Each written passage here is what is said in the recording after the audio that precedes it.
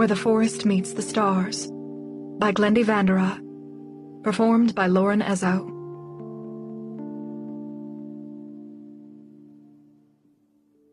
For Kaylee, William, and Grant, and for Scott. 1. The girl could be a changeling. She was almost invisible, her pale face, hoodie, and pants fading into the twilit woods behind her. Her feet were bare. She stood motionless, one arm hugged around a hickory trunk, and she didn't move when the car crunched to the end of the gravel driveway and stopped a few yards away. As she shut down the car, Joe looked away from the girl and gathered binoculars, backpack, and data sheets from the passenger seat. Maybe the kid would return to her fairy realm if she wasn't watching. But the girl was still there when Joe stepped out of the car. "I see you," Joe told the shadow on the hickory. "I know," the girl said. Joe's hiking boots scattered chips of dry mud up the concrete walkway. "Do you need something?" The girl didn't answer. "Why are you on my property?" "I was trying to pet your puppy, but he wouldn't let me." "He's not my dog." "Whose is he?" "No one's." She opened the door to the screened porch. "You should go home while you still have some light." She flicked on the outside bug bulb and unlocked the door to the house. After she turned on a lamp, she returned to the wooden door and locked it. The girl was only around 9 years old, but she could still be up to something. In 15 minutes, Joe was showered and dressed in a t-shirt, sweatpants, and sandals. She turned on the kitchen lights, drawing a silent batter of insects to the black windows. While she readied grilling supplies, she idly thought of the girl under the hickory tree. She'd be too afraid of the dark woods to stick around. She'd have gone home. Joe brought a marinated chicken breast and 3 vegetable skewers out to a fire pit in a patch of weedy lawn that separated the yellow clapboard house from a few acres of moonlit grassland. The 40s-era rental house known as Kinney Cottage was perched on a hill facing the woods, its rear side open to a small prairie that was regularly burned by the owner to keep back the encroaching forest. Joe lit a fire in her stone circle and set the cooking rack over it.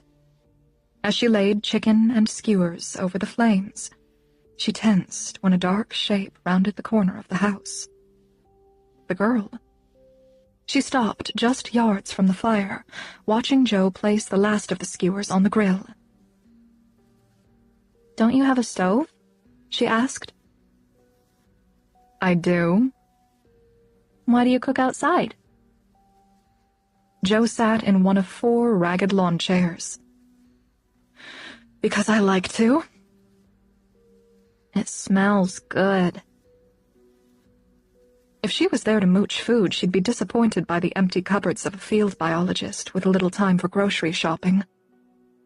She spoke with the rural drawl of a local, and her bare feet were evidence that she'd come from a neighboring property. She could damn well go home for dinner. The girl edged closer, the fire coloring her apple cheeks and blondish hair, but not her eyes, still changeling black holes in her face. "Don't you think it's about time you went home?" Joe said. She came nearer. "I don't have a home on Earth. I came from there." She pointed toward the sky. "From where?" "Ursa Major." "A constellation?" The girl nodded. "I'm from the Pinwheel Galaxy. It's by the Big Bear's tail."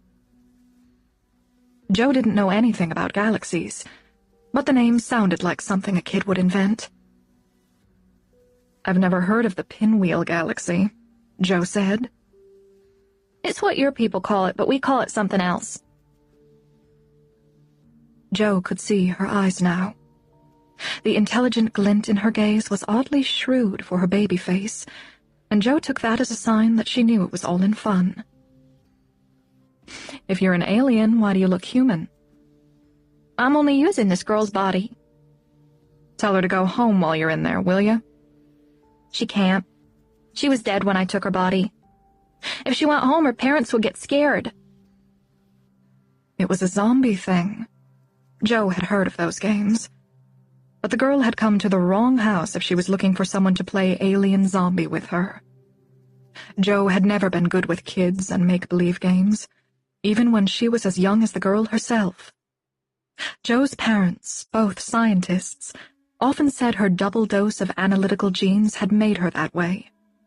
They used to joke about how she'd come out of the womb, with an intent frown on her face, as if she were formulating hypotheses about where she was, and who all the people in the delivery room were.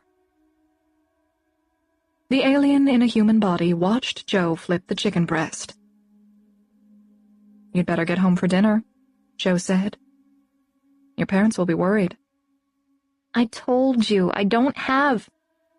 "Do you need me to call someone?" Joe pulled her phone from her pants pocket. Who would I call? "How about I call? Tell me your number." How can I have a number when I came out of the stars? "What about the girl whose body you took? What's her number?" I don't know anything about her. Not even her name. Whatever she was up to, Joe was too tired for it. She'd been awake since 4 in the morning, slogging through field and forest in high heat and humidity for more than 13 hours.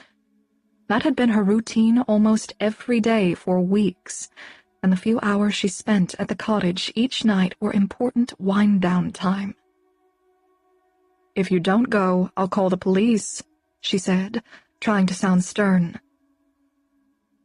What will police do? She said it as if she'd never heard the word.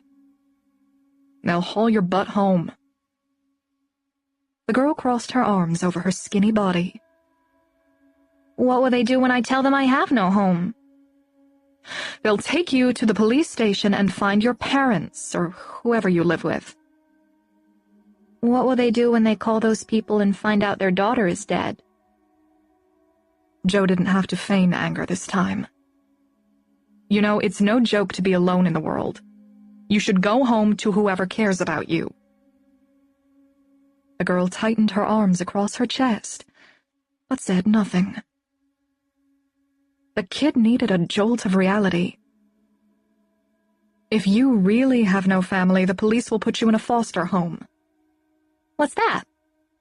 "You live with complete strangers, and sometimes they're mean, so you'd better go home before I call the cops." The girl didn't move. "I'm serious." The half-grown dog that had begged for food at Joe's fire for the past few nights skulked into the outer circle of firelight. The girl sat on her haunches and held her hand out, cajoling him in a high voice to let her pet him. "He won't come closer," Joe said. "He's wild. He was probably born in the woods." Where's his mother? "Who knows?"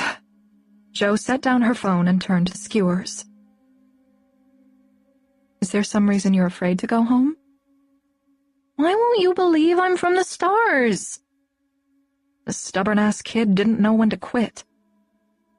"You know no one will believe you're an alien." The girl walked to the edge of the prairie, held her face and arms up to the starry sky, and chanted some kind of gibberish that was supposed to sound like an alien language. Her words flowed like a foreign tongue she knew well, and when she finished, she smugly turned to Joe, hands on hips. "I hope you were asking your alien people to take you back," Joe said. It was a salutation. Salutation. Good word. The girl returned to the firelight. I can't go back yet. I have to stay on Earth until I've seen 5 miracles.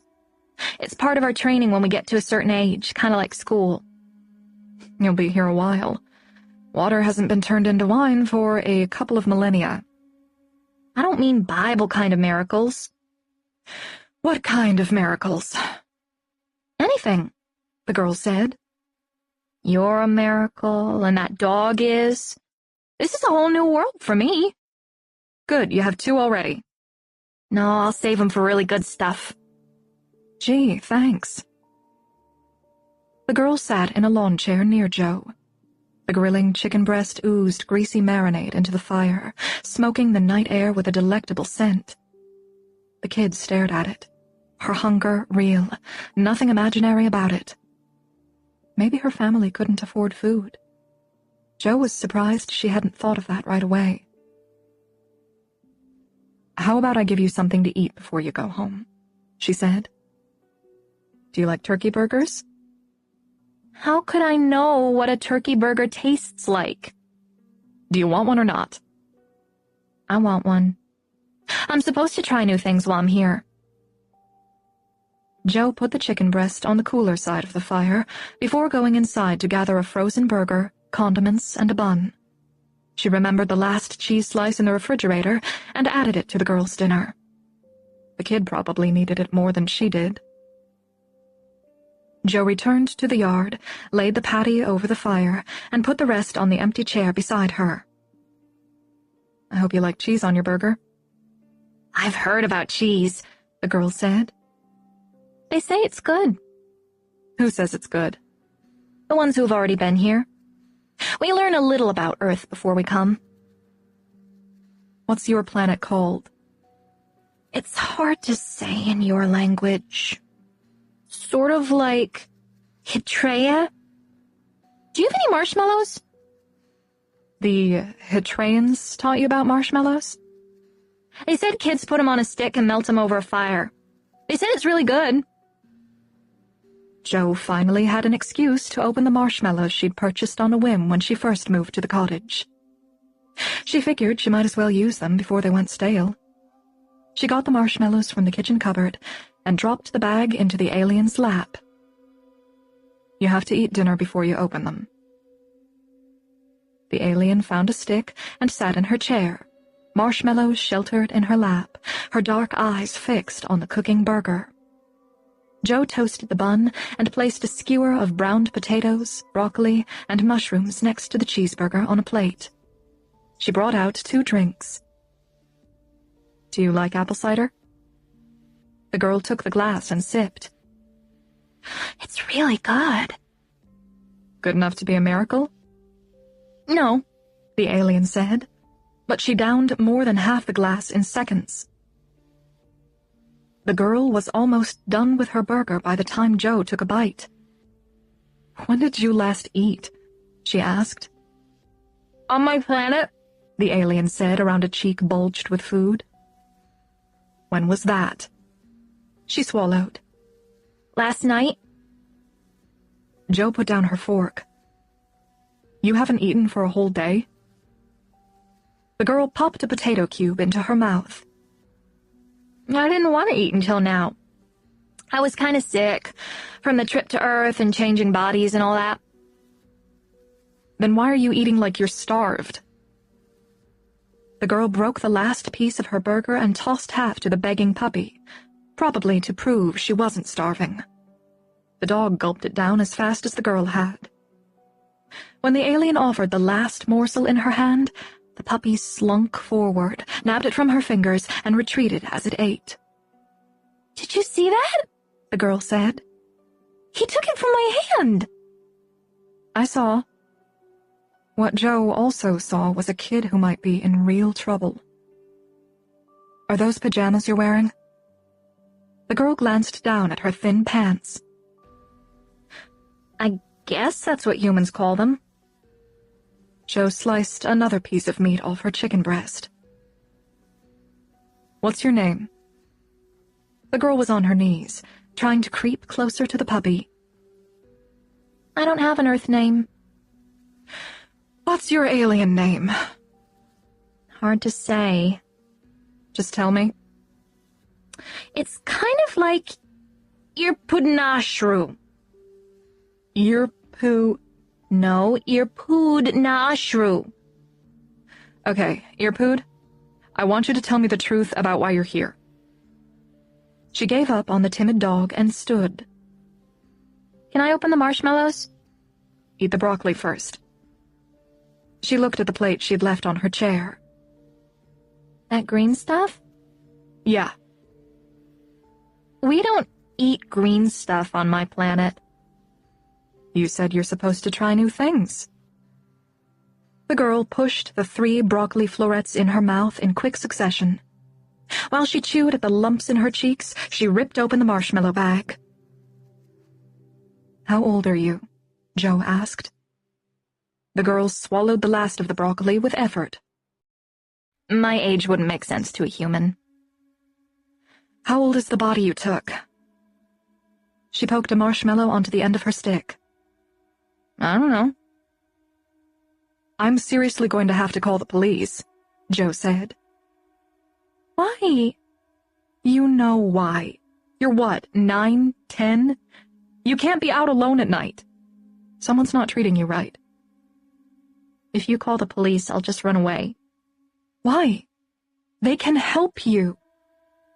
I don't want to live with mean strangers. I was joking when I said that. I'm sure they'll find nice people.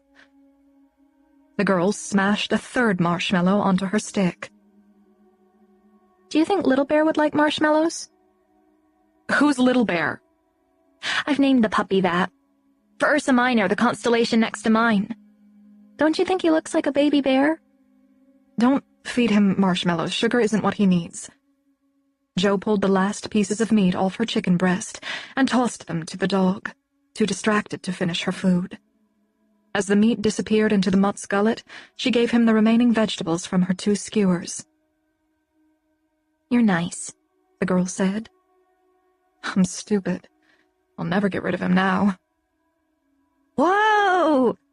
The girl brought flaming marshmallows to her face and blew at the fire. Let it cool off first, Joe said.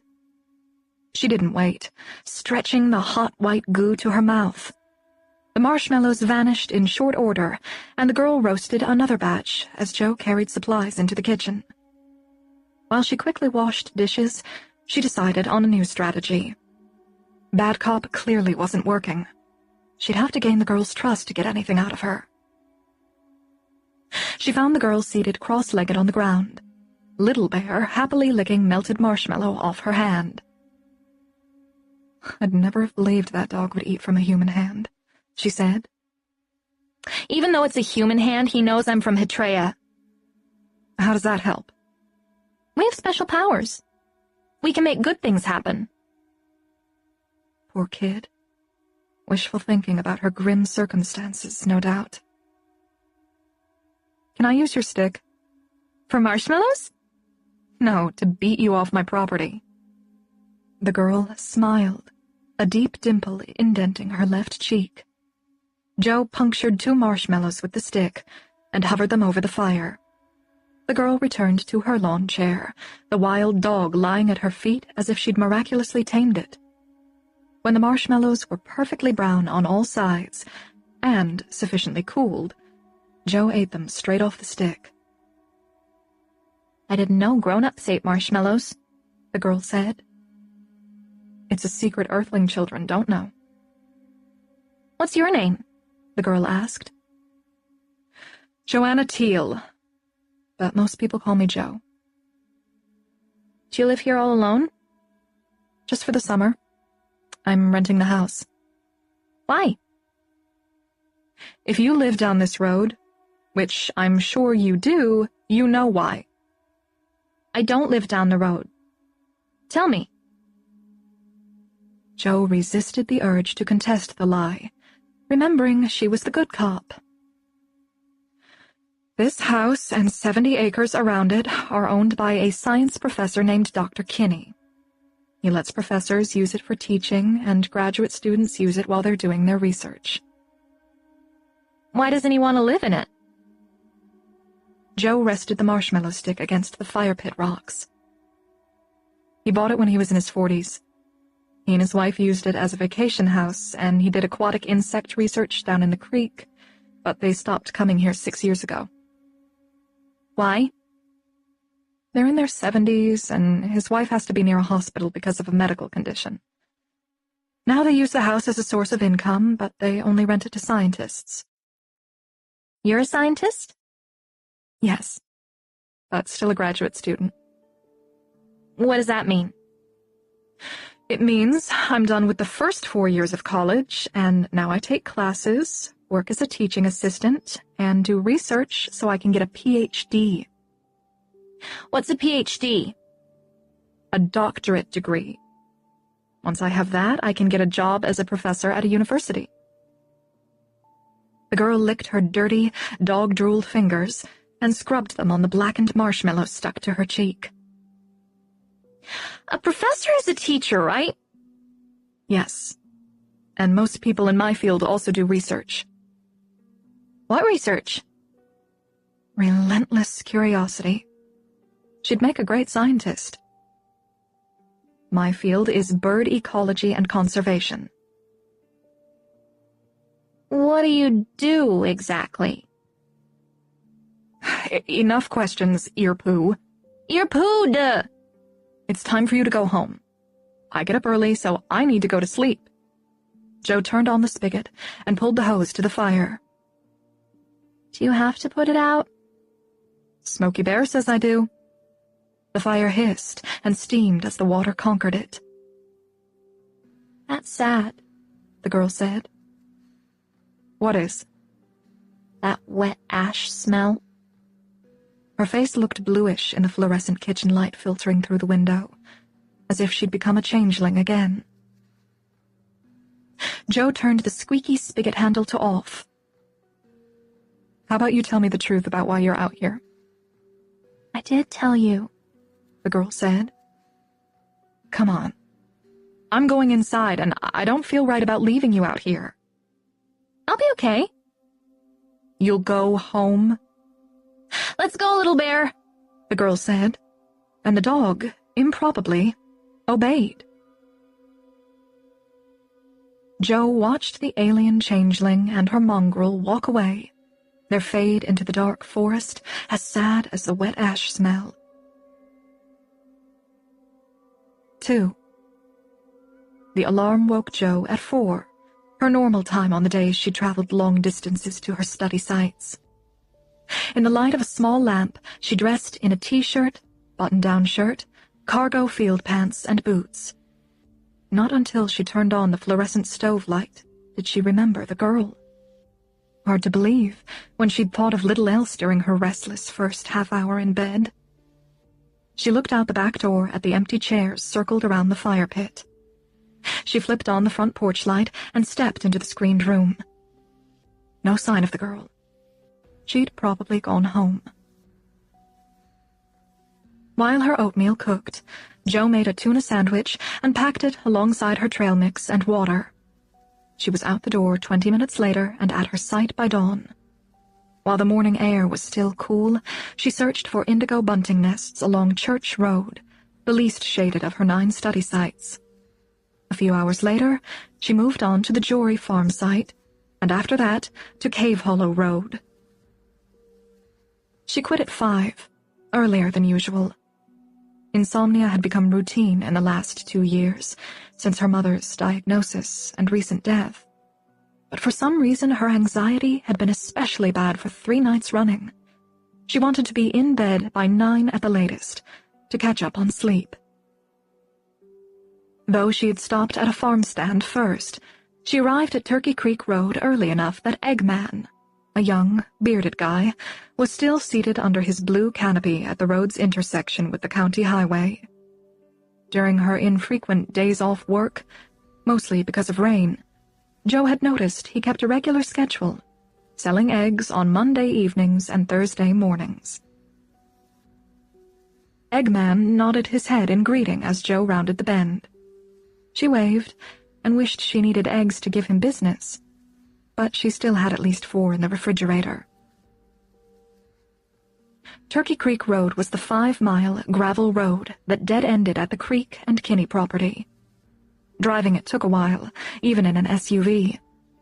After the first mile, it got narrow, snaky, potholed, and washboarded, and toward the end, it was precariously steep in a few places where the creek washed it out in heavy rains.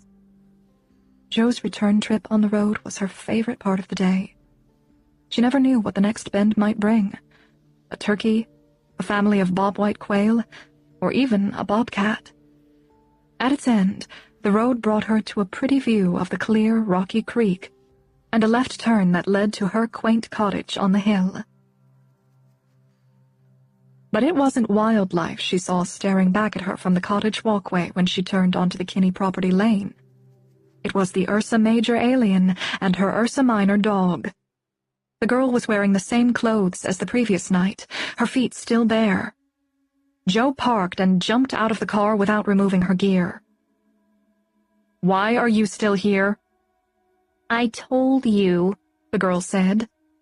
"I'm visiting from—" "You've got to go home." "I will! I promise I will, when I've seen 5 miracles." Jo took her phone from her pants pocket. "I'm sorry. I have to call the police." "If you do, I'll run. I'll find another house." "You can't do that. There are weird people out there. Bad people." The girl crossed her arms over her chest. "Then don't call." Good advice. She shouldn't do it in front of her. Jo put the phone away. "Are you hungry?" "Kind of," the girl said.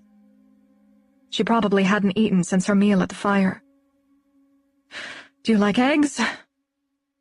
"I heard scrambled eggs taste good." "There's a guy who sells eggs down the road. I'll go get some." The girl watched Jo walk back to her car. "If you're lying and bring the police, I'll run." The desperation in the girl's eyes put Jo on edge. She spun the car around and turned onto Turkey Creek Road.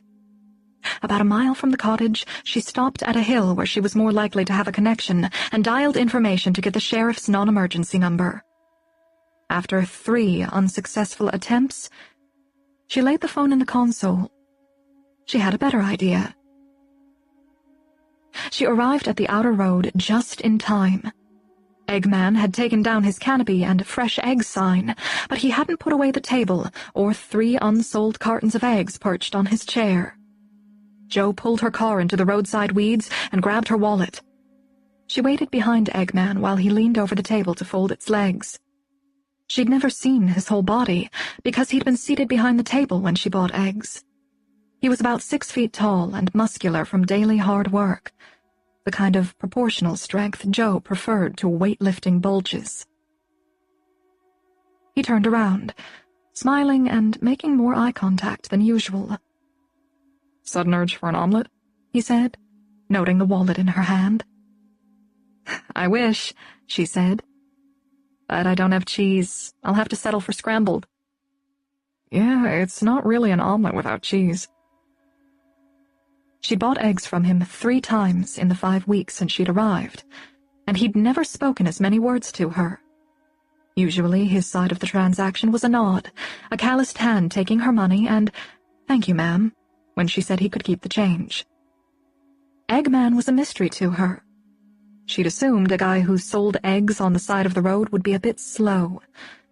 But his eyes, the only feature that stood out in his heavily bearded face, were as sharp as shattered blue glass.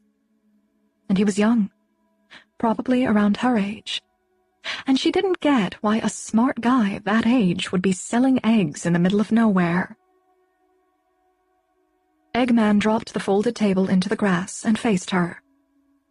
"A dozen or a half?" Jo didn't detect any hint of the drawl common in most southern Illinoisian speech. "A dozen," she said, handing him a 5 from her wallet. He took a carton off the chair and exchanged it for the bill. "Keep it," she said. "Thank you, ma'am," he said, stuffing the money into his rear pocket. He picked up the table and carried it to his old white pickup. Jo followed. "Can I ask you something?" He rested the table in the open bed of his truck and turned to her. "You can?" "I have a problem." His eyes lit, more with curiosity than concern. "You live on this road, don't you?" "I do," he said. "Property right next to Kinney's, as a matter of fact." "Oh, I didn't know." "What's the problem, neighbor?" I assume you know the people who live on this road. You probably sell them eggs? He nodded. A girl showed up on my property last night. Have you heard of any kids missing from home? I haven't. She's around 9 years old, slim, long dark blonde hair, big brown eyes. Pretty face, interesting, kind of oval with a dimple on one cheek when she smiles. Does she sound familiar? No. She has to be from around here. Her feet are bare and she's wearing pajama bottoms. Tell her to go home. I did, but she won't. I think she might be afraid to go home. She hadn't eaten for a whole day. Maybe you'd better call the police. She says she'll run away if I do. She told me this wild story about being from another planet and borrowing a dead girl's body. Eggman lifted his brows. Yeah, pretty crazy. But I don't think she is. She's smart. Lots of crazy people are smart. But she acts like she knows exactly what she's doing. His blue glass eyes sharpened. Why can't a person with a mental condition know exactly what she's doing? That's sort of the point I'm making. Which is what? What if she's smart enough to know what she's doing? Meaning? She knows going home isn't safe. She's only 9. She has to go home. He opened the passenger door and set the 2 remaining egg cartons on the floor. So I call the police, and when the kid sees them coming, she runs, and who knows what happens to her? Do it on the sly. How? She'll run into the woods before they even get out of the car. He had no advice. Damn it, I don't want to do this. He studied her sympathetically, his arm draped over the top of the open truck door. You look like you put in a long day. She glanced down at her muddy clothing and boots. Yeah, and it's getting longer than I'm up for. How about I come over and see if I know the girl? Would you? Can't promise it'll help. Joe held out the dozen eggs. Bring these when you come. I'll tell her you ran out and had to go home to get more. Otherwise you might scare her off. This little girl has you in a state. She did, come to think of it. What the hell was going on with her? He put the eggs on the passenger seat floor with the others. What do you study? She hadn't expected Eggman to ask. She blanked for a few seconds. Last summer there were a bunch of fish students at Kinney's, he said. Summer before it was dragonflies and trees. I study birds, Joe said. What kind? I'm looking at nesting success in indigo buntings. Plenty of those around here. She was surprised he knew the name of the bird. Many people couldn't name one beyond cardinal, and even those were often called redbirds. I saw you out walking a few times, he said. Did you put up those pieces of orange surveyor tape? I did. Turkey Creek Road is one of my study sites. She didn't tell him the flags marked nests. If local kids found out, they might mess with them and spoil her results. She watched him fold the stadium chair. Are you by chance missing a dog? She asked. I don't keep dogs, just a couple of barn cats. Why do you ask? A starving puppy is my other problem. When it rains, it pours. I guess so, Joe said, returning to her car. She didn't see girl or dog when she pulled into the cottage driveway. She unloaded her field gear and the fruit and muffins she'd bought at the farm stand. The girl was hiding. Or maybe she had sensed trouble and split. As Joe put away her purchases, 3 soft knocks tapped the kitchen door. Joe opened the door and looked down at the girl through the tattered screen. Are you going to make the eggs now? The girl asked. The guy ran out, Joe said. He's bringing some. How can he bring some if he ran out? He's going home to get more. He lives on the property next to this one, over there. The girl looked west, where Joe pointed. Want a blueberry muffin? Yes! Joe plopped a muffin in her dirty hand. Thanks, the girl said, before burying her mouth in it.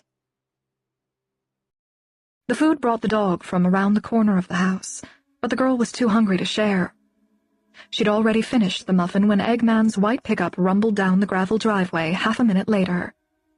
Joe took the muffin paper from the girl's hand and tossed it onto the cold ashes in the fire pit. Let's get those eggs, she said, beckoning the girl around the side of the house. Oh no, the girl said. What? Little Bear ate the muffin paper. I'm sure he's eaten worse. Come on. They met Eggman at his pickup. As he handed the carton of eggs to Joe, he sized up the bedraggled girl from filthy bare feet to greasy hair. She looked much worse than she had the night before. You live around here? Eggman asked the girl. She told you to ask me that, the girl said. That's the real reason you brought the eggs. You weren't really out. A whippersnapper, Eggman said. What's that? The girl said. It means you've gotten too big for your britches. And speaking of britches, what are you doing going around in pajamas? The waif looked down at her lavender star-spangled pants. The girl was wearing these when she died. What girl? The human whose body I took. Didn't Joe tell you? Who's Joe? I am, Joe said. Eggman held out his hand. Nice to meet you, Joe. I'm Gabriel Nash. Joanna Teal. She squeezed his warm, coarse hand, very aware that she hadn't touched a young man in 2 years. She held on a little longer than she should. Or maybe he did. And what's your name, zombie girl? He said, offering his hand to the girl. The girl backed away, afraid he'd try to grab her. I'm not a zombie. I'm visiting from Hitreia. Where's that? He asked. It's a planet in the Pinwheel Galaxy. Pinwheel? Really? You've heard of it? I've seen it. The girl looked askance at him. No, you haven't. I have. With a telescope. Something about what he had said made the girl all beamish. It's pretty, isn't it? It's one of my favorites. It must be a real galaxy. At least the girl hadn't lied about everything. Eggman leaned against the front of his pickup, hands tucked into his jeans pockets. Why'd you come to Earth? It's school for us. I'm like what Joe is, a graduate student. Interesting. How long do you plan to stay? Till I've seen enough. Enough what? Enough to understand humans. When I've seen 5 miracles, I go back. 5 miracles? He said. That'll take forever. By miracles, I only mean things that amaze me. When I've seen those 5 things, I'll go back and tell the stories to my people. It's like getting a PhD and becoming a professor. You'll be an expert on humans. Just on the little bit of your world I've seen. Like Joe will be an expert on bird ecology, but not other kinds of science. Wow, he said, looking at Joe. Smart little alien, isn't she? Joe held the dozen eggs out to the girl. Would you put these in the refrigerator for me? You'll let me in your house? Yes. Only because you want to talk to him about me. Put the eggs away. Don't say anything mean. Go on. The girl ran for the front door. Walk, Joe called, or your scrambled eggs will be on the sidewalk. She turned back to Eggman. What do you think? I've never seen her before. I'm pretty sure she doesn't live on our road. She has to be from somewhere close. Her feet would be a mess if she'd walked far. Maybe she lost her shoes since she got here. Dipped her feet in a stream and forgot where she put them. He got off the pickup and rubbed his hand on his beard. Her accent sounds like she's from around here. But all that stuff about graduate students and professors... She got that from me. Obviously, but she looks too young to put it all together as well as she does. I know, that's what I was trying to tell. The girl burst out the porch door at a run, bare feet slapping the cracked concrete. What are you saying? She asked breathlessly. We were saying it's about time you went home, he said. Do you need a ride? I can take you in my truck. You're gonna drive me across the stars to my planet? You're too smart to think we'll believe you're an alien, he said. And you know a girl your age can't be out on her own. Tell us the truth. I am. Then Joe has no choice but to call the police. Toad in a hero, the girl said. Toad in a what? He said. The girl burst into her alien language, speaking as fluently as she had the night before, but this time the speech was spoken as an invective at Eggman, with much arm and hand gesturing. What was that? He asked when she had finished. I was telling you in my language that you should be nice to a graduate student who came all the way across the stars to see you. I'll never get to be a professor if you don't let me stay. You know you can't stay here. Are you getting your PhD? The girl asked. He looked at her strangely. If you are, you'd know it's wrong not to let me get mine, the girl said. He walked to his truck and opened the door. Wait, Joe said. He closed the door. You're on your own with this, he said out the window. But what if she'd shown up on your doorstep? She didn't. He pulled out of the driveway fast, scattering gravel. What the hell? Henhouse on fire? Joe said. What fire? The girl said. Never mind. Clearly something had pissed him off. Maybe he was insecure about Joe's level of education. He'd changed when the girl asked if he was getting a PhD. I saw pie in the kitchen. Can I have a piece? Joe stared at the empty road as the rumble of Eggman's truck faded. Why couldn't the people of his community take care of their own? Why would it be left to her, the outsider who didn't know their ways, their unspoken rules? Can I? The girl said. Joe turned to her, trying not to look nervous. Yes, you can have pie, but first you should eat something substantial. And before that, Joe somehow had to call the sheriff without the girl knowing. Are scrambled eggs substantial? They are, Joe said. But I want you to clean up before you eat. You have to take a shower. Can I eat first? I've told you the rules. Take them or leave them. The girl followed Joe into the house like a hungry puppy. 3. After her own quick shower, Joe sent the girl into the bathroom with a clean towel. She shut the door, listened for the water, and hurried outside with her phone when she was certain the girl was bathing. The forest was gray, the same shade of twilight that had delivered the changeling to the cottage the night before. Joe walked down the driveway, swiping her fingers at mosquitoes and beads of sweat mixed with water dripping out of her hair. Little Bear skulked nearby, following her every move like a spy for the alien child. Connecting to the internet and finding the non-emergency sheriff's number took more than 7 minutes. When the sheriff's operator answered, Joe rushed through the call, afraid the girl would come outside and hear her. She told the woman she needed a deputy to pick up a girl who might be homeless. She gave her address and a few directions to get there. The woman asked questions, but Joe only had time to say that she was very worried about the girl and she wanted someone to come out immediately. She hid the phone in her pocket and rushed back to the house. Just in time. The girl was in the living room wrapped in a towel, long hair dripping down her thin shoulders. Her dark eyes studied Joe's. "Where were you?" she said. "I heard something out there," Joe said.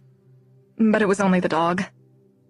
She walked closer to the child, hoping that what she saw were smears of mud the girl had failed to wash away. The marks weren't dirt. She had purple contusions on her throat and left upper arm, and her right thigh was scraped and bruised. The high neck of her hoodie had covered the bruise on her throat. Her left arm appeared marked by fingers, as if someone had gripped her hard. "How did you get those bruises?" The girl backed away. "Where are my clothes?" "Who hurt you?" "I don't know what happened. Those were on the dead girl's body. Maybe she got hit by a car or something." "Is this why you're afraid to go home? Someone hurts you?" The girl glowered. "I thought you were nice, but I guess you aren't." "Why am I not nice?" "Because you won't believe me." Joe was relieved. She'd been afraid the girl knew she'd called the sheriff. And good thing she had. The situation definitely required police. Joe hoped they would take the call seriously and come quickly, but in the meantime, she had to keep the girl occupied. "Let's get you dressed and make those eggs," she said. Joe couldn't let her wear the same filthy clothes. The girl didn't mind putting on one of Joe's t-shirts and leggings rolled to the calves. She helped Joe in the kitchen, even washed some of the dishes before they ate. Joe tried to get her to talk about where she was from while they cooked and ate, but she kept to her outlandish story. Despite the green stuff, a few baby spinach leaves, the girl scarfed down 3 scrambled eggs. She followed the eggs with a big slice of apple pie, after which she said her stomach hurt. Once they finished cleaning, the girl pleaded for Little Bear to be fed, and Joe let her give the dog leftover beans, rice, and chicken that had been in the refrigerator too long. They put the food on a plate on the concrete slab behind the house, and the dog ate it even faster than its alien guardian had eaten. "I'll wash the dish," the girl said. "Leave it out there. Let's talk in the living room." She didn't want the girl anywhere near a door when the sheriff arrived. "Talk about what?" the girl said. "Sit down with me." She led the girl to the shabby blue couch. She hoped the girl would confess what had driven her into the forest before the deputy arrived, while she still had some trust in someone. "I'd like to know your name," she said. "I told you," the girl said. "Please tell me your real name." The girl put her head on a pillow and curled up like a poked caterpillar. "There are people who can help you with whatever's going on." "I'm not talking about this anymore. I'm tired of you not believing me." "You have to talk about it." The girl pulled a lock of her damp hair across her nose. "I like the smell of your shampoo." "Don't change the subject." "There is no subject." "You can't hide from it forever." "I never said anything was forever. After 5 miracles, I'll be gone." Damn it, you're stubborn. More like terrified. What had happened to the poor kid? "Can I sleep here?" The little alien didn't look well. Her hollow cheeks were pallid, and plum half-moons beneath her lower lashes enlarged the size of her fawn-like eyes. Joe's mother's eyes had looked like that before she died, but without eyelashes, and with the sheen of morphine. "Yes, you can sleep here," she said. She unfolded a blanket over the girl and tucked it around her thin body. "Are you going to sleep?" "I'll read a little, but I'm too tired to get far in my book." The girl rolled onto her back. "What do you do all day that makes you tired?" "I look for bird nests." "Really?" "Yeah." "That's weird." "Not for a bird biologist." That's what's weird. I heard most Earth ladies are waitresses and teachers and jobs like that. I guess I don't fall in the category of most Earth ladies. Can I look for nests with you? It sounds fun. It is, but right now you have to sleep. Joe rose and walked to the nearest bedroom of 2. The girl sat up. Where are you going? To get my book. I'll sit with you while I read. She entered the dark bedroom, grabbed her old copy of Slaughterhouse-5, and brought it into the living room. She sat at the end of the couch next to the girl's feet. What is that book? The girl asked. It's called Slaughterhouse-5. It has aliens in it. The girl made a skeptical face. Really?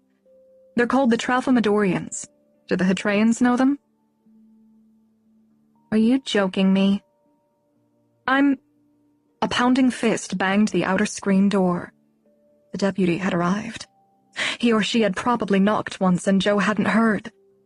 She'd had the noisy window air conditioner turned on high to hide the sound of the approaching squad car. A child had frozen like a cornered deer, her wild eyes fixed on the front door. Who is that? Joe put her hand on the girl's arm. Don't be afraid. I want you to know I really care about what happened. You called the police? I did, but... The girl sprang to her feet, throwing the blanket over Joe's arms to ensnare her. She speared Joe with a glare of wounded condemnation, and in the next seconds a blur of girls streaked into the kitchen. The rear door was unbolted, and the screen door thudded shut behind her. Joe pulled off the blanket and laid it over the warm niche where the child had been. She wouldn't have used force on the girl. No one had any right to expect that of her. The fist pounded again. Joe went onto the porch and faced a uniformed man through the screen door. "Thanks for coming," she said. "I'm Joanna Teal." Did you call about a girl? A homeless girl, you said? The man said, with a local drawl. "I did. Come in." She led the deputy onto the porch. He looked toward the open wooden door, his face sallow in the glow of the bug bulb. Is she in the house? "Come inside," Joe said. The deputy followed her into the living room, closing the door behind him to keep in the air conditioning. Joe faced the man. His nameplate said he was K. Dean. He was in his mid-30s, balding, a little pudgy, and his plain, round moon of a face was eclipsed by a deep scar that ran from his left jaw up his cheek. With the casualness of habit, the man dropped his gaze to Joe's chest. Certain he'd find nothing as riveting as his scar there, Joe waited for his eyes to return to hers. 2 seconds, maybe less. "The girl ran away when you knocked," she said. He nodded, peering around the house. "Do you know of any missing kids or Amber Alerts around here?" she asked. I don't, he said. "There aren't any missing children?" There are always missing children. "From around here?" Not that I know of. She expected him to ask questions, but he was still looking around as if evaluating a crime scene. "She showed up yesterday. She's around 9 years old." He turned his attention to her. What made you think she's homeless? She had on pajama bottoms." I think those pants are what kids call a fashion statement, he said. "And she was hungry and dirty. She wasn't wearing shoes." His slight smile didn't move his scar. Sounds like me at age 9. "She has bruises." Finally, he looked concerned. On her face? On her neck, leg, and arm. Suspicion tinged his green eyes. How did you see him if she had on pajamas? "I let her shower here." His eyes narrowed even more. "Like I said, she was dirty, and I had to keep her busy while I waited for you to arrive." I gave her dinner, too." The way he was looking at her, as if she'd done something wrong, was infuriating. "I still don't see how you came up with her being homeless," he said. "By homeless, I meant she's afraid to go home." "So, she isn't homeless." "I don't know what she is," Joe said. "She has bruises. Someone is hurting her. Isn't that all that matters?" "Did she say someone hurts her?" The girl's alien story would muddle the already exasperating situation. "She wouldn't tell me how she got the bruises. She wouldn't tell me anything, not even her name." "You asked?" "Yes, I asked." He nodded. "Do you want a description of her?" "All right." He didn't take out a notebook, only nodded more as Joe described the girl. "Will you look for her? In the morning when it gets light?" "If she ran, she doesn't want to be found." "So what? She needs help." His contemplation of her seemed judgmental. "What kind of help do you think she needs?" "Obviously, she needs to be removed from whoever hurts her." "Send her to a foster home?" he said. "If necessary." He mused for a moment, stroking his fingertips on his scar as if it itched. "I'm going to tell you something," he said. "And you might take it wrong, but I'll say it anyway. One of my friends in middle school was taken from his mother 'cause she drank and pretty much let him run as wild as he wanted. He was put with people who took foster kids for the state money, which happens more than you'd think, and he ended up a lot worse off than if he'd been with his mama. The foster father hit him, and the mother verbally abused him. My friend died from an overdose when he was 15. What are you saying? You think she should be left in an abusive home?" "Now, I didn't say that, did I?" "You implied it." "What I implied was, don't pull that girl out of the pan and drop her into the fire. Those bruises might be from climbing a fence or falling out of a tree, and if you turn her in, she'll probably say that even if it isn't true. Kids are smarter than we think. They know how to survive the shit that's dealt them better than some welfare worker who never spent a day in one of those kids' shoes." Were those the unspoken rules Joe had sought? Or were they only the opinions of one bitter man who'd lost a boyhood friend? "I guess this means you won't look for her," Joe said. "Well, what would you have us do, get the dogs out after her?" She showed the deputy to the door. 4. Joe took a flashlight out the back door and looked for the girl. A front that was expected to bring rain the next day had moved in, its clouds conquering the moon and stars. Joe already smelled a hint of rain in the warm, humid air. But she found no trace of the girl. The rain arrived a few hours later, a hard patter on the cottage that woke Joe out of a deep sleep. She thought of the girl, possibly alone in the dark woods in the rain, and she wished she hadn't called the sheriff. She looked at her phone. 2:17 a.m., just a few hours into her mother's birthday. She would have been 51. She went to the bathroom, more for distraction than for need. As she washed, she leaned toward the sink mirror, assessing the healthy glow of her skin and sun-lightened streaks in her hair. Her face was thinner, and her hair still wasn't long enough to pull back, but she almost looked like herself again. Almost. The hazel eyes in the mirror mocked her. But who was reflected there? The old Joe, or the new almost Joe? She gripped the sink and bowed her head, staring into the dark tunnel of the drain. Maybe this was how it would be from now on. Two versions of herself, living inside one body. Joe looked up at the woman in the mirror as she flicked the switch, purging her with darkness. The storm continued all morning, and she couldn't work in the rain.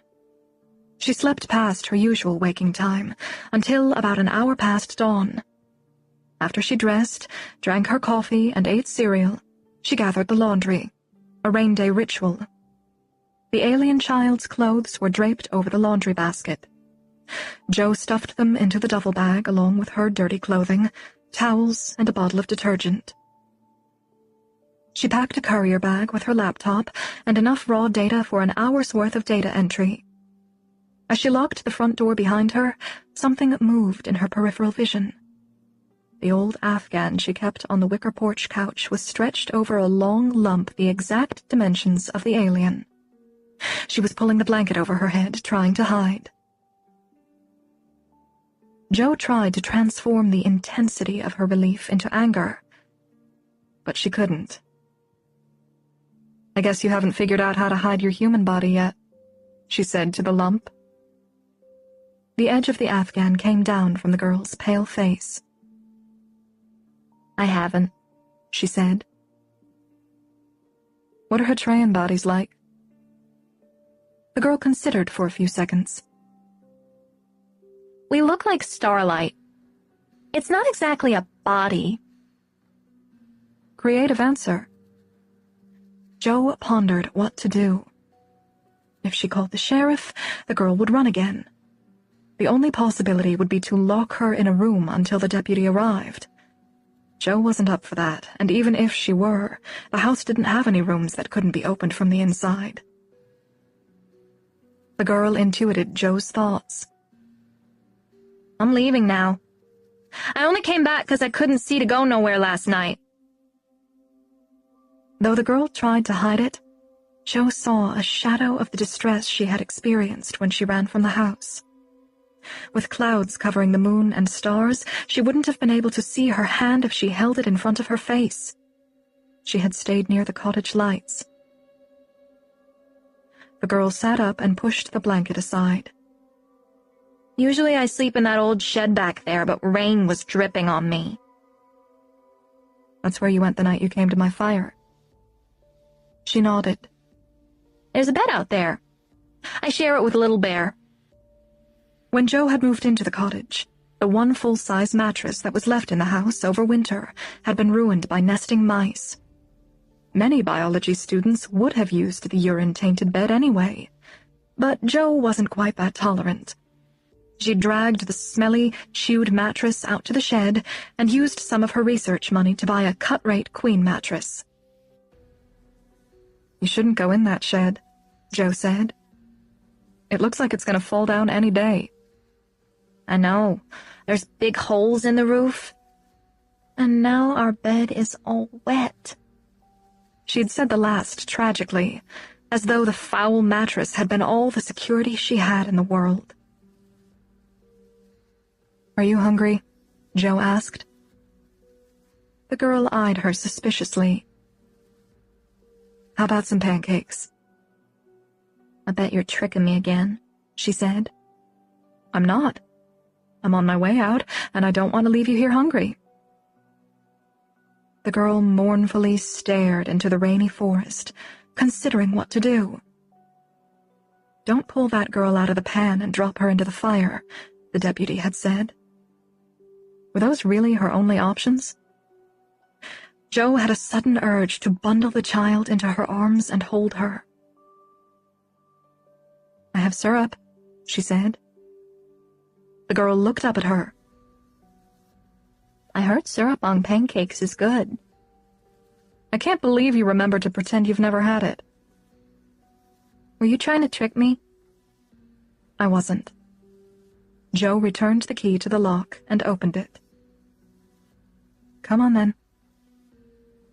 After the girl stuffed herself with pancakes and orange juice, she begged Jo to let Little Bear come in from the rain and eat a pancake on the porch.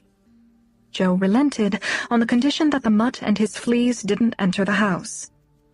Wearing Jo's raincoat, the girl went to the shed with a pancake to lure the dog. The hungry dog slunk onto the porch to get the food, but only when Jo retreated into the house. "If he pees or poops out there, you have to clean it up," Jo said. "I will. Can I give him a bowl of water?" "Sure, I'm going to the laundromat now." "Why isn't there a wash machine here?" I guess Kinney doesn't want to waste his money on one when this place is only rented for a few months of the year. Is that why there's no TV? Probably. You could bring your own. There's no cable or internet, Joe said. Why not? Kinney is from a generation of biologists who believe you work, eat, and sleep when you're immersed in the natural world. How long will you be at the laundromat? A few hours. She had been trying to decide whether to lock the girl out of the house while she was gone. Instead, she put her binoculars in her bag with her laptop. Those and her wallet were the only two items she owned that were worth stealing. "Don't turn on the stove while I'm gone," she said. You're gonna let me stay inside? I am, for now. We're gonna talk about what to do when I get back, okay? She didn't answer. "Don't mess with that desk while I'm gone," Joe said. The girl looked at the desk, piled with books, journals, and papers. What is all that? "It's my science stuff. Stay out of it." She followed Joe onto the screened porch. Little Bear was curled in a tight ball on the rug, his wary gaze on Joe as she walked to the screen door. "Remember, don't let the dog in the house," Joe said. I know.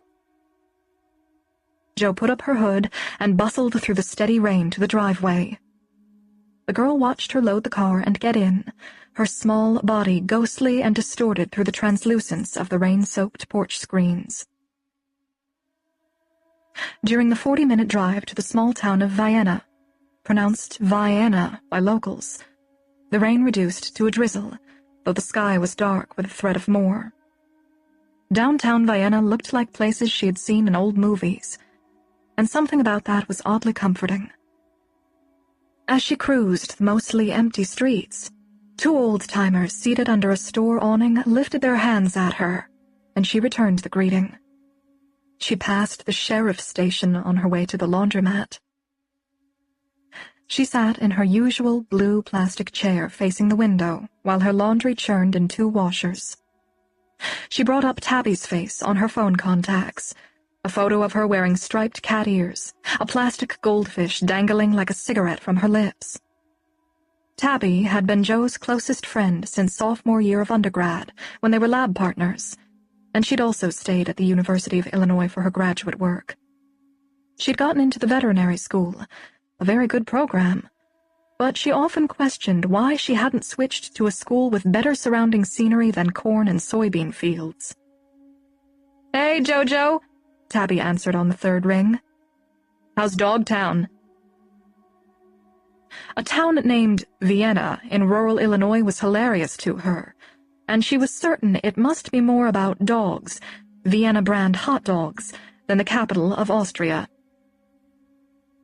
"How'd you know I'm in Vienna?" Joe said. "I only ever hear from you when you're doing laundry. I also know it's raining down there because you'd wear the same disgusting clothes until they fell apart rather than do laundry on a nice day when you could be working." "I didn't realize I was so predictable," Joe said. "You are, which means you're working your ass off even though your doctors told you to take it easy." "I took it easy for 2 whole years. I need to work."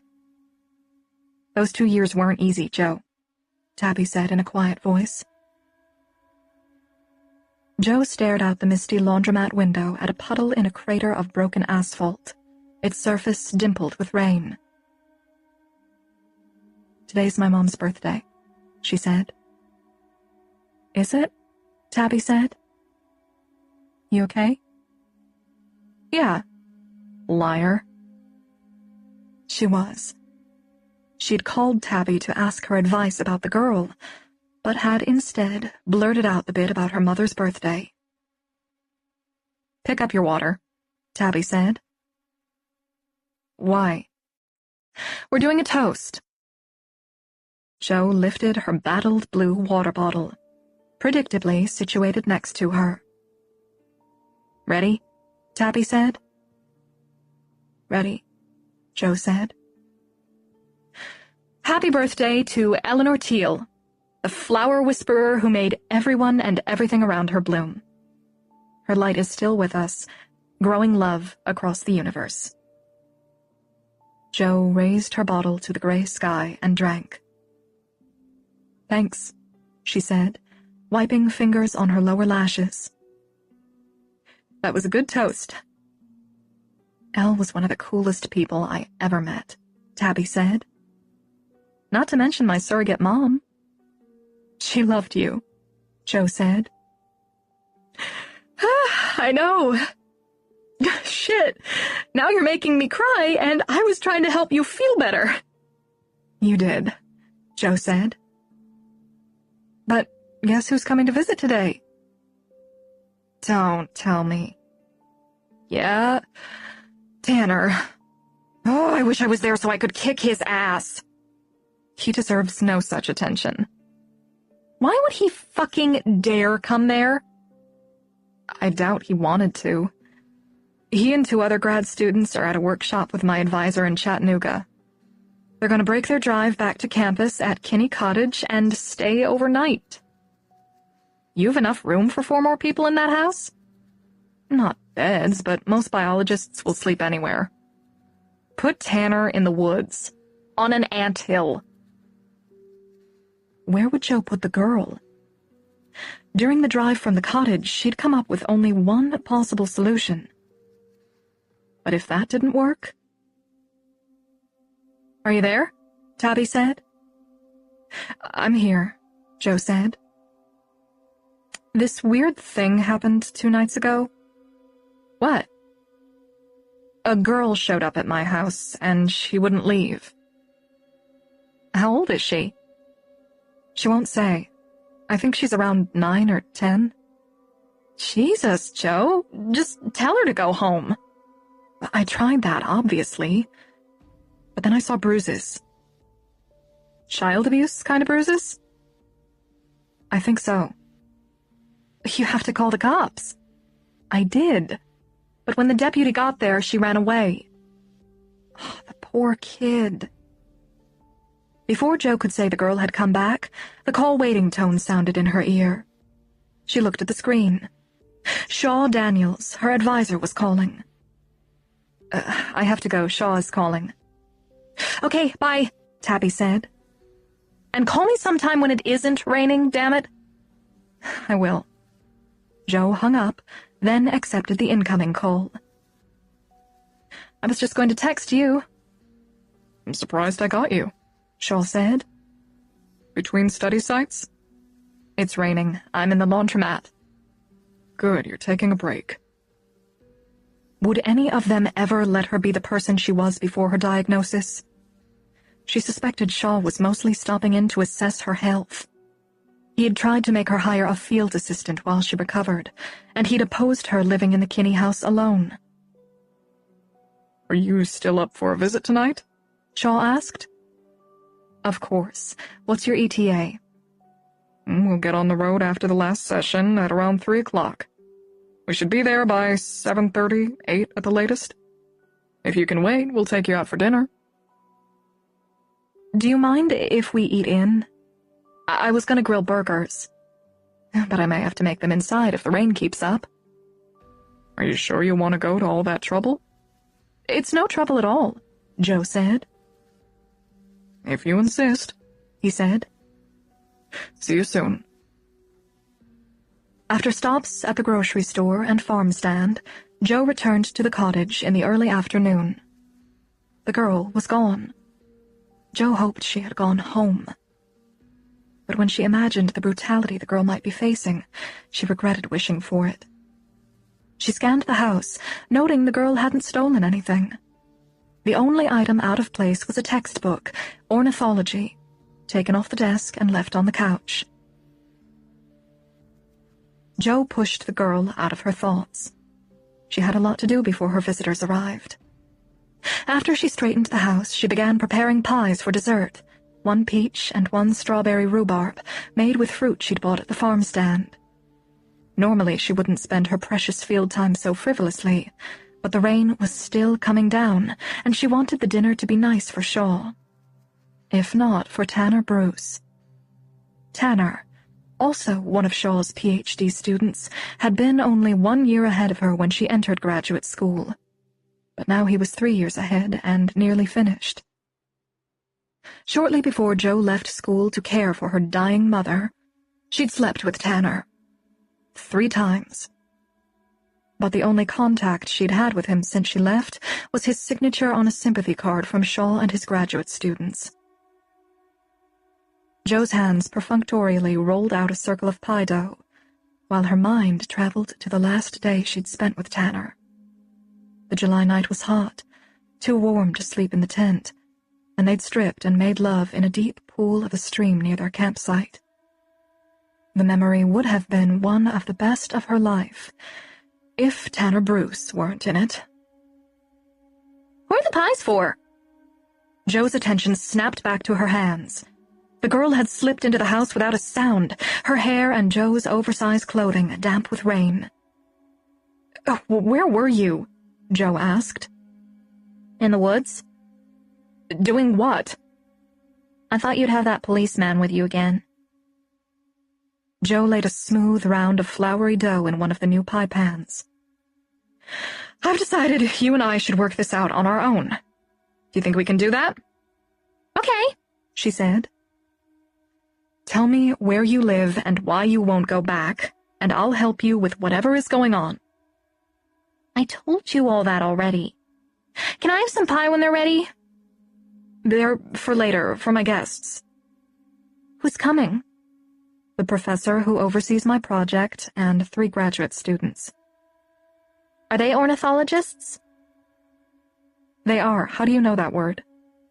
From your ornithology book. I read the preface in first 2 chapters, she said, pronouncing the word preface. You actually read it? I skipped the parts someone from Hetrea wouldn't understand, but not that much. I liked the chapter about bird diversity and how their beaks match what they eat and their feet match where they live. I never really thought about that before. You're an advanced reader. I used the dead girl's brain to do things, and she was smart. Jo wiped her floury hands on a dish towel. Go wash and I'll let you pinch the edges of the pie crusts. The alien ran for the sink. When she finished washing, Jo said, I need a better name to call you than ear-pooed. Can you think of a regular name? The girl put her chin in her hand and pretended to think. What about Ursa? Because I'm from the place you call Ursa Major. I like the name Ursa. You can call me that. No last name? Major. That makes sense. Have you ever made pie crust, Ursa? We don't make pies on Hetrea. Let me show you. Ursa mastered pie crusts as quickly as she grasped college-level reading, and while the pies baked, scenting the kitchen with their sweetness, she helped Jo make potato salad. They used Jo's mother's recipe, the only potato salad worth eating, in Jo's opinion.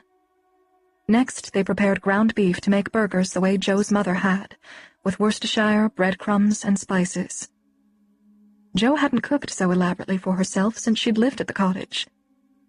She liked the idea of making her mother's recipes on her birthday, a way of honoring her, and the food preparation helped distract her from the mounting tension of seeing Tanner again. Even the girl wasn't enough of a diversion. When Ursa put away the butter, she surveyed the beer cooling in the refrigerator. Are the ornithologists alcoholics? Why would you think that? Jo said. That's a lot of beer. It's for 4 people. You won't drink any? I might have one. You don't like to get drunk? I don't. Jo saw mistrust in the alien's eyes. Have you had bad experiences with people who drink a lot? How could I have? I just got here. 5. After they ate sandwiches and the pies were set out to cool, Joe sent Ursa to change back into her own clean clothes. When Ursa came out of the bedroom and saw Joe working on her laptop, she sat on the couch and read more of the ornithology text. Joe turned her screen so Ursa couldn't see her use her phone to get on the internet. When she got a connection, she Googled Ursa missing girl but found nothing. Though the sheriff's deputy knew of no missing children in the area, she tried Missing Child Illinois, which brought her to the National Center for Missing and Exploited Children website, and a depressingly long list of missing Illinois children. Many of them were probably dead, their bones concealed in graves that would never be found. Some of the photographs were of kids who had been missing since as far back as 1960, and a few were computer reconstructions of dead children who had never been identified. One nearly made Joe cry. It was a photograph of a pair of shoes, all that was recovered of a teenager's remains. Joe used the same website to look at photographs of children in nearby Kentucky, and also in the bordering states of Missouri, Iowa, Wisconsin, and Indiana. Ursa Major wasn't on the lists, though she'd been away from home for at least 2 nights. Joe set down the phone. "How's ornithology going?" I don't like systematics that much, Ursa said. "It's not my thing either." She took her car keys off the desk. "The rain has stopped. I'm going to drive down the road to monitor a few nests. Want to come with me?" Yes?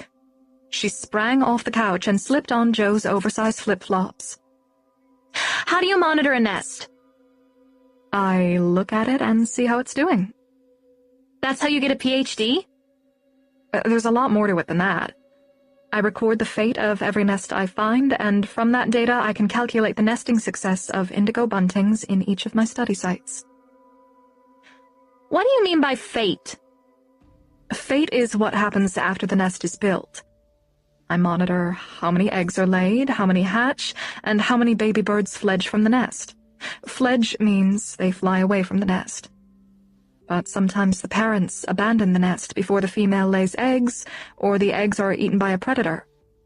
And sometimes the eggs hatch, but the babies are eaten by a predator before they fledge. Why don't you stop the predator from eating the babies? I can't stop it from happening. And even if I could, saving individual baby birds isn't the purpose of my study. The research is meant to help us understand how to conserve bird populations on a bigger scale. What is the predator? Snakes, crows, blue jays, and raccoons are the main ones in my study sites. Joe slung her field bag over her shoulder. Let's go before the weather turns again. I don't like to scare birds off their nests when it's raining. Because the eggs can't get wet? I don't want eggs or babies to get wet and cold. Research should have as little impact on nesting success as possible. When they left the cottage, Little Bear trotted over from the shed. He was much tamer, letting Ursa pet his head. Stay here, she told the dog. Do you understand? I'll be back soon. Ursa didn't like that she had to sit in the back seat and use the seatbelt.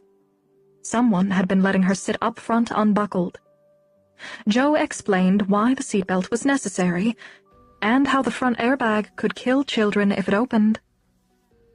If the airbag kills kids, why do they put it in the car? Ursa asked. Because people who make cars expect kids to ride in the back seat where it's safest. What if a truck hits the back of the car where the kid is sitting? Are you going to follow my rules or not? She clambered into the back seat and put on a seatbelt. The dog ran after the car as they left the Kinney driveway. Joe, stop! Stop! Ursa pleaded. He's following us! How will stopping help? Ursa leaned out the backseat window and watched the dog vanish with a bend in the road. He can't keep up! I don't want him to. He can't come to my study site. Bringing a predator would freak out my birds. Joe, he's still coming! Stop hanging out the window. This road is narrow and you're going to get whacked by a tree branch. Ursa stared miserably at the passenger side mirror. He knows this road. This is where he was born, Joe said. Maybe he wasn't. He could have jumped out of a car. More like he was dumped out of a car by someone who didn't want him. Will you go back for him? No. You're mean. Yep. Is that where Gabriel Nash lives? Ursa asked, pointing at the rutted dirt lane and no trespassing sign. I think it is, Joe said. Maybe Little Bear will go there. Eggman probably wouldn't like that. He has chickens and cats. Why do you call him Eggman when his name is Gabriel? Because buying eggs is how I know him. I thought he was nice. I never said he wasn't. Joe drove to the farthest nest to make sure the dog didn't catch up, turning around at the western end of the road and stopping at the first piece of flagging tape. She took out the data from the folder marked Turkey Creek Road and showed the page to Ursa. This is called a nest log. I have one for every nest I find, and each one gets a number. This one is TC10, which means it's the 10th nest I've found in my Turkey Creek Road study site. At the top of the log, I record information about where and when I found the nest. And on these lines underneath, I record what I see each time I monitor it. The nest had 2 eggs in it the day I found it, and 4 the next time. The last time I visited, it still had 4, and I noted that I flushed the female off the nest. Will the babies be hatched yet? It's too early. The female incubates for around 12 days. Incubates means she keeps them warm. That's right.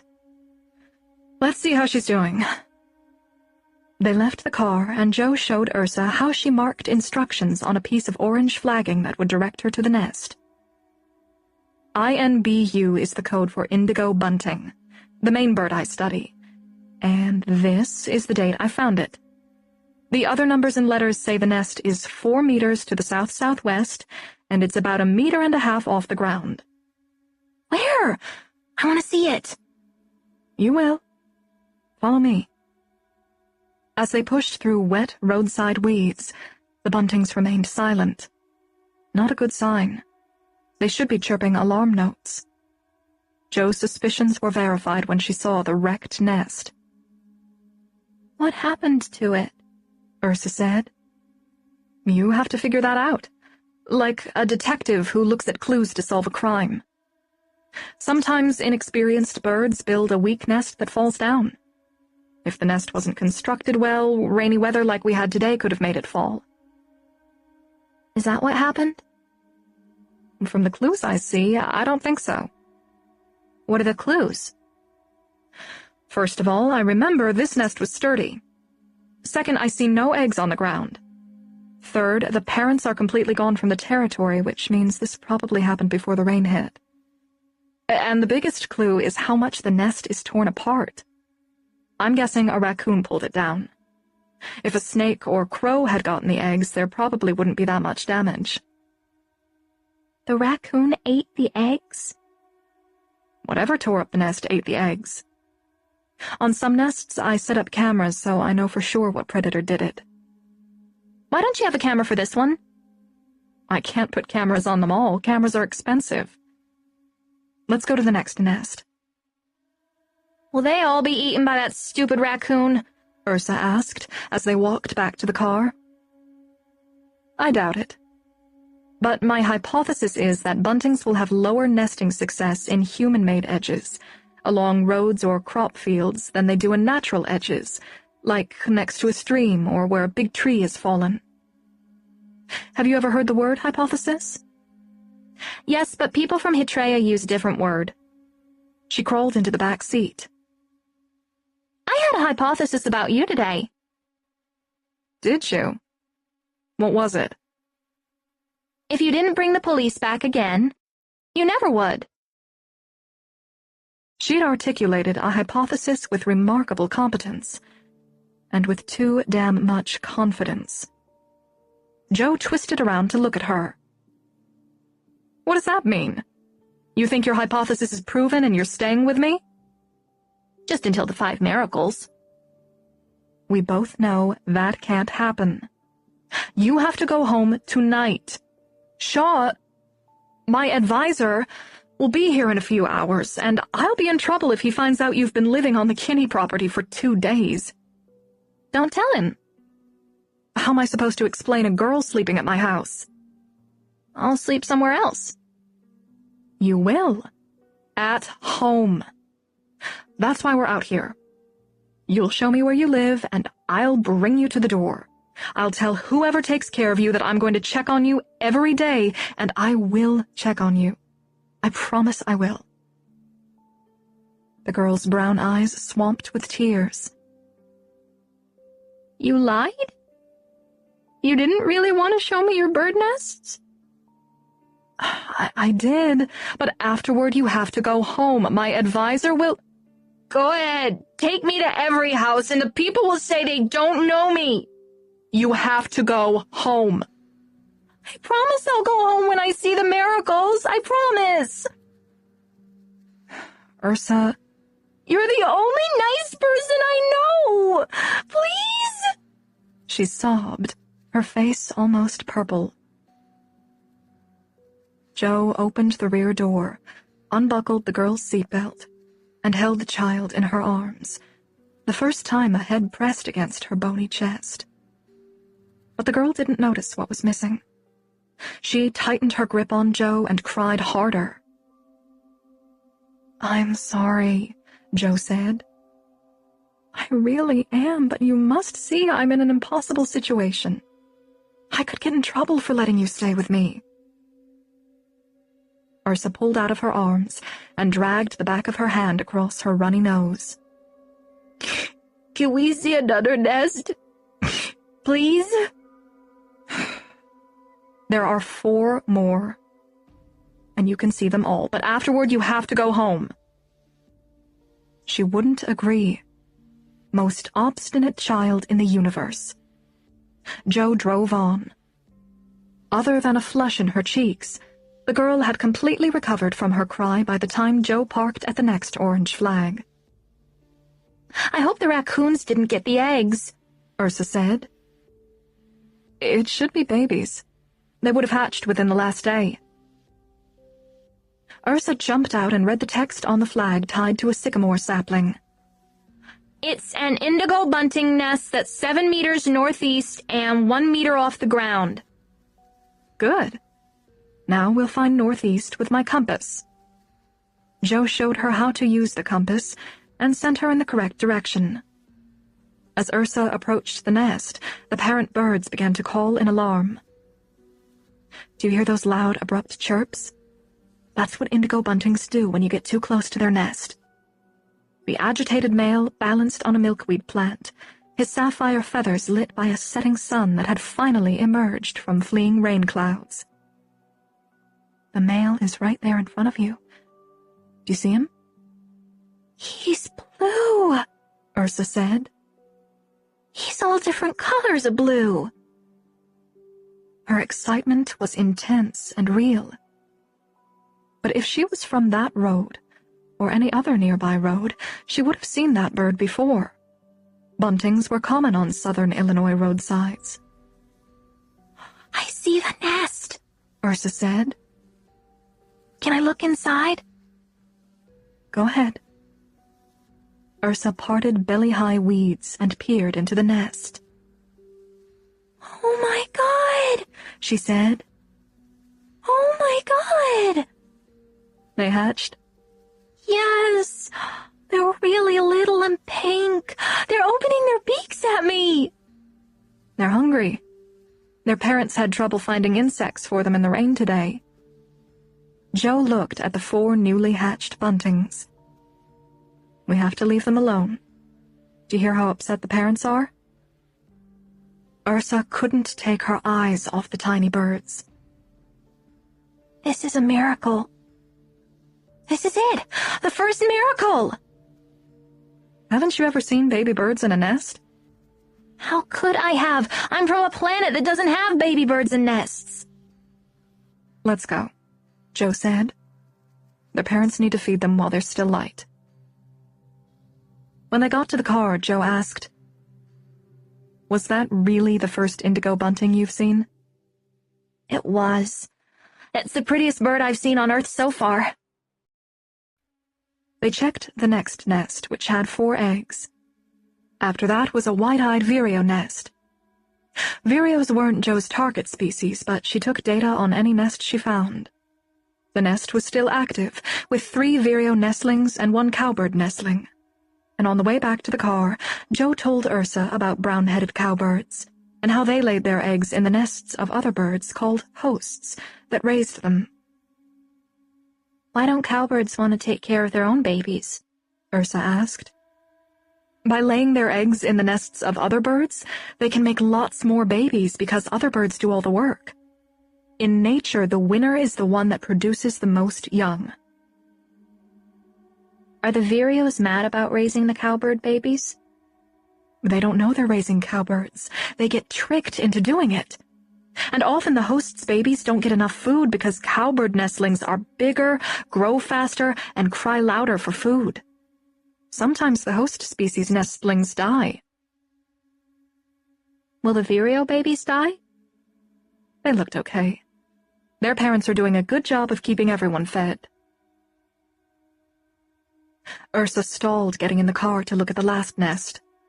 She stopped to look at flowers, asked Joe about a beetle, and pretended to be fascinated by a rock she found in the weeds.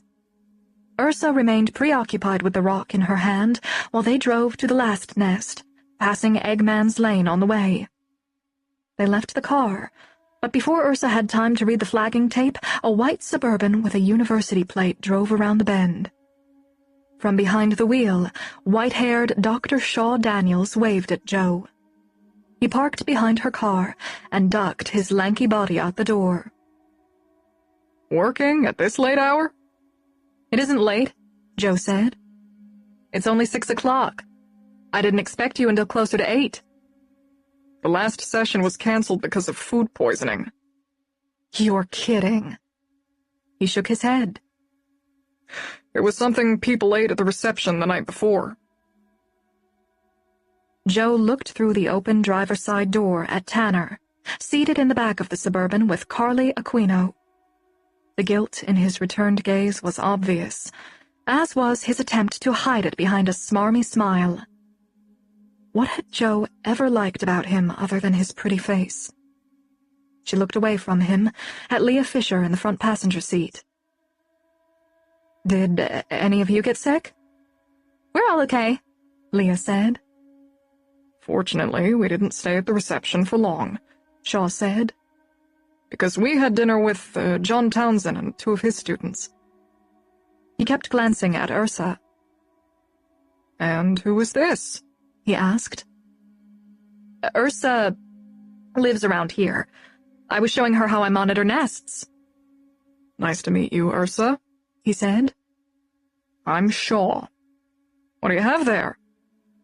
It's a rock with pink crystals in it, Ursa said. Cool, Shaw said, his gaze falling to the flip-flops that dwarfed the girl's feet. She was barefoot, Joe said. I loaned her those so she wouldn't hurt her feet. Are you hungry? Very, Shaw said. All we had for lunch was a few chips in the car. Good. Go up to the house and have a beer while I check this last nest. Did I hear the word beer? Tanner called from inside the car. You did, Joe said. Lots of it. The door to the house is unlocked. As Shaw drove away, Joe hiked toward the bunting nest, her worries about Ursa momentarily erased by Tanner's apparent guilt. An awkward conversation was at hand, and considering what a coward Tanner was, he'd prolong the tension for as long as possible. Fierce barks sounded down the road. Joe had never heard the half-grown dog bark like that, but it had to be him. Damn it, the dog is going at them, she said. He won't hurt them, Ursa said. How do you know? He's defending the Kinney house like he lives there. I should never have let you bring him onto the porch. I'll teach him not to bark. You'll take him off the property when you leave. The barking hadn't stopped. Joe hurried in the direction of the last nest. Shaw is nice, Ursa said behind her. He is, but that doesn't mean he won't make you go home. I don't have a home here. Joe stopped walking and faced her. Don't even think about telling him you're from another planet. Don't tell any of them that. Do you understand? 6.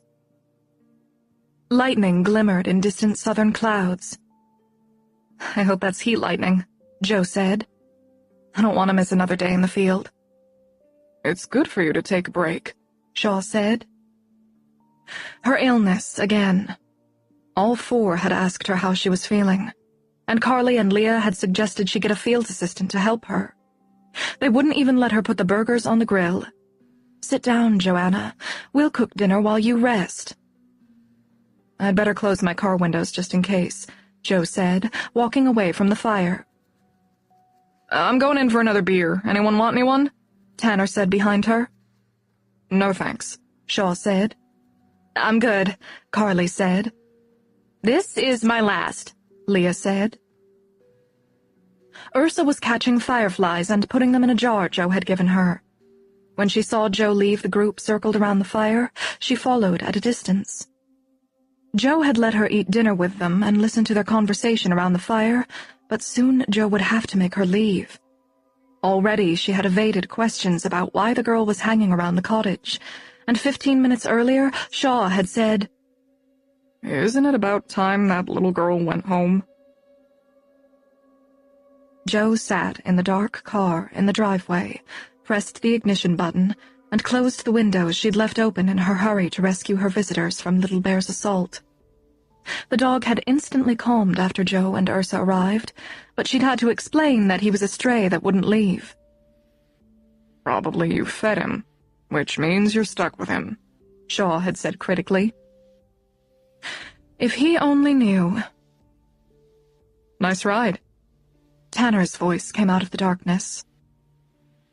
He'd had at least 6 beers, enough to lubricate him for the speech Joe had expected all night. She locked the car as Tanner's handsome face emerged from shadows cast by the porch lights. "I know," Joe said. "It's the first newish car I've ever owned. But I'd truthfully feel better having my old Chevy down here. These gravel roads are beating the crap out of it." Tanner put his hand on the shiny red hood of the Honda SUV.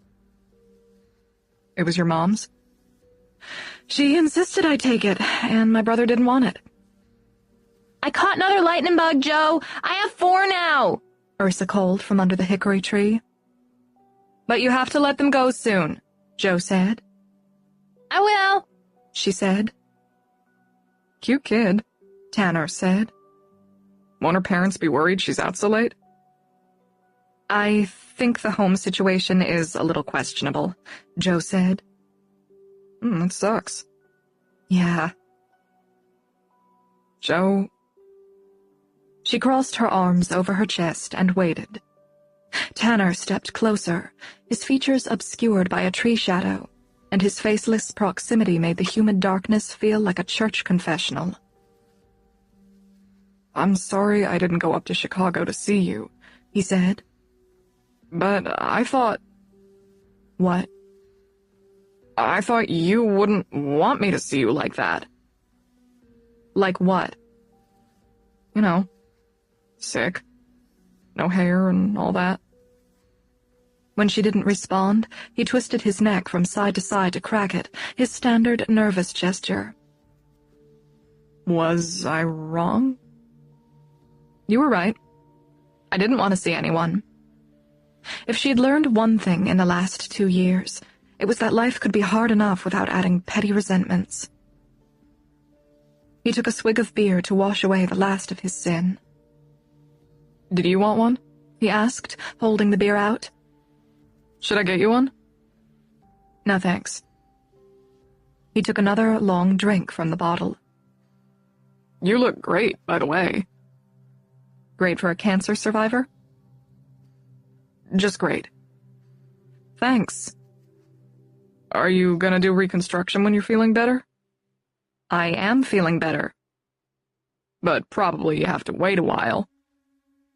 Jo took her arms off her chest. This is how I want it. Now that I've experienced the chest freedom a guy has, I'll never go back. He half smiled, assuming her humor came from bitterness. I can see why you would want that after everything that happened. But at least your mom was diagnosed in time to save you.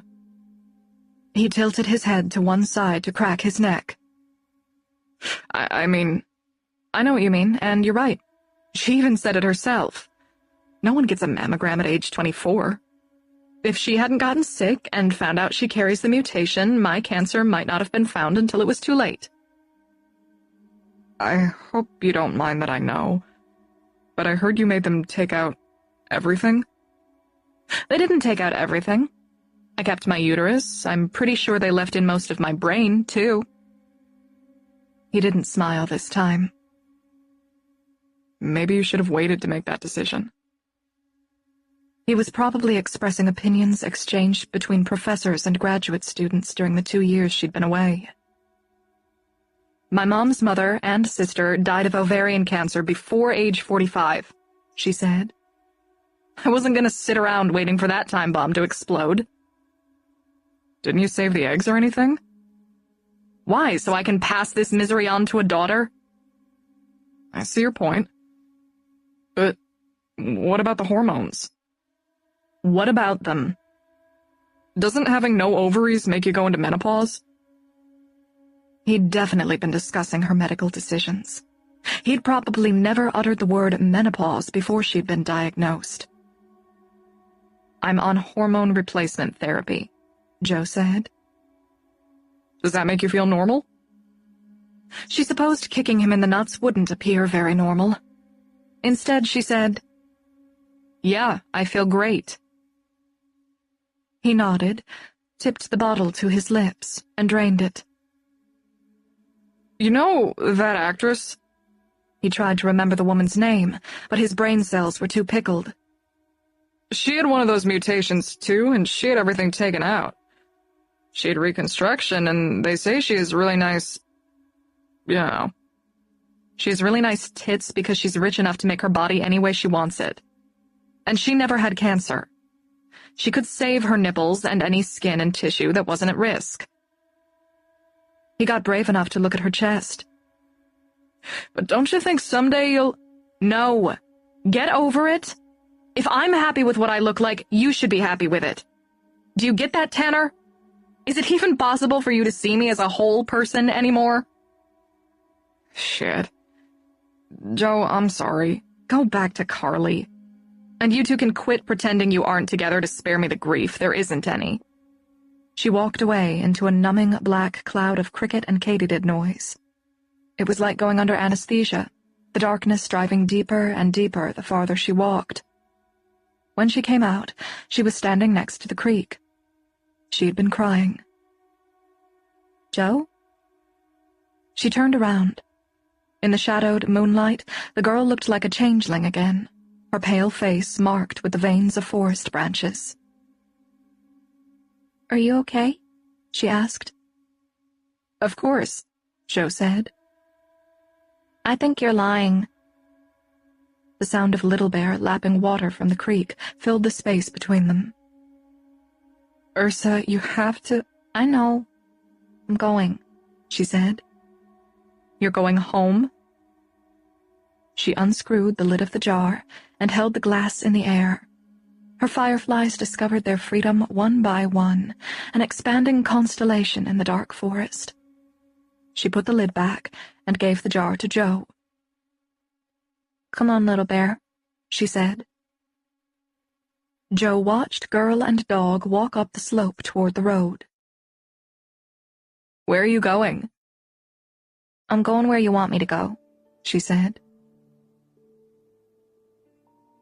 7. Jo worked an exhausting 15 hours in the Shawnee Forest the next day, as much to purge Tanner Bruce from her mind as to make up for lost time after the rainy day.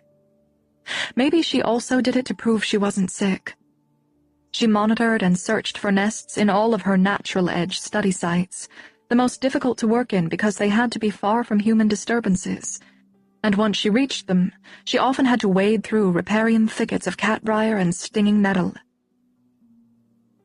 The sun had dropped behind the treetops when she, and the variety of creatures that had attached to her, climbed into the Honda.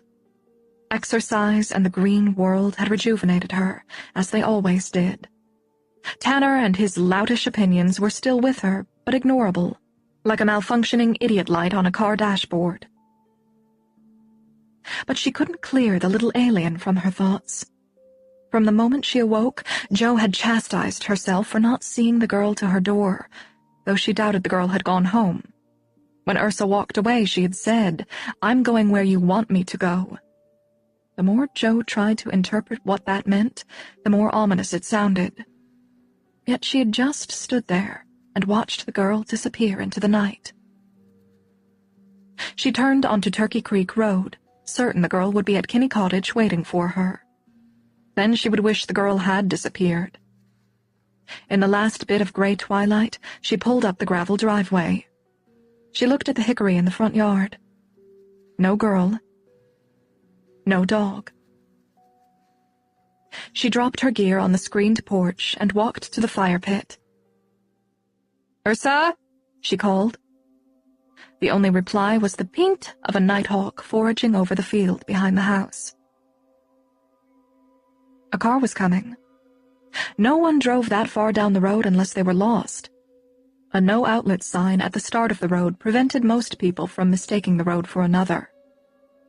Jo strode out front as Eggman's white pickup, barely recognizable in the late twilight gloom, rounded the corner. His tires crunched to a stop behind her car, and he turned off the motor.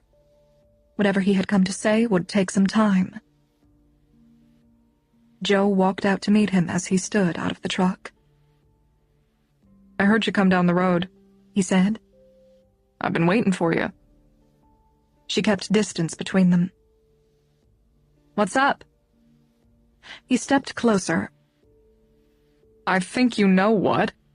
You've dumped the alien on me." "I didn't tell her to go to your house." "Why didn't you take her to the police?" "Did you?" He walked nearer, close enough that she scented strong cooking aromas. Whatever he had had for dinner smelled good enough to make her hungry.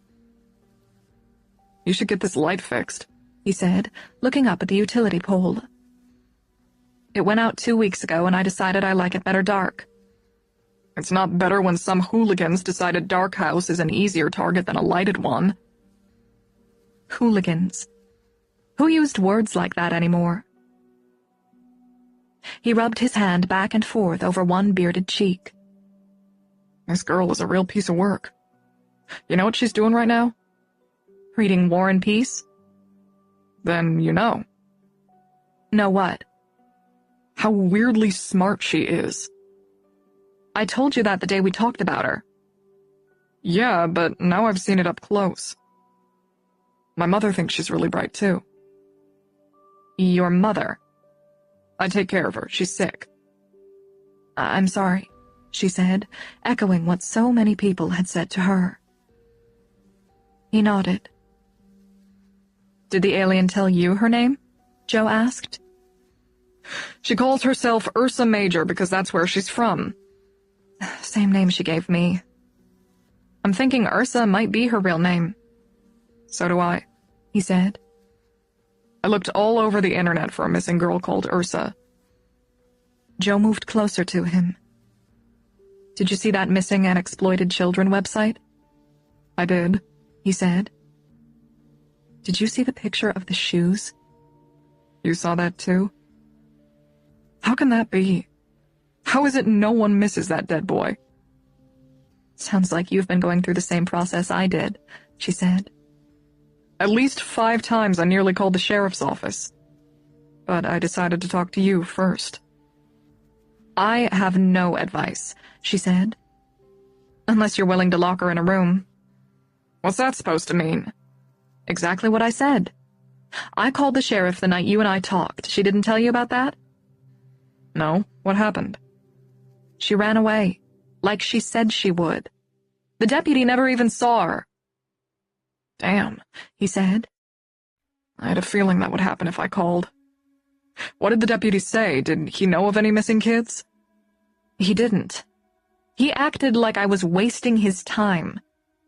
He didn't say he'd try to find her, even when I told him about the bruises. His body visibly tensed.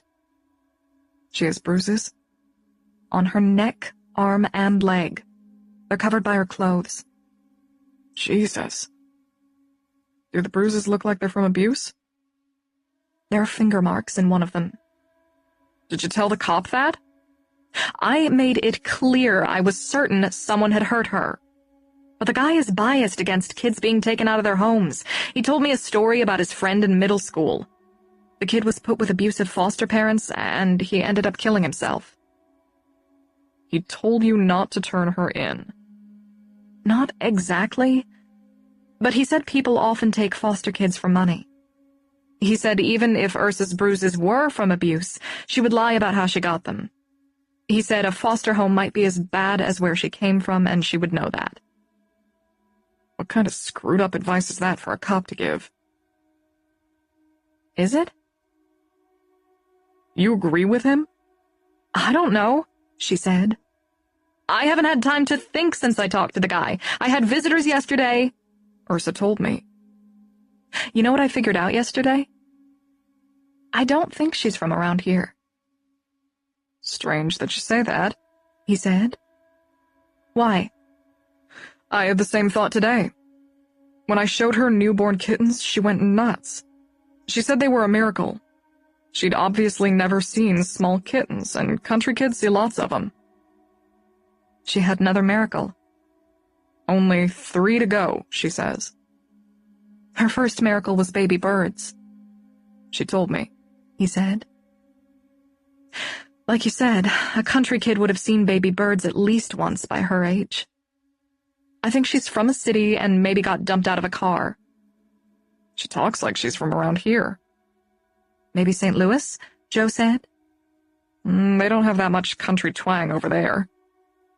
Paducah? I searched every southern state that might produce that accent, even as far as Florida, he said. She isn't listed as missing. If her caretakers dumped her out of a car, they obviously won't report her missing. Maybe she ran away, he said. She's too smart for whatever idiots would do this to her. I never told you what she's working on. What? She saw some books about Shakespeare on our shelves and asked if I liked him. When I told her I love Shakespeare... Joe lost his next few words while she absorbed that Eggman loved Shakespeare. She was going to name the 6 kittens after people in Shakespeare's plays. She asked to use my computer to read about Shakespeare's characters so she could decide which names to use. That's what she's doing right now, studying the plays. She did this with me, sort of plugged into my interest in birds. Even read some of my ornithology textbook. I think she does it to make people attached to her. Maybe that's how she survives her screwed-up family. They obviously aren't attached. No shit. Joe leaned against the front of his truck and pressed her hand to her forehead. Are you okay? He said. I'm too tired to deal with this right now. You look like you need to sit down. She stepped away from his truck. I put in a 15-hour day. What I need is a shower, dinner, and sleep. First, would you talk to her? About what? He crossed his arms over his chest. I have a confession. Ursa and I came over to look for you twice tonight. Why? She's worried. She says you have cancer. God damn it! Let's just broadcast it from every cell phone tower. He uncrossed his arms. I didn't know that was possible. I don't think it is, but the graduate students and my advisor have been thorough enough. Are you in remission? I guess that's what they call it. Would you let Ursa see you're okay and maybe tell her that? She's afraid you're gonna die. We're all gonna die. Let's do a 9-year-old version. Yeah. I have to talk to her anyway. I felt bad about sending her away last night. You had to. She said you were gonna get in trouble with your advisor. Is there any detail of my life you two didn't discuss? We never got into your choice of undergarments. Undergarments. His mother must be influencing his vocabulary. I'll drive you over in my truck, he said. I'm a mess. So's my truck. She knew nothing about Eggman, aka Gabriel Nash, other than that a guy who loved Shakespeare should be too educated to sell eggs on a country road. She remembered his sudden display of anger after Ursa asked him if he was getting a PhD. And Joe had seen no evidence of his alleged mother. Maybe he'd killed Ursa, and he was using her as bait to lure Joe into the same trap. For the 100th time that day, Joe berated herself for letting a 9-year-old go off into the woods alone. He saw her hesitation. Follow me in your car if you prefer. I think I will. You're smart to be cautious, he said. What does that mean? He considered how to answer. If I wanted to hurt you, I've had plenty of opportunities since you've lived here. So have I if I wanted to hurt you, she said, because he had no right to see a woman living alone in the woods as an invitation for violence. He smiled slightly, a hint of white teeth in the darkness. Usually more than one person rents the house. Why is it only you this summer? It's just the way it worked out, she said. The truth was, a graduate student who studied hill prairie insects had planned to live in the Kinney house that summer, until he heard he would be sharing it with Joe. He used his research money to rent another house, claiming he wanted to be nearer to his study sites. But Joe suspected he didn't want to live in close confines with a woman who wasn't exactly a woman anymore. More than a few of the male graduate students had been awkward around her since she'd returned, especially the ones who used to flirt with her. Her psychologist had warned her of such reactions from men, but the injury of it couldn't be alleviated by any number of therapy sessions. Dealing with the pain was a day-by-day ordeal. Nature and her research were some of her only respites. That's too bad, Eggman said. Must be kinda lonely. It's not, she said. I prefer to live alone when I'm doing research. Having people around is distracting. He opened his truck door. I guess that was a hint. Follow me over. 8. The furrowed lane that led onto Eggman's property hadn't been graveled for years, and only the width of his truck kept the forest from conquering it. Joe took the road slowly, the Honda rocking and squeaking as its tires dipped into deep troughs. She heard loud woofs before Little Bear's eyes appeared, glowing in the headlights. He continued barking, running between the truck and SUV as the press of dark forest opened into a yard lit by a utility light. Eggman sprang from his truck and tried to shush the dog. I see you've inherited Little Bear as well as Big Bear, Joe said, stepping from her car. I told Ursa he can't stay on my property. Good luck with that. I know, he said. I let her feed him. I'm seeing a pattern here. I had to. I didn't want him to have a hungry belly around my chickens and piglets. You have pigs? Haven't you smelled them? I wouldn't know the smell of a pig from a horse. Like most city folk. City folk pricked her ears again. Do you eat your pigs? She asked. Actually, I read Shakespeare to them.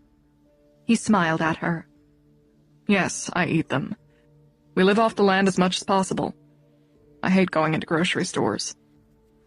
Problematic aversion. You have no idea, he said, but she didn't get his meaning. He glanced at the lit windows of the cabin. The story with Ursa is that she lives around here, but her parents have issues. That's what my mother thinks, but she's still not keen on her being here. Didn't Ursa tell her the alien story? Yeah, but that only made my mother feel more sorry for her. She says Ursa is creating a fantasy to escape her reality. Which is true. No, it isn't, he said. Ursa doesn't believe that crap. Then why does she stick to it? Because she's smart. How is it smart to pretend she's an alien? I don't know. I'm too stupid to figure it out yet. Ursa bounded out the front door, ran across the porch, and jumped over the 3 steps as if she'd been doing it for years. He found you! She wrapped her arms around Joe's middle and laid her head on her belly. I missed you, Joe, and guess what? I saw another miracle! I heard. Kittens, Joe said. Can she go see them? She asked Gabe. We won't disturb them at night. And Joe needs to eat, he said to Joe. We have plenty of leftovers from dinner. Oh, thanks, Joe said. But You'd be doing us a favor. I made too much. Pork chops, applesauce, green beans, and mashed potatoes, Ursa said. Gabe grows everything at the homestead. He even makes the applesauce. There are apple trees here, Joe. I climbed them today. Kittens, piglets, apple trees, talk about a kid's fantasy world, Joe said. She's been quite happy, he said. I see that. Ursa dragged Joe by the hand up the cabin stairs beneath a wooden sign that said, The Nash Family Homestead. They passed a row of rocking chairs on the covered porch and entered the house. The cabin interior was an appealing space with log walls, wood floors, a stone fireplace, and furniture made from tree timber. The home was posher than Joe would have imagined, especially considering the neglected driveway and decrepit no trespassing sign. The cabin had modern kitchen appliances and beautiful granite counters. And unlike Kinney Cottage, which was cooled with aging window air conditioners, the Nash homestead had central air. A handsome, white-haired woman, probably Gabe's grandmother, sat at the kitchen table, a cane with a 4-legged bottom placed near her. I'm Catherine Nash, she said, scrutinizing Joe with sharp, azure eyes.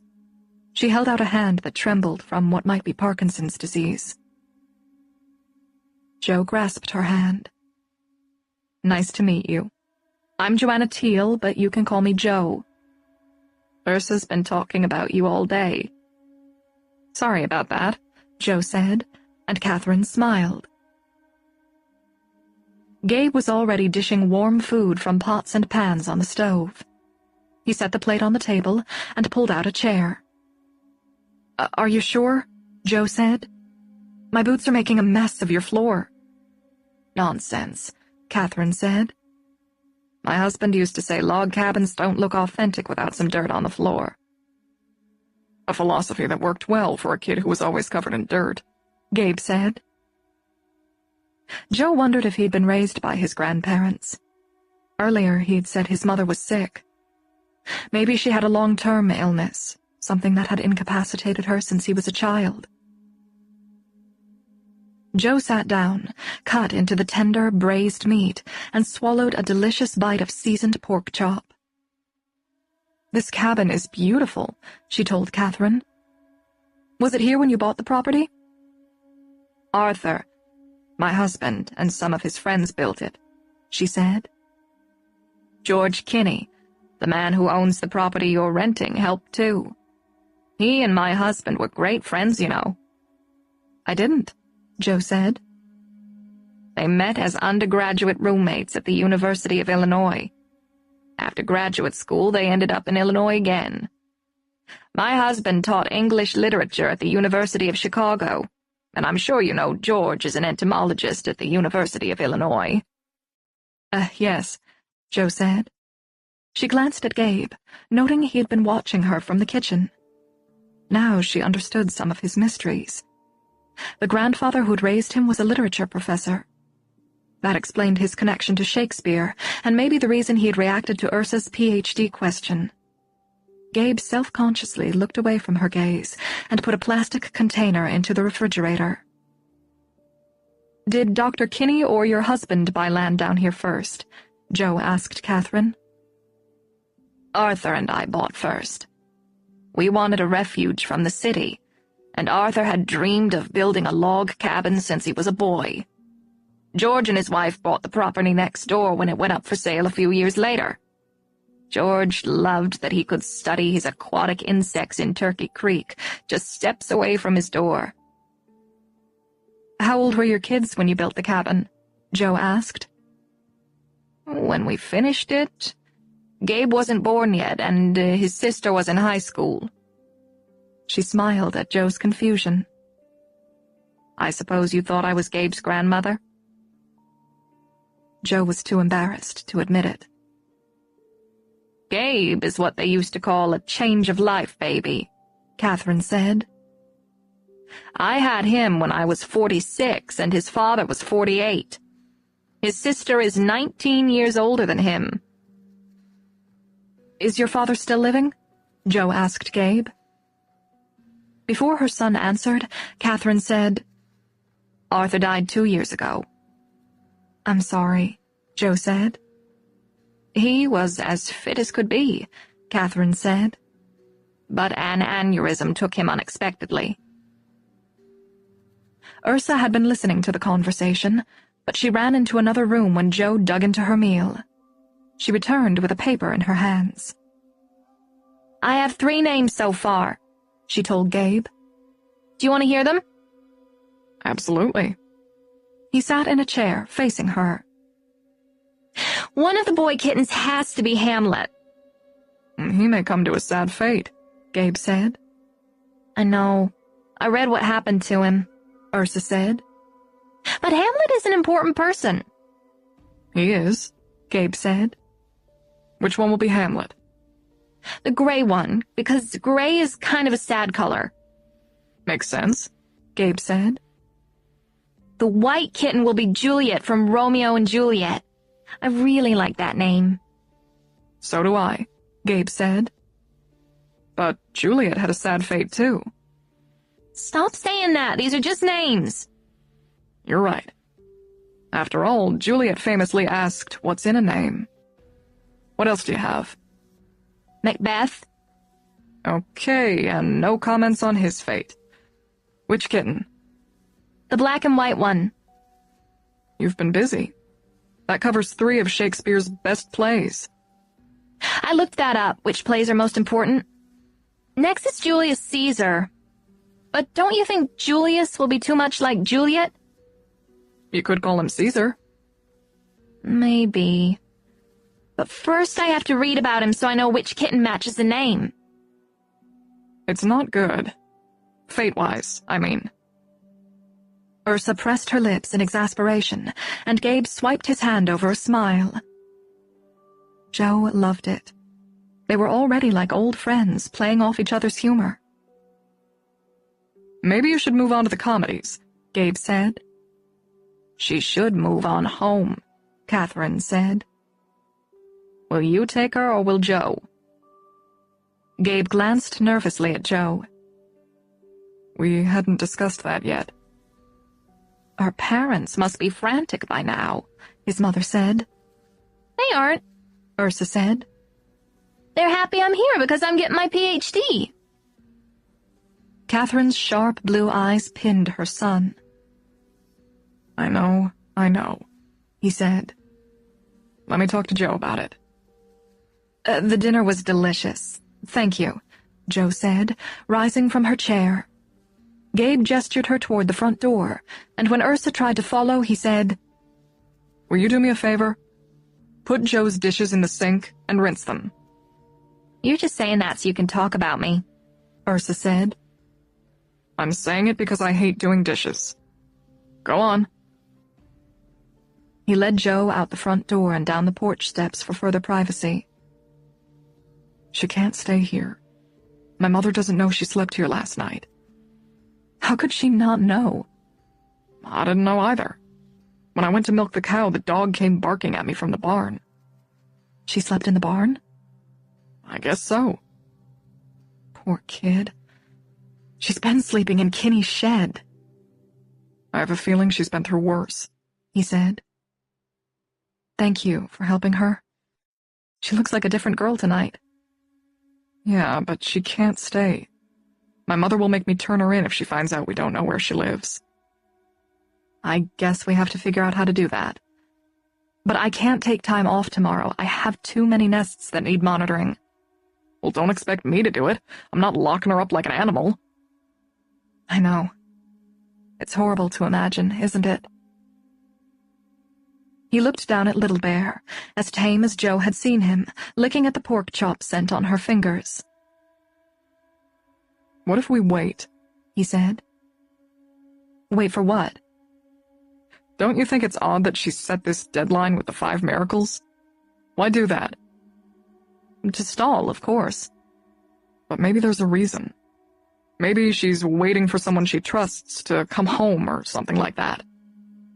Haven't we established she isn't from around here? Well, she could have moved here in the last week. He glanced at the door to make sure Ursa wasn't listening. Maybe a grandmother takes care of her and she's in the hospital. Maybe when her grandmother got sick, she had to come here to live with an abusive relative and she ran away. I think of stories like that, too. It fits the situation. What if the grandmother never gets better? Joe said. What if she does, and we got the poor kid put in foster care? How long would we wait for the theoretical grandmother to reappear? I'm just saying we should think about it for a few days. Maybe she'll learn to trust us and tell us the truth. Ursa stuck her head out the front door. Are you done talking about me? Nope, get back inside, he said. The door shut. I think we could get in trouble for waiting, Joe said. No one's reported her missing. No one gives a crap about her, not even that cop you talked to. And like he said, she could get stuck in a shitty foster home, and I see no reason to rush that when we might find a better solution. If we turn her in, we could make sure where she goes isn't shitty. How? She had no answer. If you want to turn her in, do it, he said. I don't. Then take her back to Kinney's. And leave her alone when I go to work in the morning? And drop her at my road as you drive by. I'll be doing morning animal care. That's early. I know. I hear you drive by. She'll deal with it. How will you explain her to your mother? She's a local kid who likes hanging out at our farm. I don't feel right doing this, she said. Don't you feel worse about locking her in a closet and calling the cops on her? Damn it. I do. 9. For 4 days, Joe and Gabe surreptitiously exchanged Ursa. Sometimes it felt like she and Gabe were a divorced couple passing a child between their homes. But more often it was like some sort of illegal trade, because they handed Ursa off in the dark hours of pre-dawn and twilight. Joe checked missing children websites every night when she got home, expecting to see Ursa's haunting brown eyes with every scroll of her finger. But after more than a week, no one had reported her missing. On the 3rd day, Gabe took Ursa to a yard sale to buy clothing, which resulted in a wardrobe heavily biased toward the color purple and screen prints of big-eyed animals. By the 4th day, dressed in decent clothing, well-fed, and playing outdoors for long hours, Ursa didn't look like a changeling anymore. The dark circles under her eyes disappeared, her skin turned a wholesome pink, and she'd gained a few pounds. Each night after her shower, Ursa told Joe about the fun things she'd done at the homestead. And sometimes Joe was a little jealous of how much Ursa loved being with Gabriel in Wonderland. That was when it felt like a divorce, though she barely knew Gabe. The tension between the two parents became more real on the 5th night, when Ursa said, "Guess what Gabe let me do today?" "Did you milk the cow?" "I already do that." "Ride a baby unicorn?" "I wish, but shooting his guns was almost that fun." Joe set down her fork. "I hit close to the middle of the target 3 times. Joe pushed out her chair. Wait here. I'll be back in a few minutes." She grabbed her keys and slipped on sandals. "Where are you going?" "To talk to Gabe." "Why are you mad?" "What gives you that idea?" "Your eyes get like thunder." "I'm not mad at you. Stay here." Joe put Little Bear on the porch so he wouldn't follow. She cursed Eggman every time her mother's precious Honda scraped bottom on his neglected road. Gabe opened the door wearing a pink apron, and if she hadn't been angry, she might have laughed at the muscular, bearded guy in Martha Stewart mode. "You should fix that Grand Canyon you call a road," she said. "You came over here to tell me that?" he said. "No." "Is Ursa okay?" "She's great," Joe said. "And I'd like her to stay that way, so please keep your guns away from her from now on." "Who is it?" his mother called from inside the cabin. "It's Joe. She needs to borrow some sugar. Wait here," he said to Joe. He returned in less than a minute, minus the apron, with a baggie of sugar in his hand. "You're one of those gun control militants?" he asked, grinning through his beard. "I'm against putting a gun in the hands of a little girl who can't possibly understand the danger of firearms. She wore ear and eye protection, and I taught her every safety rule. She's a kid, and kids do unexpected things. Sometimes they sneak into their dad's gun cabinet and shoot their baby brother. She's smarter than that. And who knows where she'll end up. Someday she may need the skill. What, to take out her pesky foster parents?"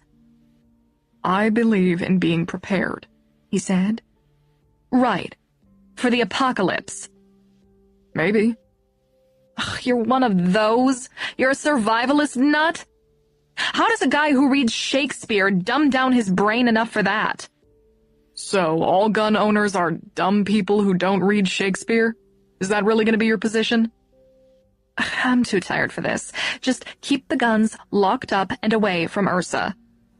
She started down the stairs, but went back and plucked the sugar out of his hand. I actually need this for my coffee. I'm out. Every doubt she'd had about letting Ursa stay with them resurfaced during her drive back to the cottage, especially her reservations about Eggman. She truthfully knew nothing about the man. Ursa was waiting for her return outside on the walkway. "Did you yell at Gabe?" she asked. "Of course not," Joe said. "Will he still let me come over?" She was more distressed by the discord than expected. Joe crouched in front of her and held her hands. "Everything is okay. I only had a little disagreement with Gabe." "About shooting the guns?" she asked. "Yes.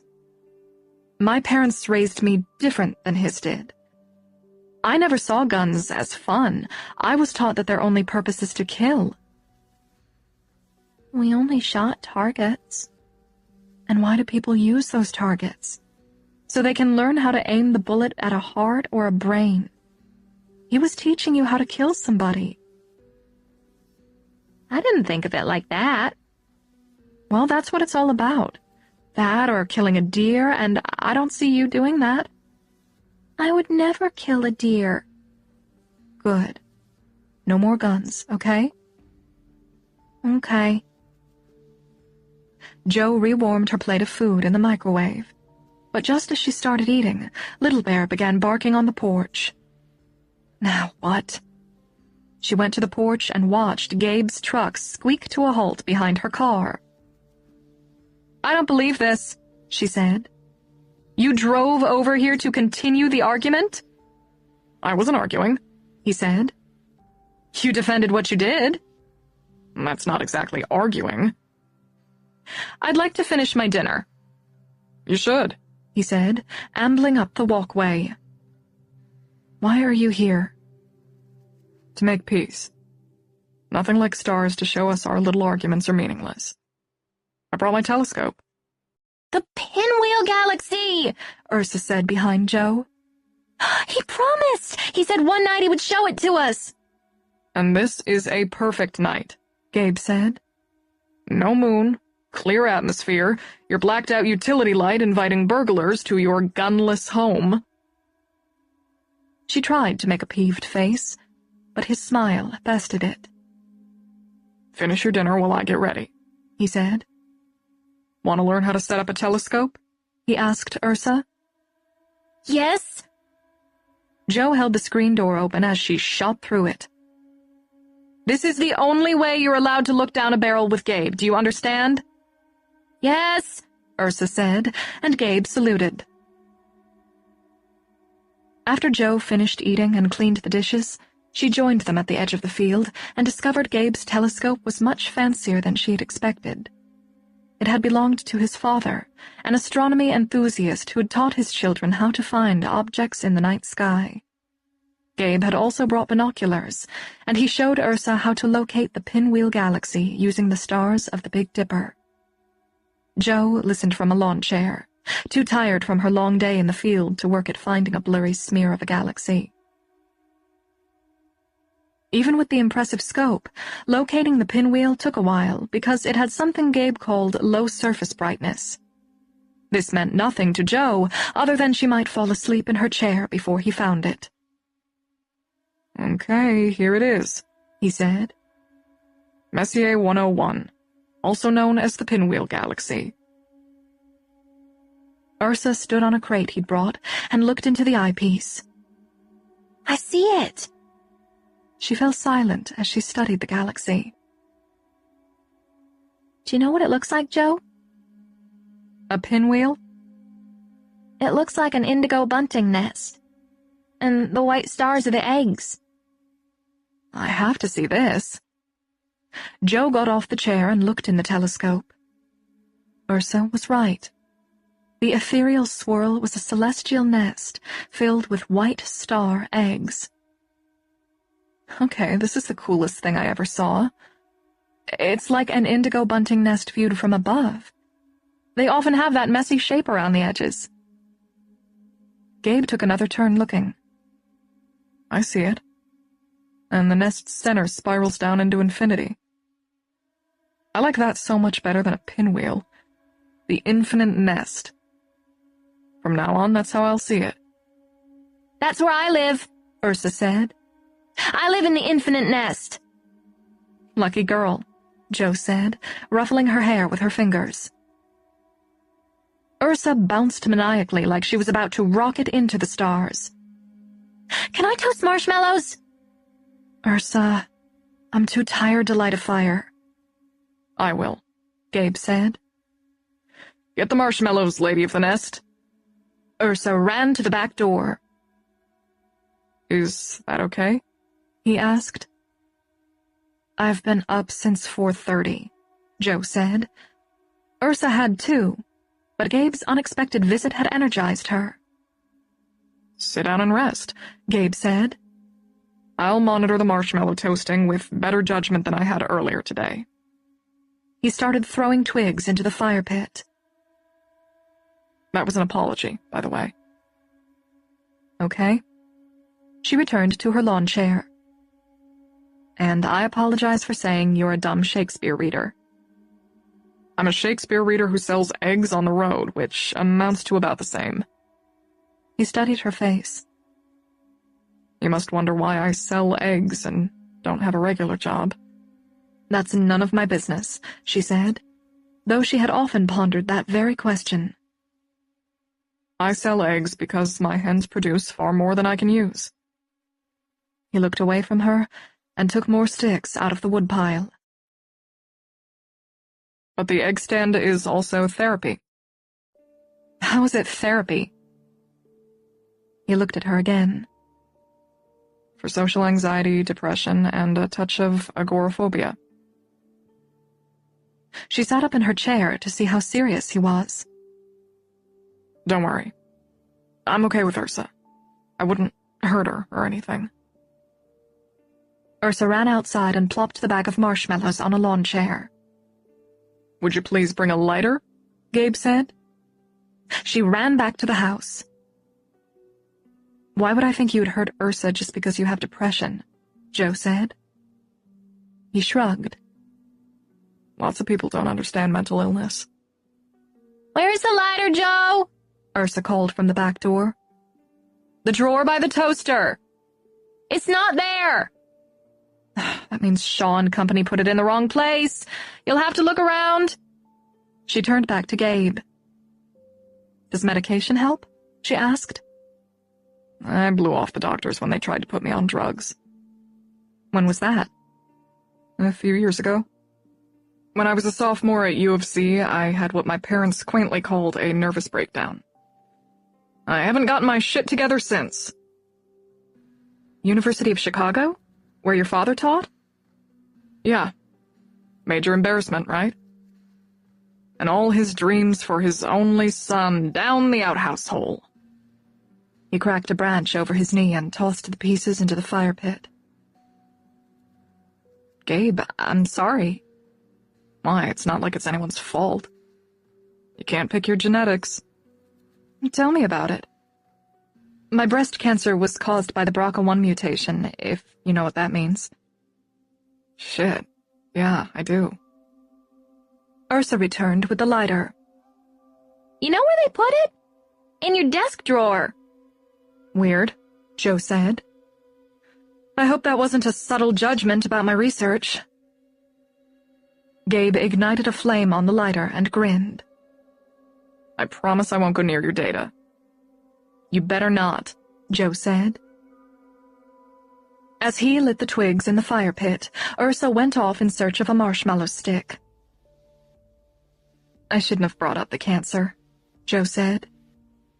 I didn't mean to minimize what you told me. Go ahead, minimize it. If only. You never seem anxious to me. You're more sociable than lots of people I know. Yeah?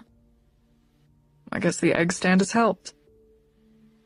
But take me out of my realm and kaplooey. Is that why you hate the grocery store? He nodded. If the line is long, sometimes I have to leave. Why? The horrific crush of humanity on my soul. Haven't you ever felt it? I think I have. In Walmart. Yes, that place is the worst. Ursa returned with a stick and poked it into 3 marshmallows. Nice, Gabe said. One for me, one for Joe, and another for me. All from me, Ursa said. Joe fell asleep watching them roast marshmallows, thinking how cute they were together. She woke to Gabe's fingers brushing her cheek. There was a mosquito on you, he said. I've probably fed the whole forest. You haven't. I've been keeping watch. She tried to shake off her drowsiness. On me? On you. He was looking at her as if he might kiss her, and the rush of adrenaline straight from sleep made her feel strange, dizzy almost.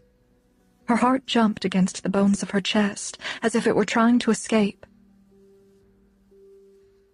She sat up to see if Ursa had seen him touch her. She was asleep in a lawn chair on the other side of the fire, melted marshmallow stuck to her chin. Joe stood shakily. Ursa has to go to bed. She gets up early. I know, he said, rising next to her. I wanted to take her, but didn't know where. Does she sleep in your bed or on the couch? The couch. He lifted her out of the chair. Gabe, Ursa mumbled. Don't wake up, he said. I'll take you to bed. After they disappeared into the house, Joe watered down the fire. I could have done that, Gabe said from the kitchen door. He came outside, took the hose from her hand, and coiled it over the spigot. Where's the telescope? She asked. I put it away. How long was I asleep? About 15 degrees of star movement. He stood close to her, his face lit by the fluorescent stove light inside the house. She saw what he wanted. He wanted to sleep with her. The stuttering beat in her chest returned. Was it hormonal? Something to do with the surgeries? Why did a man coming on to her, a kind-hearted, good-looking one at that, make her body react like she was confronting a pissed-off grizzly? She tried to remember how she used to respond when a guy she was attracted to came on too strong or too fast. She'd have made a joke to tone things down a little. The humor would have come easily because she'd be confident and relaxed, and probably a little turned on by his interest. But Joe couldn't find her, that self-possessed woman she used to be, and the discovery of her absence made her shudder like a fever had come over her. She had to hug her arms around her body to try to make it stop. She had no idea what her terror looked like to Gabe.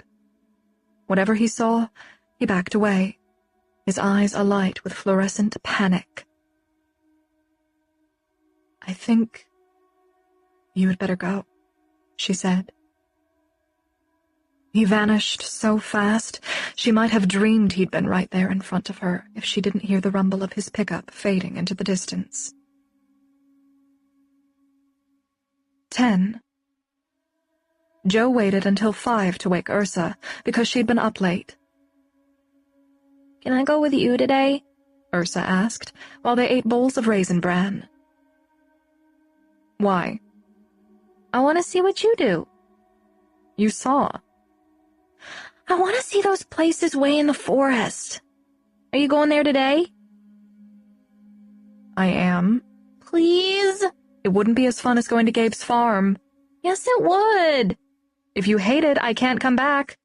You'll be stuck out there with me." "I promise I won't hate it." Joe didn't see any harm in it, and having someone to talk to for a change might be enjoyable. "We have to tell Gabe because he's expecting you." "We will," Ursa said. "I don't have his cell phone number." "We have to go there to tell him. I don't even know if he has a phone." Joe made 2 sandwiches and packed extra water and snacks. She had Ursa change into long pants and a long-sleeved t-shirt Gabe had bought her at the yard sale. After Ursa put on her beloved purple gym shoes, Joe showed her how to tuck her pants into her socks and her shirt into her pants to prevent ticks from crawling inside her clothing. Before they locked the house, Ursa poured a big bowl of dog food. Joe had given in to buying it while she agreed to wait a while with Ursa. Each morning, they fed the dog at the rear door to distract him, while they made a quick getaway down Turkey Creek Road. Joe stopped the Honda at Gabe's potholed lane, nocturnal insects swooping in the beams of the car's headlights. "I hate this road. It tears up my car." Ursa unbuckled.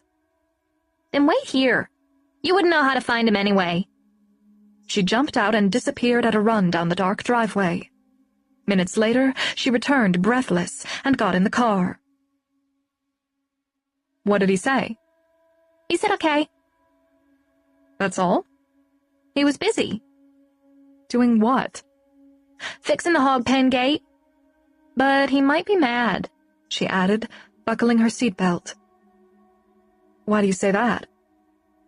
"Usually he's happy when he sees me in the morning, but he wasn't. Do you think he wanted me to stay with him instead of go with you?" "I'm sure he's just busy with the gate." There was more to it than that. Now rested and thinking clearly, Joe replayed the previous night's events in her mind and decided she had misinterpreted Gabe's behavior. If he had social anxiety, there was no way he'd wanted to sleep with a woman he hardly knew. He probably hadn't almost kissed her either. Joe had panicked, maybe because she'd felt a connection with him, her first since her surgeries. She had given the poor guy mixed signals, and even worse, he might think she had rejected him because of what he had confessed about his depression. If she had opened up to a man about her cancer, and he suddenly rebuffed her, she'd have been as hurt. "Shit," Joe said under her breath. "What's wrong?" Ursa said. "Nothing." They began at North Fork Creek, the most distant of her natural edge study sites. As always, Ursa was unfazed by the hardships of a new environment. No matter how dense, wet, or prickly the creekside vegetation, she never complained. Even pesky mosquitoes and ticks crawling up her clothes didn't bother her. Jo explained their 3 goals: monitoring the nests she'd already found, finding new nests, and downloading data from nest cameras onto her laptop. She showed Ursa how to search for nests by watching the birds' movements and listening for alarm calls, which might mean they were protecting a nearby nest. Ursa immediately recognized how alarm calls were different from other bird sounds, and she often went off on her own to investigate when she heard one. After North Fork, they went to the Jessie Branch study site, and after that to Summers Creek, the prettiest of Jo's study sites. Ursa didn't find a nest all day, but she saw many eggs and baby birds. She also spotted a doe and her fawn, caught a leopard frog, watched a hummingbird drink nectar from cardinal flowers, and took a swim with minnows in a creek pool to cool off. The pool was Jo's favorite resting point. While Ursa played in the water, Jo turned on her cell phone and discovered 3 messages from Tabby. Tabby's first text, at 9:30 in the morning, said, "OMG, the Peony and Iris house is for rent." The second text had come at 1:15. "I talked to owner. Lots of interest. Will go fast." The third text, sent a minute later, said, "Answer, damn you, and get your ass up here." Jo and Tabby had been apartment mates for years, but when Jo returned to graduate school after her cancer treatment, they decided they would look for a rental house, a place with actual trees around it. The Peony and Iris house was on a jogging route they'd been running in Urbana since their junior year of undergrad. It was a little white clapboard house with a porch, and the first time they saw it, a profusion of peonies and irises colored the front yard. The house was ideally located in the quaint neighborhood just east of campus, known as the State Streets. "Can you grab it?" Jo sent. The text went through after about 20 seconds. Tabby was on phone sentry. She responded immediately. "She says she needs us both to sign. In a hurry to rent. Someone in Maine is sick and she's going up there." Jo knew that sudden upheaval all too well. Tabby texted, "Please come. I love this house. You have to see inside. And the backyard, OMG." While she had some reception, Jo checked the weather for the next day. 70% chance of rain. She would probably have a short field day anyway. "I'll be there around noon tomorrow. Ask her to hold it." Tabby texted back, "We'll try. Meet at house. Love you." She sent an emoji of a monkey with its hand on its mouth and a pair of lips, her monkey-blown kiss. Jo put the phone in her backpack and watched Ursa try to catch fish with her hands. "You need a net," she called to her. Do you have one? "I saw one at Kinney Cottage. Maybe one day we can take it down to Turkey Creek and see what we find." I want to. There's a really pretty one in here, but I can't get close enough to see him. "You'd better come out now. I need you to drip dry before we go back to the car." Ursa waded out of the chest-deep water and crossed the dry stream bed to the big, mossy rocks where they had eaten lunch. She had a smudge of mud across her nose and cheek. Just like Jo at that age, a little mud hen, as her father used to call her. "Where are we going now?" Ursa asked. "Sadly, the best part is over.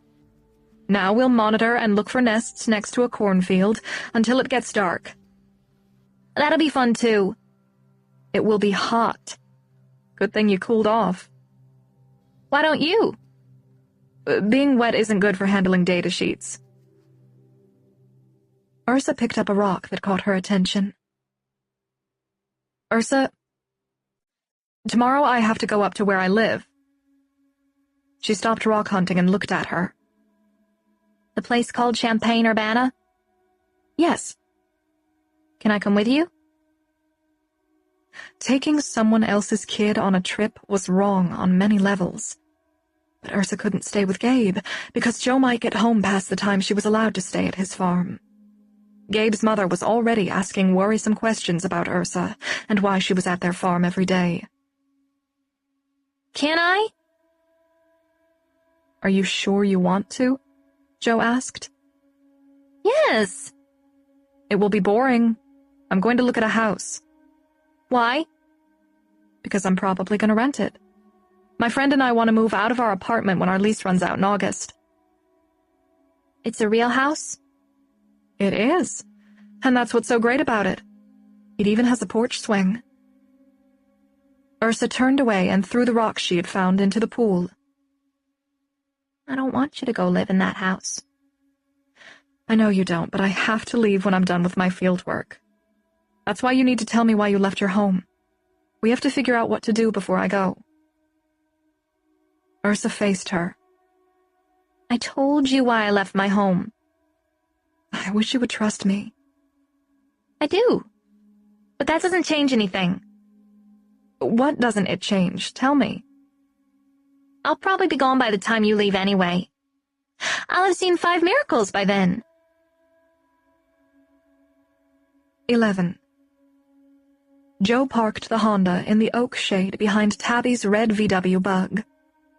Tabby climbed out of the VW dressed in purple Doc Martens boots, jean cutoffs, and an orange University of Illinois t-shirt that belonged to Joe. Though she wore her amethyst nose stud and her brown hair was streaked with blue and purple, Joe had rarely seen her dressed so conservatively. She met Tabby on the street halfway between their cars and gave her a hug. "You look great, all tan and shit," Tabby said. "But more importantly, you look conventional. Maybe this lady will want to rent to us when she sees you." "Is that why you're wearing my t-shirt?" "I'm showing my school spirit. The lady's father was a professor here." "It's a fail on you." "Only because you know I don't do rah-rah." She looked at Joe's windshield. "Were you aware that there's a little girl in your car?" "I am aware." Tabby stared at Ursa. "Oh, my God." She turned back to Joe. "Is this the girl? The one with the bruises who wouldn't go home?" "Yes, keep your voice down." "I thought you said she ran away," Tabby whispered.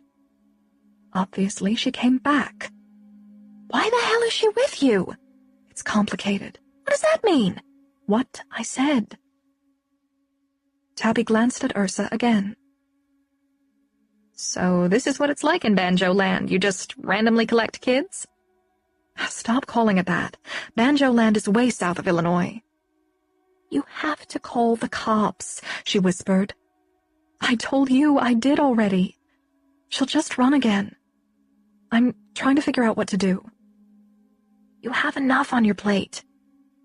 "I know, but I had to do something. Be nice to her." Joe walked around the front of the car to the passenger door. Normally, Ursa would have gotten out by then, but she had been reticent all morning, probably because seeing the house scared her about her future. Joe opened the door. "Ursa, this is Tabby." "Tabby, meet my friend Ursa." "Come out of there, little person with a big name," Tabby said, reaching inside the car and hauling out Ursa. "Ah, you're so lucky to be named after a bear." "I know," Ursa said. "You're lucky to be named after a cat.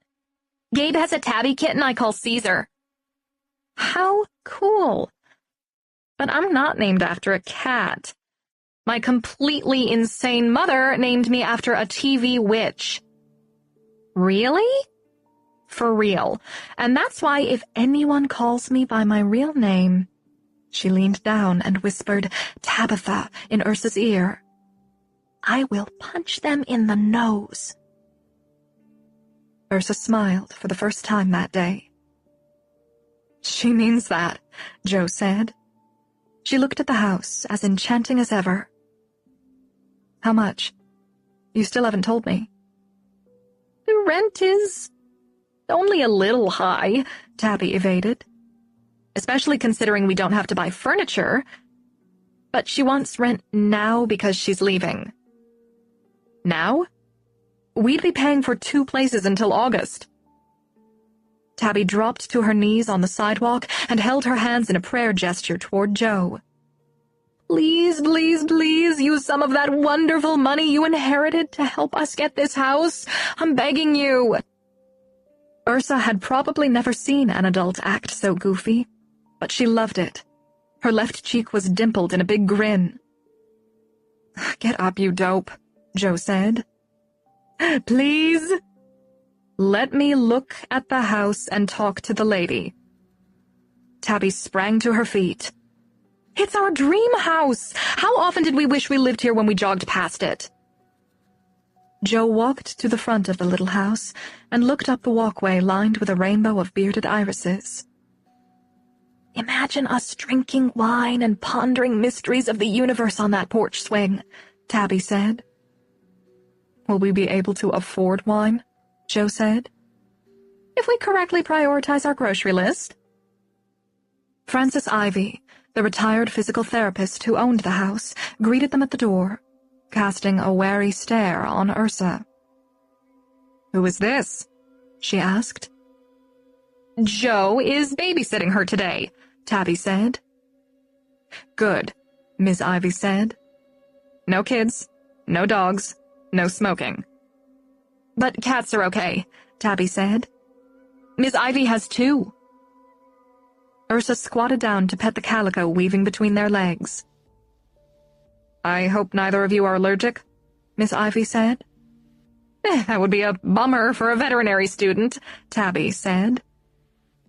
It would, Miss Ivy said, with a hint of a smile. Of course, I'll take my cats with me to Maine.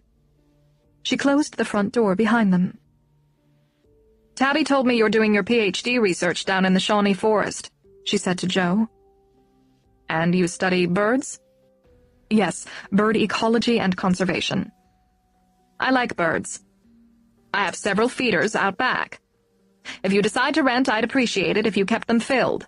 The birds have gotten used to me feeding them all these years. I'd love to feed them. Having birds to watch would be great after apartment living. Miss Ivy took Joe on a tour of the house. Up a wooden stairway with baluster handrails, 3 bedrooms, 1 small and 2 tiny, shared a full bath with antique tile and a clawfoot bathtub.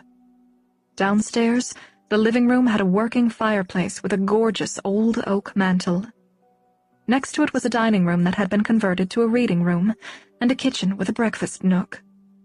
The downstairs half-bath was as quaint as the bathroom upstairs. The rugs and furniture were simple, giving emphasis to the early 19th century charm of carved woodwork, burnished oak floors, and stained glass window transoms. A wooden deck beyond the kitchen French doors overlooked a small backyard, a private garden of cottage-style flower beds, redbud trees, and forsythia and rhododendron bushes. A sizable river birch shaded the western side of the garden, and a bench surrounded by ferns and blooming hostas and astilbes. A house wren sang its burbling song near its nest box, and a variety of bird feeders. I love the natural look of your garden, Joe said. Thank you, Miss Ivy said. Do you know how to take care of flowers? I do. My mom had a big garden. I didn't grow up with a garden, but I love flowers, Tabby said. That's why your house was one of the best on our jogging route. Let's go inside and look at the lease, Miss Ivy said. You're going to let us rent it? Tabby said. If you agree to the terms. We'll agree to anything, Tabby said. I'll sign over my firstborn. Miss Ivy smiled. I'm glad you love it that much. Miss Ivy served iced tea while they talked about the lease in the living room. She gave Ursa milk and cookies at the kitchen table. She also gave her crayons and paper, probably too childish for her, but Ursa obediently drew pictures while they talked business in the other room. They soon discovered they shared many more interests than flowers, birds, and cats, and Frances, as she insisted they call her, eventually trusted them enough to tell them why she was leaving her beloved house. Her former partner, Nancy, who had moved away after they split 2 years earlier, had been in a devastating car wreck and had no one to help her. Nancy had a shattered arm and leg, and the foot on her other leg had been amputated. Frances needed to leave immediately. She would stay in Maine for at least 1 school year to keep the lease simple. Though the rent was high, and Jo hated to pay for 2 houses until August, she signed the lease and paid the portion Tabby couldn't afford. As Tabby had said, why not use some of the money she had inherited? Her mother would have loved the house. Every time Jo sat in the garden, she would feel connected to her. Tabby wanted to go out for pizza after they signed the lease. Jo followed her to the restaurant, and as she pulled into the space next to her, Tabby climbed out of her VW and peeled off her shirt in the busy parking lot. "A little exhibitionist, don't you think?" Jo said. "Who cares?" Tabby said. "And no way I'll be seen in public wearing that hideous shirt." "Gee, thanks." "Right, like you're so emotionally involved with a t-shirt." She pulled a T with a Rolling Stones tongue over her black lace bra. Ursa's dimple marked her grin again.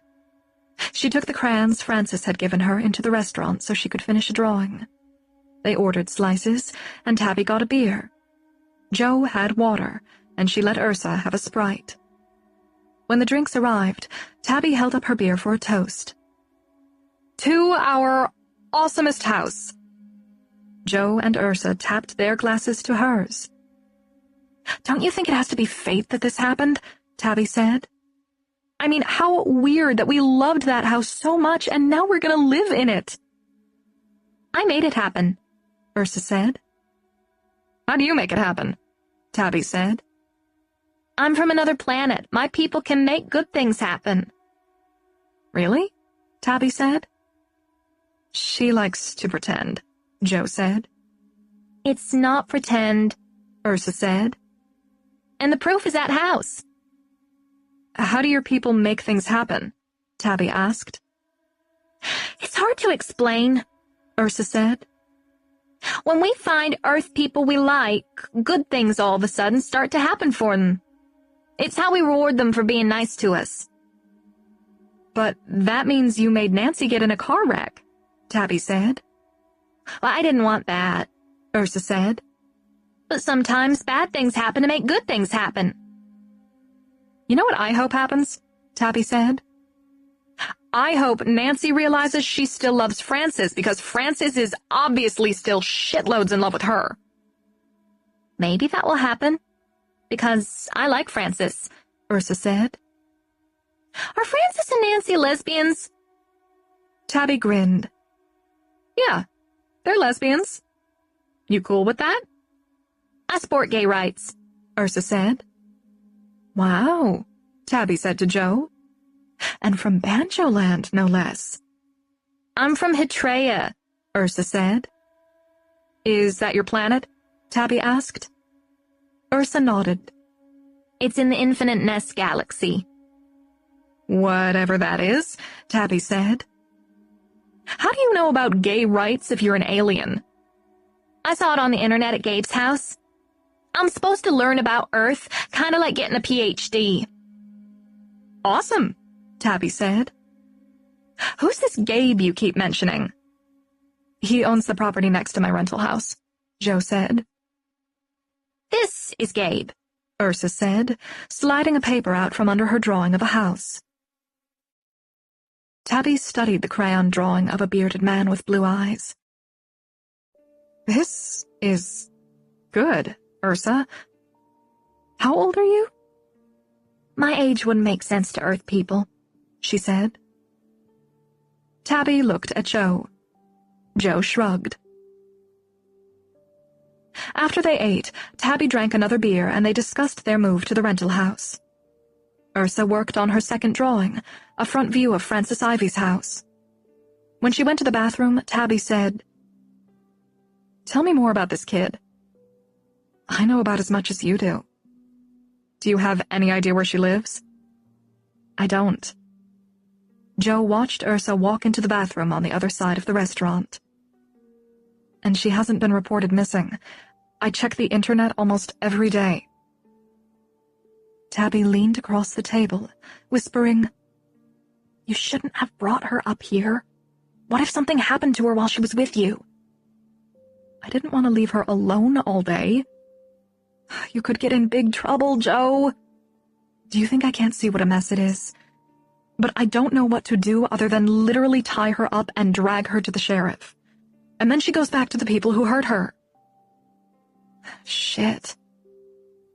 I'm hoping it'll work itself out somehow. Tabby swallowed a swig of beer. Is she normal, do you think? As normal as she can be under the circumstances. But does she actually believe she's an alien? I don't think so. Tabby picked up Ursa's drawing of the house. There's something odd about this. About what? Look at the way she drew depth and dimension in this picture.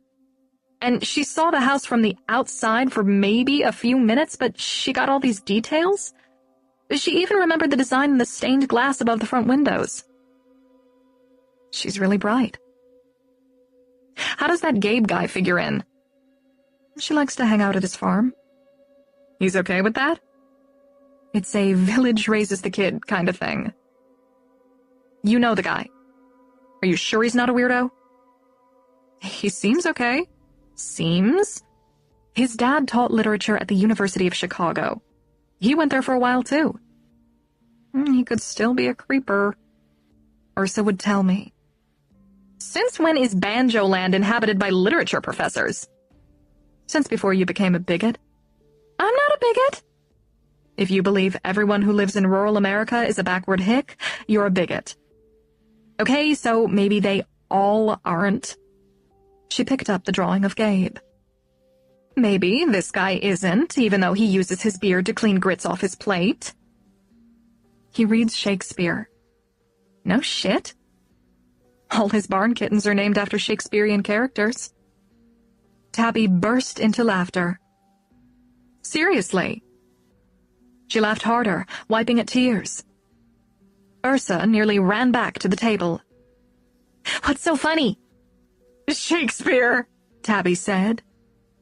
Not usually, Ursa said. Most of his characters have sad fates. Oh my God, Tabby said. Even she reads Shakespeare. I take it all back about Banjo Land. What is Banjo Land? Ursa asked. It's where purple shoes are harvested. Tabby pushed her purple boot out from under the table and wedged it next to Ursa's purple gym shoes. We have the same color taste in footwear. Purple is my favorite color, Ursa said. I see that, Tabby said, noting her lavender puppy shirt and purple shorts. She looked at Joe. She has to hear it. No, Joe said. Hear what? Ursa said. You see that thing over there, little alien? Tabby said. What thing? Ursa said. That machine with the colored lights. What about it? Ursa said. It's called a jukebox, and it plays music from all of human history, all the way back to the original version of Walk Like an Egyptian. Ursa stared at the jukebox. The most awesome song ever written is in there, Tabby said. Please don't, Joe said. What song? Ursa said. The Purple People Eater. Have you ever heard it? No, Ursa said. It's about an alien, Tabby said.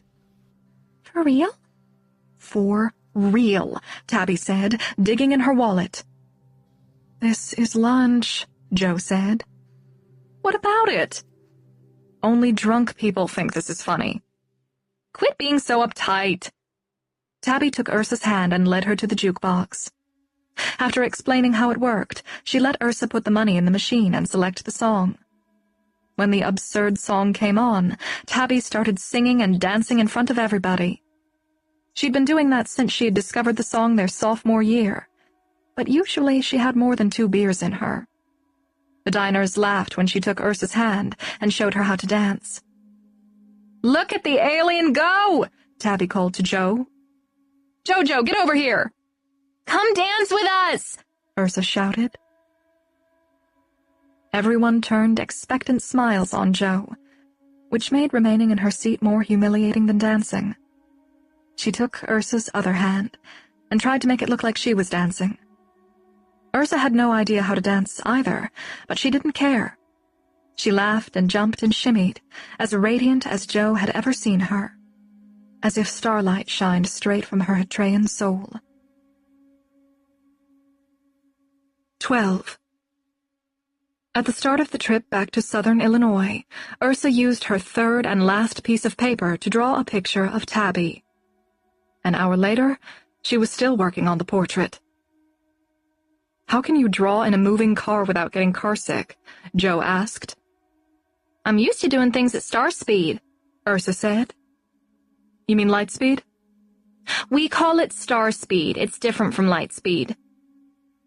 "You love drawing, don't you?" "Yes." "Maybe I'll get you colored pencils. Those crayons are too thick to get good detail." "I know," Ursa said. "I made the purple jewel in her nose too big." Art is supposed to represent how you see the world, not exactly copy it. I wish I could exactly copy Tabby. Why? So I could always have her with me. I know the feeling. She's the most free-spirited person I've ever met. Even when I was really sick, she could make me laugh. "It's done." Ursa handed Jo the drawing over the seat. Jo glanced at it as she drove. "This is good. It looks like her." "Tabby is my third miracle." "Really? Tabby ranks up there with baby birds and kittens?"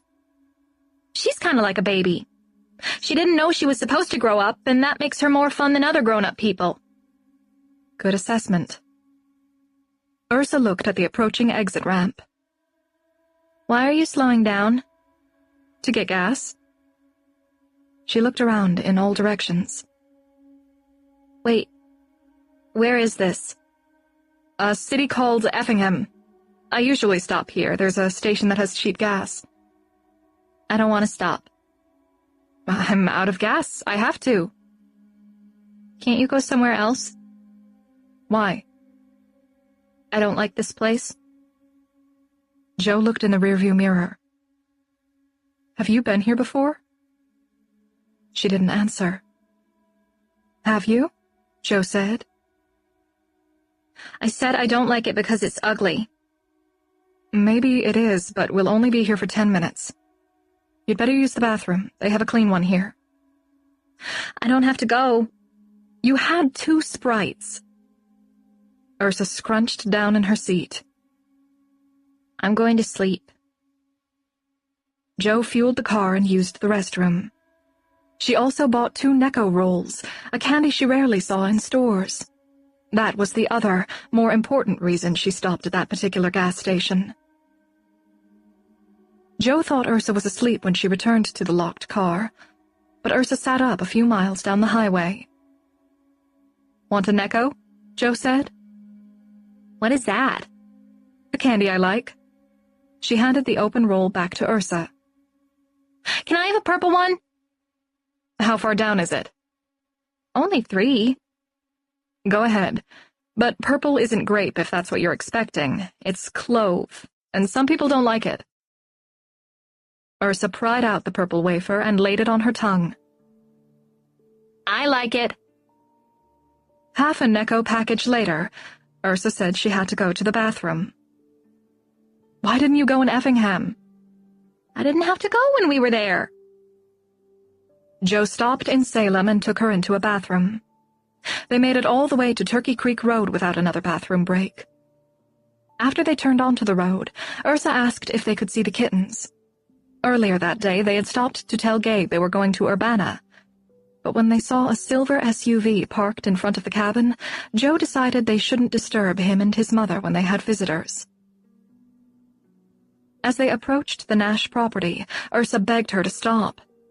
It was 7:10, early enough for a quick visit, and Joe wanted to make sure Gabe didn't have the wrong idea about what had happened the other night. But the silver SUV was still parked at the end of the potholed drive. "Maybe we should leave," Joe said. Gabe won't care. Ursa was out the door before Joe could stop her. A woman with a lightly grayed ponytail came through the front door of the cabin.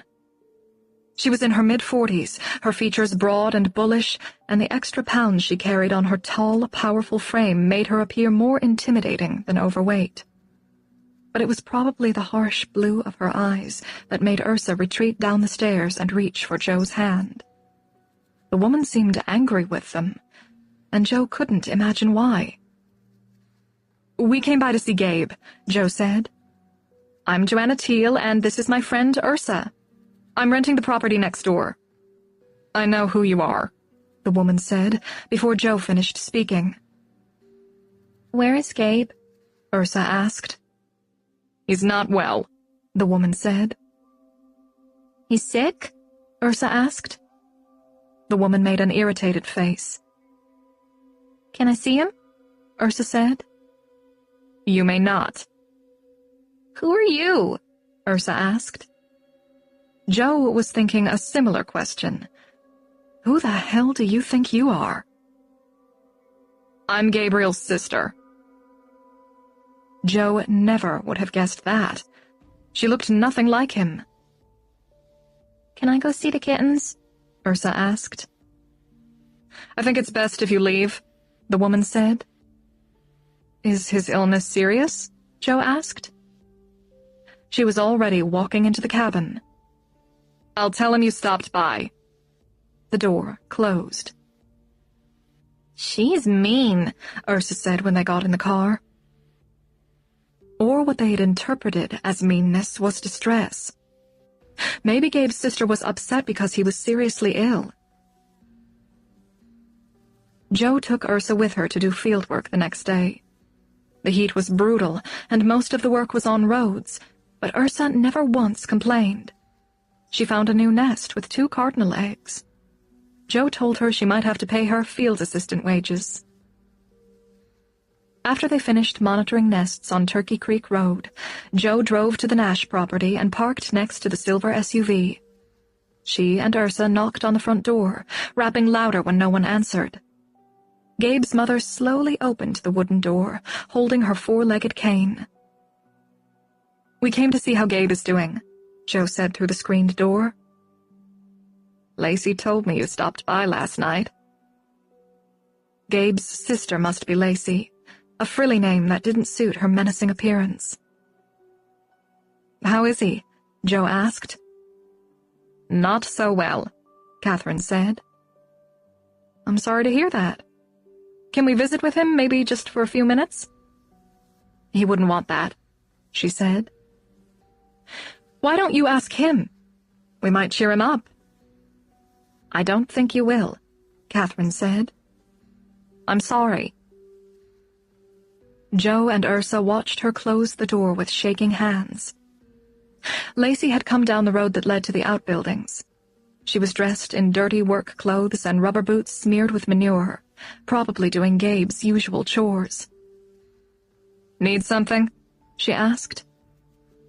We'd hoped to see Gabe," Joe said. "Did my mother answer the door?" "Yes, we talked to her." "Damn it," she muttered. I'm sorry. If we'd known you were out back, we'd have..." "Better if you didn't. I have lots of crap to deal with, and I mean that literally." She walked away toward the barns. Joe was about to call something to her, but everything she wanted to say would sound too combative. She got in the car with Ursa. Why won't they let us see Gabe? Ursa said. I don't know. Something weird is going on. She drove to the Kinney house, unable to keep her creeping thoughts at bay. Maybe Gabe was having another breakdown. Even worse, Joe was afraid her awkward interaction with him the other night might have triggered it. While she and Ursa were tending to the nests the next day, Joe decided she would be more forceful with Lacey that evening. They finished the fieldwork a little early and arrived on the Nash property about an hour before sunset. "This time, we won't take no for an answer, right?" Joe said. Right, Ursa said. Ursa knocked on the cabin door. Lacey opened the door, wiping her hands on a dish towel. "You really don't give up, do you?" "He's our friend, and we're worried about him," Joe said. "How long will he be your friend when you leave at the end of the summer?"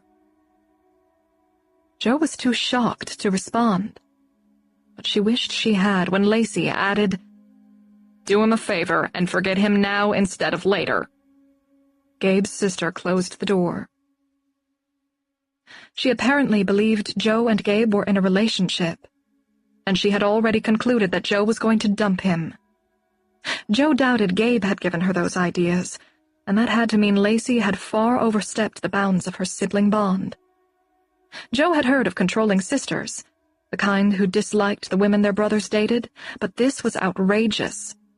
Lacey was trying to sabotage a relationship that hadn't even begun. Joe didn't notice Ursa was still on the porch until she got to the car. "Ursa, let's go." Ursa came to the upper edge of the porch stairs. you said we wouldn't take no for an answer. "That's just a saying." No, it isn't. "He doesn't want to see us." Maybe he does and they won't let him," Ursa said. "I know, but there's nothing we can do about it." Yes, there is. "What?" She didn't lock the door and I know where his room is. "Oh, my God, Ursa, get down here this instant," Joe hissed. I don't have to listen to you because I'm not from this planet. We have our own rules. She scampered to the door. "Ursa!" Ursa pushed the inner door ajar and slid through the gap. Joe contemplated whether to follow, and decided she couldn't let a child deal with Lacey alone. She entered just in time to see Ursa disappear behind a log wall. Lacey was at the kitchen sink doing dishes, and Catherine sat at the table talking to her. Both had their backs to the front door, and their conversation, along with the running water, had prevented them from hearing Ursa walk in. Joe crept across the living room, hunched over to keep a smaller profile. She slipped down the hallway and saw Ursa opening a door at the end of the corridor. "Knock first," Joe whispered, but too late to stop her from entering unannounced. Joe and Ursa stood in the doorway and surveyed Gabe. Dressed in gray pajama pants and a light blue t-shirt, he was curled on his side in a log frame bed with his back to them. Stacks of books were piled everywhere. The only decoration in the room was a star chart pinned to one of the walls. "Gabe," Ursa said. "Are you okay?" He rolled onto his back, his puffy eyes bewildered. "Ursa?" "Are you sick?" Ursa asked. "Who told you that?" "Your mean sister." He snorted a soft laugh and sat up, pushing strands of wavy hair off his face. His eyes focused into familiar blue sharpness when he looked at Joe. "She let you in?" "Actually, no," Joe said. "My mother did?" "It's more of a search and rescue operation," Joe said. "You're kidding." "I'm not." "They don't know you're here?" Joe shook her head. "The alien made me do it." His grin was short-lived. "Jesus, I must look bad," he said, running his hands over his beard and through his hair. "You look good," Ursa said. "You don't look sick at all." "Yeah, well, there are different ways of being sick." He dragged his legs over the edge of the bed, clearly unaccustomed to moving. His eyes settled on Joe's. "What made you think I needed rescue?" "I wouldn't let us see you." "Why did you want to?" "We need eggs." He smiled. "You missed your egg morning out on the road. It's caused a county-wide crisis." "Not a national emergency?" Your delusions are a bit far-reaching," she said. Maybe they are. Can I see the kittens? Ursa asked. He stood a little shakily. Thou shalt see the Shakespearean cats, my lady. You don't have to get up, Joe said. We only wanted to make sure you were all right. I do have to get up. I have to see Lacey's face when she gets you in her crosshairs. I'm a little scared about that, Joe said. I'll run interference. But I warn you, she doesn't take her cracked baby brother very seriously. Cracked like an egg? Ursa said. Hey, good analogy. He slid his feet into old tan loafers.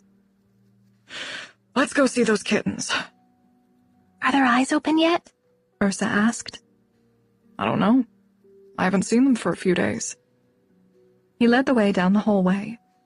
When they arrived in the open space between the kitchen and living room, he waved at his sister and mother. Don't mind us, he said. Just passing through. Gabe, Lacey said. What? How did they get in? Who? Them, Wait. You can see them? I thought they were my hallucination. Lacey strode over to Joe. You had the nerve to sneak into our house? I didn't, Joe said. 100% of the nerve came from another source. And no one is gonna yell at a little girl, right, Lace? Gabe said. So you're okay now? Just like that, Lacey said. Couldn't you have done that before I drove over here to do your work? I never told you to come. Who the hell was supposed to take care of Mom? Can we push the play button on this recording later? My friends don't want to hear it. Let's go, he said to Joe and Ursa. Where are you going? Lacey said. Ursa wants to see the kittens, he said. Yeah, and what about that? I told you no more cats. My cats are all spayed. The mother was a stray that showed up pregnant. Well, I haven't found them yet, but I'm thinking of taking them to the river. Gabe charged her with startling intimidation, and she backed away until her butt hit a kitchen chair. You do anything to those kittens and they'll find you in the river. I mean that, Lacey. You're friggin' nuts, Lacey said. I am, so don't mess with me. And don't say things like that in front of this little girl ever again. Lacey's sour gaze fell on Ursa. Who is she? Mom says you feed her every day? To keep Ursa from hearing more, Gabe lifted her into his arms and hastened to the door. I'm sorry, he said in Ursa's ear. Don't worry about any of that. Joe pushed on his back in her urgency to get out. They scrambled down the gravel drive on the west side of the house. Halfway to the barn, Gabe set Ursa on her feet. My bad, he said. You're too old to be carried. It's okay, Ursa said. Joe glanced over her shoulder to see if Lacey was following. She wasn't, and the cabin had disappeared behind trees that surrounded it on all sides. I'm sorry you two had to see that, Gabe said when they reached the barn. My sister is... She and I have never gotten along. She was in college when I was born, and she's always been more like my mean stepmother than my sister. You don't need to apologize, Joe said. Can I go see them? Ursa asked. Go on, he said. Ursa ran inside. Gabe and Joe followed her to the stacks of hay at the rear of the building. The mother cat is surprisingly tame, Gabe said, picking up the orange tabby that had come to greet him with her meows. He held her to his chest, and she rolled her head against his fingers as he scratched behind her ears. She obviously wasn't born in the wild, Joe said. I know. I think someone dumped her on my property when they saw she was pregnant. People around here know I keep barn cats. Joe stroked the cat in his arms. She gave birth to the first kitten next to my tool shed, but she let me move her to the barn. The kittens are safer from predators in here because I keep the door closed at night. Predators like your sister? Joe said. Yeah. Worse than a rat snake, right? Should we hide them better? Ursa asked. Gabe squatted in front of her. I won't let her hurt them. But she said... I think she'll leave tomorrow. She hates farm chores. Ursa took Joe's hand and led her to a nest of multicolored kittens tucked between two big bales of hay. I'm betting there's more than one father, Joe said.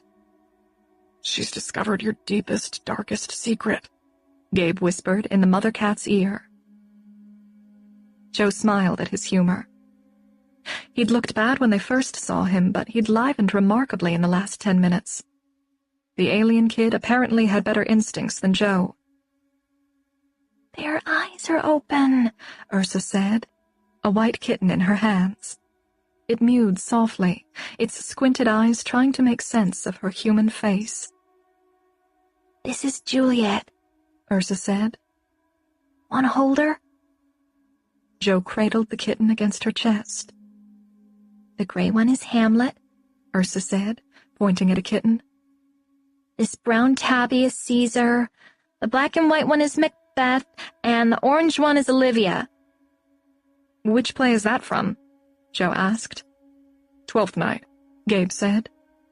Finally, a comedy.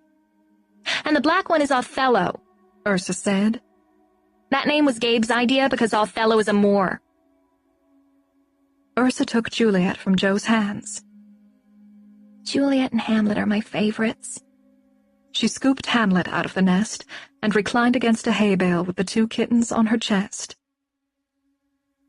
Balancing the mother cat on one arm, Gabe lifted Olivia and handed her to Joe.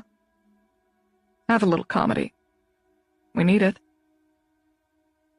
Joe warmed the tiny orange kitten until it settled down. Gabe was watching her, smiling.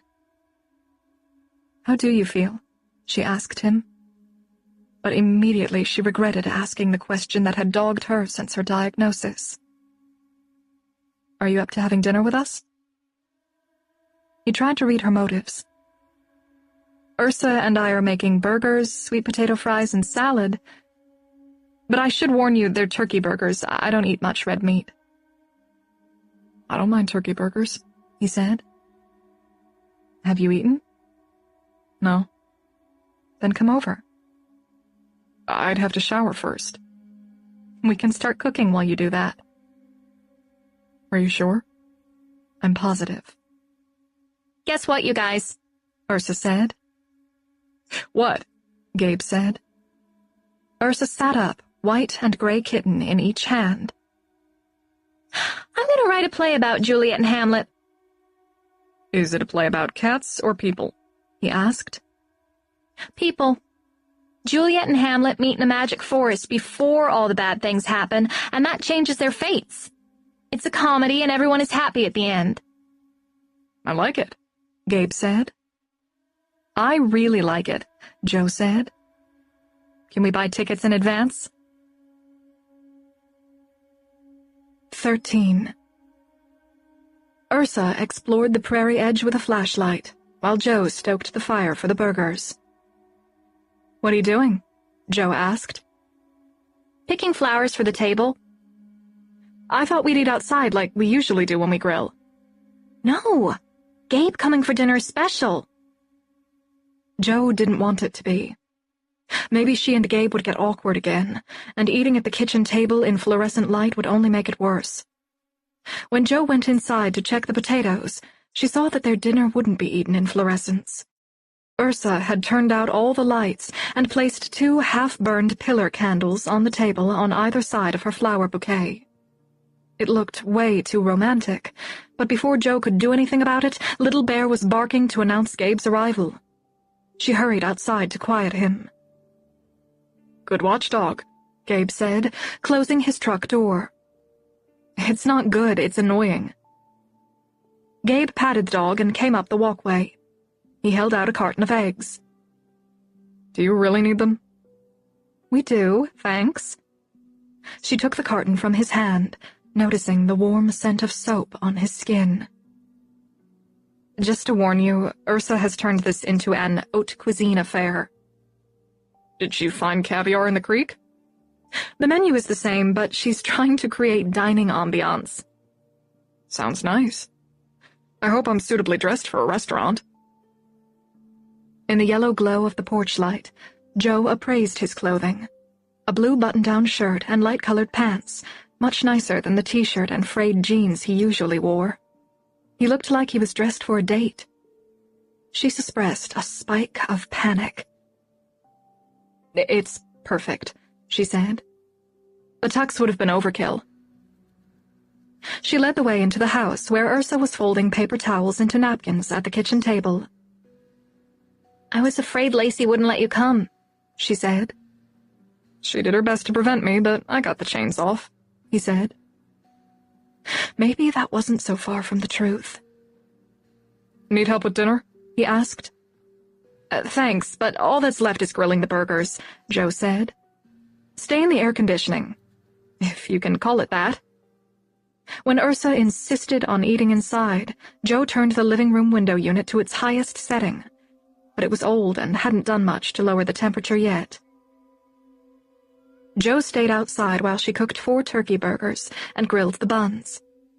When she brought the food inside, the living room light was on. Gabe and Ursa were seated on the couch, looking at Ursa's crayon drawings of him, Tabby, and Francis Ivy's house.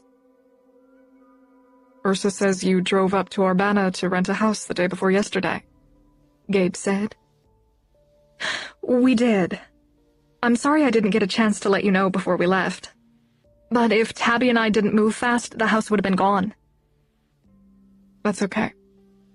He returned her pointed gaze. He knew her apology was meant to cover more. "Tabby must be quite a person if she was Ursa's third miracle." "Tabby is miraculous in more ways than I can explain," Joe said. "I've known her since our sophomore year in college, and we've roomed together since junior year." "Ursa said she's going to be a vet." "And her name is a cat," Ursa said. "Isn't that funny?" "It is," he said. Joe set the bowl of sweet potato fries on the table next to the burgers. "Dinner is served." Ursa turned off all lights in the living room and kitchen. "Yikes, spooky," Gabe said, to discharge some of the tension. Ursa took the seat next to Gabe at the candlelit table, and Joe sat across from him. "I made the salad," Ursa said. "Good job," he said. "The extra burger without cheese is for you," Joe said. "Not sure if I'll be able to handle it," he said. "I haven't eaten much the last few days." "Because you were throwing up?" Ursa asked. "No, I just wasn't hungry." Joe had expected as much, but she'd put a 4th burger on the grill anyway. Just like the meal she'd brought her dying mother, always too big, as if she could feed her back to wellness. Sometimes she thought about herself in the same way, afraid the cancer had come back if she didn't have an appetite. Good thing she never had those worries about Ursa. She was famished, her usual chatter silenced by a mouthful of burger. "I hear Ursa has become quite the ornithologist," Gabe said. "She has," Joe said. "She's found 2 nests." He held up his hand and let Ursa high-five him. He was pretending he felt better than he did. He had put down his burger before he'd eaten half of it, and while Joe and Ursa finished eating, he picked at his salad to have something to do. "How's the research going?" he asked. "Better than expected for my first field season." "How many more will you have?" "At least 1 more." "You'll be living here next summer?" "That's the plan." He looked down at the fork he was poking in his salad before he returned his gaze to hers. "Why are you studying buntings?" "I'm doing a nesting study, and bunting nests are plentiful and easy to find. Historically, they nestled in forests that were disturbed by fire and floods. These days, they're attracted to the edges of our roads and crop fields, and those habitats aren't so good for them. Lots of birds that nest in those shrubby kinds of landscapes are declining." "Interesting," he said. "So I'm comparing nesting success between habitats created by natural and human disturbances." He nodded. What brought you into the world of birds in the first place? I'd have to say my parents, she said. My dad was a geologist, and my mother was a botanist. When I was a kid, my family camped and hiked all over the United States. That was when I learned my first birds, mostly with my mom. Joe's mom and dad are dead, Ursa announced. Gabe didn't look especially surprised when Joe had used past tense to describe her parents. But unlike most people, he didn't ask what had happened to them. My dad did research in the Andes, Joe said. He was in an airplane that crashed into a mountain when I was 15. 2 other geologists and the Peruvian pilot died with him. Jesus. How old was he? 41. Was your mom there doing research with him? No, she was home with my brother and me. She never finished her botany PhD after my brother was born.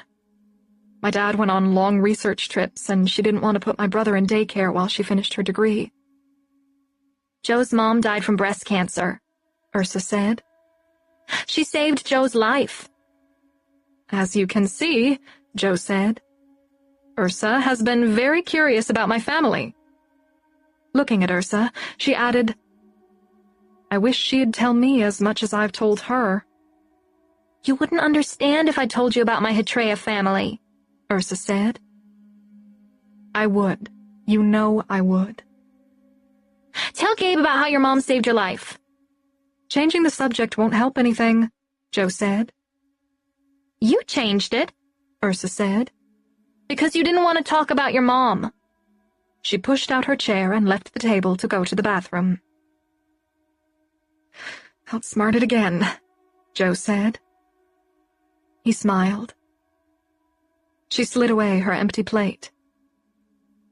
You're probably wondering what Ursa meant about my mother saving my life. I'm guessing her cancer led to the discovery of yours? Joe nodded.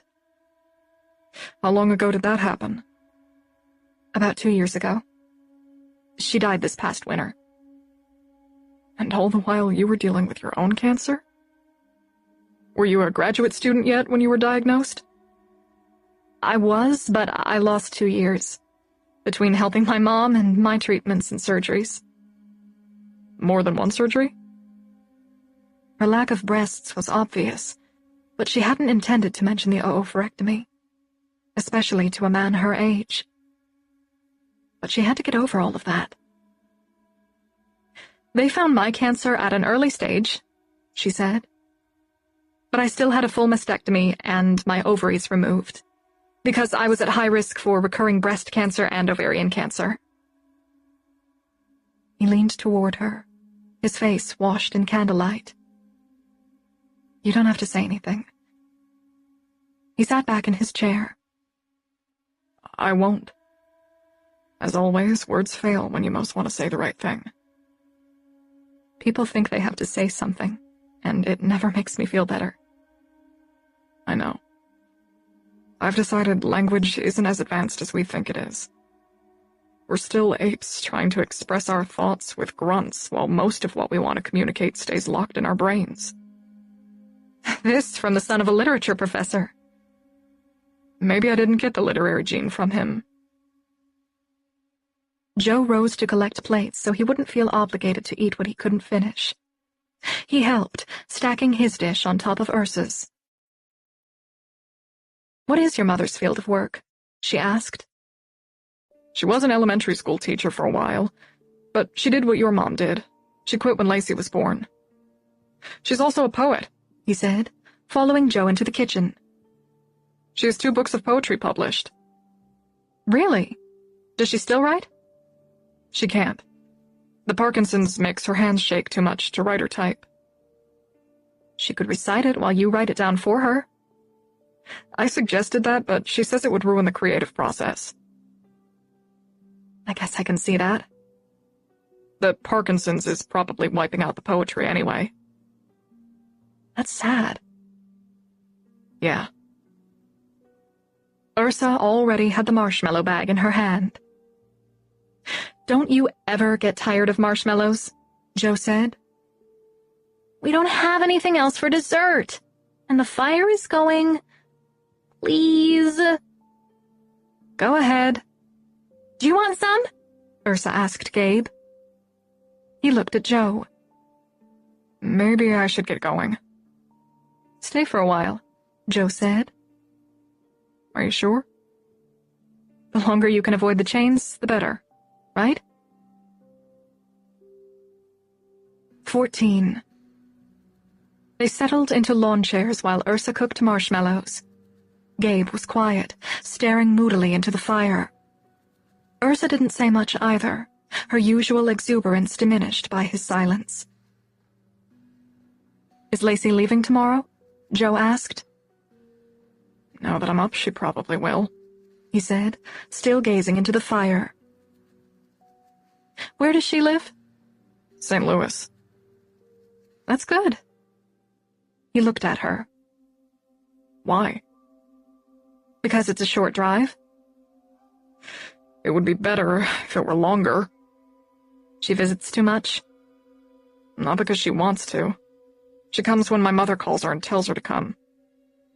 Does your mother do that often?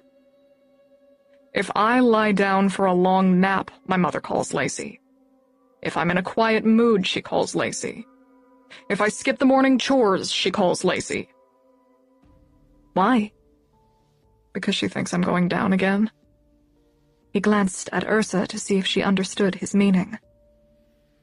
She's terrified I'll stop taking care of her and the animals.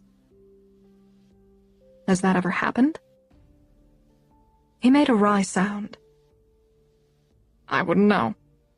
What do you mean? I've never had a chance to see if I would let it get that bad. Lacey always shows up before it does. And then you shut down because you can, and they expect you to. His eyes lit up with more than reflected fire. Exactly. That's messed up. And having Lacey around would make anyone shut down. She almost seemed pissed that you were able to get up. She was. She complains about coming here when I get depressed, but in reality, I think she enjoys it. It's some power thing with her. That's why she wouldn't let us see you. She was threatened by the possibility that you have friends. Who might give me a reason to get out of bed. Which you did, by the way, and thank you for that. Thank Ursa, I was too chicken to do it. Thanks for sticking to your guns, Ursa. I mean, not guns. Joe and Ursa laughed. He looked better, and maybe felt better, because he toasted 2 marshmallows and ate them both. But anything he gained would be lost when he returned to the poisonous atmosphere of his home.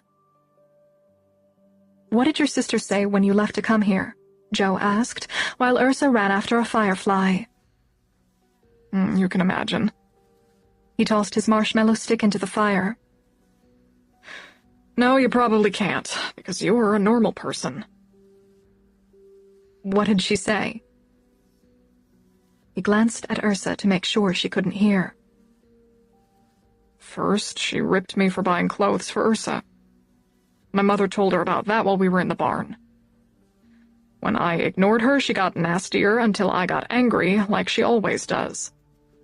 She said I might be accused of being a pedophile if I kept letting Ursa come to the farm. I asked her if that was a threat, and she said maybe. She said it was weird that I was picking her up in my arms. That's terrible. Yeah, it was bad. And she mocked me about you, like she thought we were involved or something. So Joe had guessed right about that. What a bitch. If she thought you found someone, she should be happy. My happiness can only make Lacey miserable, and vice versa. She's hated me since I was in the womb. You know what she said to me? What? He asked with alarm. Apparently he didn't trust anything his sister said. She told me I should dump you now rather than later when my research was done. God damn her, he said, looking in the direction of his cabin. Don't worry about it. I could see what was going on. But I thought you should know. He studied Joe's eyes. Did she say anything else? That was the gist of it. He kept his eyes on hers, as if searching for the truth beyond her reply. What did you think she had said? He looked down at his hands, rubbing his palms between his knees. She and my mother think you're the reason I went down, because I was last with you before it happened. She had surmised as much when he first disappeared, but she wouldn't ask if it was true. That question might lead to why she had suddenly turned cold the night they looked at the galaxy. She never talked about how the surgeries had changed her view of her body. She could only visit that desolate place in private. Gabe turned his face toward her. She had no right to lay that on you. I'm sorry she involved you in our family bullshit. It's okay. I'm sorry I called her a bitch. I shouldn't have done that. Why not? He cupped his hands to his mouth and shouted, "You bitch!" in the direction of his property. I doubt she heard. You never know. You can hear loud noises between these houses. I'm sure you hear our cow. I do. I meant Lacey. Okay, stop. We should feel sorry for her. People as bitter as her usually have a reason. Is she divorced or something like that? No, but you're right about her being bitter. She was always desperate for our father's approval, and she hated that he bragged about how smart I was when I was little. Mostly to please him, she majored in English and tried to become a writer, but she failed. Around that time, she got really mean. She used to tease me relentlessly until my temper blew. She enjoyed trying to make me look bad in front of our parents, especially our father. That's all pretty typical sibling rivalry. Is it typical for a woman in her 20s to play games with a little kid so she could crush him and tell him how dumb he was? Or to say her newborn brother looked like a toad and call him Mr. Toad into adulthood? Around her, I felt like the ugliest, stupidest thing on earth. That's awful. I'm really sorry. Don't be. I got over it a long time ago, he said, in a hostile tone that contradicted his assertion. I stopped hoping she would like me the day she abandoned me in the woods. I was picking flowers for my mom and she just walked away. I still remember how terrified I was. How old were you? 5. It took my mother an hour to find me. She'd asked Lacey to take me for a walk while she worked on a poem. Lacey lied, said I'd wandered off. And she went on and on about how I'd have found my way home if I was smarter. God, I hope she never had kids of her own. She has 2 sons, and she spoiled them rotten. They're both in college now. Does she have a job? She kept writing while she did the stay-at-home mom thing, but none of her books ever took off. She felt like she had disappointed my dad. But she shouldn't have chosen that field just to please him, especially once she realized writing wasn't her talent. Ursa had returned during their conversation. Are you talking about Lacey? Yes, Joe said. Why did you yell when I was over there? She asked Gabe. I was just fooling around. I thought Lacey was here and she came to make you leave. She can't make me, he said. Will you stay? I'll go soon. I'm sure you two are tired. You have to stay, Ursa said. If you go back, they'll keep you prisoner again. But this time they'll lock the door and we won't be able to rescue you. It's not as dire as all that, he said. Please? Joe wants you to stay. Joe, tell him not to go. Maybe you shouldn't go back, Joe said. Show your sister you have a life of your own. And your mother needs to learn that too. Why doesn't she ever stay with Lacey in St. Louis so you can have a break? Or they could hire someone to help her? Who voted you the forever caregiver? You're way too young for that burden.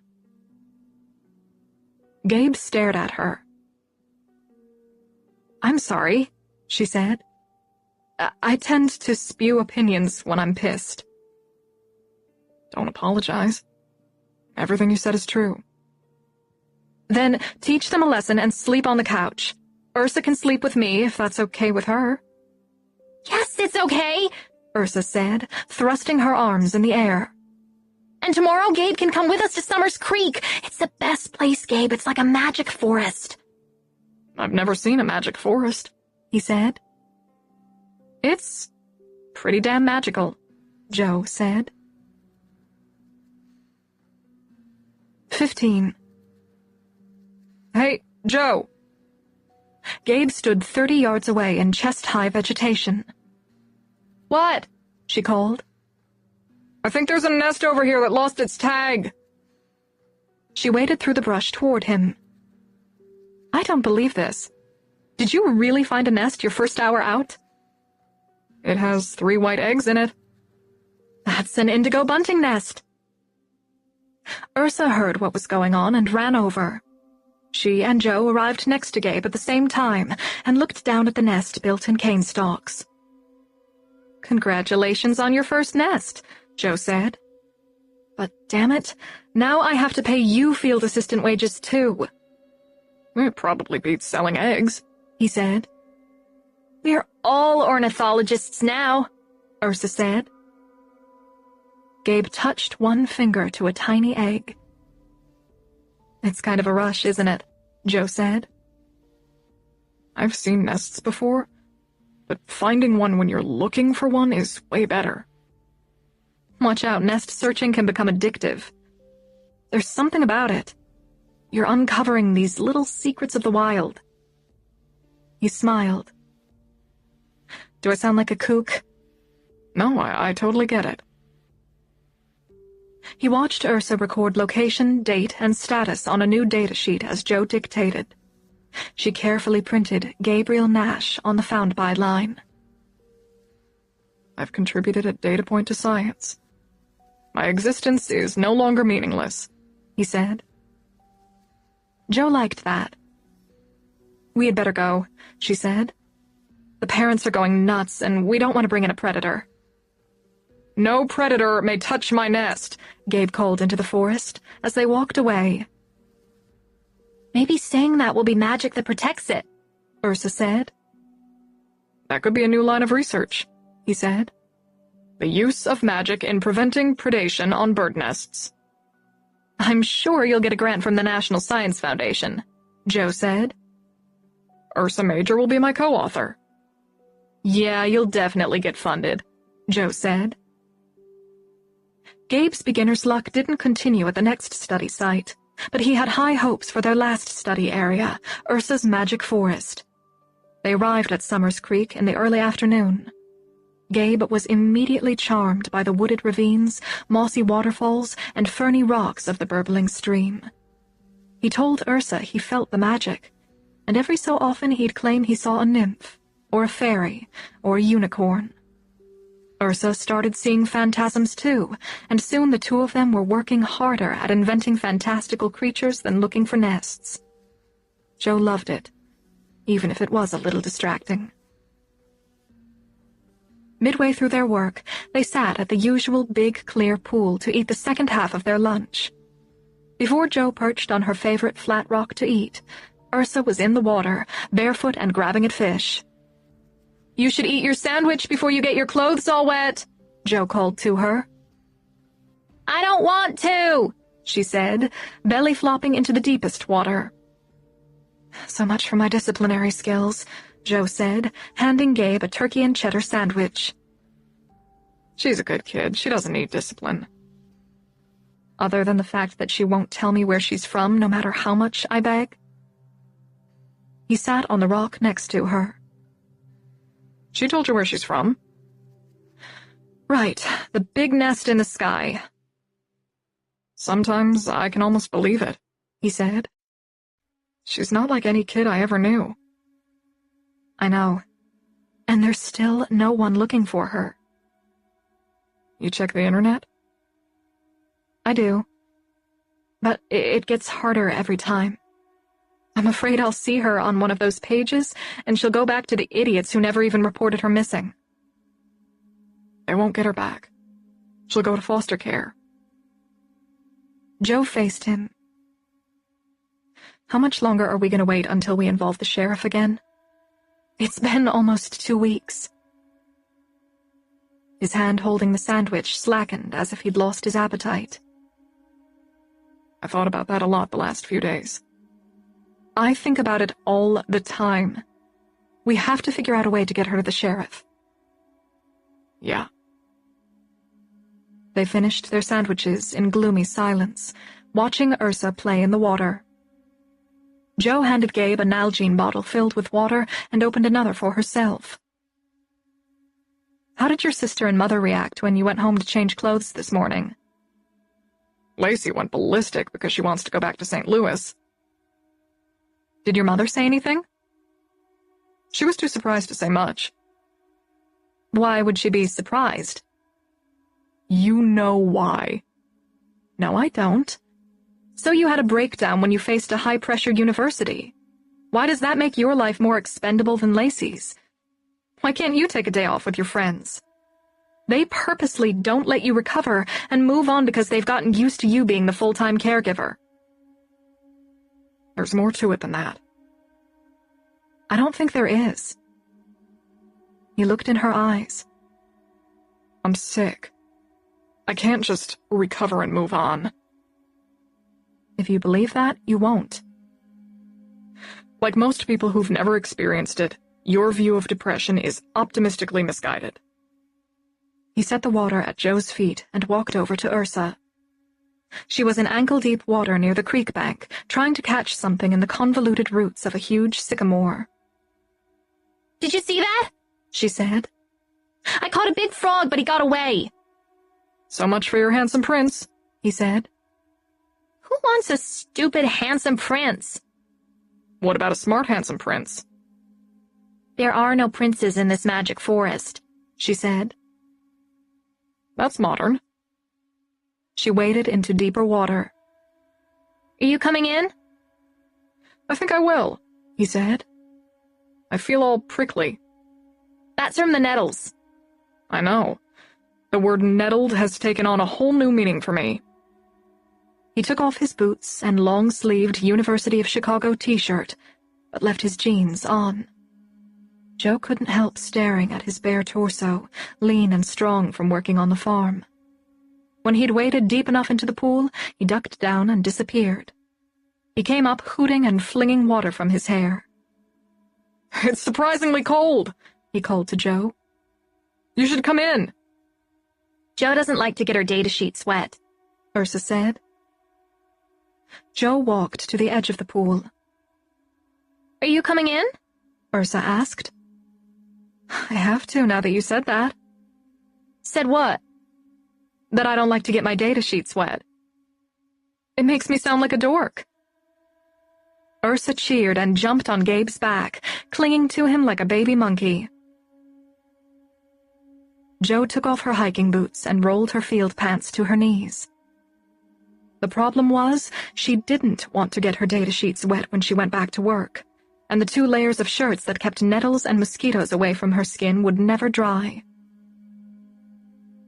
She unfastened the top buttons and pulled both long-sleeved shirt and tee over her head. Maybe she did it because she'd told Tanner she was happy with what she looked like. Or because her mother had said, "Live passionately for both of us." Maybe she took off the shirts because she wanted to show Gabe that she knew something about how to recover and move on. Whatever the reason, the shirts were off, and the cold water she was splashing onto her hot chest felt great. Ursa hardly noticed. She'd seen Jo's chest a few times when they were changing clothes. But Gabe clearly didn't know what to do.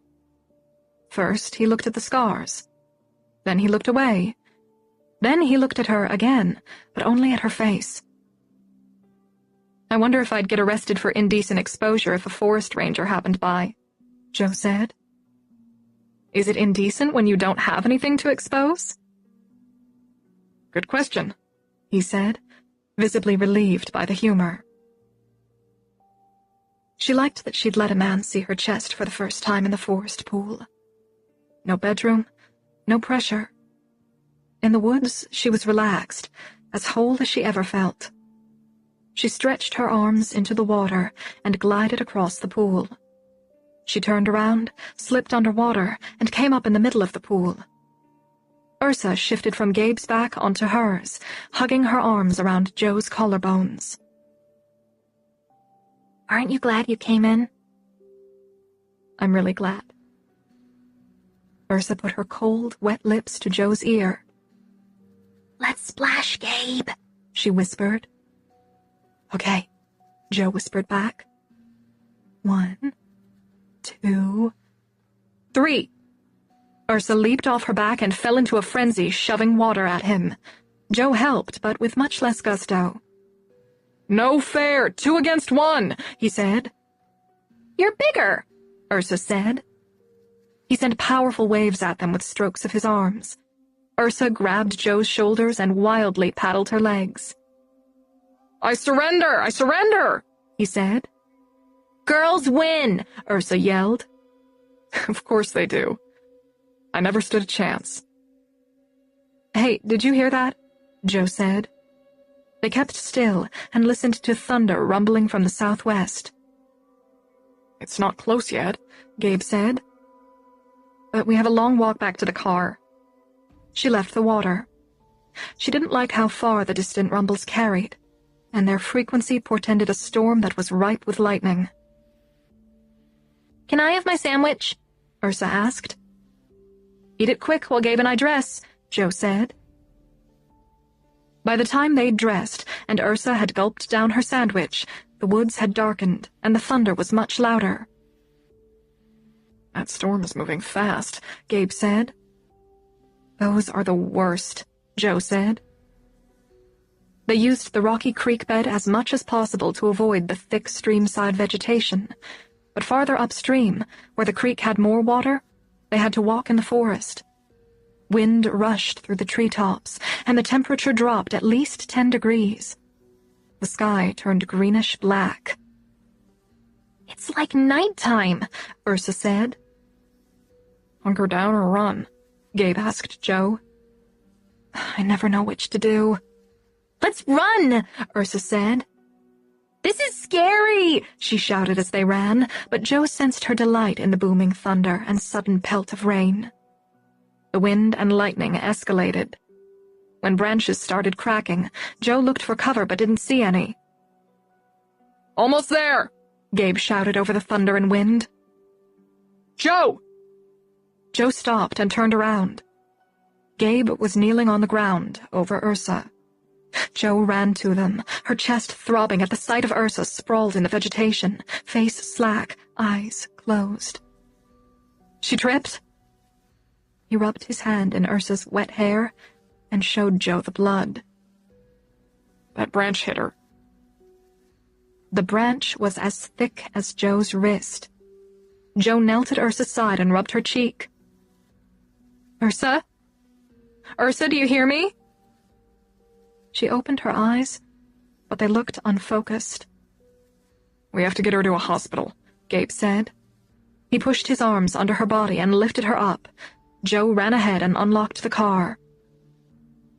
He laid Ursa across the back seat. Stay with her. I know where the nearest hospital is. Where? Marion. I've been there with my parents. He took the keys and gave Joe the extra t-shirt from his backpack. Use this to put pressure on the cut. Joe cradled Ursa's head in her lap and held the shirt to the wound on her scalp while Gabe drove. The windshield wipers slapped wildly as rain, thunder, and lightning assaulted the car. Everything felt like a sensory translation of her panic. Ursa tried to sit up. You're hurt, Joe said. Don't get up.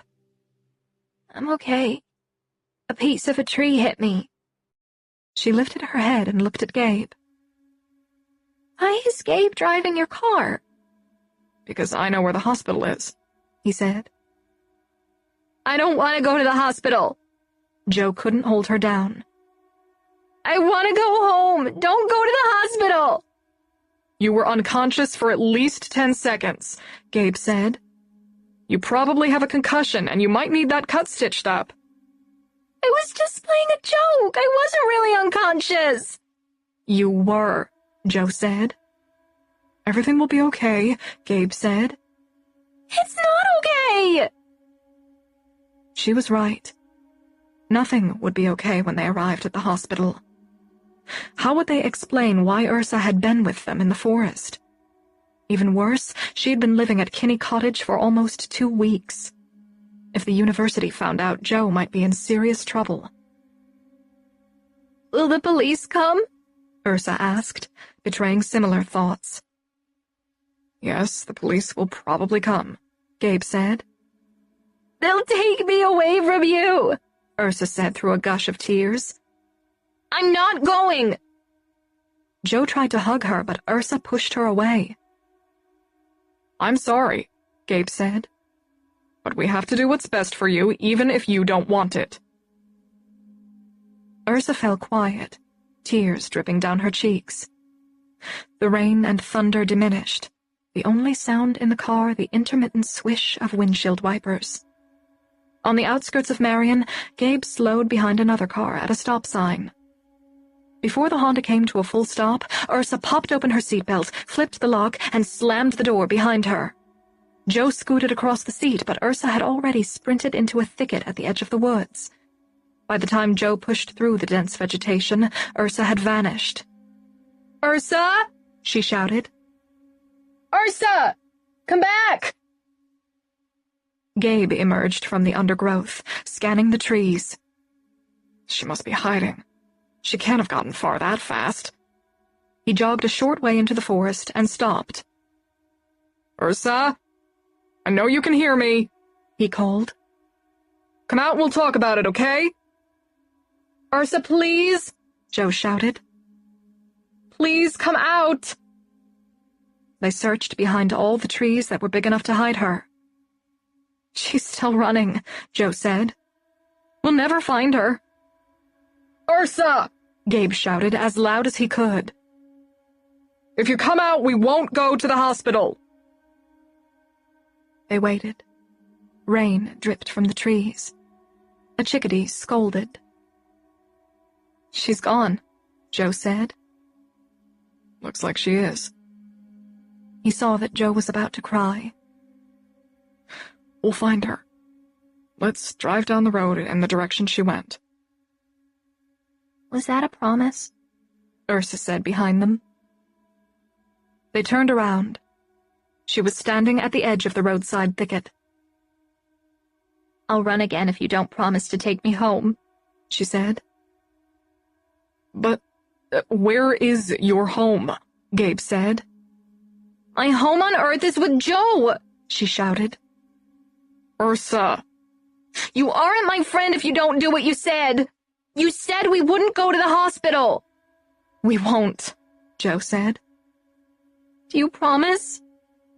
Yes. Joe walked toward her slowly to keep her calm. How's your head? It's okay. When Joe reached her, she lifted her hair to assess the cut. Look, it stopped bleeding, she said to Gabe. Because she has the hardest goddamn head I ever saw. Where the hell were you? In a metal thing, Ursa said. It's in here. She led them into the thicket and showed them the opening of a corrugated drainage pipe, rainwater swirling out of it. They would never have found her in there. I give up, Gabe said. This alien is way too smart for me. Can we go home? Ursa said. We're going home, Joe said. 16. Joe had hardly stopped the Honda when Ursa jumped out, grabbed a stick, and threw it for Little Bear. All the way home she had been manic, trying to prove that the blow to her head hadn't done any damage. Joe unlocked the front door of the house. Ursa, inside for a bath. You mean a shower? Ursa said. No, I don't want you standing up. I'm okay. At the very least, your head has to hurt. Do what I said. I'll be in the bathroom to help in a minute. I don't need help, Ursa said, though she obediently walked inside. Still cloaked in his blood-stained shirt, Gabe put his backpack in the back of his truck. She looks good. I think a lot of that is fake, Joe said. He laid the bloody shirt they'd used to put pressure on Ursa's cut next to the backpack. Will you come back after you clean up? She asked. Do you want me to? I do. What if I can't wake her up in the middle of the night or something like that? That's the risk we're taking by letting her call the shots. Come on, I feel bad enough. He gently touched her arm. I'll be back soon. You're welcome to have dinner with us, she said. Are you sure you have enough? Your fridge looked pretty bare when I put things away last night. I know. We'll have to do omelets with the eggs you brought. I'll bring something over to cook. Let me handle dinner. You look beat. You must be about the same. His weary smile confirmed it. We'll manage. I'll see you soon. Joe had Ursa undress and sit in warm water. After she cleaned the wound on Ursa's scalp, she gave her the soapy cloth and let her wash her body. Ursa came out of the bathroom wearing the pink Hello Kitty pajamas she and Gabe had bought at a yard sale. She didn't want to lie down on the couch while Joe showered, but Joe made her. Joe bathed and dressed in shorts and a t-shirt. When she emerged from the bathroom, Gabe was already in the kitchen, cooking. Hope you don't mind if Ursa let me in, he said. I wanted to get dinner on as fast as possible. He was seasoning a chicken in a roasting pan, and he'd brought bread stuffing to cook on the stovetop. This looks great, Joe said. I want to make the stuffing, but he won't let me, Ursa said. Because you're supposed to be resting, Gabe said. Go back to the couch. I'm not an invalid, she said on her way to the living room. Invalid, Gabe said. My sister doesn't use vocabulary like that, and she's a writer. How is Lacey? Spittin' nails, as they sometimes say around here. He poured the stuffing mix into a mixture of water and melted butter. I think she suspects we've committed a murder. The blood. How did you explain it? I told her Ursa got hurt. And that led to another lecture on why I shouldn't be going around with someone else's kid. She threatened to call the cops. Will she? Never know with Lacey. What did she say when you left again? She demanded I stop my childish fling, as she called it, and stay home. She says she's leaving in the morning no matter what. Do you have to go home tonight? He quit stirring and faced her. You asked me to stay the night, and I'm staying. Only if you want to. I do. I'm worried about Ursa too. How can I help with dinner? Looks like we need a vegetable. I've got it covered. Lacey and my mother had leftover green beans and corn in the refrigerator. They only need to be heated. An hour later, they sat down to the chicken, stuffing, and vegetables. Gabe had also brought a partial container of fudge ripple ice cream for dessert. Joe was too full to eat it, but Ursa and Gabe each had a bowl. That knock on the head certainly hasn't affected your appetite, he said to Ursa. I told you I didn't need to go to the hospital, she said. Well, you gave us quite a scare. So much for your magic forest. It's not the forest's fault, Ursa said. I made it happen. You made a branch conk you on the head and nearly kill you? It wouldn't have killed me. But like I told Tabby and Joe, sometimes a bad thing has to happen to make a good thing happen. What was the good thing that came of it? Gabe asked. You're staying overnight again? You knew I would stay overnight if you got hurt. I didn't exactly know. It all just happens. People from Hetrea give off these invisible specks, kind of like quarks, except different, and they make good stuff happen around us when we meet Earthlings we like. He laid his spoon in his empty dish. So I guess these quark things are kind of like giving off good vibes. They can change people's fates. What's so good about me staying overnight? Joe and I like you. She picked up her bowl and drank the last of her melted ice cream. You didn't want to be over there with your mean sister anyway, right? That's another way it's good. What do you think, science lady? He asked Joe. Why not? We can't see gravity, and it has a strong effect on us. True. He stood and nestled Ursa's bowl inside his. Maybe tomorrow I'll find $1 million under my pillow. Probably not, Ursa said. Why not? The quark things know what you really want. I don't want $1 million? I don't think so. Darn it. He went to the sink and washed the bowls. Do you have that medicine Earth people call Motrin? Ursa asked Joe. Do you have a headache? Only a little one.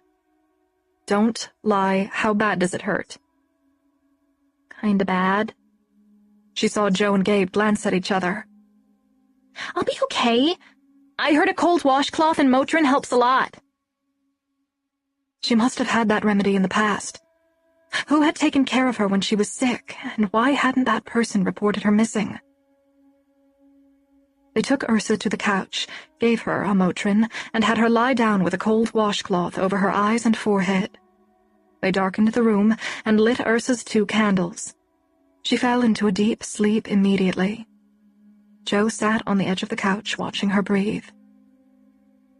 Can't sit up like that all night, Gabe said. I have to be next to her. Let me put her in your bed. He carried her to the first bedroom and rested her on the queen mattress on the wooden floor. He drew Joe's blanket over her, carefully tucking it around her shoulders. He pulled aside the strands of hair that covered her face. He looked up and caught Joe's smile. Are you going to bed right away? He asked. I'll stay awake as long as I can to keep watch on her. Do you mind if I sit here next to the bed?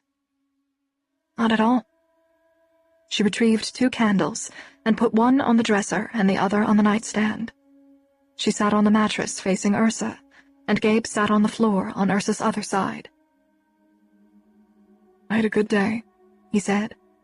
Before Ursa got hurt, obviously. You stood up to the heat, insects, and bushwhacking very well. Not to mention the stinging nettle. Yeah, don't mention it.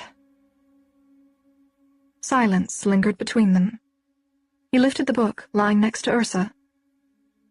Slaughterhouse-5, he said, turning the book in his hands. I've never seen it in hardcover. How old is it? Printed in 1969, the year it came out. He looked up at her. With the original cover? It must be worth a fortune. It's not in the greatest shape, but it is priceless. It was handed down from my grandfather to my dad to my brother to me. My mother read that copy more than once, too.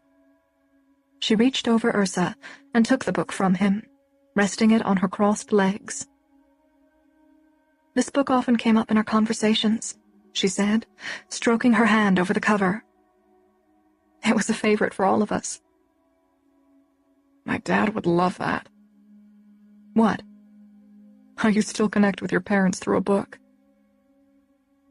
She did, and not only through that one.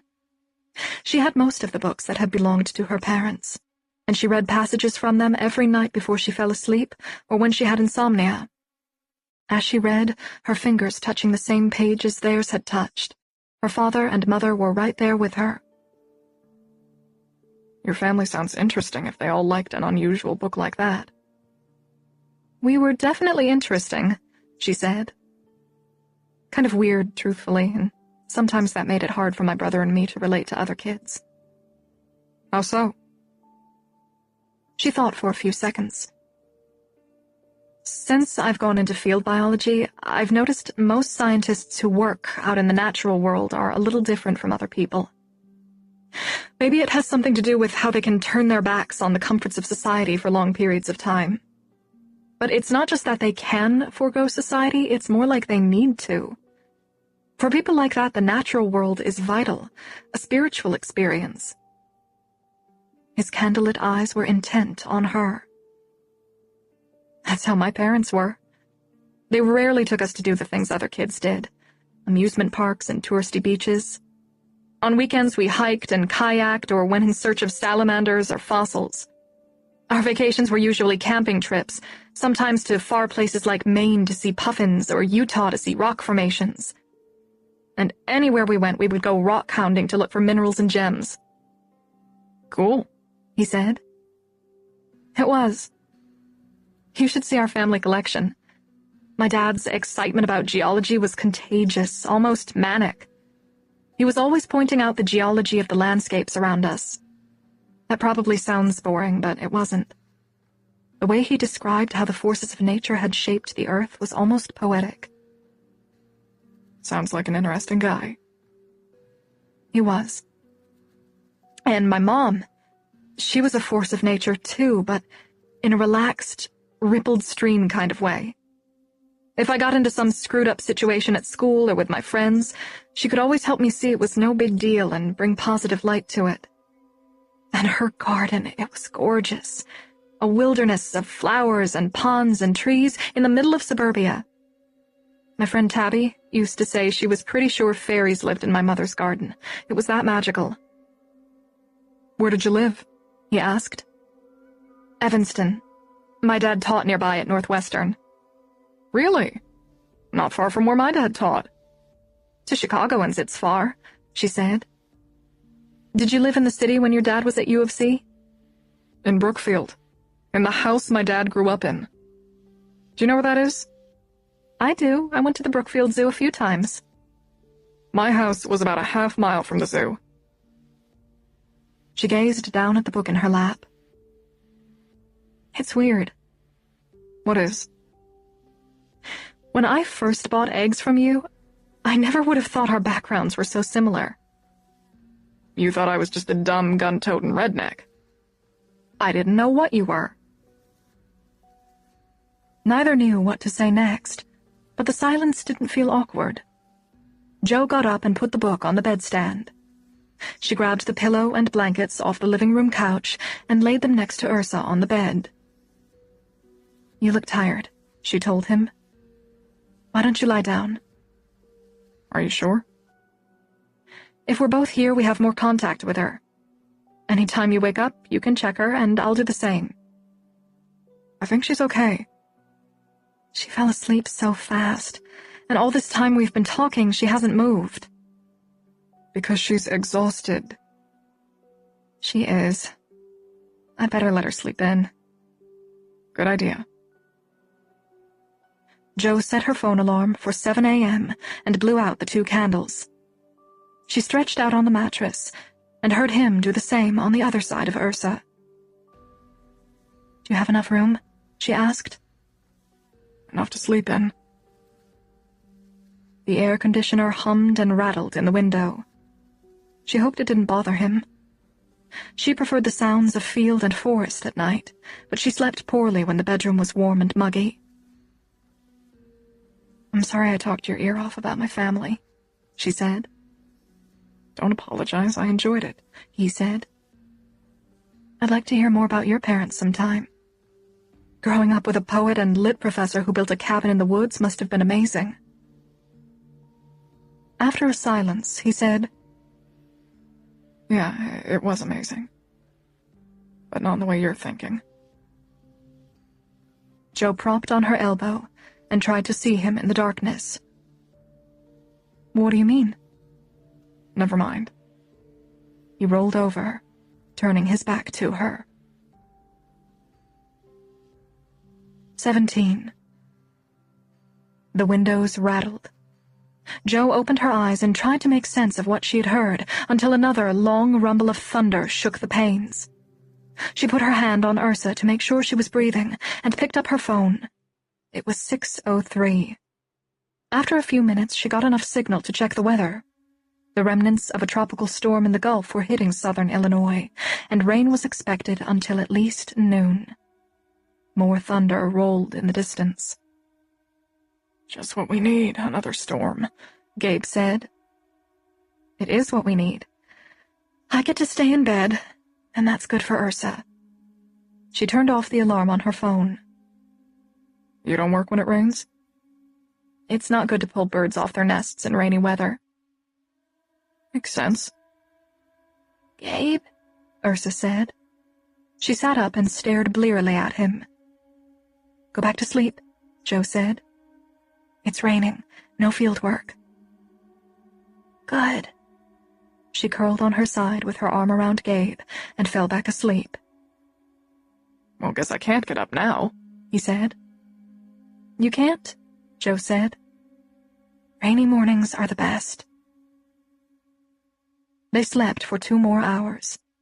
Ursa woke first, laying one hand on Joe and the other on Gabe. This is like a nest. I feel like a baby bird. Bet you're as hungry as one, too, Joe said. I am, but I never want to leave the nest. Gabe sat up. Half your nest is going to the bathroom. Gabe! Sorry, Birdie. I'll brew some coffee. Stay in bed if you want, he told Joe. Nope, Joe said. I'm aiming in the same direction. Ursa's nest moved to the kitchen, where her beak was stuffed with fried eggs, half an English muffin, and orange slices. After breakfast cleanup, Gabe worked on the clogged kitchen sink with tools he had in his truck. He ended up taking apart all the pipes. He was putting them back together when Little Bear started barking outside. From the porch, Joe watched Lacey stop her silver SUV next to Gabe's pickup. She marched down the front sidewalk, ignoring the steady rain and Little Bear's attempts at scaring her off. I need to see Gabe, she announced, striding into the house. Come on in, Joe said to her back. Lacey stopped in the kitchen doorway. She looked at Gabe on the floor fastening pipes, and Ursa seated at the table drawing an indigo bunting with her new colored pencils. Isn't this the picture of domestic bliss? She said. Ursa looked like a cave troll had entered the room, and Gabe scrambled to his feet. I guess her broken sink was more important than me leaving, Lacey said. I guess it was, he said. Lacey focused on Ursa. I hear you got hurt yesterday? Ursa nodded, slightly. What happened? Ursa glanced nervously at Joe. There was a storm. A branch fell. What did your parents say about that? I bet they were worried. Is there a reason you're here? Gabe asked. Several reasons, Lacey said. Thanks to your raid on our kitchen last night, we need groceries. There's plenty of food in the big freezer, he said. Well, there isn't toilet paper in the freezer, and we need that too. And Mom's out of that cream she puts on her eczema. She's upset you haven't gotten it yet. I'll go as soon as I'm done here, he said. Too late, I'm on my way. I thought you were leaving. I thought so too, but there's a lot that has to be done at the cabin while you're screwing around over here at Kinney's. Nodding at the sink, she said, George will be grateful to you for fixing it. Maybe you should hire on as his handyman. Lacey sniffed a soft laugh before she left the room, and Gabe's eyes took on a strange glassiness. He turned away, staring out the window, his hands clenched on the sink edge. Little Bear barked at Lacey's departure, and Gabe turned around, all traces of anger, or whatever it was, gone from his eyes. What was with that dig about being George Kinney's handyman? Joe asked. Just Lacey being Lacey. He got on the floor to finish the plumbing. For the next 2 hours, Joe entered data from her nest logs into her laptop, and Gabe showed Ursa how to play War and Solitaire with an old deck of cards. At 12:30, the rain was still pouring down, and Joe decided to give up on field work. She needed to make good use of the day off work, with a much-needed trip to the laundromat and grocery store. She asked Gabe if he would stay with Ursa. She didn't want to risk taking her near the Vienna Sheriff's Station in case she ran into Deputy Dean. If Ursa was going to be taken into custody by the police, the handover had to go down on Joe's terms. She was well aware, though, that everything that had come to pass so far had transpired wholly on Ursa the alien's terms. Joe wedged 2 dirty kitchen towels into her laundry bag, already overstuffed with the addition of Ursa's clothing. Gabe and Ursa were seated at the kitchen table, waiting for tomato soup to boil. He was teaching her how to play poker, and they were using oyster crackers as betting chips. "First guns, now gambling," Joe said. "You're a bad influence." "Not for long," he said. "We can't stop eating our money." "I'm sorry there's not more to eat around here," she said. "I'll bring back lots of groceries." "Don't forget macaroni and cheese," Ursa said. She laid the 5 cards in her hand on the table. "I have 3 aces. I beat you." "Quit cheating with your quarks," he said. When she arrived in town, Joe ordered a chef's salad at a cafe near the laundromat. She looked out the window at the slow bustle of small-town life, relaxing into accustomed solitude. In quiet moments of the past year, she had often dwelled on those who were gone, her mother and father, or her pre-surgery self. Today she contemplated the living, Ursa and Gabe. She let her relief for Ursa's recovery from the head injury sink in. She wondered what would have happened if they had taken Ursa to the hospital, if she and Gabe had been questioned by the police. Whatever might have happened, one thing was certain. Ursa would no longer be with Joe. Joe didn't even want to imagine the moment when Ursa was forced to leave her and Gabe. Fortunately, her food arrived before she dwelled on it for long. She folded the top layer of egg slices into the heart of her salad. A few weeks back, she'd never have believed the enigmatic Eggman would be a part of her daily life. Something that improbable almost had to be caused by an alien's intervention. She smiled, remembering how Ursa had snuggled up to Gabe that morning, fully trusting in his gentle nature. She stopped eating to focus on a surprising sensation. The kind of inner warmth she used to feel when she was attracted to a man. She was relieved her body could still feel that way. But maybe it wasn't her body. It was probably the replacement hormones. The warmth faded with her cold appraisal. Such was life with a double dose of analytical genes. Falling for Gabe would be too inconvenient anyway. Her research was an ambitious project that normally would require at least one assistant. And why risk her emotional recovery when he'd shown no interest beyond friendship? He'd slept over twice and hadn't made even the slightest move. Not one move. Maybe he was turned off by her body, or simply by the idea of the cancer. As compassionate as he was unlikely to want a woman who lacked the usual anatomy. She let her fork fall into the last bit of her salad, paid the bill, and left. The last of the gray rain clouds finally cleared away as she arrived home. The forest around Kinney Cottage was glorious, every leaf and bough sparkling with raindrop jewels of golden sun. Gabe and Ursa weren't in the house. Gabe's note read, "We're at the creek catching fish with a holy net. Understandably, this may take some time. Come join us if you enjoy frustration." Ursa left a note next to it that said, "I hope you got pie." Joe had bought a pie, Dutch apple, and vanilla ice cream to go with it. After she put groceries and laundry away, she decided to start a spaghetti dinner rather than go down to the creek. At around 7, Ursa burst in the front door, shouting, "Did you get pie? We caught these pretty fish called darters, and Gabe showed me water beetles. They carry a bubble of air under their body to give them oxygen underwater." "How cool is that?" Joe said. "And we found these larvae called caddyflies that can build a house that moves. They make a tube of silky stuff and stick sand and little pieces of rocks and wood on it. They use it to keep their soft bodies safe from predators." "I've seen those," Joe said. "They're amazing." Gabe arrived in the kitchen and set 2 sandy jars in the sink, his clothing as wet and muddy as Ursa's. Joe tried not to think about how good forest and stream looked on him. "I didn't know you were an aquatic insect expert," she said. "I'm not," he said. "He is," Ursa said. "He knows the names of everything." "Are you self-taught or did someone show you?" Joe asked. "George Kinney did."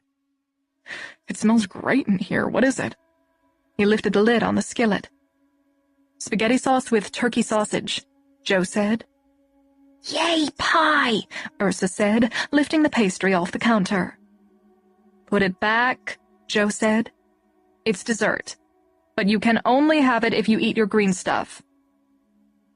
Outside, Little Bear started going berserk. Damn it. It's Lacey again, Gabe said. The three of them went to the front window, and when they saw the sheriff's car rolling down the gravel lane, Ursa vanished. Joe experienced something like deja vu as the rear screen door creaked open and banged shut. Fucking Lacey, Gabe said. I knew she was up to something when she came over here. What will we say? Tell the truth as much as possible. Joe walked outside and tried to call Little Bear off the cop. Gabe stayed on the front walkway. The deputy wasn't Kay Dean. He was older, in his mid-40s, but leaner and fitter than most 20-year-olds. His dark brown eyes had an alarming look, sharp with accusation. Would you be Joanne Teal? The deputy asked. Yes, Joanna, Joe said. How can I help you? The deputy walked toward her, unconcerned by the half-grown mongrel barking at him, his gaze fixed on Gabe. Is there a problem? Joe asked. Maybe you can tell me, the deputy drawled. I was told to look for an injured girl at this property. Who said that? Why would you need to know? Is the report true or not? There is a girl who comes around, she said. I called the sheriff about her a few weeks ago. He hadn't expected her to say that. Deputy Dean came out, she said. He nodded, his stern demeanor softening. He was clearly familiar with Dean. But the girl saw him coming and ran away. Why would she do that? Maybe she was afraid he would make her go home. She had bruises on her. You told Kyle, Deputy Dean, about that? I did. She still comes around? He asked. She does. Has someone reported her missing? Someone's reported her as endangered. Last you saw her, was she hurt? She had a cut on her head yesterday. I cleaned it up for her. Did the cut look like it was from abuse? It wasn't. It was from a tree branch that fell during the big storm. Joe's stomach muscles clenched. Maybe she had said too much. How would she answer if he asked her where that had happened? Have you met her family? The deputy asked. No. I don't know where she lives, and she won't tell me. The deputy looked at Gabe. That's my friend. He lives next door, Joe said.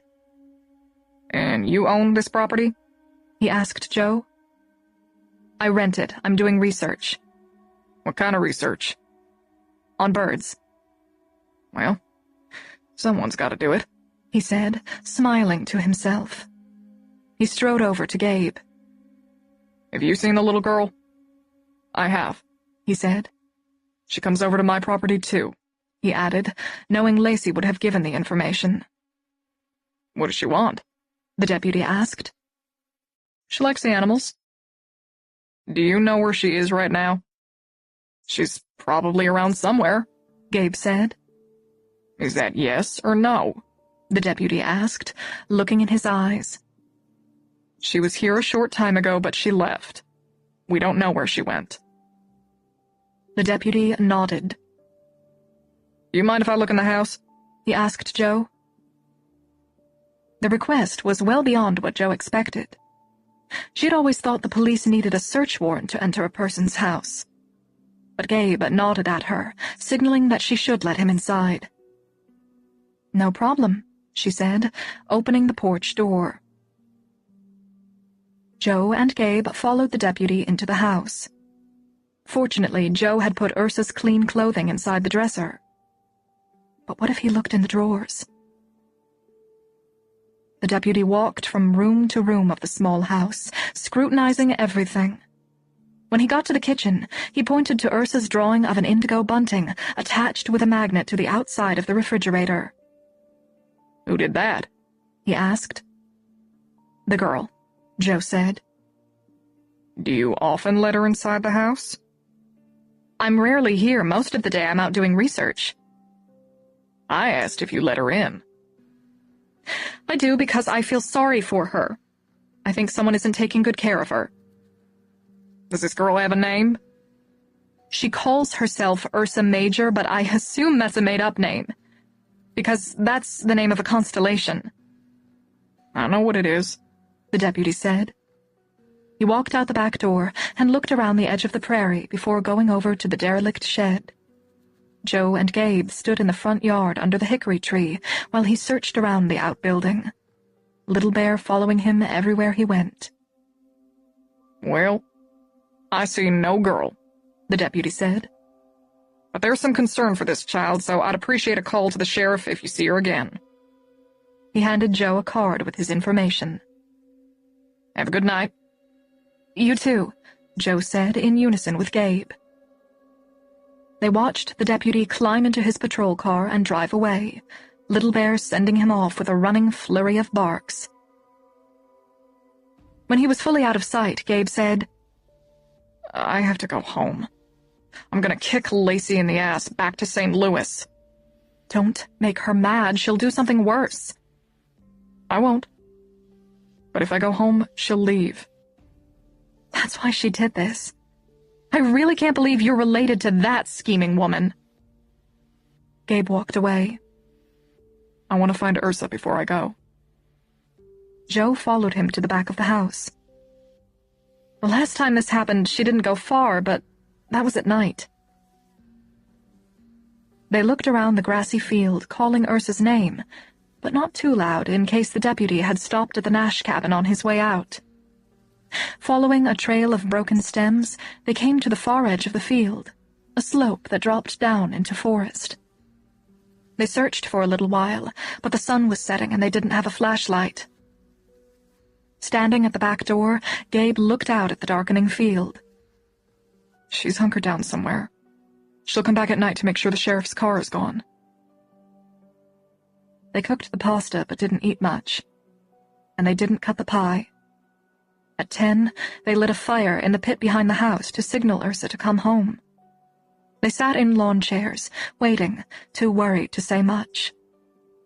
At 10:30, Gabe said, Either she's lost or she's not coming back. Which do you think? She trusted me enough to come back twice before, but she's so smart it's hard to believe she's lost. She would know to follow Turkey Creek to get back here, and the moon is bright enough to see by. I have a theory about that. He stood and faced the prairie.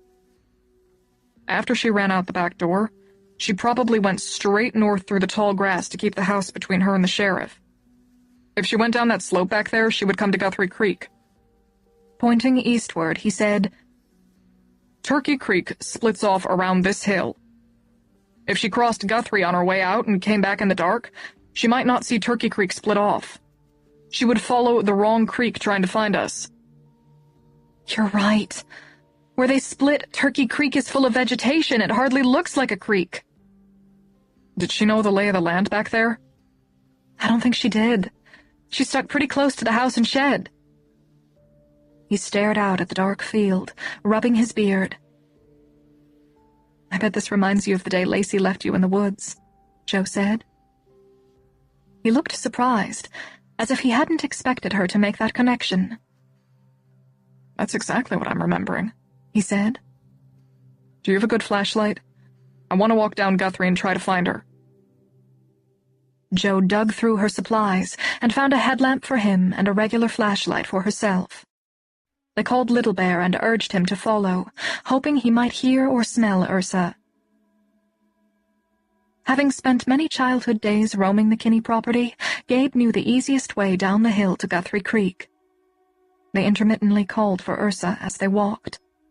The going was slow in the dark creek bed, and they stumbled often on roots and rocks.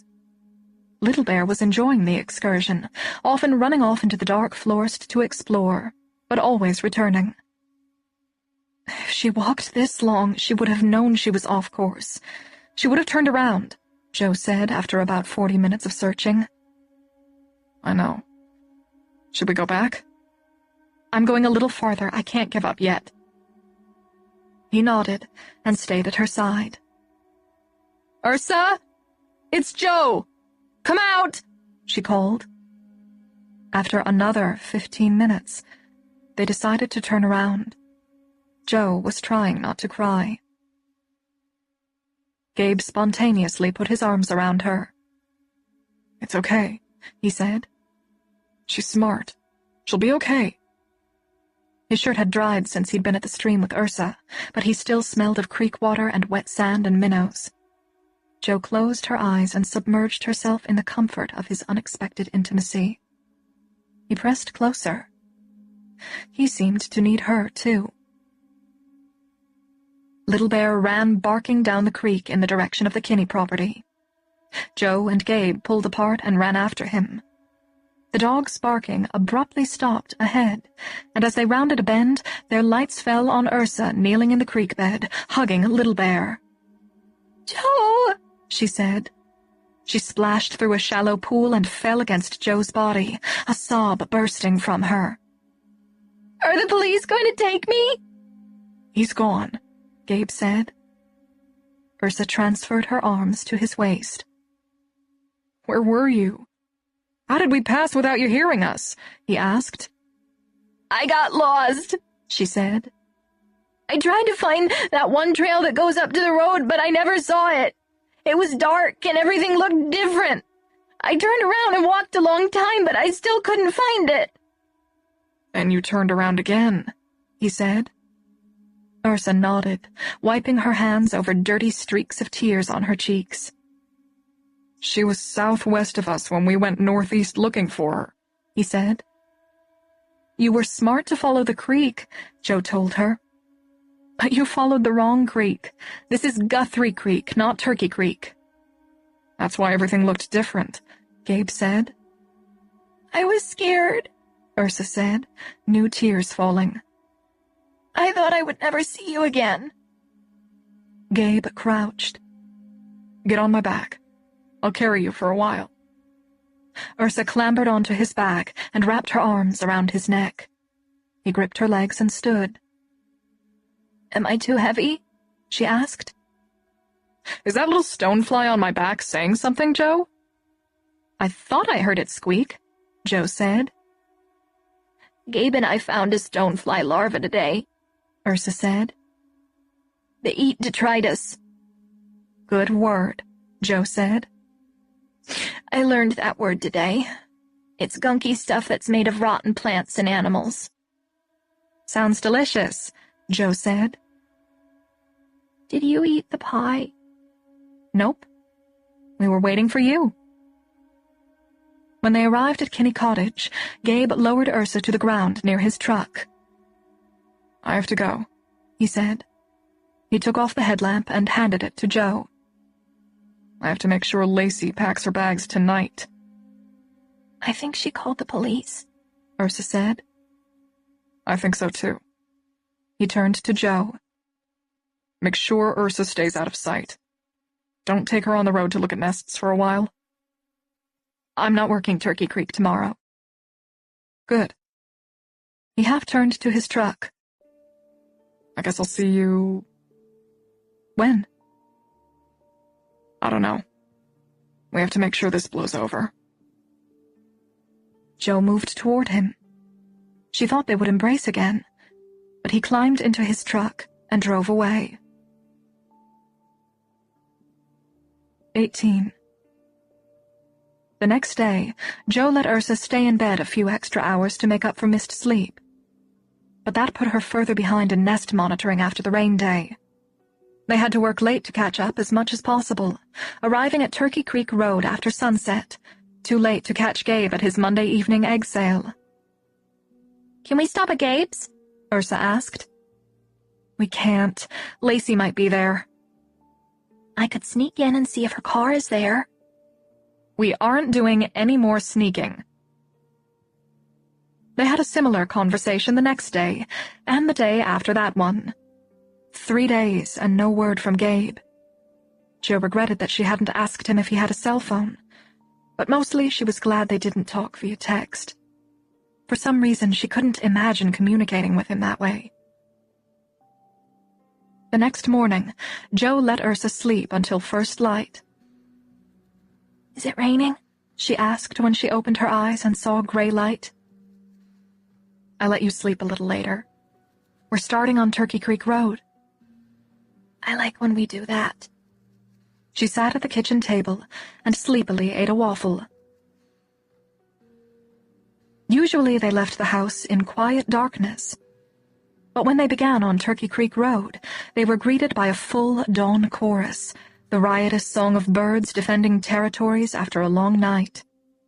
As always, they fed Little Bear behind the house before they drove away. "You missed the first nest," Ursa said, pointing out the window at the orange flag. "I'm going to park between the nests we have to monitor. We'll walk the road and do some nest searching first." Early morning was a great time to look for nests. After a long night, nestlings were hungry, and their parents visited them often, sometimes leading Jo straight to the nest. She stopped the car about a quarter-mile past Gabe's driveway and pulled off the road into the weeds. Ursa put on the cheap, spare binoculars Jo let her use and hopped out of the car. She stared longingly in the direction of Gabe's house. "Can we see Gabe today?" "We may see him very soon," Jo said. "It's Thursday. He sells eggs in the morning." "Unless he's sick again," Ursa said. Jo didn't admit that was part of the reason she was working near his house on egg morning. She wanted to make sure he was okay. Ursa looked up at Jo as they walked. "What makes Gabe get sick?" "I'm not sure," Jo said. "I think Lacey makes him sick." "It's more than that. Human bodies are very complicated.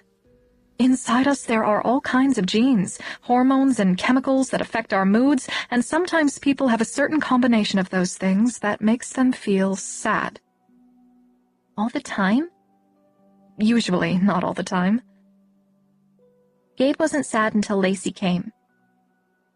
Our environment, what's happening around us, affects the chemicals inside our bodies. "Lacey made my body's chemicals feel bad," Ursa said. "Mine too," Jo said. They checked the nest at the far end of the length of road, then headed in the direction of the Nash driveway. They were on their way to monitor a cardinal nest, wading through vegetation powdered with lime rock dust, when they heard Gabe's truck. "Gabe! Gabe!" Ursa called, waving her arms.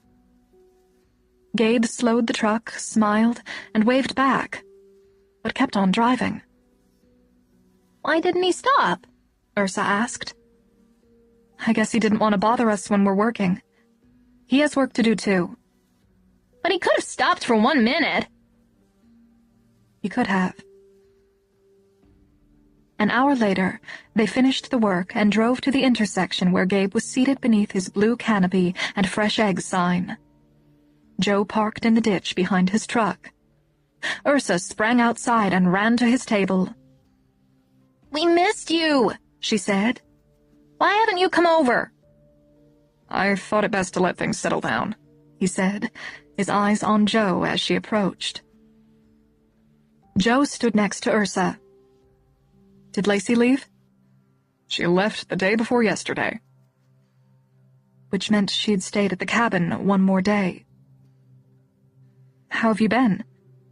"Just great," he said brusquely, aware of the question's implication. "Can I stay at Gabe's farm today like I used to?" Ursa asked. "Can I please?" "That would be up to Gabe," Jo said. "That can't happen anymore," he said. "Why not?" Ursa said. "You know why. If my mother tells my sister you're spending days at the farm again, Lacey will call the police." "I could stay in places your mom can't see." "It's not a good idea," he said, watching a car pull up to his stand. "Can I see the kittens tonight, when Jo and I get back? Your mom won't see me in the dark." "How's it going, Jen?" he said to the approaching middle-aged woman in a nurse's uniform.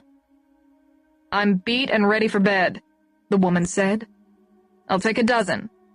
She handed Gabe a 5. Thank you, ma'am, he said, giving her change. She took a carton off the table. Have a good one, Gabe. You too. As Jen walked away, he lifted a battered copy of Zen and the Art of Motorcycle Maintenance out of his lap. Can I? Ursa said. Can you what? He said. See the kittens tonight. I told you why you can't be at my place anymore. If the sheriff comes again, they'll be set on taking you where you belong. Looking at Joe, he added, They have to do what's right. Ursa stared at him like she didn't know who he was. Come on, Joe said. When Ursa didn't move, Joe took her hand and tugged her toward the car. Gabe kept his eyes fixed on the paperback in his hands. Why is Gabe mad at us? Ursa asked when they were driving again. We shouldn't assume he's mad. She wished he were only angry, because what he was doing was much worse. He was freezing them out, shutting down his emotions. They worked a typical day, but everything felt strange. Ursa was more subdued than Joe had ever seen her. She barely even reacted when they saw a fox running along the edge of a cornfield. At the end of the day, she was still quiet, and Joe thought they might make it past the Nash homestead without reference to Gabe. That would not be their fate. As the Honda's headlights hit the dark Nash driveway, they shined on Gabe seated on his open pickup gate. He dropped to his feet and waved them down. What's up? Joe said out her window. I've been waiting for you. You're getting in late. I had to run to the grocery store. Are you too hungry to see the kittens? No, Ursa said. Follow me in, he said. At the barn, Ursa jumped outside as Joe shut down the car. Can I go in? She said. Hold your horses and wait for Joe, Gabe said. I wish I had horses to hold, Ursa said. The interior of the barn was black, but Gabe turned on a lantern to light their way to the kittens. The mother cat emerged from shadows, mewing at Gabe as he set the lantern on a hay bale near her nest. Look how big they got, Ursa said. And they can kind of walk. She petted each kitten as she said its name. She scooped Juliet and Hamlet into her hands and held them against her cheeks. Did you miss me? I missed you. Would you come outside for a minute? Gabe asked Joe. Ursa sprawled on her belly, watching Juliet and Hamlet clumsily tussle. Joe and I will be right back, Gabe said.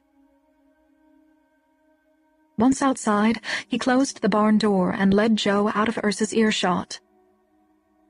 I wanted to apologize for how I behaved this morning, he said. You should be saying that to Ursa. Was she upset? I think she was. He studied the ground, preparing to say something. He looked at her. That's more the reason she can't come around. I'm not sure what you're saying. She's gotten too attached. And I have... He looked away from Joe's eyes for a few seconds. This can't end well, he said. Every day you don't turn her into the police, you're making it worse for all of us. She bristled at his phrasing, you instead of we, as if he were abandoning all responsibility for keeping Ursa. Do you even think about what you're doing? He asked. You're bonding with a kid who will be heartbroken when you go back to your life up at the university. You're feeding a dog that will starve when you leave, and you've let Ursa get attached to him. No way will that dog be going wherever she ends up. She didn't need his lecture. She harangued herself on those same points constantly. I can't be a part of this anymore, he said. Everyone's gonna get hurt. More like it already hurts and you want it to stop before it gets worse. Yeah, it already hurts. Maybe for her more than us. This thing has gone too far. He waited for her to respond. Don't you agree? I do. It's gone further than I ever imagined. Joe scraped a line in the gravel with the toe of her boot. When I knew my mother would be dead in a few months, I had two choices. She looked at him. I could distance myself from the pain or get closer to it. Maybe because I'd lost my dad without getting a chance to tell him what he meant to me, I decided to get closer. I got so close, her pain and fear became my own. We shared everything and loved each other like we never had when death was some distant thing. In the end, part of me died with her. I'm not recovered from it even now, but I made the conscious choice to enter the darkness with her. Everyone I know who's lost someone they love has voiced regrets. They wish they'd done this or that or loved them more. I have no regrets. None. He had nothing to say. I guess it's impossible for you to understand. The dumb farm guy isn't quite that dumb, he said. I've always thought what's happening with you and Ursa has something to do with what you've been through. But it's not the same as what happened with your mother. In the end, you will have regrets. Loving her will only have increased Ursa's pain. What if the end is different from what you imagine? How? I might try to become her foster parent. She had never vocalized the tantalizing idea. Finally, it was out there, and she felt good about it. He just stared at her. I know you have to get certified or whatever, but I doubt that's too difficult. And even though I'm single, I have the resources they'll want a foster parent to have. My dad had a big life insurance policy because his work was risky. My mom used some of that same money to buy another because she was a single parent.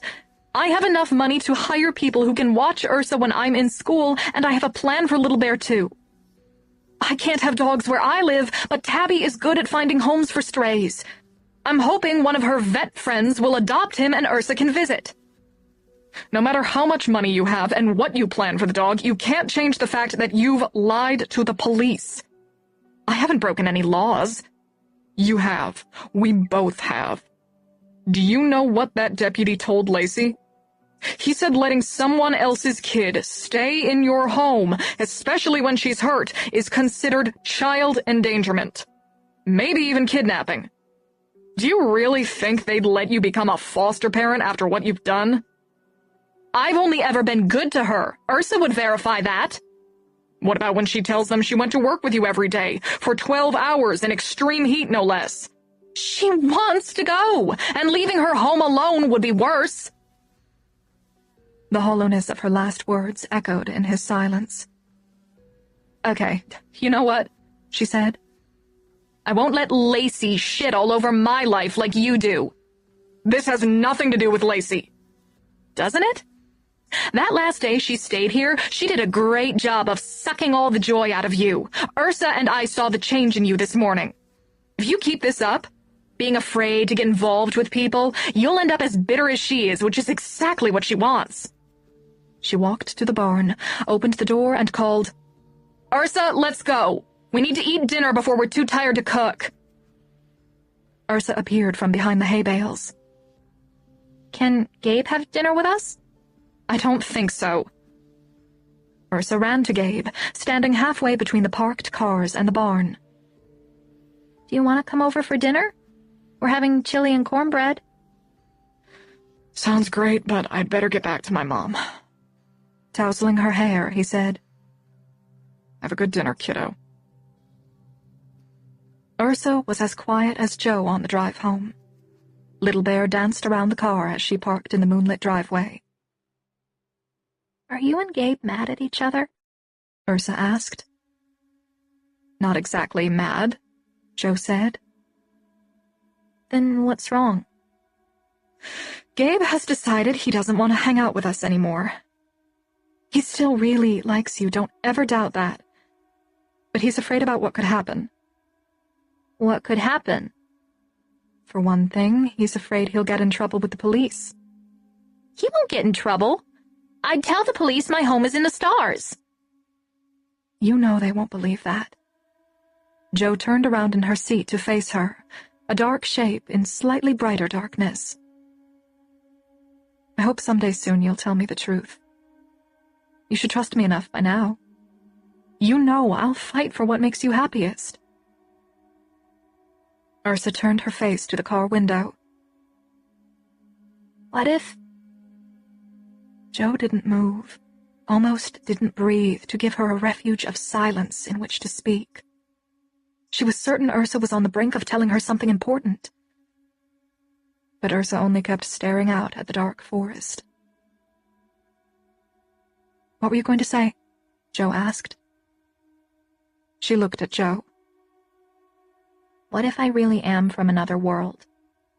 Have you ever, even for a second, believed me? She'd lost her nerve. Or she'd never intended to say anything.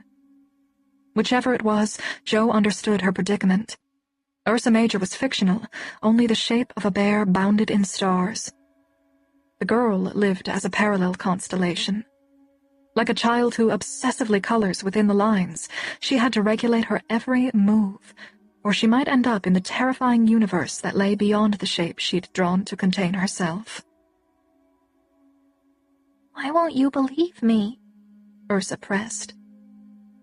I'm a scientist, Ursa. Do you believe in aliens at all? Considering the vastness of the universe, it's probable there are other life forms out there. And I'm one of them.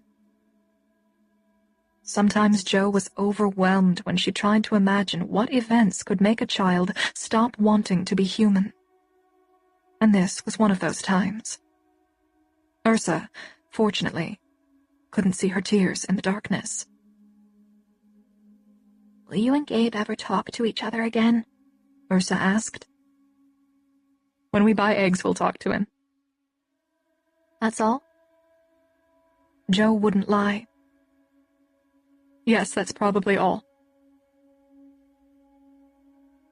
19. The next morning, Ursa wasn't on the couch when Jo went into the living room to wake her.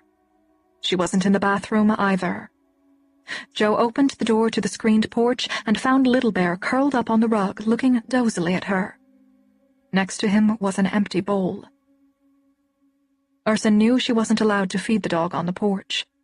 She must have let him in during the night and given him food to keep him quiet while she crept away. Jo had no doubts about where she'd gone. She returned to the house and verified that Ursa's purple shoes were missing. The clothes Jo had laid out for the morning were also gone. Jo hurriedly dressed, ate, and made the usual lunch food. She packed enough water for her and Ursa. When she carried her gear outside, she shooed Little Bear off the porch and gave him his bowl of food on the back concrete slab. She drove onto the Nash property in the pre-dawn darkness. She assumed Gabe would be up early, milking the cow and whatever else he did in the morning. She only hoped she didn't have to go to the cabin door. As the car jounced down the wooded driveway and turned toward the barns, her headlights fell on Gabe, lantern in hand, his jeans covered to the knee in rubber boots. He'd heard her coming. Jo rolled down her window. Ursa's gone. Shit. Let's check the kitten barn. That was my first guess. He waved her on to the barn, following at a jog. They entered the barn and walked toward the back wall. The light from Gabe's lantern fell on Ursa. She was asleep with the 6 kittens, her curled body forming one boundary of a warm nest, the mother cat's body the other. Jo and Gabe didn't move, neither willing to disturb the beauty of the scene. The mother cat got up and stepped over her co-den mother, waking her. Ursa shielded her eyes from the light of the lantern. Gabe? She said. And Jo, he said. Ursa squinted up at them. Why are you here? Jo asked. Ursa sat up, hay prickled in her tangled hair. I don't want to never see the kittens or Gabe again. Shouldn't that be Gabe's decision? Ursa stood and looked at him. I'm sorry, he said. But Jo and I disagree about where this is going. Where what is going? Ursa said. You, he said. I think you need to find a stable home, wherever that may be. I have a stable home in the stars. He really doesn't want to hear this again, Joe said. I have an egg sandwich in the car for you. Are you coming with me? I'd rather stay here. Here on Earth, we don't always get what we want. But you and Gabe don't know what you want. I'm in no mood, Ursa. She pulled her out of the barn by the hand and let her go. You'll walk to the car or stay here and risk Gabe calling the police. Would you? She asked Gabe. He didn't answer. I'm leaving, Joe said. Ursa followed her to the car and climbed into the back seat. Bye, Gabe, she said mournfully. Have a good day, he said, closing her door. Again, Ursa didn't say much while Joe monitored and searched for nests, but this time Joe didn't encourage her to talk. She appreciated the silence. Without the distraction of Ursa's chatter, her thoughts were more linear, the way they used to be before Ursa and Gabe. By the end of the day, she agreed with almost everything Gabe had said. There was no way anyone would let her be a foster parent when she'd kept Ursa with her for so long. And that meant Gabe was right about turning her in to immediately reduce the pain. That night, while Ursa drew a picture with her colored pencils, Joe scanned the missing children websites she hadn't checked for a few days. Though the prospect was painful, she hoped Ursa would be listed. She would have an unarguable reason to help the police ensnare her.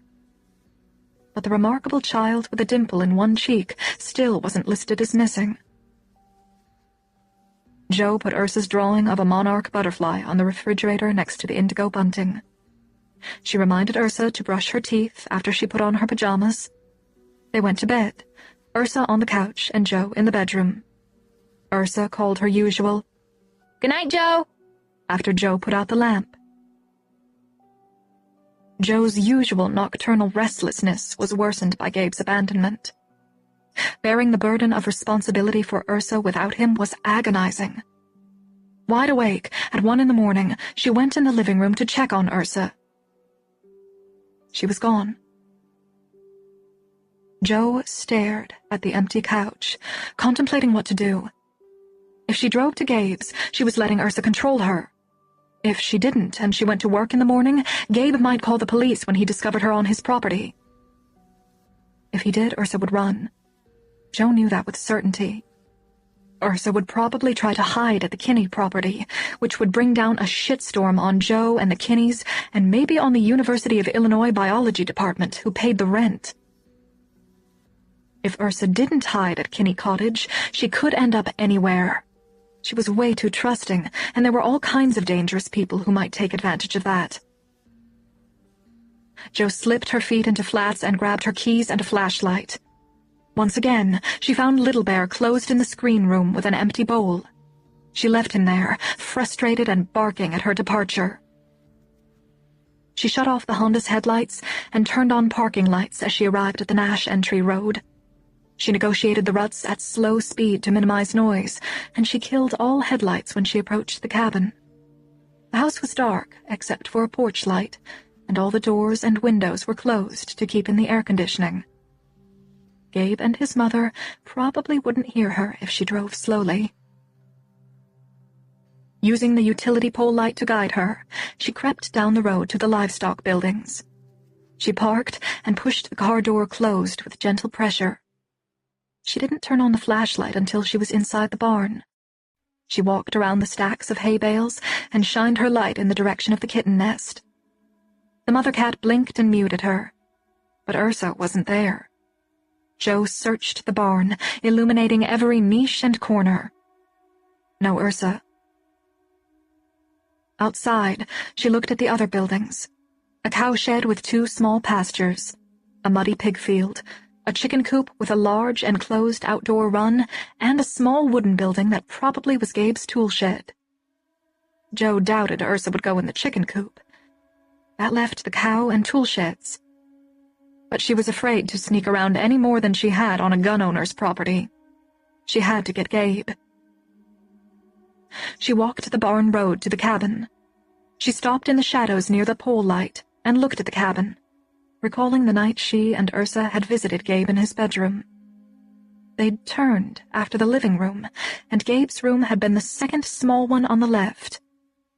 Joe walked the left wall of the log cabin past the big living room window and the small window of the first bedroom. She stopped at the next one. Hoping Gabe wasn't trigger-happy at night, she lightly rapped on the window with one knuckle. Nothing happened. She knocked louder, and a light came on. The curtains parted, and Gabe appeared in the rectangle of light. She reacted to the sight of him, more powerfully than she would have expected. She stepped closer to the window and waved. He unlocked the window and pushed it up. Gone again? Yes, and I already checked the kitten barn. Figures she wouldn't be there. She's too smart for that. I'll meet you out front. She walked to the porch and waited at the base of the stairs. He came out minutes later wearing a dark t-shirt, work jeans, and his leather slip-on shoes. He'd brought a flashlight. "I'm really sorry," she said. I hope you see this is getting out of hand, he said. "I know. Did I wake your mother?" No. He walked past her and headed for the barns. Joe followed in silence.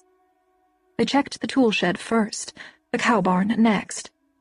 He looked in the chicken coop, rousing disgruntled clucks. He stood in front of the coop, pondering. "Maybe she finally ran away," Joe said. "She barely said a word today." "She knows she's worn out the welcome mat." "Do you think she's gone?" "No, it's more of her games." "Let's not forget she's a scared little kid." "Yeah." He walked away, in a new direction. "Where are we going?" "The treehouse." Joe followed him about 100 yards down a trail until his flashlight hit a decayed sign painted with the faded, childishly printed words, "Gabe's Homestead." Below it, on the same stake, was a broken-off board that read "No Tresp." He shined his flashlight up a huge oak tree onto an incredible treehouse. It was high, 3 times Gabe's height, and supported by 4 tall log beams. An enchanting spiral staircase with sinuous branch banisters led to its entrance. "This is the best treehouse I ever saw," she said. "I loved this place. My dad and I built it when I was 7. We constructed it on timbers so we wouldn't hurt the tree." He walked to the staircase that encircled the trunk and thunked his foot on the first stair. "Still in good shape, too." "Ursa knew about it?" "She spent hours up here. This is where she stayed out of my mother's sight when I sold eggs." "I'm surprised she didn't want to sell eggs with you."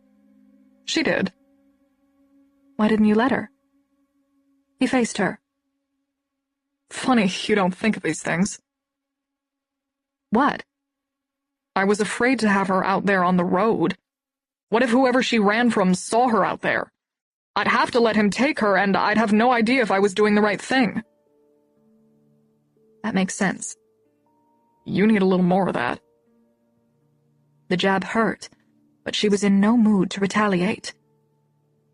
"What sense can there be when I'm under an alien's control?" The scowl he'd worn since he came out of the cabin relaxed into a slight smile. "You may not believe this," she said, "but before Stargirl showed up, I used to be a sensible person, almost to the point of annoyance." "I know the feeling," he said. "I've been fighting a riptide of quarks since I set eyes on her." He held his hand out. "You go up first. I want to be behind you in case you trip." She didn't need his help, but she accepted his warm hand and caution as reconciliation. But when he released her fingers, he touched her again, on the waist this time, lightly guiding her up the stairs. Was he being a gentleman, or did he crave physical contact with her the way she did from him?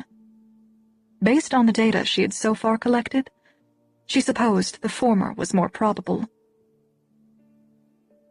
The handrail was sturdy, and good thing, because the treads spiraled dangerously high.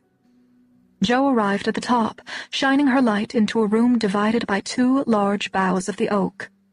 A small rope hammock was strung between a wall and one of the trunks. A child-sized chair and desk made of what looked like wood pallets sat on the other side of the space. The room opened to 2 views of the forest, one balcony facing the incoming trail and the other looking down a beautiful wooded ravine. Jo shined her light into the gorge, imagining little Gabe as king of all he surveyed. Weird, Gabe said behind her. She turned around. His flashlight illuminated the small desk. On its surface were 2 pencils with erasers, an illustrated book of fairy tales, and several pieces of white printer paper weighed down with rocks. The rocks threw sparks of light from crystals embedded in them, the kind Ursa liked to collect. Jo looked at Ursa's pencil drawings with Gabe. A cartoonish sketch of a frog, a very realistic rendering of a newborn kitten, and the drawing he had pulled out from beneath them. It was a picture of a rectangular grave colored dark with pencil. A white cross with no lettering stood over the burial dirt. Next to the grave, Ursa had written, "I love you" on one side, and "I am sorry" on the other. "There's a person in that grave," Jo said. I know. He picked up the paper and they examined the grave. Ursa had drawn a prone woman with closed eyes and shoulder-length hair before she colored the dark dirt over her. Jesus, Gabe said. Are you thinking what I am? Someone she cared about died, and that's why she's on her own. He nodded. Jo took the drawing out of his hand. I wonder why she wrote, "I am sorry." I know, it's creepy, he said. Please don't tell me you think that little girl killed someone. Who knows what happened? That's why you should have taken her to the police right away. Jo returned the drawing to the table. You know, I'm tired of your sudden virtue.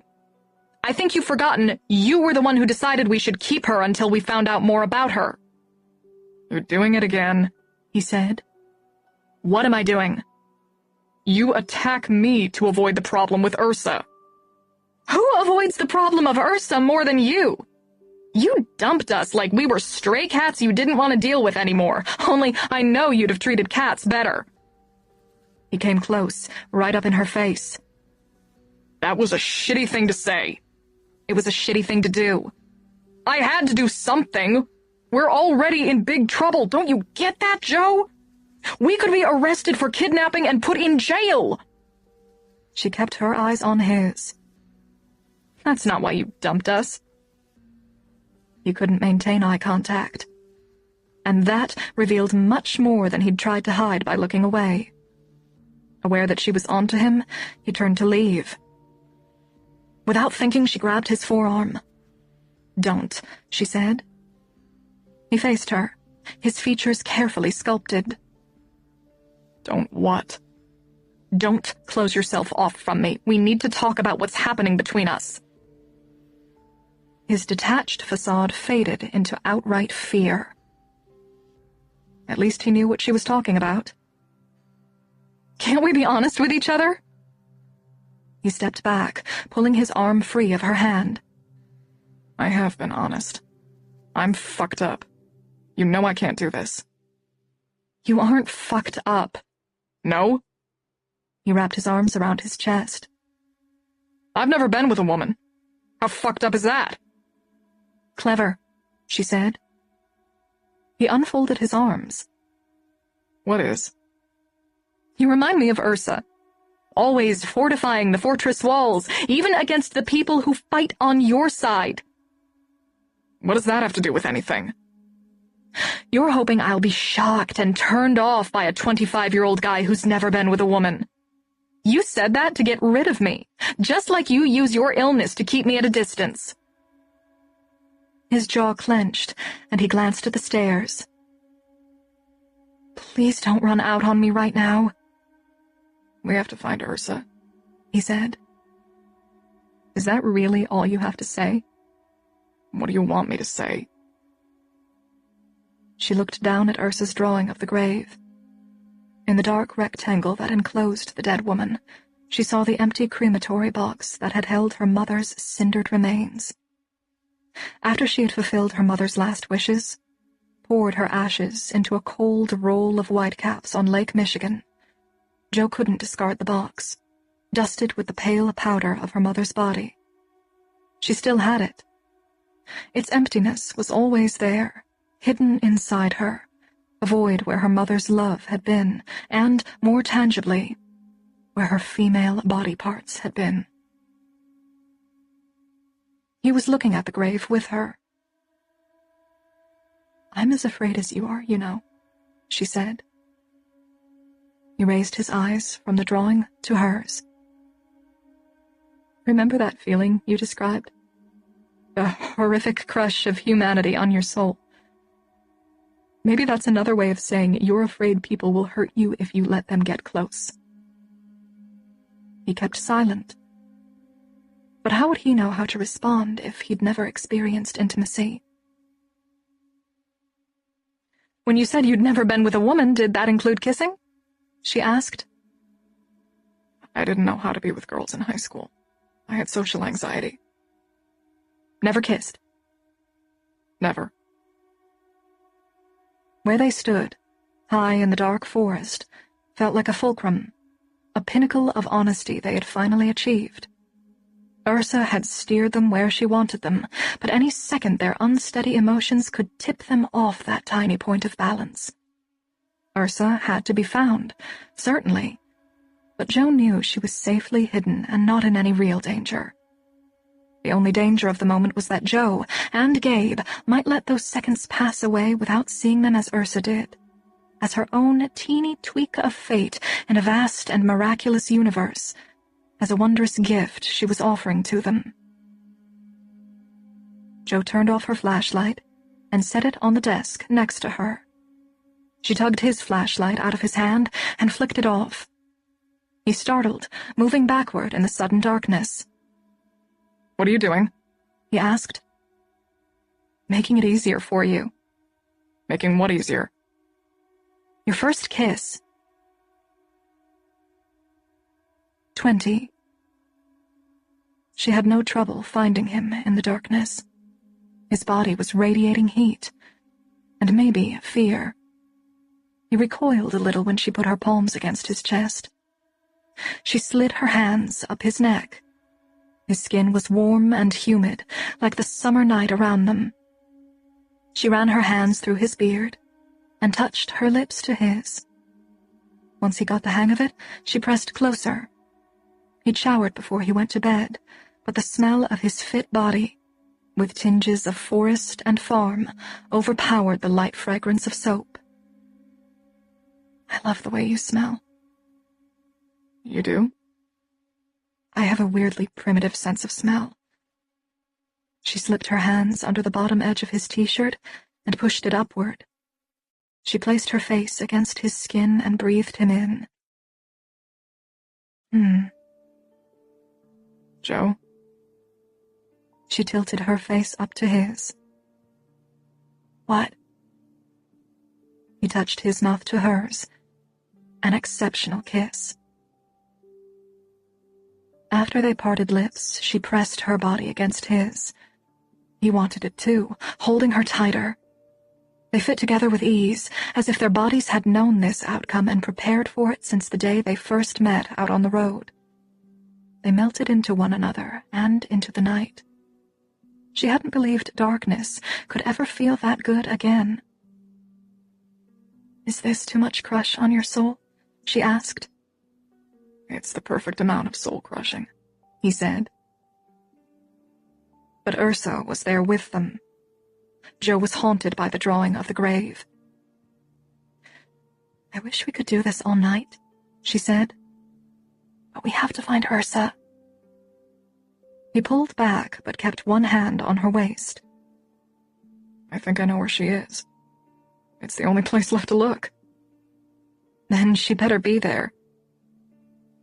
He felt around for a flashlight. Jo found one first and turned it on. A man often looked different to her after the first release of sexual tension, as if he were somehow softer, especially in the eyes, and she wondered if Gabe saw her differently. He was staring intently. "Where do you think she is?" "In the little cabin. My dad built it when our family outgrew the big cabin. Lacey's boys loved staying out there alone when they got old enough." Ursa knew about it? "I showed it to her one day. You always have to keep that girl's brain stimulated." "That's for sure."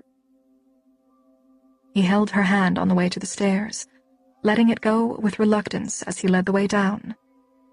They descended from the giddy atmosphere of the treetops to the soft earth of the forest. "This way," he said. They passed the Gabe's Homestead sign and turned onto a new trail. After a few minutes, Joe saw the little cabin in Gabe's flashlight beam. The rustic, tin-roofed structure reminded her of a summer camp cabin. It was made of unpainted cedar shingles and elevated about 3 feet from the ground on wooden poles. "This is beautiful," she said. "Who'd ever think a literature professor would be so good at building things?" "Arthur Nash was what you'd call a Renaissance man. He could do anything." She followed him up the wooden stairs and onto a screened porch with 2 rocking chairs that faced the woods. He slowly opened a wooden door, its rusted hinges whining from lack of use. The door led to a small open area with a table and chairs, behind it 2 sleeping rooms. Gabe shined his light into the left bedroom, while Joe looked in the right. "Here," Gabe said. Joe went to him and saw Ursa curled on her side on the lower bunk of a 2-tiered bed. She still had on the blue flower-print pajamas she'd worn to bed, and she'd brought the Afghan from the porch couch to use as a pillow. Her eyelids quivered in a dream state. "Don't say anything about the grave drawing," Joe whispered. "Not tonight." He nodded. She turned off her light and sat on the edge of the lower bunk. She stroked Ursa's hair. "Come on, Big Bear. Wake up," she said. Ursa's soulful brown eyes opened, and her first sleepy words confirmed the strategy behind her elopement. "Is Gabe here?" "I am," Gabe said. He walked over, keeping his flashlight out of her eyes. "Joe and I have decided you have to sleep in a locked dog crate from now on." Ursa sat up. "No, I don't." "You'll get used to it." She smiled drowsily. He crouched in front of her like he had the night she got lost on the creek. "Get on my back, and I'll carry you home." "That's too far to carry her," Joe said. "And I'll take her to your car and ride home with you." "You will?" Ursa said. "Yep. Climb aboard, the Gabriel Express is leaving." Ursa scrambled up onto his back. "Look who's enabling her now," Joe muttered. "How did that happen?" He carried Ursa out the door, a covert smile peeking from under his beard. Joe bundled the Afghan into her arms and followed. When they arrived at the car, Gabe deposited Ursa into the back seat and sat next to her. "Are you sure you can leave your mom?" Joe said. "What if she has to go to the bathroom?" "She still manages that by herself, thank God. But her balance is getting worse, and she refuses to use the walker Lacey bought." Joe looked at him in the rearview mirror as she began to drive.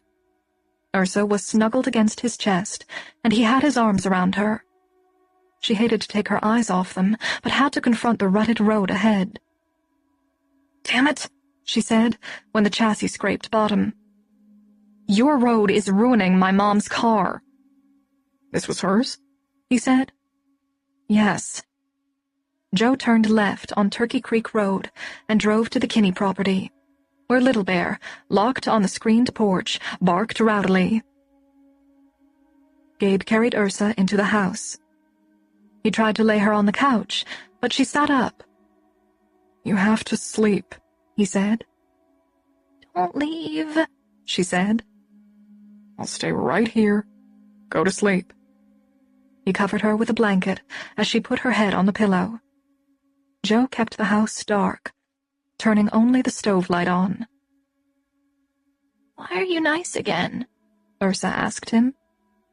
I'm always nice, he said. "Not sometimes." Close your eyes. He sat on the edge of the couch, his arm resting across her as she fell asleep.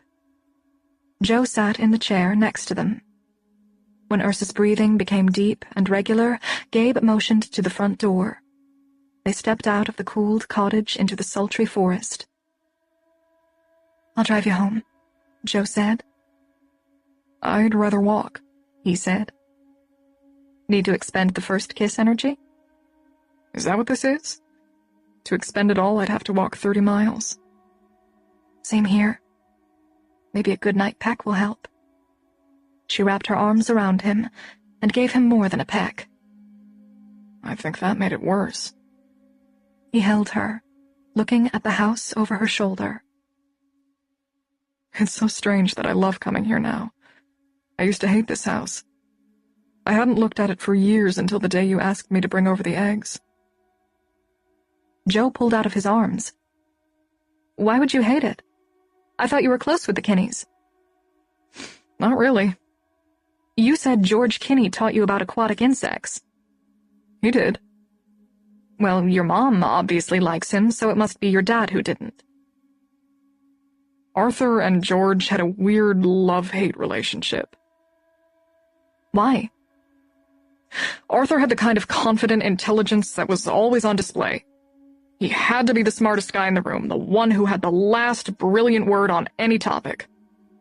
George is as smart and confident as him, but in a quiet way. I don't know what he's like now, but when I was a kid, George Kinney was... It was like he knew actual mysteries of the universe, but he was too laid back to care about sharing them. Silent waters run deep? Definitely. And George's quiet confidence bothered Arthur. Arthur would try to undermine him with these underhanded jabs that he disguised as jokes, like he often pointed out that George was a bug picker at the University of Illinois, while he was a lit scholar at the University of Chicago. Jeez, poor George. You don't have to feel sorry for him. It rolled off George like water off a duck. He'd laugh along, and Arthur would end up looking like a jerk. Somehow George always got the upper hand. Arthur dominated social situations with funny stories and intellectual discussions, and then there would be George, quietly collecting the smartest people in the room with his few carefully selected words. He didn't have to work at it. Right. That's why your dad and George stopped being friends? They were friends until the day Arthur died. Then why did you hate this house? He gazed pensively into the forest. Have you seen the old graveyard between these two properties? What, did you think the graveyard was haunted when you were little? His lips twisted into a wry smile. Yeah, I'd have to say it's haunted. Really? What's the ghost's name? His smile vanished. Get your flashlight and I'll show you. 21. Joe needed sleep, but she had to find out what had caused Gabe's cryptic mood change. She checked Ursa in the living room and grabbed a flashlight, turning it on as she met Gabe on the walkway. This way, he said, leading her toward the forest. Little Bear followed, his tail wagging, game for a stroll even at that late hour. Gabe shined his light on the western side of the gravel driveway. It's been a while, but I think we go in here. They pushed through thick vegetation at the edge of the driveway. But once they were deeper in, the woods opened up and were easier to navigate. My parents and I came down here at least one weekend of every month during the school year, and we stayed most of the summer, Gabe said as they walked. George and Lynn, his wife, didn't visit their property as often, but they were around a lot when I was a kid. After a short pause, he said, When I was 11, I noticed my mom and George had this strange inside joke. My mom almost always started it. She'd use the words hope or love it when she was talking to him. I'm not sure I get what you mean. She would say, "One can only hope," in response to something George said, or, "Look at that sunset, you have to love it." Weird, Joe said. Yeah, it intrigued me. He and Joe stepped over a log together. It made me pay more attention to them. Most adults don't realize kids are listening, or how much they understand. That's for sure. He stopped walking and shined his light back and forth to orient himself. He steered toward a rock outcrop to the left. So, the more I eavesdropped on them, the more I saw that bothered me. Uh-oh. Yeah, uh-oh. By the time I was 12, I was convinced they were having an affair. That summer, I was down at the creek, looking at insects with George, and he mentioned that he was tired because he'd had insomnia the night before. So what?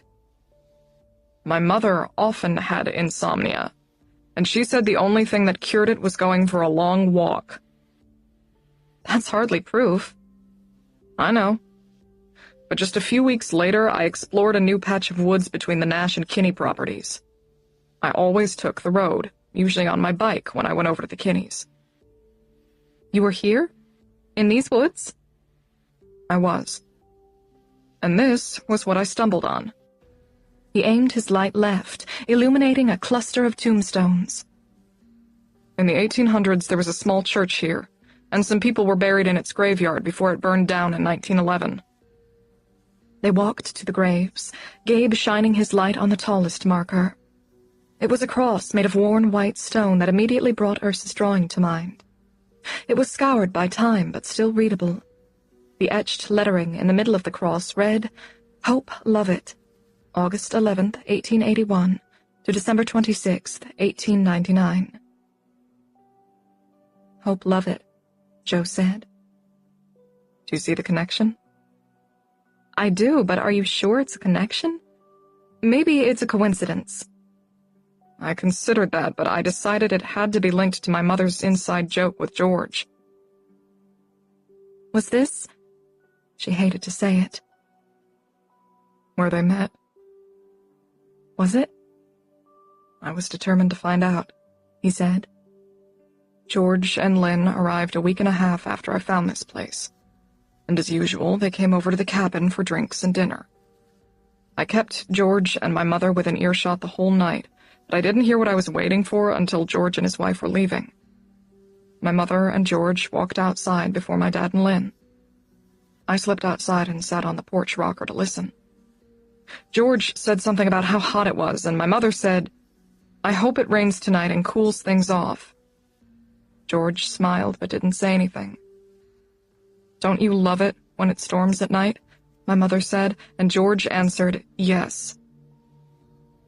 So you thought that was the code to meet at this grave marker? Of course. It all sounds too childish. Are you sure their affair wasn't concocted by your overactive 12-year-old mind? I staked them out. How? I set up my tent in the woods down in the ravine. By then the cabin and treehouse were too tame for me. You snuck out of the tent and came here? I didn't have to sneak. My parents let me roam these properties as much as I wanted. He shined his light on a pile of boulders nearby. Those rocks were probably dug from the foundation when they built the church. That's where I staked them out. He walked over to the boulders, and Joe followed. You see what a good view I had? I see. Tell me what happened. The suspense is killing me. I arrived here shortly after sunset and waited. I had brought water and snacks and a book of crossword puzzles because I knew I'd have trouble staying awake. Crossword puzzles while you were staking out your mother's affair? My dad and I loved crosswords. I was a major nerd. Tell me what happened. At 5 minutes to midnight, I saw a flashlight coming from the direction of my cabin. It was my mother. She was carrying a blanket and wearing a flowered dress I'd always liked. Oh, God.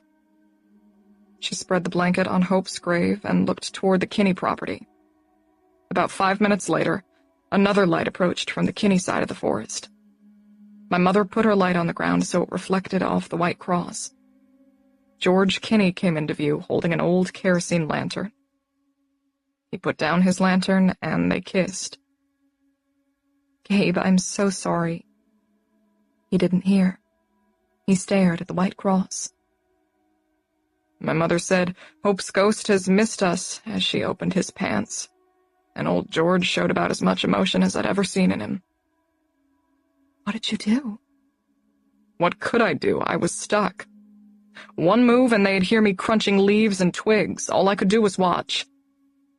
He looked at the cross again. I learned a lot about sex that night. They did pretty much everything you can do. Joe held his hand. "Let's go." "You haven't heard the best part," he said, in a sarcastic tone that didn't sound like him. Afterward, they talked. At first, they didn't say anything that interesting, but then George said, "Did you know Gabe and I sampled the creek again? His appetite for the natural world is insatiable." My mother said, "The apple doesn't fall far, does it? I'm so happy you can spend time with your son." Joe tried to hold him, but his body was wooden. He wouldn't take his eyes off the cross. She tried to turn his face away with her hand. He wouldn't move. "Turns out everyone knew," he said. "I have his face. That's why I grew the beard, so I wouldn't have to see him in the fucking mirror every day.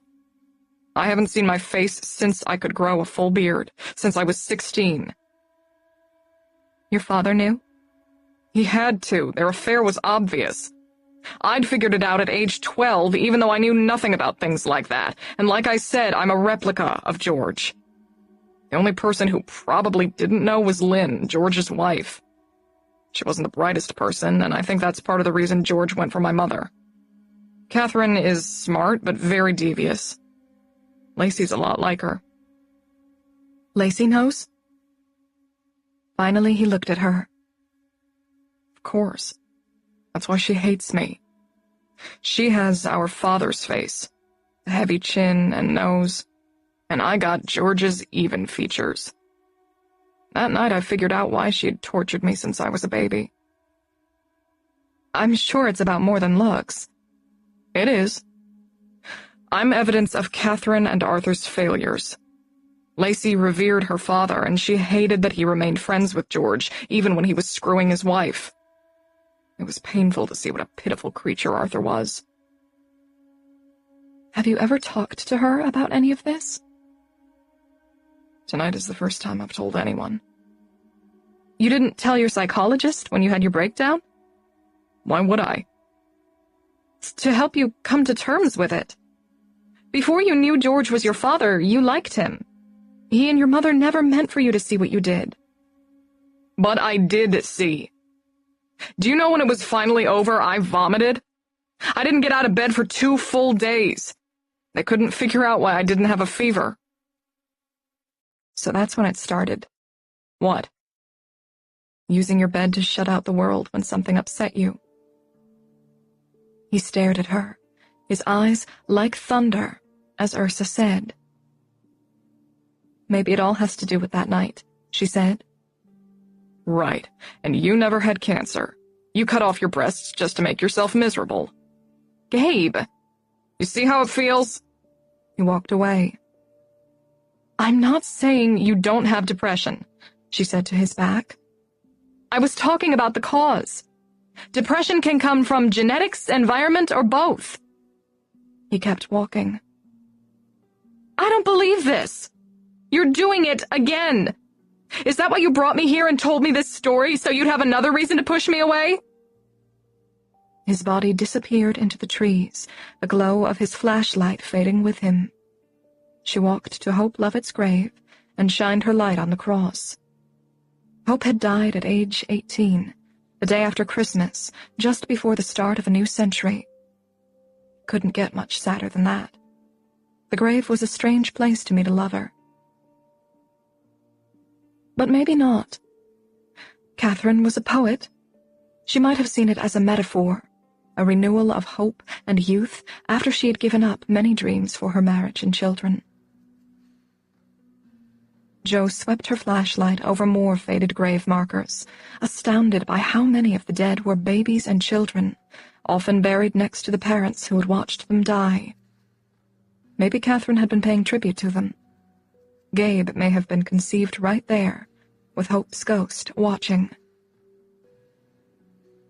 Jo walked back to George Kinney's house, Little Bear following. It was 3:40 when she arrived, and Ursa was in a deep sleep. No way Jo could get up in an hour. She didn't set her alarm. When she tried to sleep, her thoughts manically cycled through everything that had happened in the last few hours. By 4:30, she was delirious. She desperately needed sleep and relief from her thoughts. Thoughts of the graves and Ursa's buried woman overshadowed her intimacy with Gabe in the treehouse. Everything was wrong. She shouldn't have kissed Gabe. She shouldn't have let Ursa stay. Why had she let such a mess interfere with her research? 22. Jo? Ursa stood over her, still wearing her pajamas. Jo picked up her phone and looked at the time. 9:16 a.m. Are you sick? Ursa asked. No, Jo said. Did you just get up? Yes. You must have been as tired as I was. Where's Gabe? At home. He said he would stay. He can't. He has to take care of everything at his house. You know his mother is sick. Will we see him today? I don't know. Jo got up and made coffee and breakfast. They didn't get out the door until 10:20. She slowed the Honda when she saw Gabe standing in the middle of Turkey Creek Road. He had a metal rake in his gloved hands, and his clothes were soaked with sweat. He looked up, surprised when he saw them. Jo stopped the car, her eyes drawn to his shockingly white driveway, its dirt and ruts covered with a thick layer of new white gravel. She opened her window. You're getting a late start, he said breathlessly, dragging a sleeve over his dripping brow. I assumed you were out. I needed a little extra sleep. I know the feeling. He gestured his chin toward his road. What do you think? You did all of that this morning?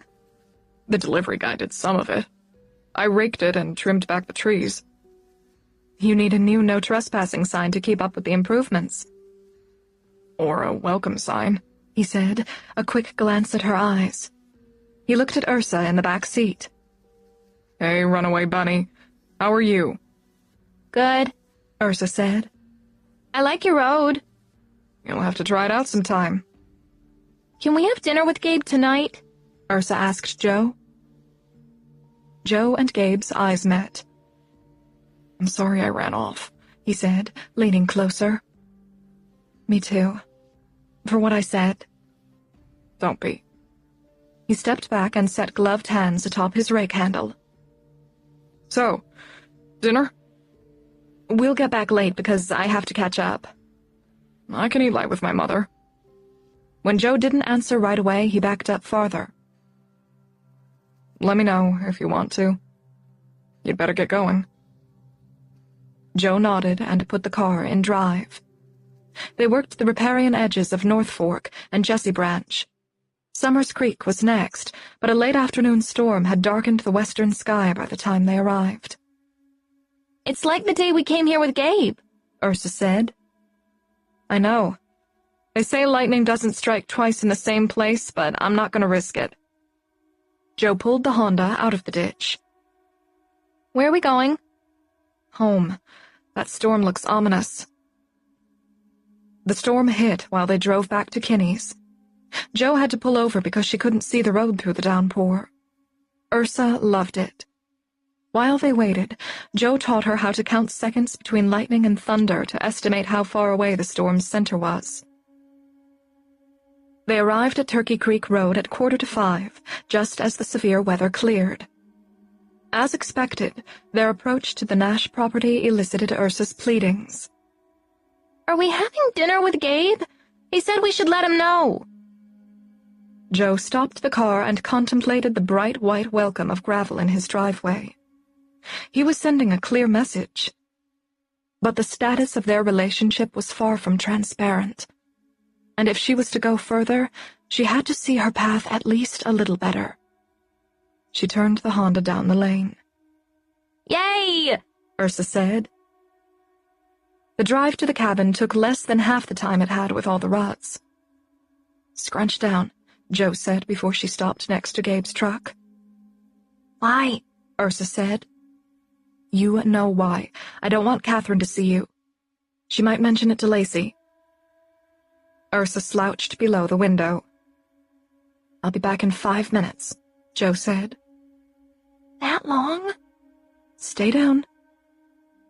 She walked up the porch stairs and knocked on the door. Gabe answered, releasing a redolence of roasting beef from the house. He was wearing the pink apron again.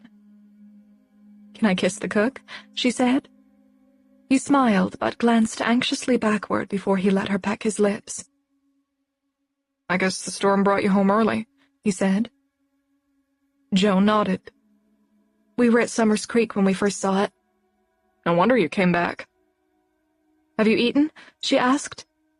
I was just making dinner, but I can come over after. That sounds good.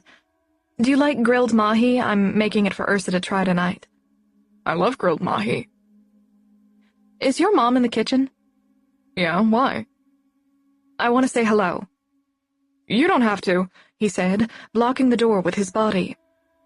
She pushed past him and walked into the house. His mother was seated at the kitchen table, and she smiled when she saw Joe. How are you, Catherine? Joe said. Just fine, she said. She studied Joe's field clothes and messy hair. How is your bird research coming along? Good. Did Gabe tell you he came out with me one day? He even found a nest. Really? She said, looking at Gabe. Gabe made an evasive move when Joe reached for him, but she captured him around the waist before he got away. Catherine's bright blue eyes sharpened. Can I borrow your son this evening? Joe asked. I've invited him over for dinner. Oh, yes, that would be all right, she said. Joe kissed Gabe's bearded cheek. Can you be there around 6? Sure, he said tensely, very aware that his mother was scrutinizing Joe's intimate gestures. When Joe let him go, he bolted to the stove and busied himself with a simmering pot. I have another request, Joe said, and I hope it doesn't sound too pushy. Gabe turned around, his expression panicked. Gabe told me you write poetry. Now, why would you go and do that? She said to Gabe. I'd love to read it, Joe said. Do you have copies of your 2 books I could borrow? The tremble in Catherine's hands worsened, as if by her agitation. I think he's made it sound better than it is. As a biologist, I'll be completely non-judgmental. I just like the idea of reading poetry that has its roots in this place. Did you ever write about the nature of southern Illinois? I did, she said. There are even a few birds in my poems. One is about a nest I found. What kind? It was a yellow-breasted chat. I love chats. I found a nest last month. Well, that's something, isn't it? She said to Gabe, You know where the extras are. Get her one of each. After he left the room, Catherine asked, Whatever happened to that little girl who used to come around? She still comes and goes, Joe said. Gabe returned and handed Joe 2 soft-cover books, one titled Creature Hush, the other Hope's Ghost. He watched Joe to see how she reacted to the second title.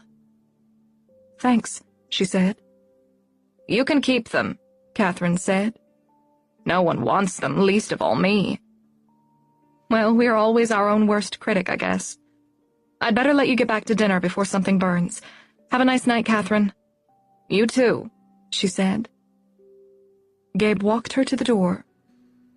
I know what you're doing, you sneak, he said once they got outside. What? You're bringing her to your corner. If it's a boxing ring, who are the two fighters? He pondered. You know, I'm not sure. Because you're as devious as she is. Why do men often call smart women devious? Okay, you're as smart as her. She kissed him. Save that sexy talk for later. 23. Gabe brought leftover cauliflower and cheese sauce for dinner. Not yucky flour, Ursa said. Joe made me eat it last night. This has gooey cheese on it, he said. And gooey cheese makes anything, even dirt, taste delicious. Can I eat dirt instead? I love women with razor-sharp wit, he said. Though I'm badly outnumbered by 'em lately. He put the bowl of cauliflower on the kitchen table. How can I help? You've already cooked a whole dinner, Joe said. You'll go outside into the roaring heat, greatly increased by the fire, and enjoy a cold beer and hors d'oeuvre with Ursa. Except Ursa can't have a beer. She handed a plate of crackers topped with cheddar cheese to Ursa. I made these, Ursa said. They look great, he said. Joe took a beer out of the refrigerator, opened it, and placed it in his hand. Go outside. I'll start grilling in a few minutes. Joe is making me eat something called mahi-mahi, Ursa said as they went out the back door. I've heard of that. I think it's giant caterpillars, he said, closing the door behind them. Joe seasoned melted butter and brought it outside with the fish and vegetable skewers. She laid the skewers over the fire first.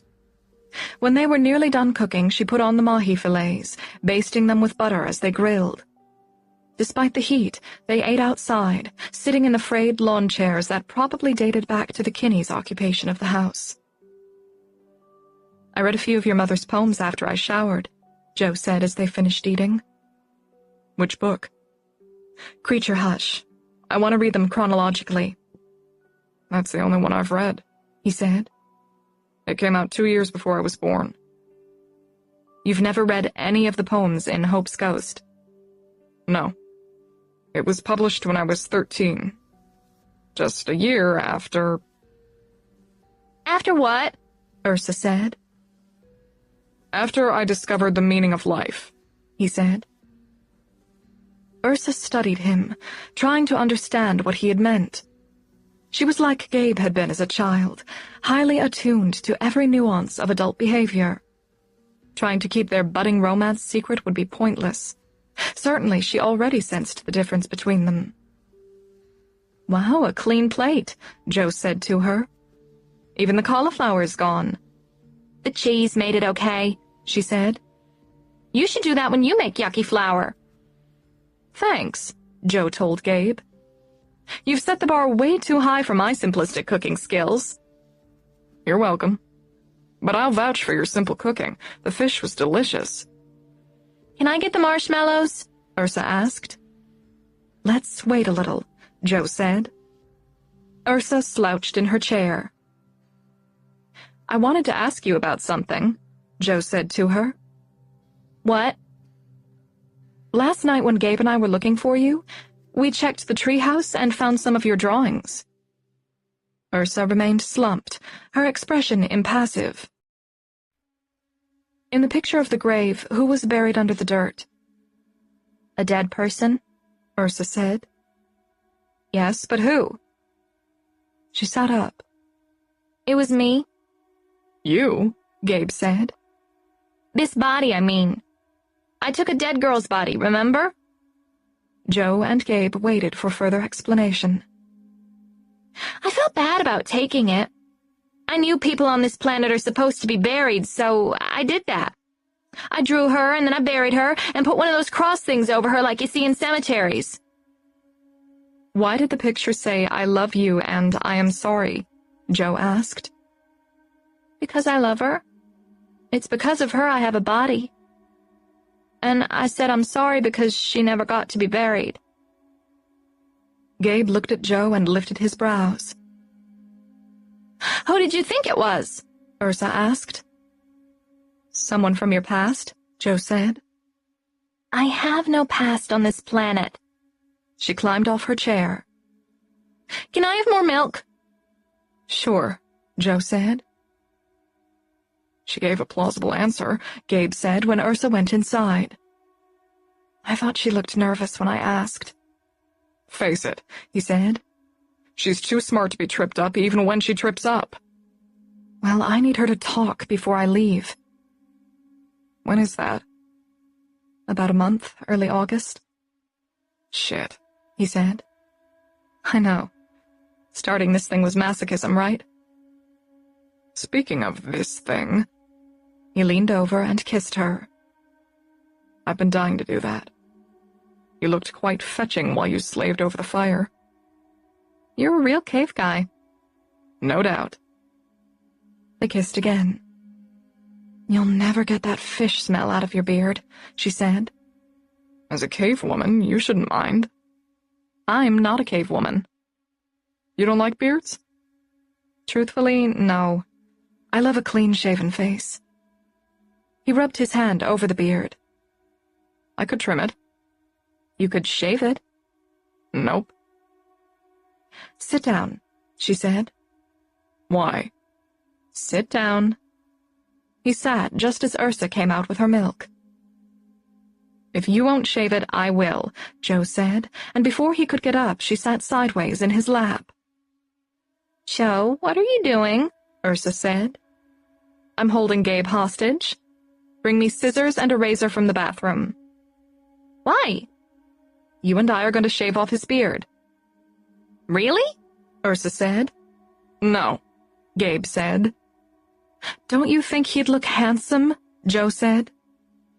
I don't know, Ursa said. You see? He said. But I want to, Ursa said. It will be fun. Ursa, you're supposed to be on my side, he said. I'm getting the stuff. She scooted to the door, milk sloshing over her hand. I'll need that can of shaving cream someone left under the sink, Joe called to her. And a bowl of warm water. Joe, come on, Gabe said. You come on. You said you haven't seen your face since you could grow a beard. You know why. Don't you think it's time to stop hiding from who you are? I don't want to see his face every day. You aren't him. Anyway, your face has a lot of your mother in it. Your eyes are like hers. I know. I tried to grow the beard over them, but it wouldn't take. She stroked her fingers on the hair below his eye. It nearly has. She kissed him softly. Please let me. If you hate it, you can grow it back. She kissed him again. Don't you want to be irresistible to me? Like George? I've seen George. He's not really my type. Where have you seen him? In the biology office. He's an emeritus professor, retired but still doing research. Figures. He'll do research till the day he dies. My advisor said that about him. He's a legend among entomologists. Yeah, around here too. Joe grabbed the bottom of his t-shirt and lifted it. Are you gonna shave my chest too? No, I like chest hair, but you have to take this off or it'll get wet. He let her pull the shirt over his head. She tossed it on the chair and placed her hands on his pectoral muscles. Nice, she said. You have more up here than I do. Your body is beautiful, he said. She got off his lap. It is, you know. Yeah, the scars show how brave I am and blah, blah, blah. I wouldn't have said that. No matter what you say, I won't believe it. You might as well not say anything. That's not fair. Tell me about it. Ursa came out, shaving cream can pressed to her chest, while she held a bowl of water in one hand and a razor and scissors in her other. Joe went over to help. They put the supplies on a little plastic table next to Gabe. We should have a towel, Joe said. I'll get it, Ursa said. But don't start without me. She ran for the door again. At least someone will enjoy this, Gabe said. I'll make it as enjoyable as possible, Joe said. Ursa returned with the towel, and Joe wrapped it around Gabe's neck. She pulled a lawn chair in front of him and sat with her legs straddled around his. He looked quite captivated by her open legs and short cut-off jeans, but they knew they had to keep things G-rated in Ursa's presence. Joe picked up the scissors to draw his eyes to a more decent level. "Ready?" "No," Gabe said, but Ursa shouted, "Yes!" Joe snipped at the dark hair, burnished gold by the setting sun. She had to be careful not to pinch his skin as she cropped closer to his face. After she had pared the beard, Joe wet the hair and let Ursa shake the shaving cream. She sprayed a big puff of it into her hand. "Smear it all over the hair," Joe said. "This is fun," Ursa said, piling it on with abandon. "I need to breathe, ladies," he said. Joe used the towel to clear shaving cream out of his nostrils and off his lips. She picked up the razor. "Here we go." "Can I do it?" Ursa said. "No way," he said. "Razors should be handled by adults," Joe said. Ursa leaned close to watch the first strokes of the blade. "His skin looks regular under there," she said. "Did you think it would be green alien skin?" he asked. "I'm an alien, so that wouldn't have surprised me." "Do your people have green skin?" he asked. "They look like starlight on the outside." Joe enjoyed uncovering Gabe's face. It was reminiscent of George Kinney's, but much more handsome. The high forehead, strong, subtly hooked nose, and square chin were all George. But the slight slant of his deeply blue eyes came from Catherine, as did the well-defined bow of his upper lip and the contour of his smile. Joe rubbed her finger over a half-inch line on his left cheekbone, barely resisting her urge to kiss him there. "How did you get this scar?" "You'll never believe it," he said. "How?" "Running with scissors." "So it's true?" "Yep. Nearly put my eye out when I was 6 years old." Ursa dumped the water clotted with shaving cream and hair and brought out more warm water. After Joe gently scraped finishing touches, she wet one end of the towel and cleaned off his face. He gazed into her eyes as she wiped. "Well," he said, "you should be fined for covering this face all these years." "Who would I pay?" "Me." She sat in his lap, wrapped her arms behind his neck, and kissed his lips. "I did it! I did it! I did it!" Ursa sang, pumping her fists and dancing around them. "What did you do?" Gabe said. "I made you and Joe fall in love. My quark things did it. I knew it! I knew it!" Joe and Gabe kissed again, while Ursa continued her quark dance, and Little Bear barked and frisked at her capering. "If this is how a crushed soul feels, it's not so bad," Gabe whispered in her ear. "This is for sure my 4th miracle," Ursa said. "That means you only have one left," Gabe said. "I know. I'll save it for something really good."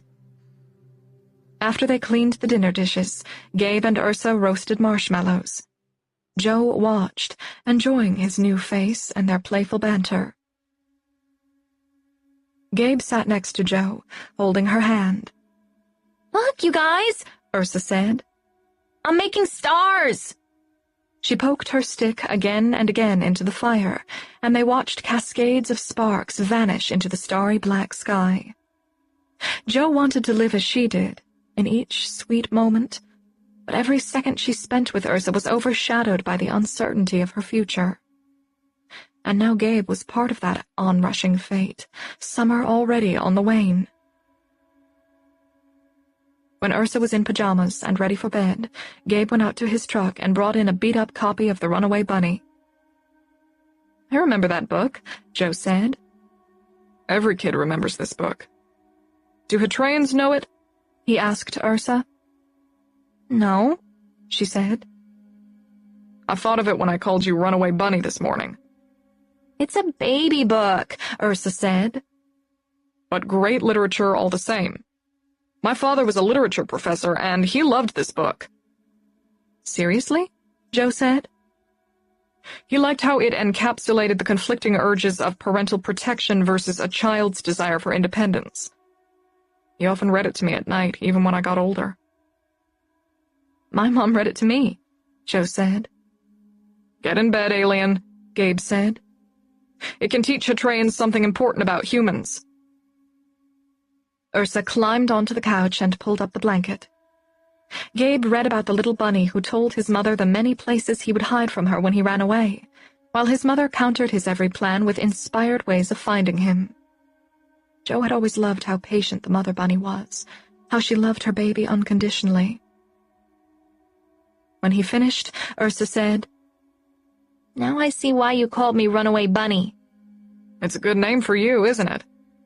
But stay in bed tonight. Joe and I are too tired to run after you again." "Are you staying?" "Maybe for a while." "I'll stay in bed so you and Joe can kiss." "Sounds like a decent plan," he said. 24. Gabe came over for dinner the next night, and the night after. When Ursa fell asleep, they would cuddle on the porch in the light of the 2 candles Ursa had found for their first dinner together. So far, resolving their attraction hadn't helped the situation with Ursa. If anything, their indecision worsened. The word sheriff wasn't part of their vocabulary anymore. They never talked about Ursa's future or what they would do when Joe moved away. Savoring his first relationship, Gabe started to live as Ursa did, in an infinite present disconnected from the past or future. Joe let him have his fantasy, and she let Ursa have hers. Working 12-hour days left her with little time or mental capacity to think about losing them both. She came home tired, content to curl up with Gabe and Ursa in their iridescent bubble. The third night Gabe came over, Joe brought Catherine's second book, Hope's Ghost, out to the porch after Ursa went to bed. She'd finished reading the poems earlier that day. Gabe grimaced when he saw the book in her hand. "I thought we might read a few of these poems," she said. "You said you'd never read this book." "For good reason." "Some of the poetry is about you. I think you should see it." He tossed the book to the floor. "We're not going to waste our precious time talking about my screwed-up family." He pulled her down to the couch and kissed her. "Lots of families are screwed up," she said. "What matters is how much love there is." She lifted the book off the floor. "Your mother was brave enough to expose her love in these poems. If you won't read them, I will. Just a few." He reclined against the cushions like he was about to hear a timeshare sales pitch. 2 of the poems were about Gabe when he was little. Catherine's references to the child of her lover were metaphorical but easy to interpret now that Joe knew the story. They revealed an intensity to Catherine's maternal love that made Joe cry. The third poem referenced George and how deeply she loved him. The book's title poem, Hope's Ghost, expressed some of Catherine's regrets about her divided family.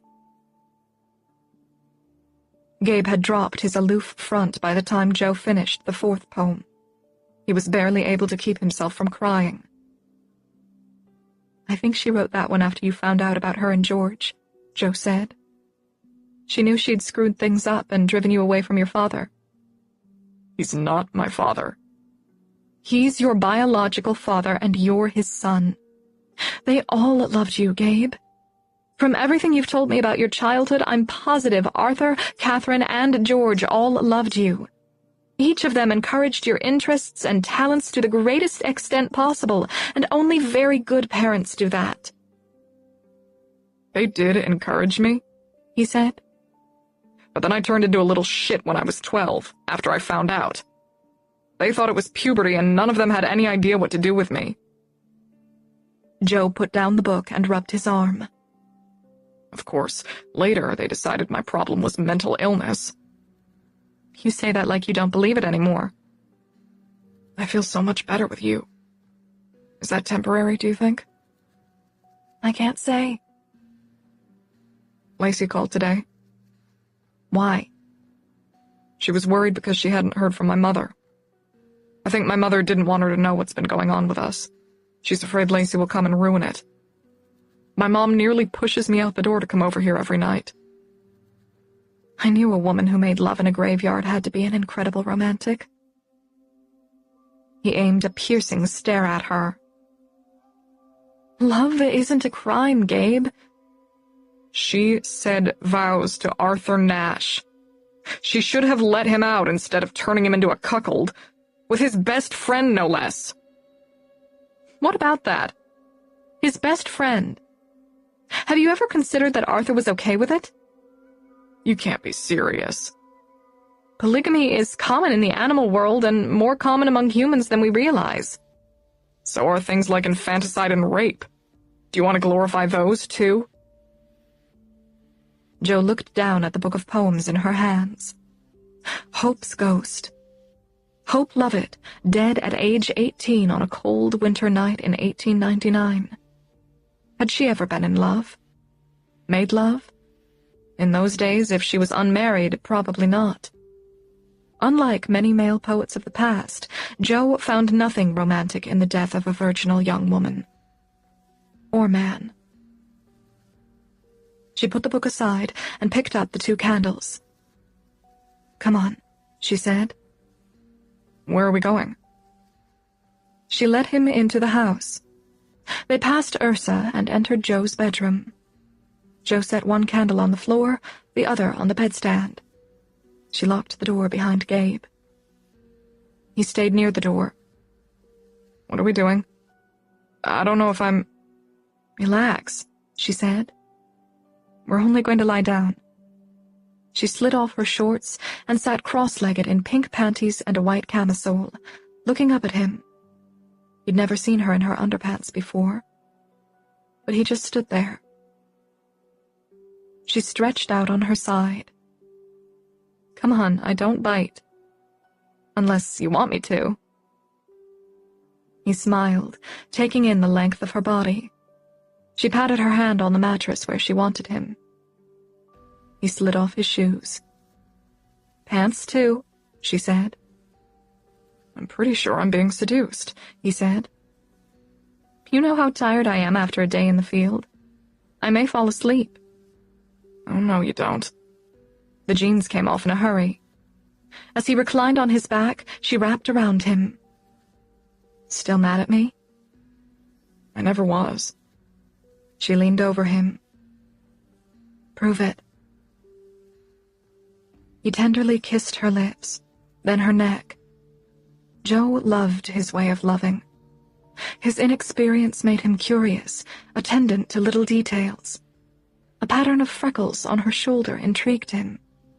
He looked at them closely in the candlelight, connecting the marks with his finger.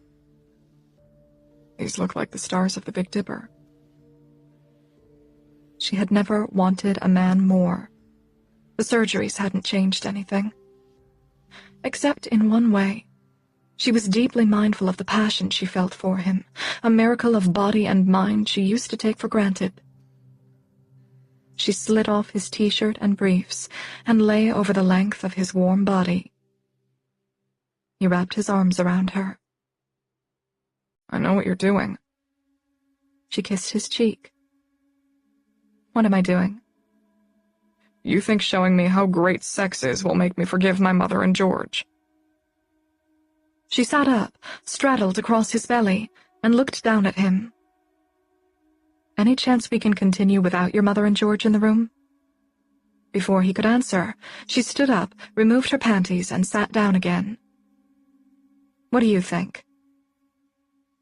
They're gone. Totally gone.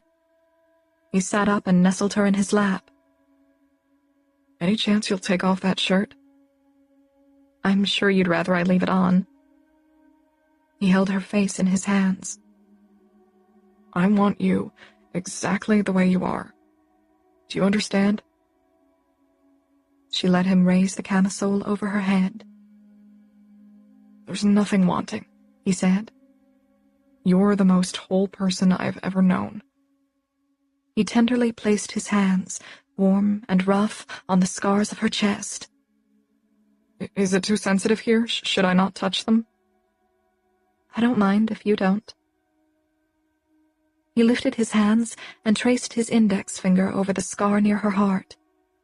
She saw no signs of pity or grief in his eyes. He drew the line as he had connected the stars on her shoulder, with loving wonder, as if he wanted to know and explore every secret of her body. He moved his hand to the right scar, skimming his warm fingers over it. In a way, those scars brought us together, she said.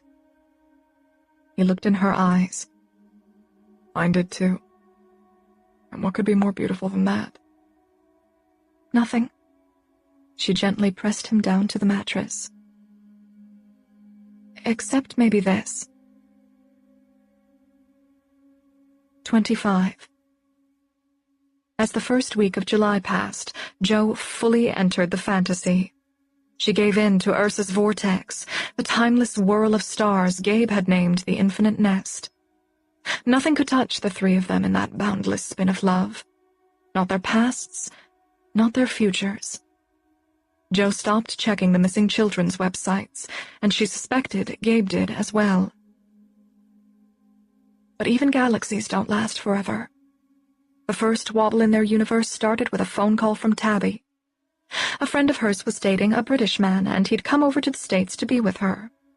The couple wanted to crash at Jo and Tabby's apartment, and they were willing to pay the last month of rent. That was great news, but Jo's belongings were still in the apartment. Tabby had started living in the rental house a few weeks earlier. Jo had planned to move after her field season was over, but now she'd have to take a day off. She quit work early to catch Gabe at his Monday evening egg sale. He smiled from beneath his blue canopy when she pulled in behind his pickup. You're done early, he said.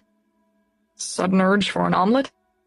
Sudden urge for you, she said, leaning over the egg cartons to kiss him. Guess what? Ursa said. We're going to Champaign-Urbana tomorrow, and you're coming with us. Slow down, Jo said. I said we would ask him. The spark in his eyes dimmed.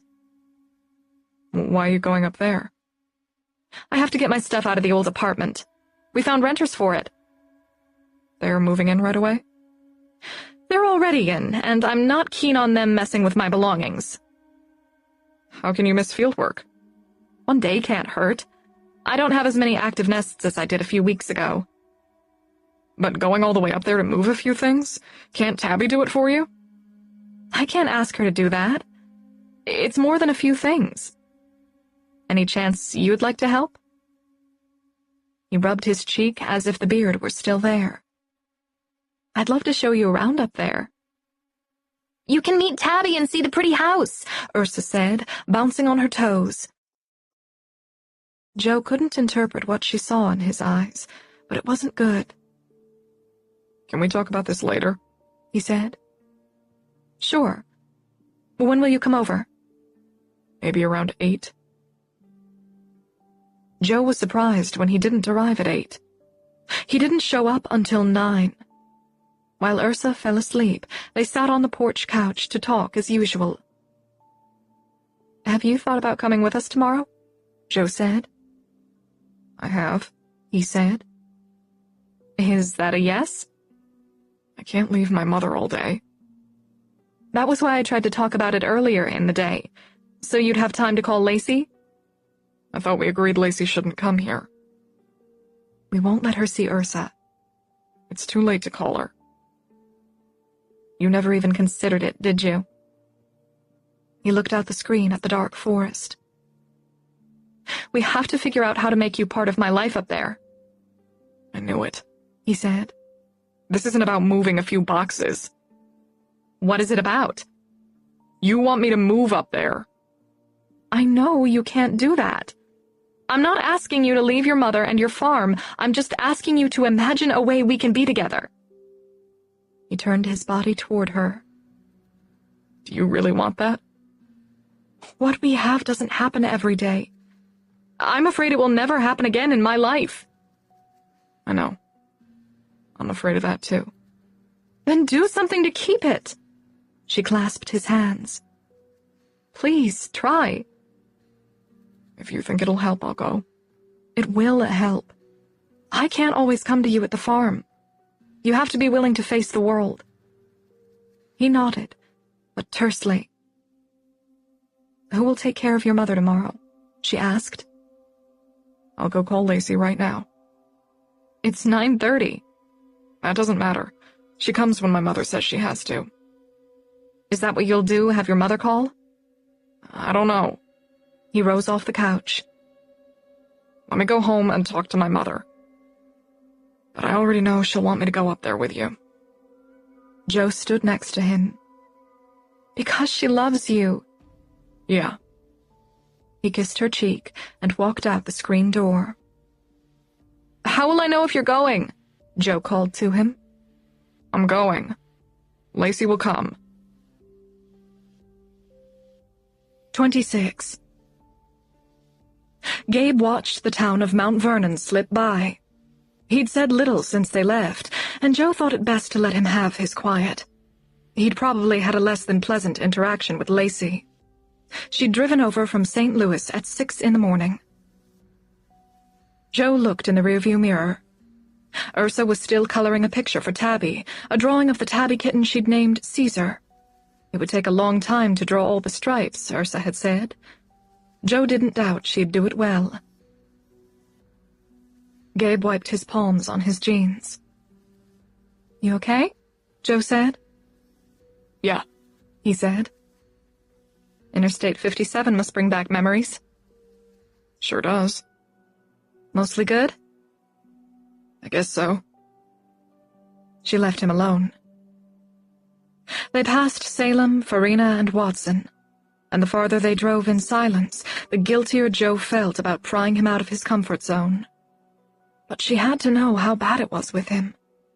She was deeply invested, and if the trip proved he couldn't handle the outside world, she'd have to start the painful process of cutting ties. When they arrived at the edge of Effingham, where Joe often stopped for cheap gas and Necco candy, Gabe perked up. We used to eat at a good pizza place here. Is it near the highway? No, not that close. How did you find it? My dad hated chain restaurants. He was a connoisseur of local eateries, especially in small towns. He actually did research to find places with a homegrown atmosphere. I've eaten at quirky pie shops and old-time diners all over this state. Your dad was an interesting guy. You'd have liked him. She waited for more, but he lapsed into silence again. She looked in the rearview mirror at Ursa. She'd fallen asleep, rare for her busy brain. This boring scenery even puts Ursa to sleep, she said. If you can call corn and soybean fields scenery. It is if you haven't seen it for a while, he said. Now that I live in the forest, I'm not used to seeing so much sky. It was kind of shocking at first. He'd once said he had a touch of agoraphobia. Maybe that was why he'd been so quiet. She tried a few more times to open conversation, but got little response and gave up. They arrived in Urbana on schedule around noon. The plan was to meet Tabby at the old apartment and load Joe's belongings into her VW and the Honda. Joe hoped they would need only one trip, because going up and down the stairs to the third-floor apartment would make the move slow enough. When Joe saw the building she and Tabby had lived in since senior year, she was relieved they were moving. Other than being a convenient distance to campus, the ugly building and congested location were far from the kind of relaxing home Joe had craved since her surgeries. Look, there's Tabby's car, Ursa said. She'll be upstairs, Joe said. She wrapped her arm around Gabe's waist and kissed his cheek as they walked toward the stairs. Are you hungry? Not yet, he said. I am, Ursa said. We're having sandwiches at the house with Tabby. Ursa skipped the rest of the way to the stairs. They climbed to the third floor and walked the outer balcony to apartment 307. Joe knocked rather than use her key, in case the new renters were inside. Tabby opened the door wearing a midriff-bearing blue lace tank, rolled-up green army pants, and ripped red Converse shoes. "Joe, you're gorgeous," she said, throwing her arms around Joe. "Thanks. So are you. I like the new color," she said, of Tabby's pale denim-colored hair. Tabby could hardly drag her eyes away from Gabe to greet Ursa.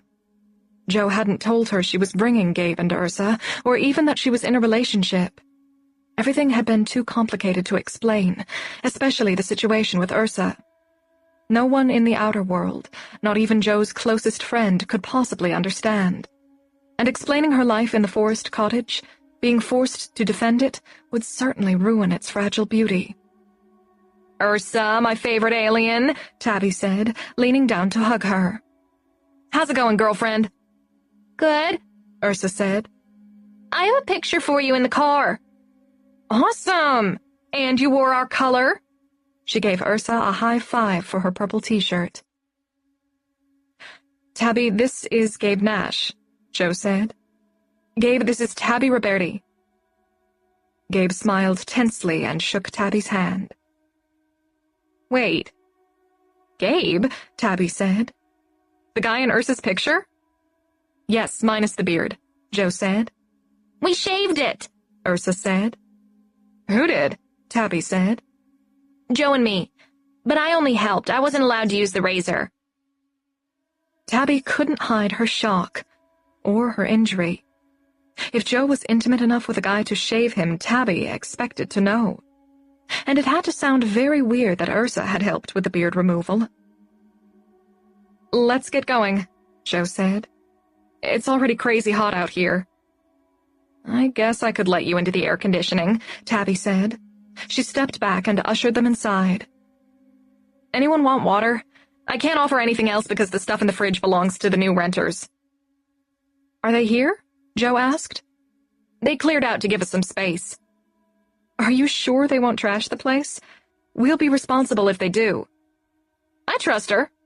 I don't know him, but he seems quite the well-mannered Brit." She said the last in a stuffy British accent that made Ursa laugh. "Have they paid?" Joe said. "Cash in hand," Tabby said. "Need the bathroom?" she asked Gabe. "I want to talk about you behind your back to Joe." He smiled, his first all day. "Where is it?" "First door on the left in that hallway." As soon as the bathroom door clicked closed, Tabby said, "Bitch, you always get these really hot guys. Why didn't you tell me?" I wasn't sure where it was going. She arched her eyebrows, nudging for more. "Where's it gone so far?" "They're in love," Ursa said. "I made it happen." "With her alien powers," Joe said, winking. "I did," Ursa said. "I don't care who made it happen. Is it true?" Tabby whispered. Joe looked in the direction of the bathroom. "You know I can't talk about this right now." "Yeah," Tabby said. She clutched Joe's shirt under her neck. "But I'm gonna beat it out of you later, you hear?" "I hear." Tabby released Joe's shirt and folded her into her arms. "I'm happy for you, Joe."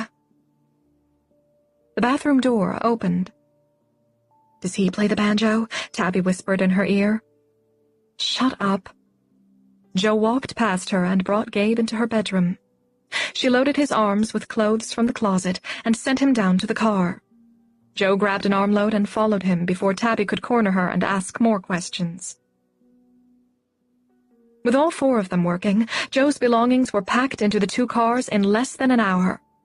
They drove to the new house, and Joe gave Gabe a tour while Tabby and Ursa made sandwiches and lemonade. She showed him the backyard last. He cupped his hand on a red lily flower. "This place suits you." "Someday I'd rather live in the woods like you do. But if I have to live in town, it's not bad." "You'd rather live in the woods?" he said. "Of course. Or the mountains, or on a lake. I want nature out my front door." "That's how humans should live." Looking at a nearby house, he said, "We're not meant to live on top of each other." She pressed against him, wrapping her arms around his neck. "I thought you liked it when we were on top of each other." He glanced nervously at the back door. "Tabby knows," she said. "Anyway, what's to hide?" "I don't know. I'm trying to get used to all of this." She kept her hands on the nape of his neck. "You're trying to get used to trusting us." "Maybe." She kissed him. "I have to trust everything. I want no regrets if—" She couldn't say it aloud. She never had. "If what?" "If the cancer comes back." His body tensed against her. "Could it?" "It's always a possibility. But the prognosis is good. They caught it early." He held her so tight it hurt. But it was an excellent kind of ache. "Yo, barnacles!" Tabby called from the deck. "Lunch awaits!" Gabe went in the half-bath to wash his hands, and Joe pulled Tabby into the living room. "Don't ask him a lot of questions," she whispered. "There are some things he won't want to talk about." "Like what, the axe murder he committed last month?" "He's had some bad times. Just keep it light." "More bad times than you?" "It's a different kind of bad stuff." "My God, you two are some match." "Yeah. Weird that we found each other, isn't it?" Tabby hugged her. "I'll stick to weather and politics." "But wait, is he liberal or conservative?" "You know, I'm not sure." What? That's the first thing I have to know. "It hasn't come up," Joe said. "Holy shit, is the sex really that good?" "Shh." Joe returned to the house, relieved when she found Gabe in the kitchen with Ursa. Ursa's drawing of the tabby kitten, exceptional as always, was already stuck to the refrigerator with a veterinary magnet that read, "Please don't litter. Spay and neuter your critter." During lunch, Tabby only asked Gabe a few neutral questions, such as, "How long have you lived in southern Illinois?" She steered the conversation onto politics, and they discovered Gabe leaned toward libertarian views. Joe could work with that. They finished unloading the cars by around 3. Joe didn't have time to unpack because she had to run a few errands on campus. She had to leave everything stacked on the floor and the bed Frances Ivy had left behind. Tabby had cleared her day for the move, and she insisted Joe take Gabe to campus without Ursa. "Alien and I are going to do human girl stuff," she said. Tabby is going to paint my nails, Ursa said. "We're doing purple." "Are you sure you want to stay here?" Joe asked Ursa. "I do." Joe wished she and Gabe could walk to campus through the State Street neighborhood, but she had to get to the biology office and her bank on Green Street before they closed. On the drive out, Gabe said, "I was last here when I was a kid, but these streets look familiar. I think George Kinney lives in this neighborhood." "He may," Joe said. "Some students call the State Streets the Professor Ghetto." "I remember that. My father joked about it both times we came here." "More jabs at George?" "Definitely." She parked near Morrill Hall, where the animal biology office was located. She had to submit paperwork for her fall classes, but first she wanted to show Gabe the quad. She held his hand as they walked into the large rectangular space surrounded by old buildings. "Pretty campus," he said. "That's Illini Union, the student center," she said, pointing to the north. "And the big domed building on the south end is Follinger Auditorium." They walked one of the diagonal paths. The quad was mostly empty, typical of midsummer. A few students lounged in the grass, and in the south end a shirtless guy threw a frisbee for his dog. "This reminds me of the quad at the University of Chicago." "I've never seen it." "It's beautiful." "Do you ever think about going back to school?" "No." That was a fast answer. "Why wouldn't it be?" "Because keeping your gifted brain hidden in the woods is as criminal as hiding your face behind the beard." He stopped walking and faced her. "I knew this was why you brought me here." "This is my world, Gabe. If you could find a way to be in it, everything would be much simpler. You said you wanted to live in the woods. I have years to go before I get my degree and find a job at a university. He sat on a bench and put his head in his hands. This is impossible. Why did we ever start this? I don't recall having much control over it. He looked up at her. Me either. Do you know I was attracted to you from the first time you bought eggs at my stand? You sure didn't act like it. You couldn't see me checking you out when you walked away. You mean my ass? He only smiled. She tugged him to his feet by his hand. Good thing you're an ass man and not a breast guy. I'm an ass man? Yeah, like the guy in Midsummer Night's Dream. Nick Bottom. She pulled him down the sidewalk. Come on, Nick. I have stuff to do. They entered Morrill Hall and took the stairs to the 5th-floor biology office. Joe left Gabe out in the hall so he wouldn't have to chit-chat with the secretary while she did her paperwork. Now the bank, she said when she left the office. Gabe started for the stairway they had used on the way up. No, this way, Joe said, gesturing toward the eastern stairwell. We'll come out closer to my car. They walked a long corridor past office doors. The majority of biology professors and graduate students were away from campus, working on their summer research. After the bank, are we getting on the road? Gabe asked. Only with a fight. Why? Ursa is set on having dinner with Tabby at a restaurant she likes. Would that be okay? I guess so. Joe wrapped her hand around his. It's a pizza place. Really casual. Gabe? A man said behind them. They turned around, hands parting. Dr. George Kinney stood in front of an open office. He walked toward them, clearly confused but smiling, his gaze fixed on Gabe. I thought I was imagining it when I saw you walk by. He stopped in front of Gabe.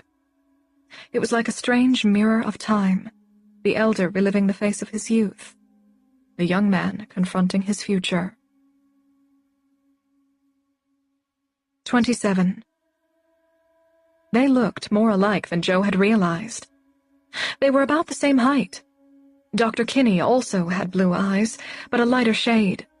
His hair was white, and he wore it on the long side like Gabe, his part on the right, while Gabe parted left. Dr. Kinney was slimmer than Gabe, but robust, as fit as a man could be at the age of 73. I almost didn't recognize you without the beard, Dr. Kinney said. The irony of the comment wasn't lost on Gabe, but he said nothing. To ease the awkward silence, Dr. Kinney turned to Joe. Good to see you, Joe. How's your research going? Very well, she said. Glad to hear it. I hope that living room air conditioner isn't giving you too much trouble. Do I need to replace it? It's fine. I don't use it much. I see you've met the neighbors, he said, glancing at Gabe. Yes, Joe said. We should go, Gabe said to Joe, as if Kinney weren't there. His contempt was palpable, shocking even Dr. Kinney, who must have been accustomed to it. But rather than back down and retreat to his office, Kinney said, Gabe. Gabe reluctantly looked at him. I'd like to talk to you. He directed his arm toward the open door down the hall. In my office. Relaxing his tone, he added, If you can call it that. When you're emeritus, they give you a closet. Sometimes the janitor accidentally puts his mop in there. Joe smiled. Gabe didn't. Dr. Kinney kept his eyes on Gabe's. Lynn is very sick. She has a month at most. I'm sorry, Gabe said at last. Dr. Kinney nodded. Please come into my office. I need to talk with you. Sounds like you two need privacy, Joe said. I'll run over to the bank while you talk. Meet me on the benches out front when you're done, she said to Gabe. Sounds good. Dr. Kinney said. She walked away before Gabe could refuse. "Take as long as you want," she said over her shoulder. She expected Gabe to be at her side any second, but she made it outside alone. Somehow she found her car and made it to the bank, even though every bit of her brain was focused on Gabe and Dr. Kinney. She drove back to Morrill Hall. Gabe wasn't on the benches. Either he'd run off in a panic and forgotten the meeting place, or he was still talking to Dr. Kinney. She sat on a bench and waited. After 15 minutes, she started browsing on her phone. When 40 minutes passed, her worries intensified. Maybe Gabe had snapped and run off. She considered going inside to see if he was still in Kinney's office, but interrupting them would be weird and intrusive. She also contemplated calling Tabby to see if he had gone home, but she couldn't possibly explain a call like that. 10 minutes later, Gabe came out of Morrill Hall, his body limp. Joe approached, but he kept walking. "Are you okay?" "Yes," he said. "What happened?" "We talked. About everything." He kept walking, no apparent thought to his direction.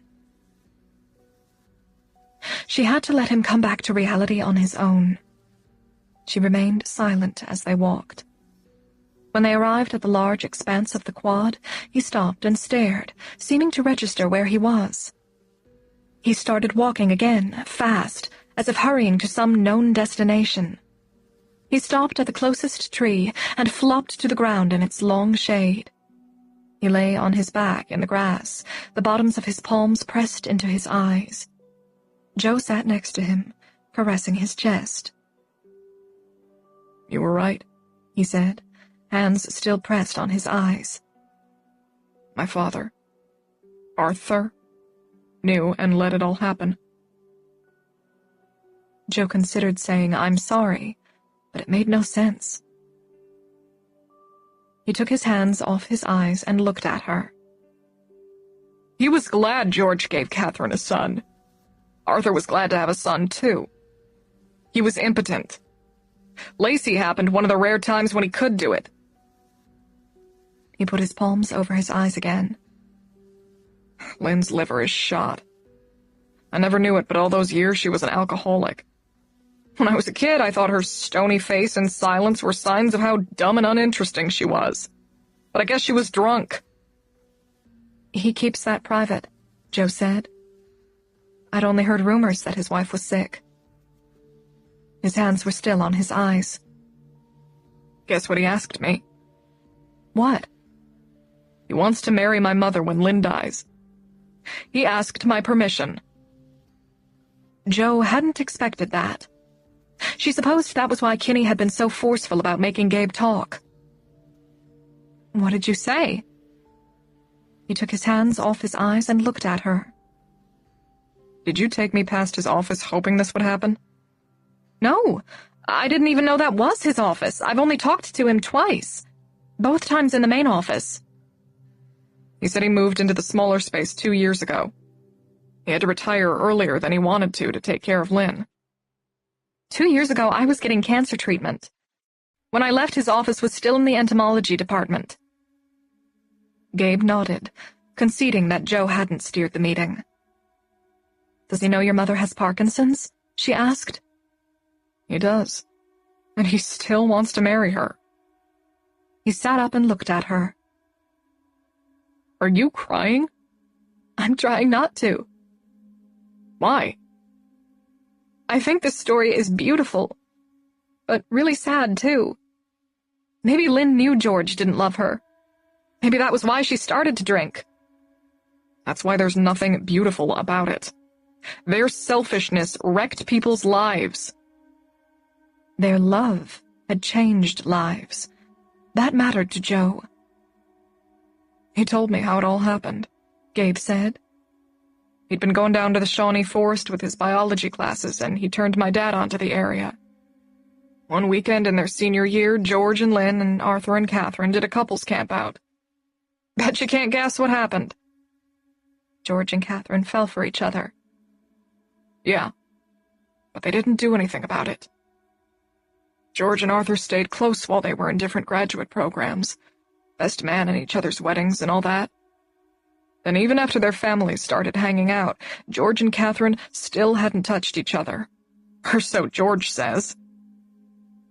Why would he lie when it eventually happened? True. When did they get together? After my dad bought the property in southern Illinois. He was still working on the cabin when the property next door went up for sale.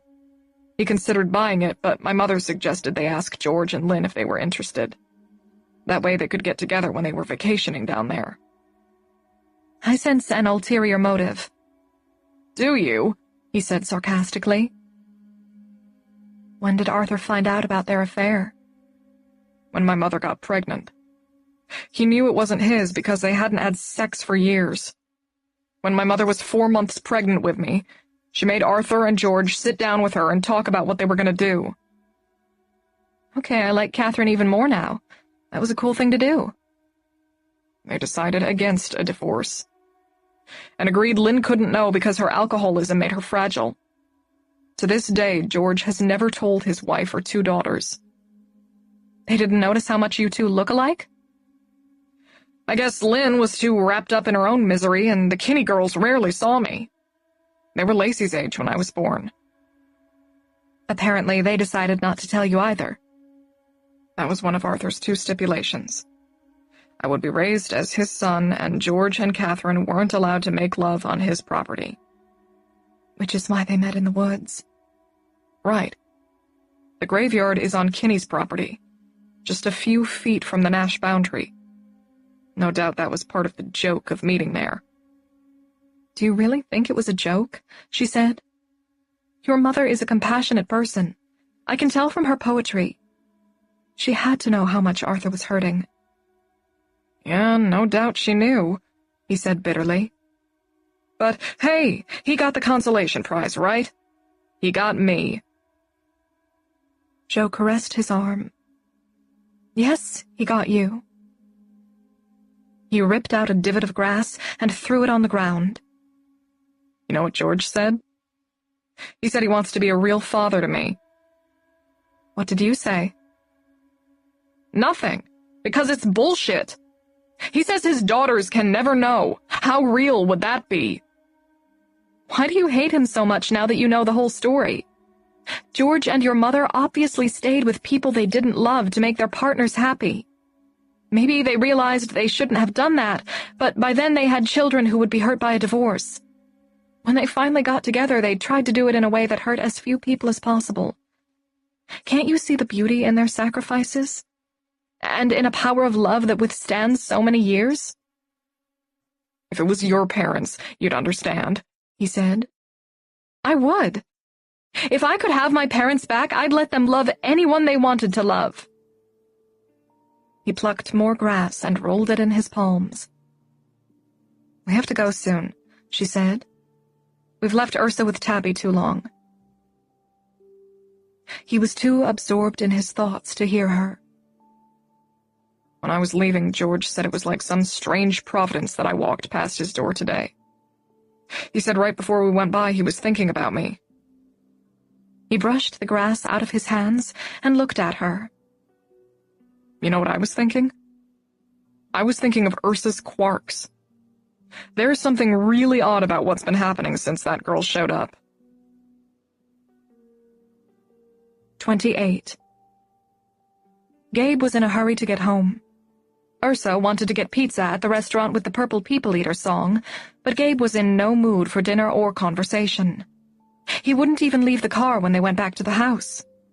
Joe told Ursa and Tabby that he wasn't feeling well, and she made Ursa get in the back seat despite her protests and tears.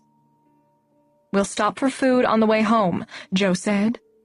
Maybe McDonald's and you can have ice cream. I want pizza with Tabby, Ursa said. I'm sorry. Can I talk to you inside for a minute? Tabby said before Joe got in the car. Joe followed her into the house, dreading what she had to say. Whether she wanted to discuss Gabe or Ursa, Tabby would be intense, and Joe had little energy left. "I was surprised you had Ursa with you today," Tabby said, closing the front door. "Were you?" Don't pretend it isn't weird. What the hell is going on? She said she lives with you. "I guess she does." The whites of Tabby's green eyes doubled in size. You have to take her to the police. "You know she runs." So you put her in the car and don't tell her where you're taking her. "She's too smart. She jumped out of the car when we tried that." She did? "We almost didn't find her." And what is this we? She told me Gabe sleeps over. "What about it?" You can't play house with someone else's kid. You could get in big trouble. And what will you do when your field season is over? "I haven't told Ursa yet. Don't freak out." What? "I might try to become her foster parent." Tabby slapped her hand to her forehead. Holy fucking shit, you're serious? "I am." Francis Ivy said no kids. "Do you think that's gonna stop me? I love this kid." They both went silent, Joe as shocked as Tabby. Joe? "What?" "I think you should call that doctor you saw up in Chicago." "I had lots of doctors." "You know what I mean," Tabby said. "The psychologist? The one you used to call Dr. Death?" "Yeah, her." "You know what she told me? She said survivors can live and love more fully than people who haven't stared death in the face."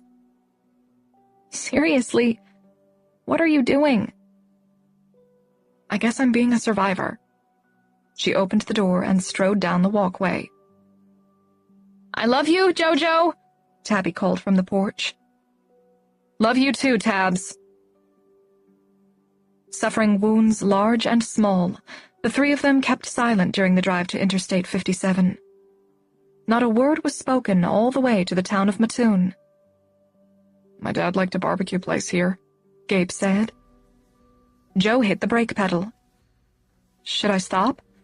We need gas, and Ursa is hungry." "I wanted pizza," Ursa said. Gabe turned around to look at her. "There's a good pizza place coming up down the road. It's one of those old-fashioned places that has a jukebox." "I want Tabby." "I don't think they serve that," he said. "Shut up!" "Hey, that's not nice," Joe said. Gabe turned back to face the windshield. The car fell silent again. Joe drove past Mattoon. "I'm sorry, Gabe," Ursa said a few minutes later. "Apology accepted. And I'm sorry I messed up your plans." He twisted around to look at her again. "Do you want to try the pizza place up ahead? I used to go there when I was your age. I like to play the jukebox too." "I bet they don't have Purple People Eater." "We'll find something good." "You better make sure this place is still in business," Joe said. "It will be. It was huge with the locals and always crowded." He used his cell phone to find the restaurant. Joe glanced in the rearview mirror at Ursa. She was drawing again. The colored pencils and art pad had been great purchases. "What are you drawing?" Joe asked. "A Purple People Eater." Art was a form of self-soothing for Ursa. When she wanted something or missed someone, she would often draw whatever it was to satisfy her need. They arrived in Effingham at dusk. At that late hour, Joe would have rather gotten fast food than stopped for a sit-down dinner. But if Gabe was up for seeing a childhood haunt, she was too. Connecting with his dad might be just what he needed. While Gabe navigated to the restaurant, Ursa hunched over her art pad, wholly focused on her drawing despite the failing light. "Bring your art stuff inside," Gabe said as Joe parked. "The pizza takes a while to cook, and it'll give you something to do." Joe surveyed the long row of motorcycles parked beneath the multicolored bulbs strung along the eaves of the restaurant. "Are you sure this is the right place?" "This is it," Gabe said. He opened Ursa's door. Thank God they haven't changed it. The parking lot is still all gravel. And look how many cars are here. Look how many Harleys are here, Joe said. I know, isn't it great? It's straight out of the 60s. I wouldn't know how authentic it is. Arthur did. Too bad he isn't here. He loved this place at night. It looks a little rough. You see, that's the problem with people now. They glimpse a little color in their gray fast food world and they panic. Places like this are too real for them. But this is the kind of place where the really interesting stories of humanity play out. I think I'm getting one of Dr. Nash's lit lectures. You are, and I completely agree with him. Imagine this place described in a book you're reading, and try to put McDonald's in its place. I think those two restaurants would be used for very different purposes in a book. Exactly. No comparison. One would be a metaphor for all that's dreary in our lives, and the other for what little unpredictability still exists. As long as the unpredictability doesn't include a biker knife fight, I'm up for it. A biker knife fight, now that would be excellent. You know, the Arthur side of you is a little scary, she said. Ursa, are you planning to come out of the car any time this century? He said.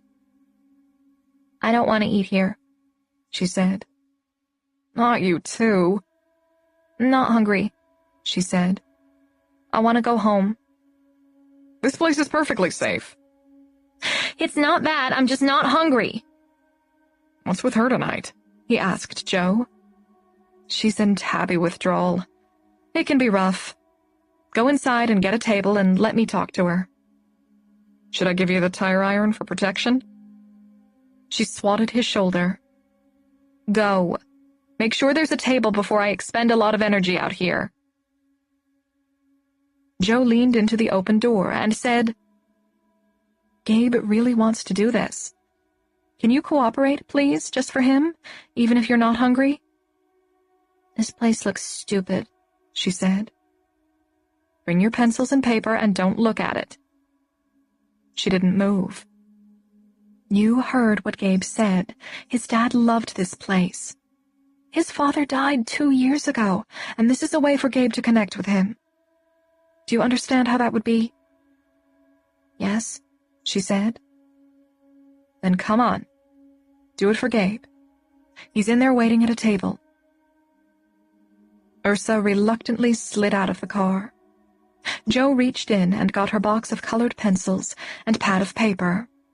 She looked at the purple people eater on top of the pad. That's great, she said. I love how you did his mouth. It has to be that big because he can eat people whole. The teeth are pretty scary.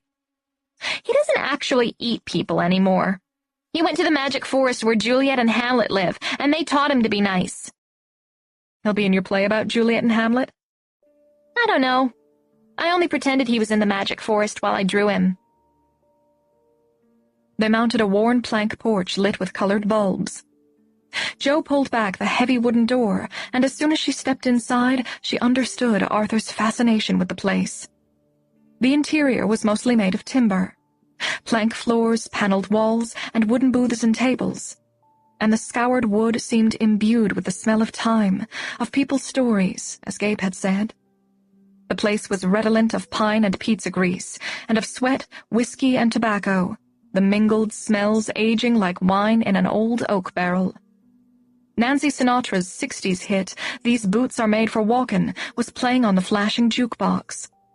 It perfectly suited the vibe, but the song was nearly drowned out by laughter and voices. The atmosphere was dark, mostly lit with colored lights, except for billiard lamps over 3 pool tables at the rear of the room. Around the tables, a group of tattooed men and women drank beers and gabbed as they watched the pool balls roll. Many eyes followed Joe and Ursa to Gabe, seated at a table in the middle of the room. The patrons, mostly locals from what Joe could tell, probably knew she and Gabe were tourists. Their jeans and t-shirts blended in, but Joe's American Ornithological Society shirt certainly outed her. Joe sat opposite Gabe, and Ursa took the chair between them at the little square table. Great, isn't it? Gabe said. I have to admit I feel like I've gone back to another era. But I think they all know we're time travelers. They don't care, we're supporting the local economy. He picked up Ursa's hand and looked at her lavender fingernails. That's a nice color. Did Tabby do your toenails too? Ursa nodded. They're dark purple. Pencil in hand, she bent over her purple people eater again, her face hovering close to the paper so she could see in the dim light. Gabe opened the menu. What do you want on your pizza, Ursa? She didn't lift her head. Whatever you want. Because Joe ate little red meat, especially cured meat, they ordered a large pizza that was half vegetarian and half sausage and pepperoni. What to drink, darlin'? Asked a 40-ish waitress with heavy makeup and burgundy pigtails. Ursa kept drawing. How about a kitty cocktail? Gabe asked. I used to get those here. Okay, Ursa said, without looking up. Joe looked at what had her thoroughly focused. She was drawing plants and trees around the purple people eater. Is that the magic forest? Joe asked. Yes. It's like a jungle. It's magic. It keeps him safe. Can't he use all those teeth to keep himself safe? Not when there's bad stuff around. Gabe raised his eyebrows at Joe, noting her odd mood. Want to play the jukebox? He asked. No one's using it. You can if you want to, Ursa said. I'll see if your song is on it. He left the table and stood over the jukebox. Is something wrong, Ursa? Joe asked. I didn't want to come here, she said. I'm sorry. Thanks for sticking it out for Gabe. Gabe's first song, Smells Like Teen Spirit, came on before he returned to the table. Are you a Nirvana fan? She asked him as he sat down. Not in any dedicated kind of way, but I like this song. Joe's water, Gabe's beer, and Ursa's kitty cocktail arrived. Raising his glass, Gabe said, I want to propose a toast. Joe picked up her water. To what? To Catherine and George's marriage. May it be long. Really? It's a great idea. At least someone in my family will get closure on this thing. He held out his glass. Ursa, we're doing a toast, Joe said. I don't get it. Catherine is your mother, Ursa said, proof that she had been listening. She sure is, he said. She's getting married? Ursa asked. Maybe, Joe said. Who's George? George Kinney, Joe said. The man who owns our house? It's not ours, Joe said. But yes, pick up your glass and toast. Ursa tapped her glass on theirs and drank. After her first sip of the sweet drink, most of it went down quickly. Isn't George married? He is, Gabe said. But soon he won't be. They're getting a divorce? Something like that. Your mom is kind of old to get married, Ursa said. People can be in love at any age, Joe said. Ursa wasn't listening anymore. She sat motionless, staring across the room. Joe followed her line of sight. She was looking at the bar. A scruffy young man with a phone pressed to his ear glanced in their direction. When he saw Joe and Ursa looking his way, he swiveled his stool around to face the bar. Ursa kept looking at something, but Joe couldn't figure out what it was. What is you two so mesmerized? Is there a hot guy over there or what? Gabe asked. Ursa picked up a green pencil and made another leaf in her magic forest. You're the hottest guy in the room, Joe said. Only because I'm up against aging bikers. He was wrong. The crowd was fairly young, especially the people seated at the bar. The guy Ursa seemed to have been looking at got off the bar stool and walked past their table, staring as he passed. Ursa watched him leave the restaurant. Do you know that man? Joe asked. What man? She said. The one you were just looking at. I was looking at that thing over the door. The horseshoe? Why is it there?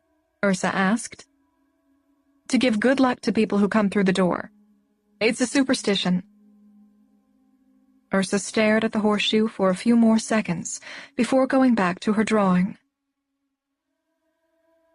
Now that he had embraced Catherine and George's future, Gabe was in a good mood.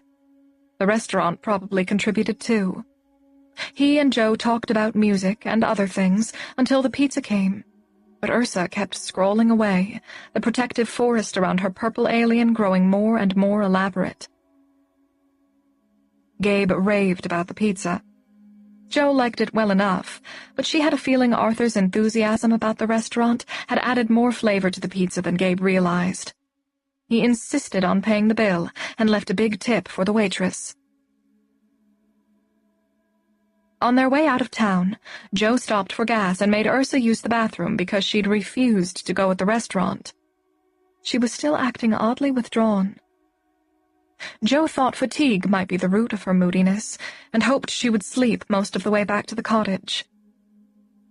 Joe and Gabe wandered through several topics during the ride, but steered clear of what had happened with George because Ursa was still awake. She was restless, shifting from window to window, and more than once Joe had to tell her to put her seatbelt back on. When Joe pulled onto the county highway, she saw lights in her mirrors. The car behind turned off with them and followed the 6 miles to Turkey Creek Road. "Don't tell me they're turning here too," she said. "Who?" Gabe said. Ursa looked out the rear window.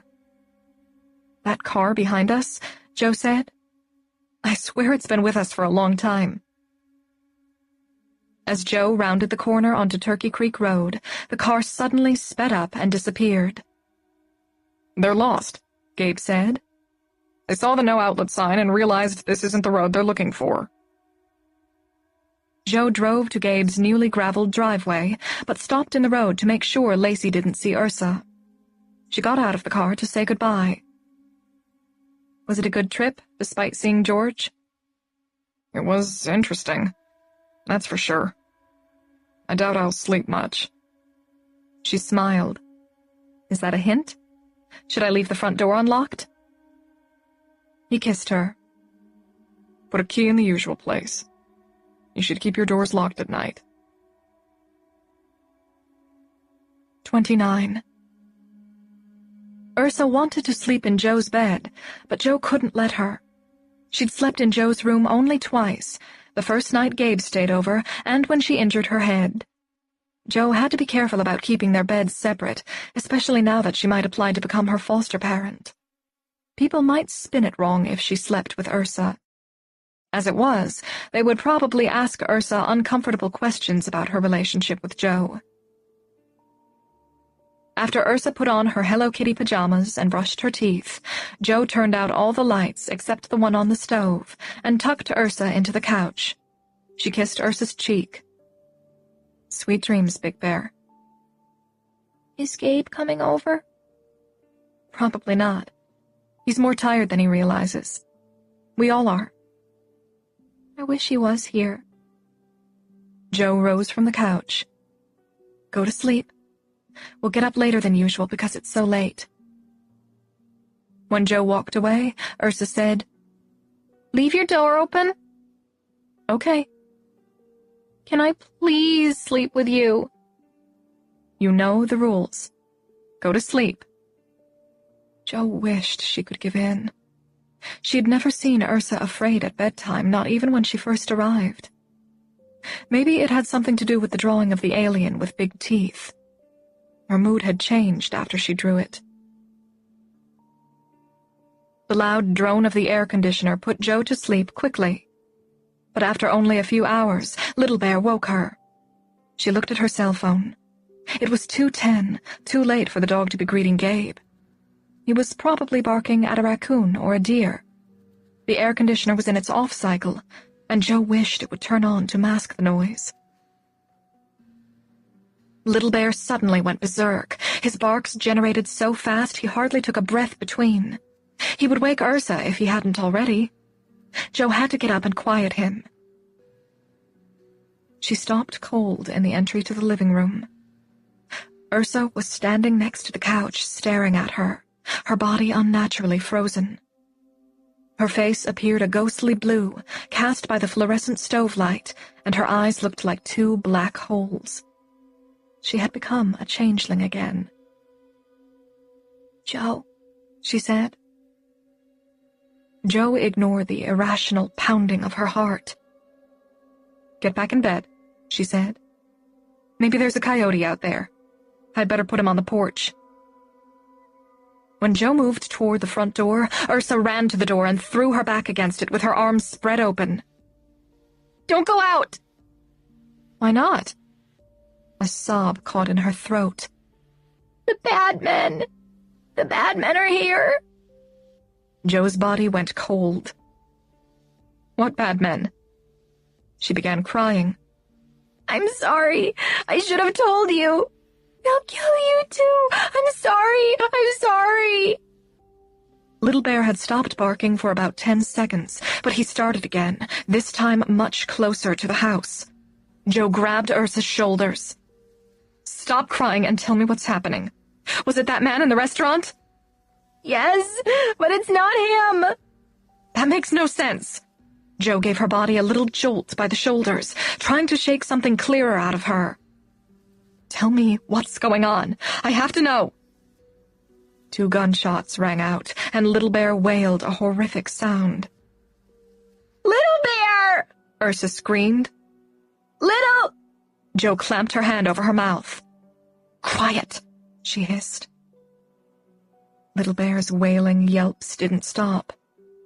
Another shot fired, and he went silent. Ursa nearly collapsed in gasping sobs. Jo put her hands on her cheeks to focus her attention. "How many men are there? Do you know?" "I think 2. In that car, I don't know for sure. They killed Little Bear." "That car followed us from Effingham?" Ursa nodded, her body shuddering with heaving sobs. "You have to stop crying, please. If they hear you, they'll know where we are." Ursa swallowed her crying in gulps, and the silence gave Jo a chance to concentrate. In the part of her brain that could function outside survival instinct, she comprehended that the men must have something to do with Ursa's past. But she couldn't think beyond that or her urge to keep Ursa safe. The men could shoot into the house any second. Connecting to 911 and describing their remote location would waste too much time. She hoped Gabe had heard the gunshots and called the police, but she had no guarantee that he had. To get in, the men would have to use the front or rear wooden doors. The old house was raised up on cinder blocks, and the windows were located halfway up the wall, too high for easy access from the outside. Jo dragged Ursa away from the door, afraid a bullet might pierce through. She stood at the entrance to her bedroom, trying to think. The men would know their shots had awakened them. Little Bear had thwarted a surprise attack. Now the men were on the defensive. They would assume Gabe was still with them, because they hadn't seen Jo drop him off at his cabin. They would be afraid Gabe and Jo owned a gun. But they would get bolder the longer there was silence in the house. They would know they had their quarry trapped and would kick in the doors.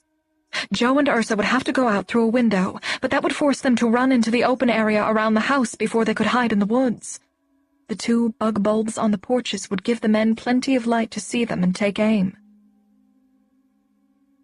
A line from the Nirvana song Gabe had played on the jukebox ran through Jo's mind. Darkness would be less dangerous. "Get down and stay here," she whispered to Ursa. Ursa obeyed, crumpling to the floor in the doorway. Jo crept into the kitchen and quickly pushed the stove light button off. She crouched in the darkness, waiting to see if anything happened.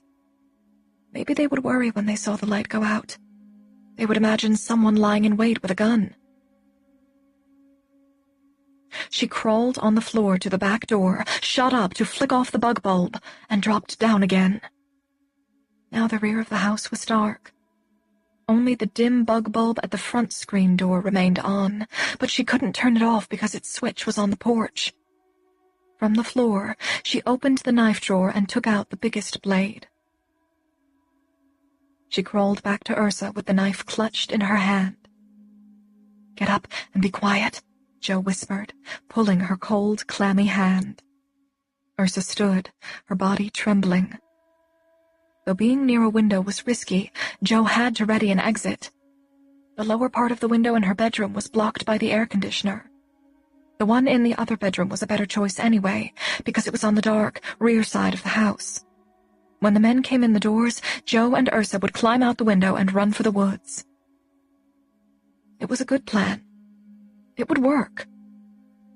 Unless more than 2 men had surrounded the house. But if there were that many, surely they would have attacked by now. Joe pulled Ursa into the empty bedroom and pushed up on the window. It was stuck. The summer humidity must have made it swell.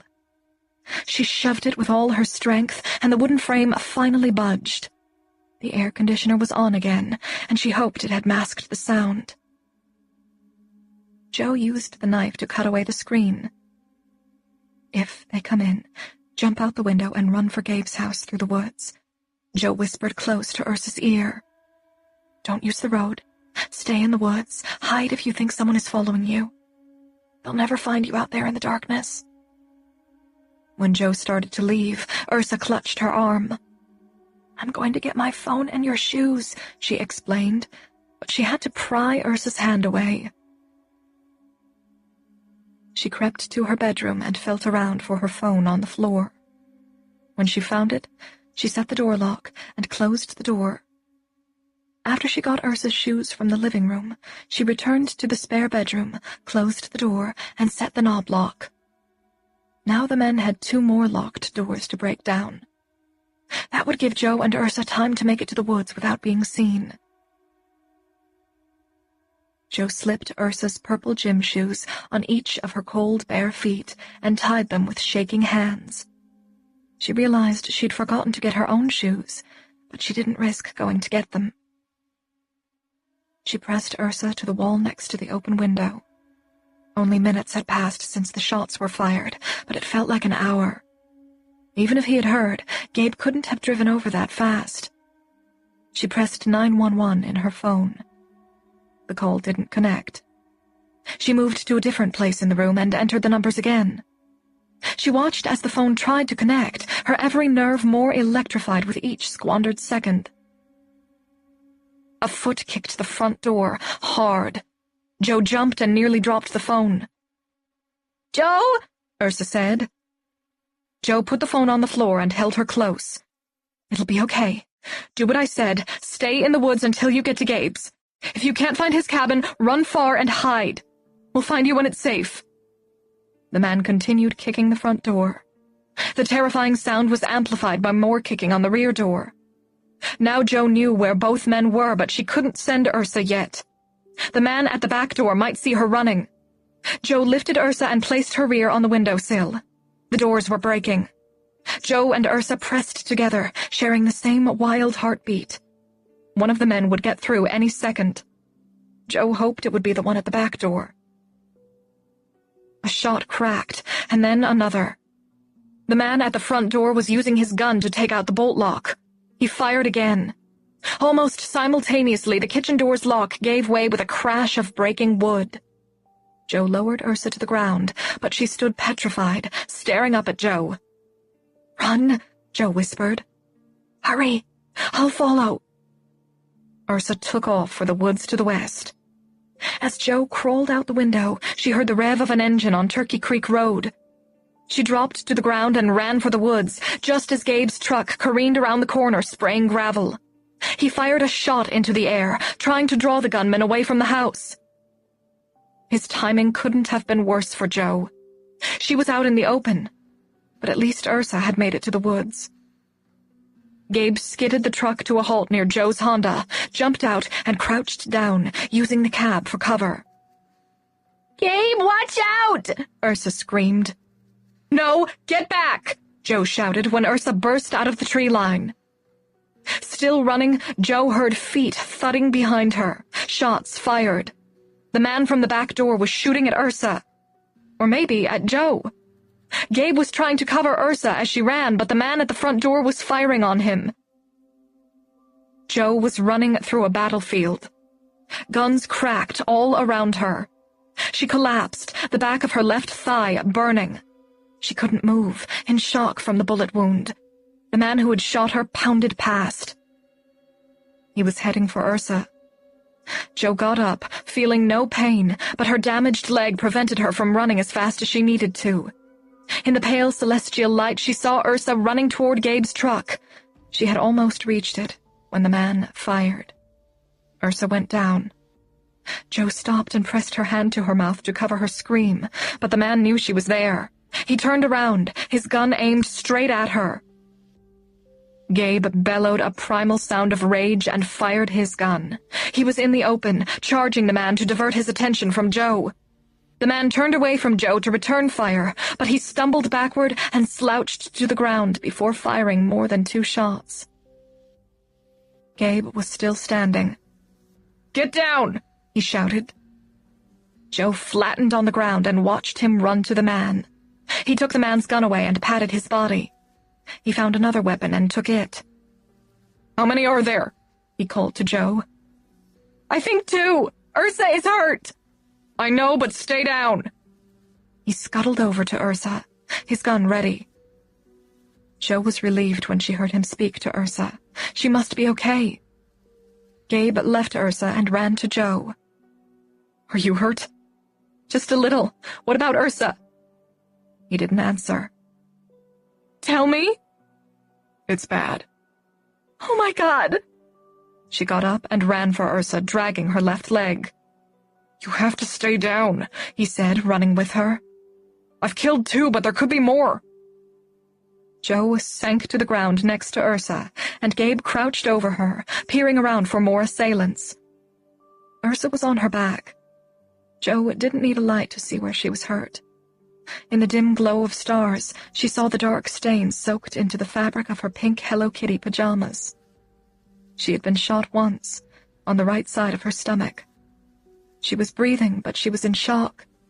Her body trembled, and her eyes stared at Joe, but she didn't seem to see her. "Is an ambulance coming?" Lacey called 911 when we heard the first shots. "They might not bring an ambulance."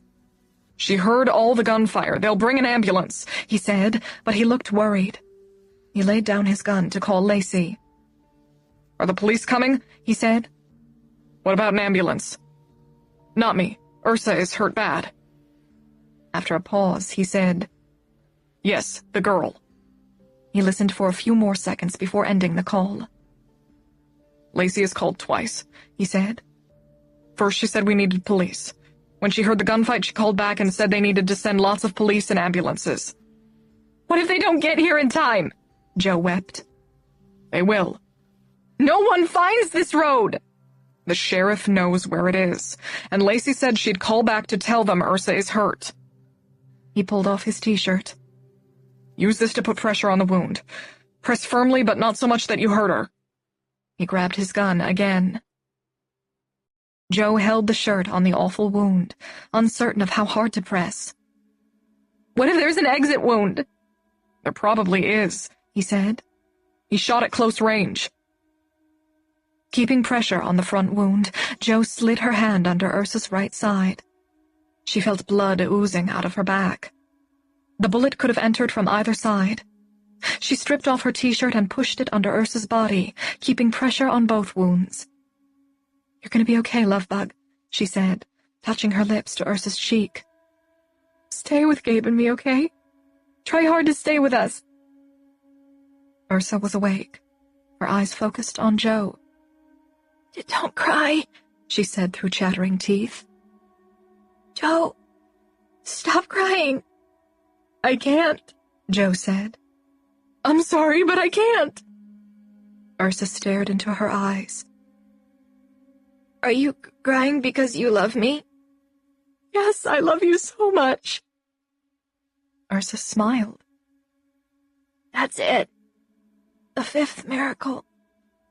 That was what I wanted most, and I made it happen."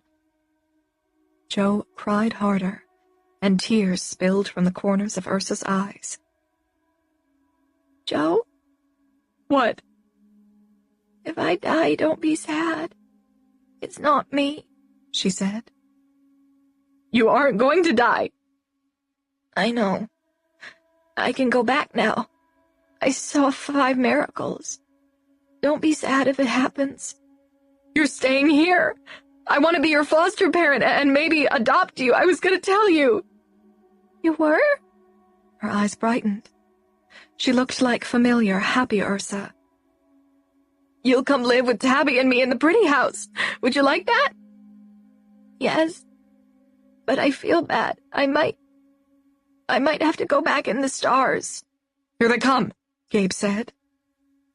Joe heard a convoy of distant sirens, but the sound was too distant. Ursa had closed her eyes. Ursa, Joe said. Ursa, stay with me. Stars, Ursa murmured. Joe, I see stars. Ursa, no, stay with us. She tried to keep pressure on Ursa's wounds, but her arms had no strength. Her legs buckled. She collapsed on her side and fell onto her back. She saw stars, too. Where was the bear? Where was Ursa Major? Which stars were those? Gabe's hands lifted her. Joe, you're losing a lot of blood. Your pants are soaked. He was right. She had been fighting the fog in her mind since the man had shot her. She closed her eyes and let the darkness come. She would find Ursa. She would find her even if she had to climb into the sky and pull her down from the stars herself. 30. Ursa, Ursa, Ursa. It was the mantra that drew her out of anesthesia. When she opened her eyes, she wasn't surprised to see a hospital room. She wasn't afraid either. The environment was all too familiar. A middle-aged nurse who had been fiddling with her IV bag looked at her. Awake already? I didn't expect that for another hour at least. Do you know if the little girl who came in with me is okay? You're asking the wrong person. Meaning they told you not to say. How do you feel? The nurse asked, lifting Joe's wrist to find her pulse. Well enough to be told what happened. Do you know what happened to you? She probably had to establish that Joe could handle the news. I was shot in the back of the leg. Do you know where you are? In Marion? You're in St. Louis. St. Louis? Don't you remember? You came to this hospital by medvac. Now that she knew, she did remember. She had thought the loud whir of the helicopter had been part of her delirium. What's going on with my leg? You received several units of blood and the surgery involved vascular and tissue repair. The surgeon will explain when he comes by. Is a man named Gabriel Nash here? Are you feeling up to seeing visitors? Yes, I want to see him. Are you sure you're well enough? Yes. The nurse left the room. A few minutes later, the door opened. It wasn't Gabe. A uniformed officer and a man dressed in a white shirt and khaki pants entered. Each of the men wore a gun, which meant the one in plain clothes must be a detective. They were both in their mid-40s, but opposite in looks. The deputy was about 6 feet tall with dark eyes and short black hair, and the detective was 5 inches shorter, with light eyes and blondish hair worn in a stubby ponytail. Their solemn faces made Joe wish she hadn't awakened. Joanna Teal? The detective asked. Yes, she said. I'm Detective Kellen out of Effingham, and this is Chief Deputy McNabb from Vienna. I need to know about Ursa. Did she die? Just tell me. How did you know her name is Ursa? He asked. She told me. Did she tell you her whole name? Are you really going to do this to me? You're going to ask me 100 questions without answering the only one that matters? We can't answer because she's still in surgery or post-op. We don't know if she'll pull through. She put her hands over her face, the only privacy available. She thought Ursa had died on the Kinney property. Is she here? In this hospital? After a pause, the detective said, Yes. The other cop, McNabb, shot Kellen a disapproving glance. For some reason, he hadn't wanted the detective to relay Ursa's whereabouts. Do you know why those men shot Ursa? Joe asked. Please let us ask the questions, Ms. Teal, Deputy McNabb said. Are you feeling well enough? Kellen asked. She consented, and for the next 20 minutes she answered their many questions. McNabb, who'd been at the crime scene, mostly asked about the shooting, while Kellen focused more on Joe's history with Ursa. Though they didn't say it, many of their questions were clearly aimed at corroborating statements Gabe had made. Joe tried to keep him out of her story as much as possible, but the two cops brought him up frequently. Was Gabriel Nash there when that happened? The detective often asked. When Joe talked about Ursa and how she had come to live with her, it all sounded wrong. She saw the judgment in the men's eyes and heard it in their questions. As the interrogation continued, Joe began to think she might be in serious trouble with the law. The anxiety, combined with the many other stresses on her mind and body, wore her out quickly. The police saw she was losing coherence and decided to quit for the time being. Is Gabe here? Joe asked before they left. He was an hour ago, Kellen said. Get some rest. He and the deputy walked out the door. Joe pushed her call button. Is there some way you can see if a visitor is in the waiting room and bring him here? Joe asked the nurse when she arrived. Is it a family member? No. For now, only family is allowed in. Wouldn't that be up to me? You'll have to speak with your doctor. Okay, let me speak to him. I can't say when he'll be here. He'll see you when he makes rounds. The hospital runaround. Joe knew it well, but she was too tired to wrangle. She quit fighting the drugs and succumbed to sleep. When she woke, hours later, she discovered she'd missed the doctor. She was desperate for news about Ursa, but she had a new nurse who was even less communicative than the last one. The pain medication the nurse gave her put her under again. Joe thought she was dreaming when she felt lips touch her neck. She won a battle with her heavy eyelids and looked into familiar green eyes. Tabby. This hospital thing is getting old, Jojo, Tabby said.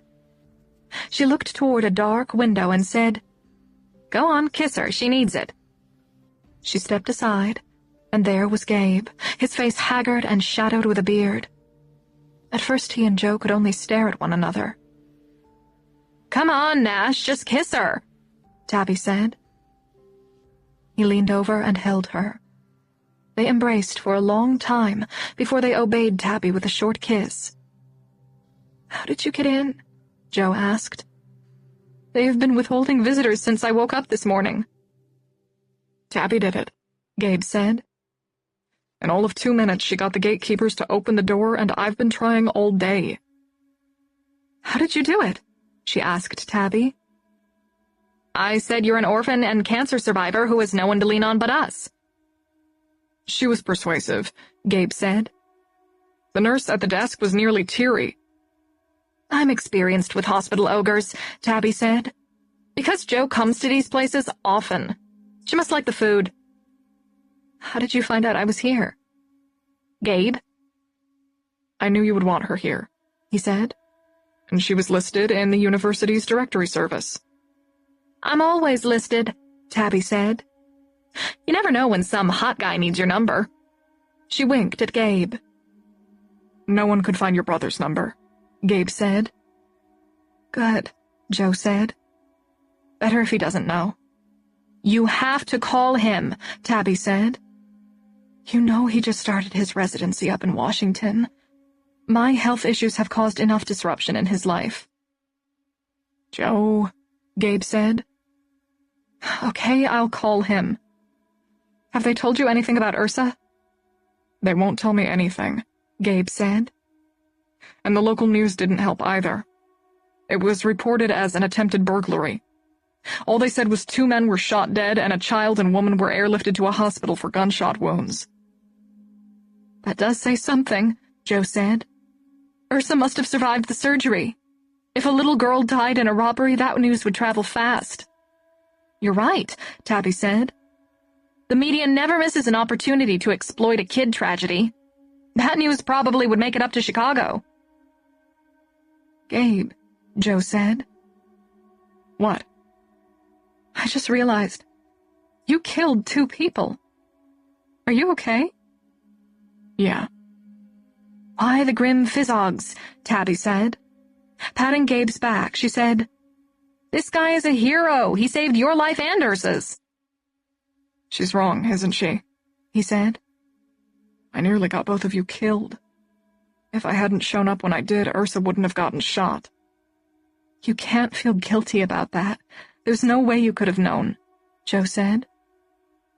I do. I feel like shit. Ursa came out of hiding to warn me. I didn't even know where you were when she screamed and ran out of the woods. I tried to cover for her, but I was taking fire from the guy by the door when the other one came out the back door. I couldn't cover them both. It was an impossible situation, Joe said. Not for you, he said. When I went in the house with the police, we pieced together what you did. You waited until they broke in before you sent Ursa out the window. She for sure would have been safe, and you probably would have been too. They hadn't broken in the door to the room you were hiding in. We found your phone in there. It was still connected to 911, and they had heard all the gunfire. That was when they dispatched the helicopters. When I think of you locked in that room with Ursa, Tabby said. She hugged Joe and kissed her again. Will your leg be okay? The bone must not be broken or you'd have a cast. It was mostly vascular. The nurses say I'll be fine, but I haven't had a chance to talk to the doctor. I've hardly been able to keep my eyes open. You lost a lot of blood, Gabe said. Last night when you passed out, I was afraid both you and Ursa were going to die. I wish we could visit her, Joe said. Imagine how upset she is. Check this out, Tabby said. She pulled her phone from her purse, moved her finger over it, and held up the screen for Joe to see. It was a school photo of Ursa smiling, and over the picture were the words missing, Ursa Ann Dupree. I checked that website almost every day, Joe said. She must have been reported recently, Gabe said. I shouldn't have stopped looking, Joe said. I stopped too, he said. Joe took the phone out of Tabby's hand and read the information below Ursa's photo. She went missing on June 6th from Effingham, Illinois. She was 8 years old. Her 9th birthday would be on August 30th. I can't believe she's only 8, Joe said. I know, Tabby said, taking the phone back. That's only 3rd grade. It doesn't seem possible, Gabe said. The first night I talked to her, she used the word salutation, Joe said. Maybe she really is a smart alien in a kid's body, Tabby said. A nurse came in to record Joe's vitals. When can I get out of bed? Joe asked him. Tomorrow morning you'll have physical therapy, he said. After the nurse left, Gabe sat on the edge of the bed and held her hand. They said we can only stay for a few minutes, and I need to tell you something. This can't be good. It's not. We're in trouble. But it's worse for you because Ursa slept at your rental house and went to work with you. Did the cops tell you that? They've implied it, even though I told them I was as responsible as you were for letting Ursa stay. He squeezed her hand. I hate to say this when you've barely recovered, but I have to. Call your lawyer if you have one. I think you're going to be charged with a child endangerment felony. Child endangerment. Not possible. Not when all she'd done was give food, shelter, and love to an abandoned little girl. But then she saw Ursa running under the stars. A gun fired again and again, and Ursa stumbled and slumped to the ground. All because Joe hadn't turned her over to the sheriff. She dropped her arm over her eyes and cried. 31. The next morning, someone knocked on the door. "Come in," she said, pulling her hospital gown over her bandaged leg. She was expecting Gabe and Tabby. They had spent the night at a nearby hotel. Instead, her research advisor walked in. "So, when were you going to tell me you were shot and nearly died?" Shaw asked. "Never, if possible. I figured you were tired of my endless doom and gloom." "I'm not. And if I'd known, I'd have been here in a heartbeat." He folded his long body into the chair in front of hers. "Is your brother here?" "I talked to him last night. He wanted to come, but I told him I was perfectly fine and I'd be pissed if he came." "Perfectly fine," Shaw said, looking at her propped leg. "I am. How did you find out?" "From George Kinney. The police had to contact him because it happened on his property." That must have been surprising news. A shootout and 2 guys dead on his property. The timing was bad. His wife died earlier the same night. Lynn died? Shaw's white brows arched in confusion. "You knew Lynn?" "No, not really." He studied her for a few seconds. "George told me you brought someone he knows to campus that same day. Gabriel Nash?" Joe nodded. "He helped me move my stuff into the new house." "George said he lives on the property next to his. His family and George's go way back." He waited for Joe to explain how she knew Gabe, but she stayed silent. "George told me Gabe may have saved your life." "I had a gun pointing straight at me and he took out the guy before he fired." "My God," Shaw said, thrusting his fingers into his silky white hair. "I have to meet this guy and thank him." "You may get your wish. He's supposed to be here any minute." "Should I leave?" "No, visitors are all that make a hospital bearable." "I thought good drugs did that." "I've had it with the drugs. I'm already weaning off." "Why am I not surprised to hear that?" He relaxed against the back of his chair. "I hear the little girl is doing well." "Is she?" "They didn't tell you?" "No, they won't tell me anything." "She's in intensive care, but she's out of danger. They expect her to make it." If her advisor weren't sitting in front of her, she'd have blubbered in relief. "Did the police tell Dr. Kinney why those men were after her?" Shaw sat erect. "She didn't get hit by accident?" "I'm pretty sure they came there to kill her." "Have you told the police?" "I've told them everything." "They told George it was probably a robbery." "I think they're saying that because it's a criminal investigation and they can't leak anything. It's all linked to something that happened in Effingham. A detective from there asked me a lot of questions." Shaw's blue gaze was penetrating. "George said the police asked him if he'd been aware that the little girl was living on his property." Joe couldn't think of anything to say. "Was she?" "Yes." He rumpled his hair again. "I think I'm in pretty big trouble." "What the hell were you doing?" "I felt sorry for her. One night she showed up hungry and wearing dirty pajamas. She didn't even have shoes." "I remember. You'd given her your sandals." "I called the sheriff the next day, but she ran into the woods when he got there." "But that was, more than a month ago?" "I know." He waited for more explanation. "I hated for her to go to foster parents. You hear all those bad stories?" "Were you sure her parents weren't looking for her?" "If they were, they never told the police. I checked the internet every day for the first few weeks. And by then, I know this will sound crazy, but I really cared about her. I was even thinking of trying to be her foster parent." "My God, Joe. Your heart is just too big for this mean world." "If I'm charged with something, will it cause trouble at the university?" "It might." "Could I get kicked out of grad school?" "You never know with our current butt brain of a department head." He saw how devastated she was.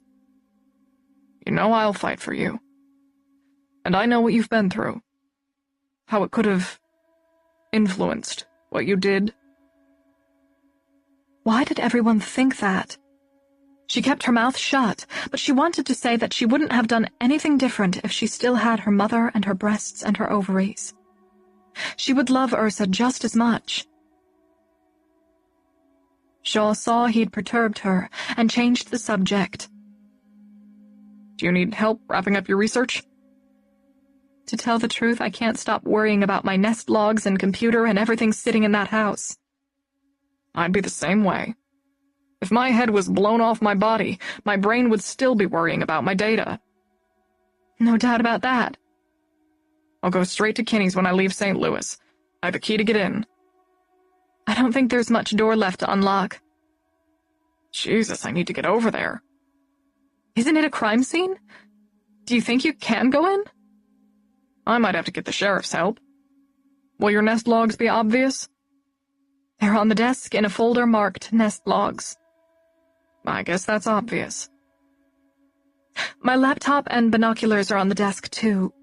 Would you bring them back to campus and put them somewhere safe? I will.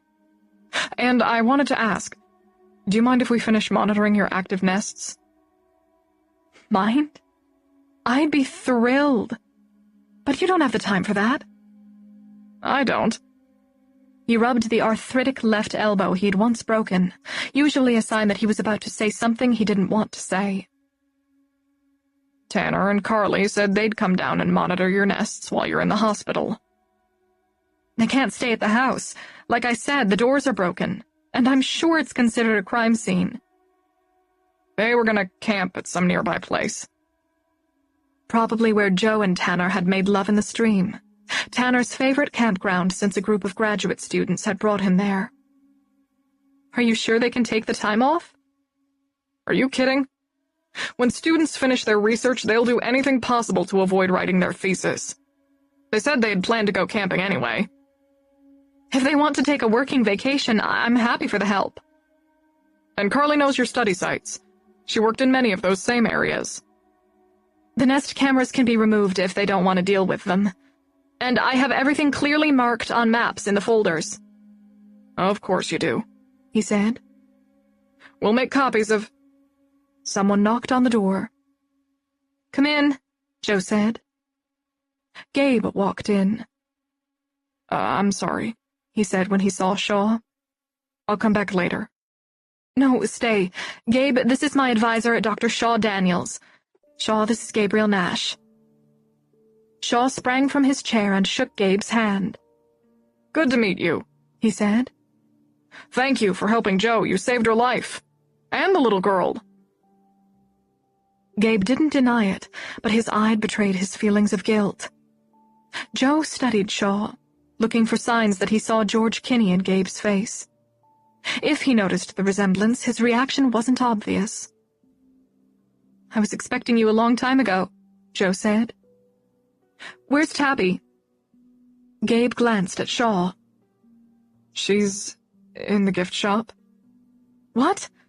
She better not buy me any of that overpriced crap. Shaw wiped his brow in a mock gesture of relief. Thank God I didn't buy that get-well balloon. I was about to say, unless it's a balloon. Damn it.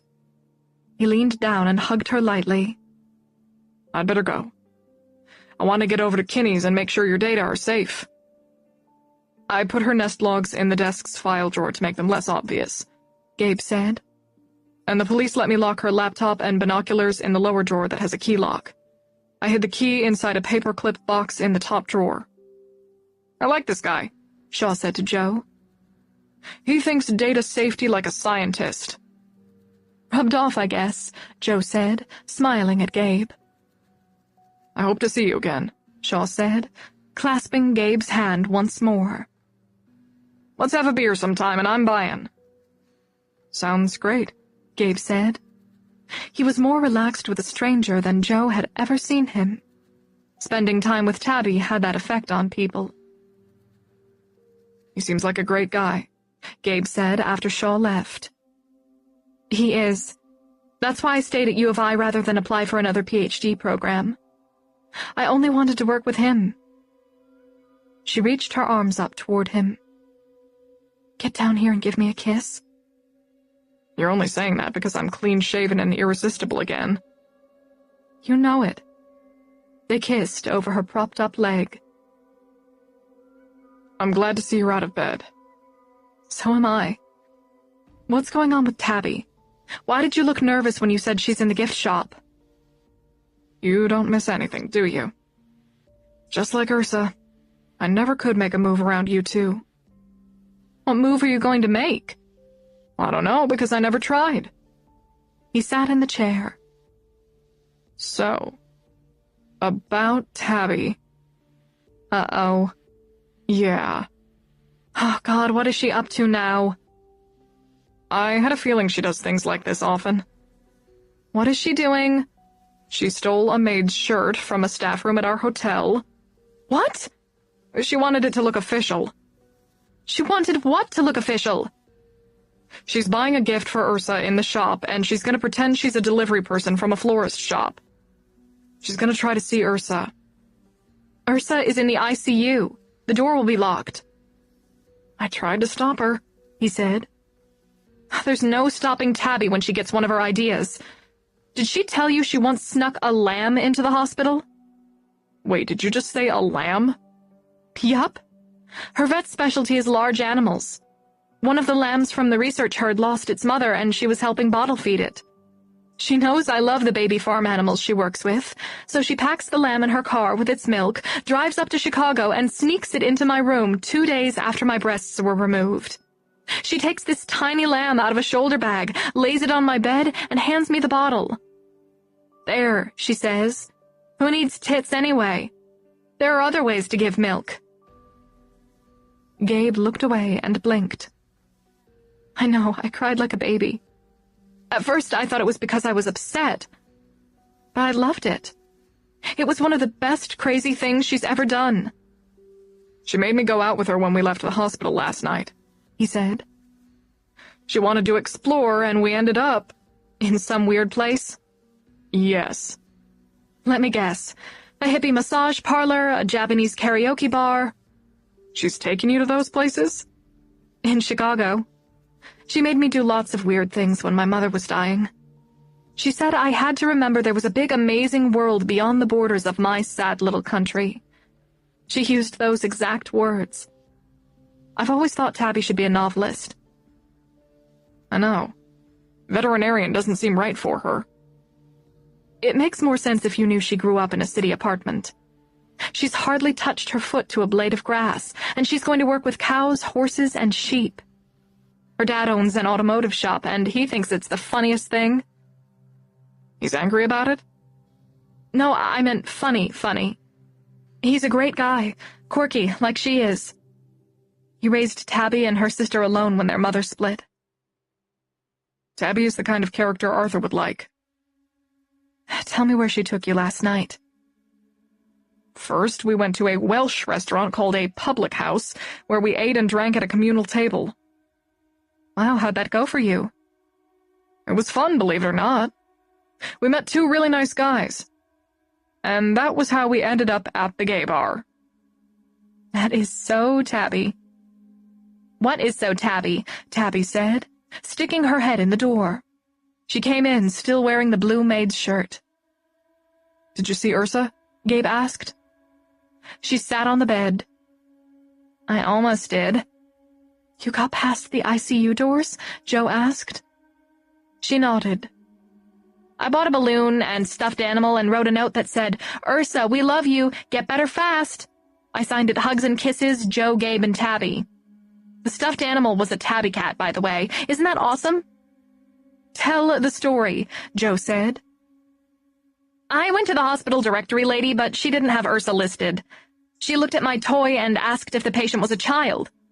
When I said she was, the lady said Ursa was probably at their children's hospital a few blocks away. She checked for me, but they didn't have her listed either. That's weird. That's what I thought. I went to the ICU in this hospital to look around, but the doors were locked.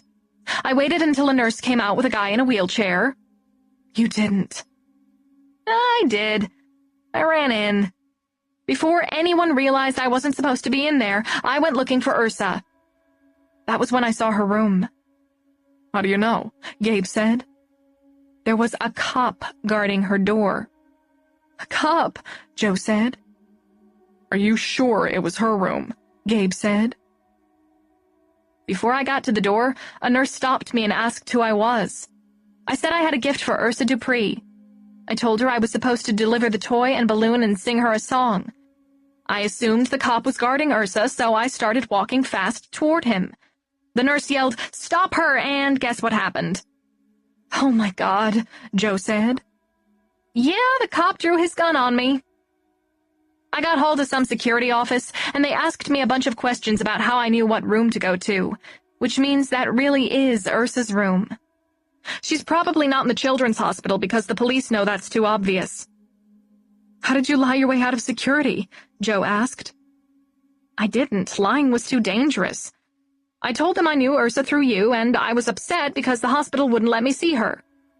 I admitted I hatched the plan to sneak in. What did they do? They took my name and address, but they were only trying to scare me. And they said I'd be arrested if I tried it again. I can't believe this, Joe said. Ursa is under police guard? I believe it, Gabe said. So do I, Tabby said. She lowered her voice and leaned forward. I bet the government knows she's an alien in Ursa Dupree's body. 32. Joe had looked through every magazine in the ICU waiting room, even Guns and Gardens, which would have amused her pacifist gardener mother. Her favorite seat was the one next to an adjacent table, on which she could support her bandaged leg. She exercised every hour, walking in circles on her crutches around the room. She used the handicapped stall in the waiting room bathroom to bathe and brush her teeth, and she slept on the couch. She ate when Gabe brought her food. He was still at the nearby hotel, and he washed and dried her clothing in his room every night.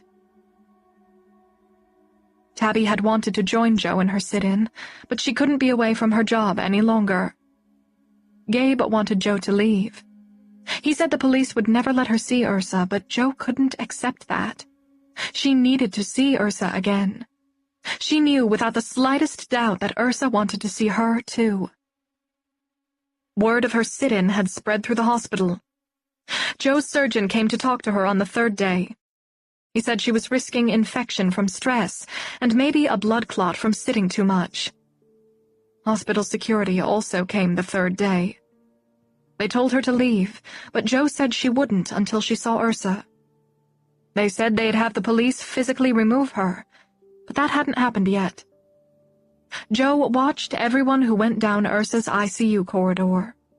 She took note of police and official-looking people who went through the doors. A woman with a white-streaked afro visited frequently, and Joe began to suspect she was Ursa's court-designated counselor. The woman often looked at Joe while she waited for the ICU doors to open. At first, she assessed Joe with apparent coldness, but by the third day, there seemed to be some grudging admiration in her stare. Gabe came in with lunch on the fourth day of her sit-in. He had dark circles under his eyes, and his cheekbones seemed more prominent. He was in contact with Lacey and his mother, but he didn't tell them the truth, that Joe had been discharged from the hospital after 3 days. Gabe took off his backpack and sat next to her. Turkey, provolone, avocado, and lettuce on wheat, he said, handing her a white paper bag. Aren't you going to eat? I'm not hungry. I wish you would go home. I wish you would stop this insanity, he said. I can't. She's probably not here anymore. I'm sure they've moved her.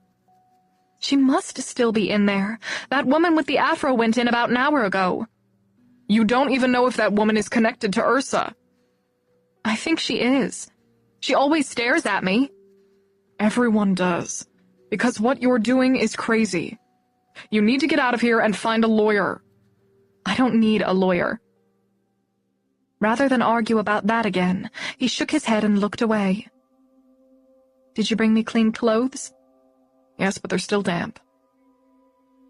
As she finished the sandwich, he closed his eyes and leaned back in his chair. Joe kissed his cheek. Don't you want to get back to your birds? He said, eyes still closed. I can't on crutches, and Tanner and Carly are finishing my work. He opened his eyes and looked at her. I'd think you'd want to make sure they're doing everything right. Tanner has to get it right. Why? He's using my nests to get back in Shaw's good graces. Shaw was pissed when he dropped me like I was Typhoid Mary after my diagnosis.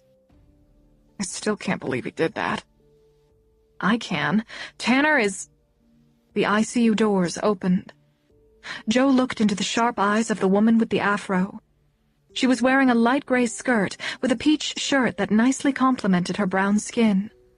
Her shape was like Lacey's, full-bodied and strong, but not quite as tall. She walked straight toward Joe and Gabe. Joanna Teal, right? She said. Yes, Joe said.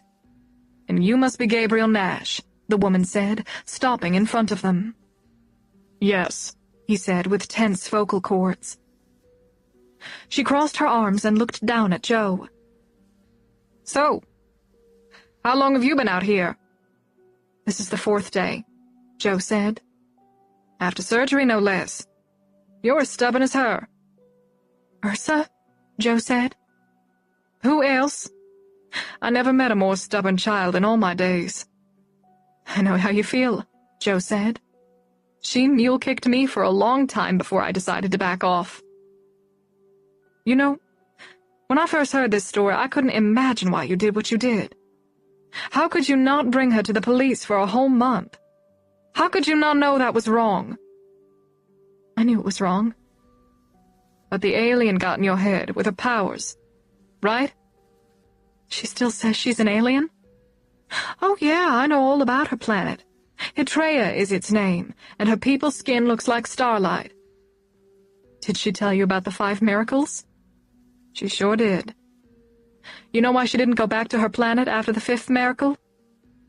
How did she explain it? She said she decided to stay when she found out you loved her.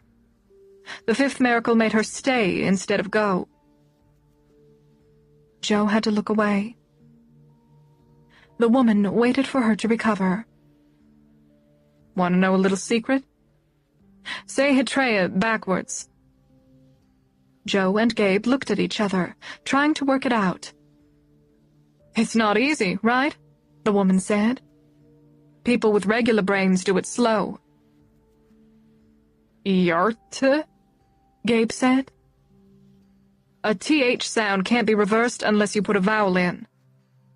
Try that at the end. Earth, Joe said. The woman nodded. Joe tried reversing Ursa's name. Ursa Ann Dupree is Irpud Na Asru. She said that was her alien name. You got it, the woman said. But she does it fast. Give her a book and she can read the words backward as fast as she can read them forward. The woman smiled at Joe and Gabe's confusion. No, she's not an alien. But in a way she is, at least to the rest of us. She's a genius. In 1st grade, her IQ measured over 160. This explains so much, Joe said. Doesn't it, though? She extended her hand toward Joe. I'm Lenora Rhodes from Children and Family Services. Joe and Gabe shook her hand. I've been assigned the impossible task of getting Ursa to tell me what happened the night she ran away. She won't tell you anything? Joe asked. Lenora pulled a chair out and set it in front of them. She says she'll only tell you, Joe. For 5 days we have tried, and she says it has to be you. Smart, Gabe said. I'm about to tear my hair out, she's so smart, Lenora said. I'm going to tell you what I know in exchange for your help. Does she have family? Joe asked. Her only known living relatives are a drug-addicted grandmother who lives in a trailer and a grandfather with Alzheimer's who's living in a senior home.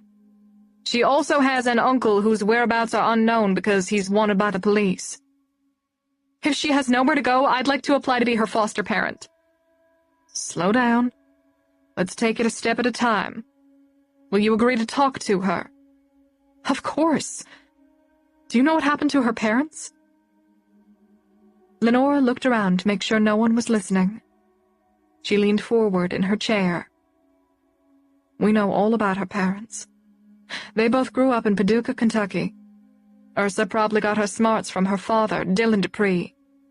He was on a great trajectory, one of those kids who succeeds at everything, until he fell for Portia Wilkins his sophomore year. Somehow, one of the smartest students at that high school got involved with one of the most troubled. Portia was a real looker. Maybe that's how it happened. Or she was as smart as he was, and that attracted him, Joe said. Lots of smart kids get into trouble. True, Lenora said. Whatever the reason, everything went downhill for Dylan when he started seeing Portia. He got into drugs and alcohol, his grades dropped, and he was often in trouble. The summer between junior and senior year, Portia got pregnant. When both families refused to support their decision to keep the baby, Dylan and Portia ran away. They hitchhiked their way out of Kentucky and ended up in Effingham, Illinois. Did they get married? Joe asked.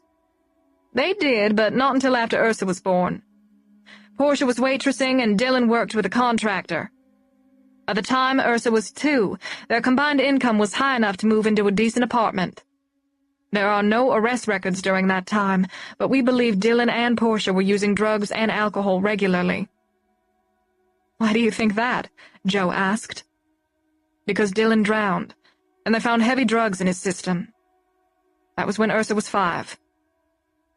Poor Ursa, Gabe said. Friends who were at the lake verified he was high when he went in to swim. Ursa was on shore with her mother, who also was intoxicated. Lenora stopped talking when a couple stepped out of the elevator. She waited until they went through the ICU doors before continuing. Dylan was the glue in the family, and when he died, everything came unstuck. During the next 3 years, Portia was constantly in trouble. She was fired from several waitressing jobs, arrested on a drug misdemeanor, and investigated for writing bad checks. She also lost her driver's license after getting a DUI. When Ursa was in 2nd grade, her school had Portia investigated for child neglect. Ursa was showing up to school in dirty clothing, and more than once she was found wandering the grounds long after school was over. Her behavior became increasingly odd. Smart kids are often considered odd, Joe said. They took that into account. But she disrupted class often. She would read things backward obsessively and raise her hand to tell wild stories to the teacher. She was bored, Gabe said. Can you imagine what a 2nd grade curriculum would be like for a person with an IQ like that? Lenora smiled. I love how you two defend her. But when a child is acting out like that, it's usually a sign of a stressful home situation. During the home investigation, the social workers got the impression that Ursa basically took care of herself. She knew how to cook easy things like macaroni and cheese, and she did her homework, got ready for school, and went to the bus stop without any help.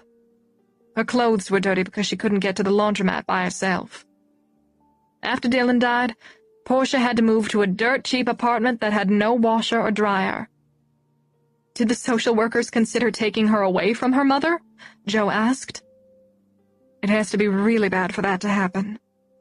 They decided what was going on wasn't that atypical for a child with a single mother.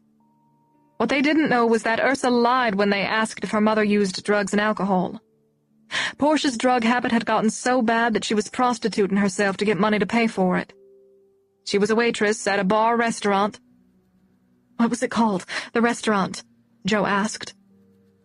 It's not the place you stopped the night of the shooting. You know about that? I know about everything, Lenora said. We think Ursa had been to that restaurant before, but not because her mother worked there. The last place Portia worked was a rough spot where she found men who would help her support her drug habit. Because she didn't have a driver's license, a friend who waitressed with her often drove her to and from work. When Portia didn't show up to work for 2 days, the friend convinced Portia's landlord to let her look in the apartment. Inside, they found a note on the refrigerator that said she and a friend had taken Ursa to Wisconsin for a vacation. That was after school had ended, Joe asked. Yes, Ursa was out of school. But Portia's friend knew of no friend who would drive them to Wisconsin. She also knew Portia and Ursa wouldn't leave behind their clothing. For a week she pestered the police, but when they finally started asking her questions, she suddenly backed off. She got scared because she was also a drug user and a prostitute. The police pretty much dropped it after that. When a little girl's life was at stake, Joe said. They had no leads, and the mother left a note. And by the second week they had no evidence to search because Portia's landlord dumped all her belongings and cleaned the apartment for new renters. Portia hadn't paid rent for 2 months. The police shouldn't have let the landlord do that, Joe said. They realized that 2 weeks ago when Portia's body was found in a borrow pit. Jesus, Gabe said. They know how she died? Joe said. The body was decomposed, but there's evidence of trauma on the right side of the skull. Decomposition matched the date she went missing. She probably died the night of June 6th. And Ursa showed up in my front yard on June 7th, Joe said. Lenora nodded. And a week ago you stopped in Effingham for dinner and noticed Ursa seemed afraid of a man. Possibly that man called 2 men who followed you home. You told the police Ursa said, "They'll kill you too," just before the men started shooting. Those men murdered Portia, Gabe said. Probably, Lenora said. And we think Ursa saw it happen. Why is Ursa being guarded if the presumed murderers are dead? Joe asked. Who knows if only those 2 were involved? Maybe the man on the phone at the restaurant took part in the murder. We think Ursa knows who that man is and what happened the night her mother died. Lenora leaned toward Joe. To get that story, we need your help. When? Today. Her safety is up to you, Joanna. You have to make her talk. 33. The ICU gatekeepers opened their doors to the 2 rogues in their waiting room. But there were rules. They couldn't discuss what happened the night Ursa's mother died until Detective Kellen and Deputy McNabb arrived. Ursa's statement had to be witnessed by law enforcement to make sure she wasn't coerced, and Joe and Gabe couldn't tell Ursa they knew anything about her background. Most importantly, they couldn't reveal that her mother's body had been found. Lenora said knowing that might alter how Ursa told her story. As Joe approached the ICU central desk on her crutches, a silvery balloon caught her eye. It was tied to a stuffed tabby kitten. Joe veered away from Lenora Rhodes and Gabe. "Joe, what are you doing?" Gabe said. She had to go behind the desk to reach the gifts. "You aren't allowed back here," a man said. "Ma'am." Joe rested one crutch on her body, grabbed the tabby kitten, and faced the indignant staff. "Why wasn't this given to Ursa?" No one answered. "Do you see this note? It clearly says her name. This would have meant a lot to her, and it's been sitting out here for a week." Joe looked around at them. "Why would you keep this from a sick little girl who needs it?" "We wanted to give it to her," a nurse said. "They weren't allowed," Lenora said. "Why not?" "I think you know why." "You were trying to erase us, Gabe, Tabby, and me. You wanted her to forget us." "We thought it would be more painful than helpful to remind her," Lenora said. "That's just wrong, and I'm the one in trouble." Joe held the kitten against her crutch handle and walked from behind the desk, the balloon fluttering against her head. Lenora clucked her tongue and shook her head. "Aren't you a match for Miss Ursa, though?" They continued down the corridor, past rooms mostly occupied by elderly people attached to machines. Joe's stomach fluttered with anticipation when she saw the policeman seated next to Ursa's room. The policeman stood, his hand on his holster. "It's all right," Lenora said. "I'm letting him in." The officer gave her a questioning gaze. "My girl ain't gonna talk if we don't," she said. "I think we've established that well enough." The officer stepped aside for Joe.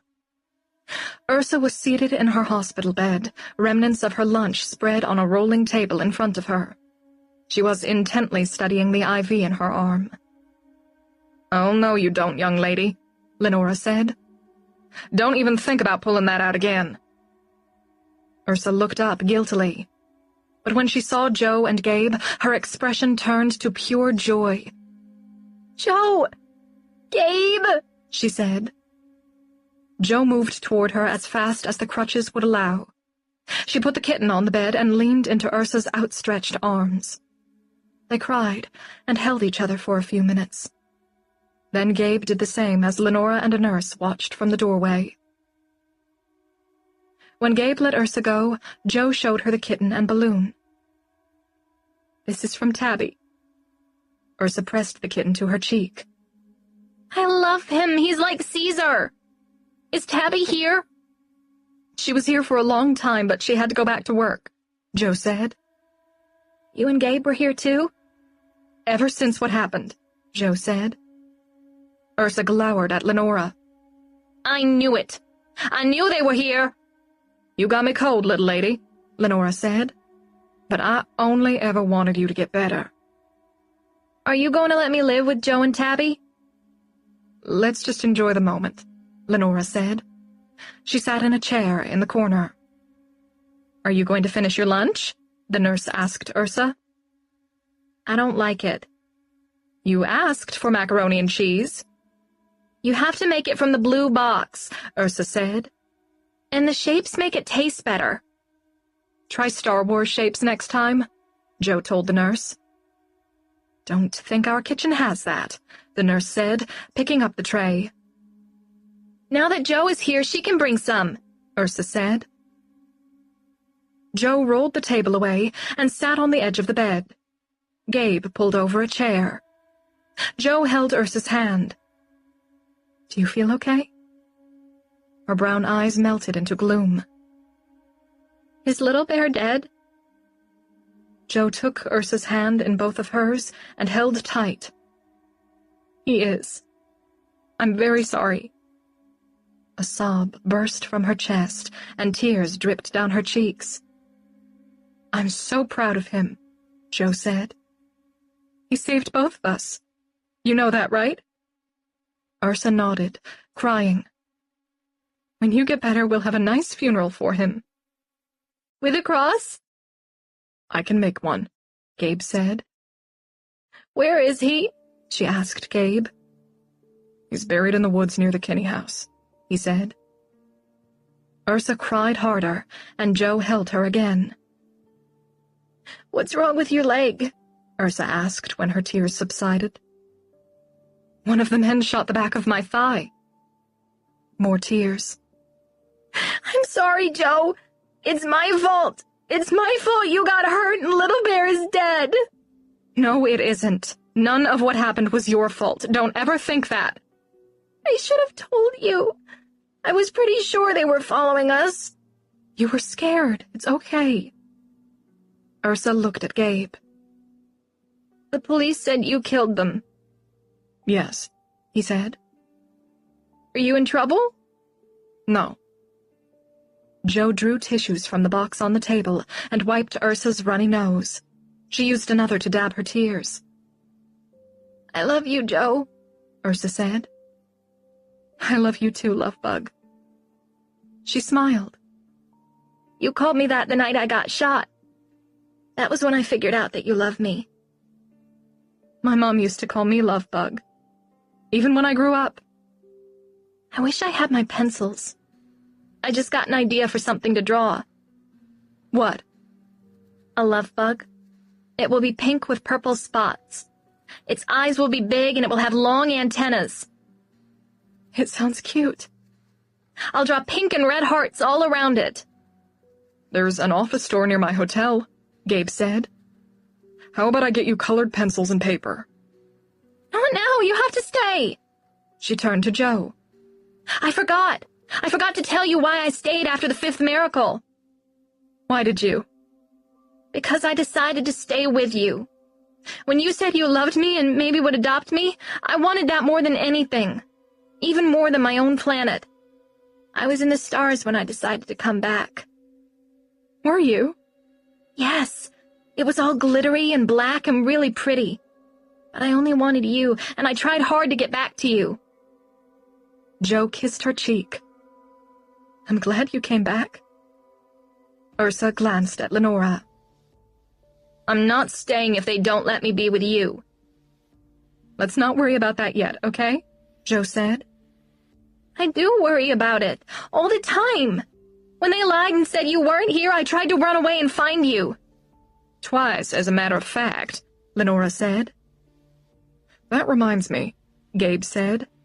He rummaged in his backpack and pulled out his battered copy of The Runaway Bunny. I brought this for you. Will you read it? Ursa said. I sure will.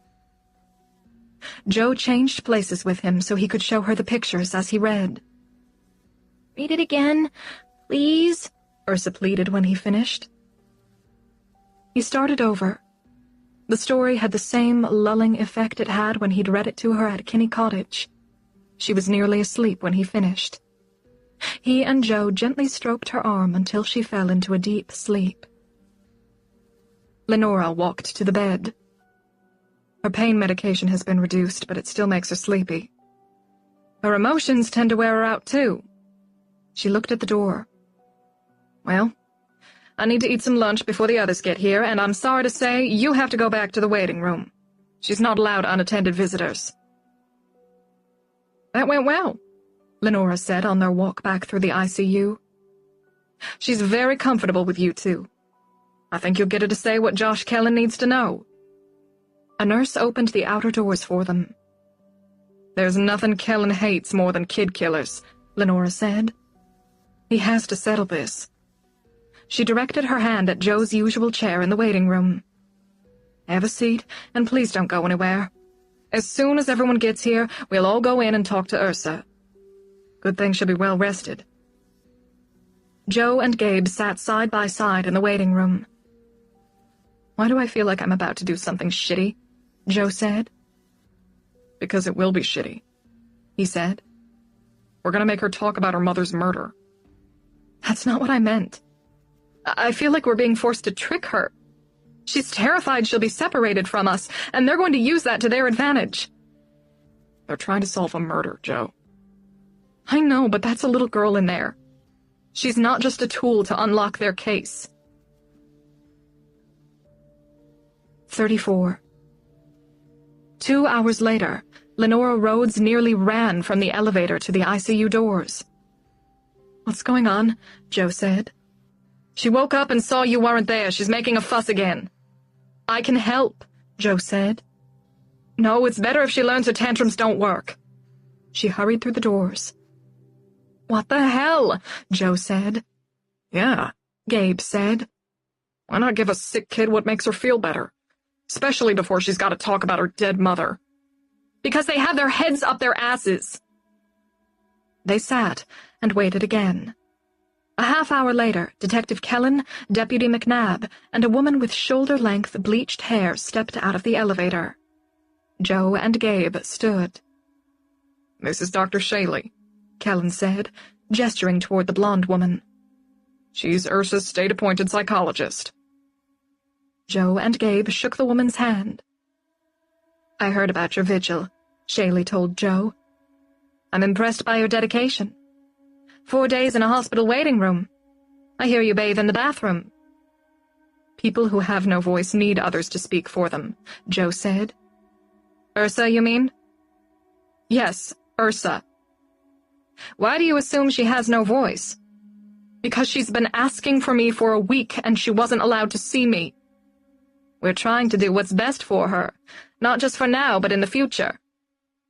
You know, she's very aware that her future is hanging in the balance, and she's smart enough to know what's best for her. When she ran away in June, I think she was searching for a new home. She wanted to choose it, rather than have it chosen for her. Shaley and the two officers were incredulous. And you believe you are that home? Shaley asked. I would love to be, but it's her choice. She's not even 9 years old, McNabb said. And what choice does she have when you were the first person she encountered? Shaley said. There are many wonderful foster parents who would love to give her an excellent home. I hope you're right, Joe said. She'll leave if she doesn't like it, and she may not run into good people the second time around. We know what we're doing, Joanna. Have faith in us, Shaylee said. She and the two men walked away. We'll send for you once we've established Ursa is well enough to give a statement, Kellen said, before he followed the others into the ICU. Joe wanted to throw a crutch at them. We'll send for you. You see how we're being used? Calm down, Gabe said. Stop saying these things to them that can only hurt you. Why? Everything I said was the truth. Ursa was looking for her new home. That was the purpose of the 5 miracles, to give her time to decide and to give us time to bond with her. Joe, you aren't the only person in this world who can love her. I know, but why look further if it's what she and I both want? You're single, for one thing. They'll try to place her with a mother and father. Yeah, what bullshit is that anyway? Why is that better? What about a gay couple? Will they consider that? Joe. What? You're falling apart.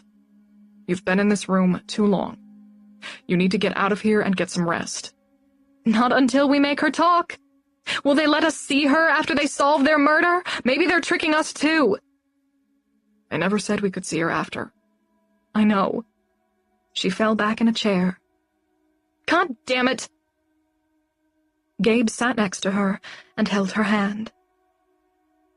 A few minutes later, Lenora came out and saw Joe crumpled in the chair. Are you all right? Are you up to this? Joe had no choice. If she didn't coerce Ursa into telling the story, she'd never see her again. If she did, she at least had a chance. Yes, I'm up to it. Lenora led them into the ICU. Detective Kellen, Deputy McNabb, and the sentry police officer were conversing quietly out of Ursa's sight. Dr. Shaylee was inside the room talking to her. Joe! Ursa screamed when she saw her. She bounced up on her knees, stretching her IV line taut. Careful, a nurse said. You won't like it if I have to put it in again. She pulled Ursa back to the pillows. Joe set her crutches down and held her. Why did you leave? Ursa said into her chest. They said we had to. We didn't want to. Ursa withdrew from her arms and turned a bitter stare on the nurse. You lied! You said you didn't know why they went away!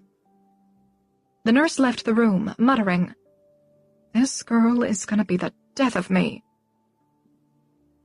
Ursa's eyes were red. She had been crying very hard. Did you pull out your IV? Joe asked. She nodded. I wanted to find you and Gabe. We were out in the waiting room. You have to stop pulling out your IV. It hurts when they put it back, doesn't it?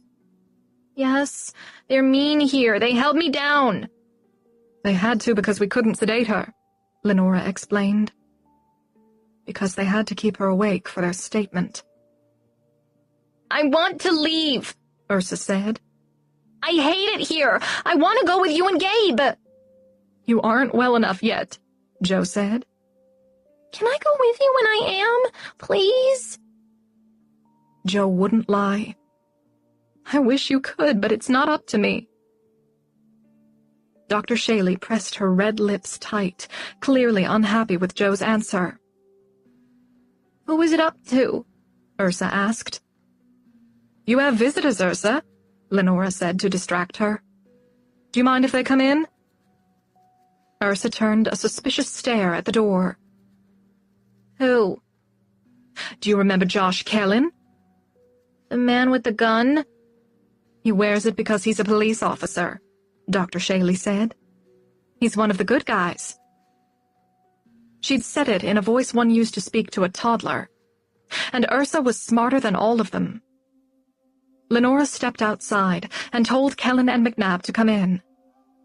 Joe looked at Gabe. He seemed as dismayed as she was. 2 cops, a counselor, and a shrink would stare at Ursa while she talked about how her mother had died. Ursa's eyes flooded with fear. She knew why they were there. Lenora approached the bed. Ursa, Joe and Gabe want you to tell them what happened the night you ran away. Ursa turned a stunned look on Joe, as if she suddenly saw her as the enemy. Joe nodded at Gabe, gesturing him to one side of Ursa's bed while she sat on the other. He saw what she had in mind. He sat close to Ursa, his body and Joe's obstructing her view of the other 4 people in the room. Joe held Ursa's hand. Everyone wants to keep you safe, she said. And to do that, the police have to know what happened the night you ran away from home. You know why I left Hatreya. I left my home to get my PhD. Ursa, I know Hatreya is Earth spelled backwards. I had to do that. People on Earth can't say what my planet is called. We don't use words. You told me your name backwards, too. Don't you get it? I do everything Ursa used to do. Her brain is my brain. Joanna, Dr. Shaley said. Joe looked at her. We don't need to talk about this right now. I'm helping her with it. Joe turned back to Ursa. They need to know what happened because they're afraid to let you out of here. They're worried there are other men who might be after you. She looked at Gabe. You killed them. Did I kill them all? He asked. She nodded. What about the man we saw at the restaurant? Joe said. Ursa didn't answer. The police worry he might be dangerous. They're afraid for you. And so are Gabe and I. Gabe killed the really bad ones, Ursa said. But why did the man in the restaurant call them and tell them you were there? He was their friend. Detective Kellen stepped closer, unfortunately drawing Ursa's attention away from Joe. Do you know the man's name? Kellen asked. Tell him, Joe said. It's okay. If I tell him, will he leave? No. The police have to know what happened to your mother. I don't have a mother, Ursa said in a quiet voice. Joe squeezed her hand. Please get this thing out. It's hurting you to keep it inside. Don't do it for them or for me and Gabe. Do it for yourself. I told them I would only tell them if they let me live with you and Tabby in Urbana. We're working on that, Lenora said. Joe bit back an urge to call her a liar. I'll run away if you don't let me, Ursa told Lenora. I know. You told me a few times, Lenora said. Joe put her hand on Ursa's cheek. Tell us so we can get you out of this hospital without being afraid for you. Forget they're all here and just say it to Gabe and me. Why did you run away that night? Did something happen to your mother? She wasn't my mother. Portia wasn't your mother? Ursa reacted to the name, apparently surprised that Joe knew it.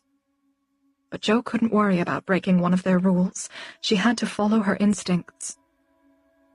Why do you say Portia wasn't your mother? Because she was Ursa's mother. I wasn't in Ursa's body yet. I didn't take it over until after the men killed her. You mean they killed your mother? I meant Ursa. What about Portia? They killed her first.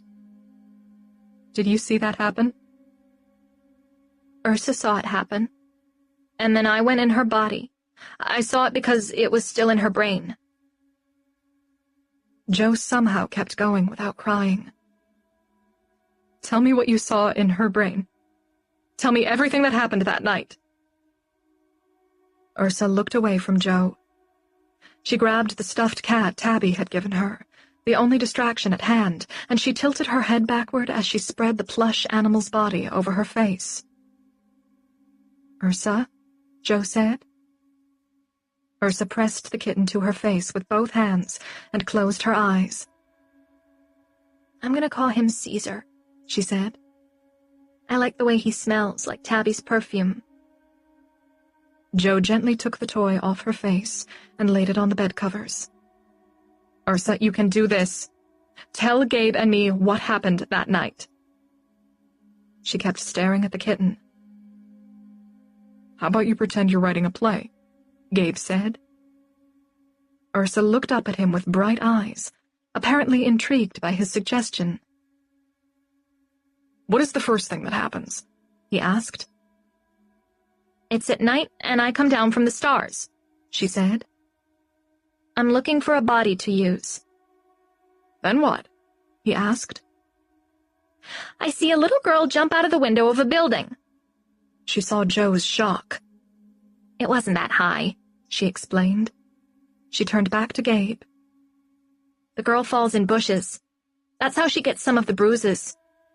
She's scared because 2 men are chasing her. They come outside and choke her. I see them kill her.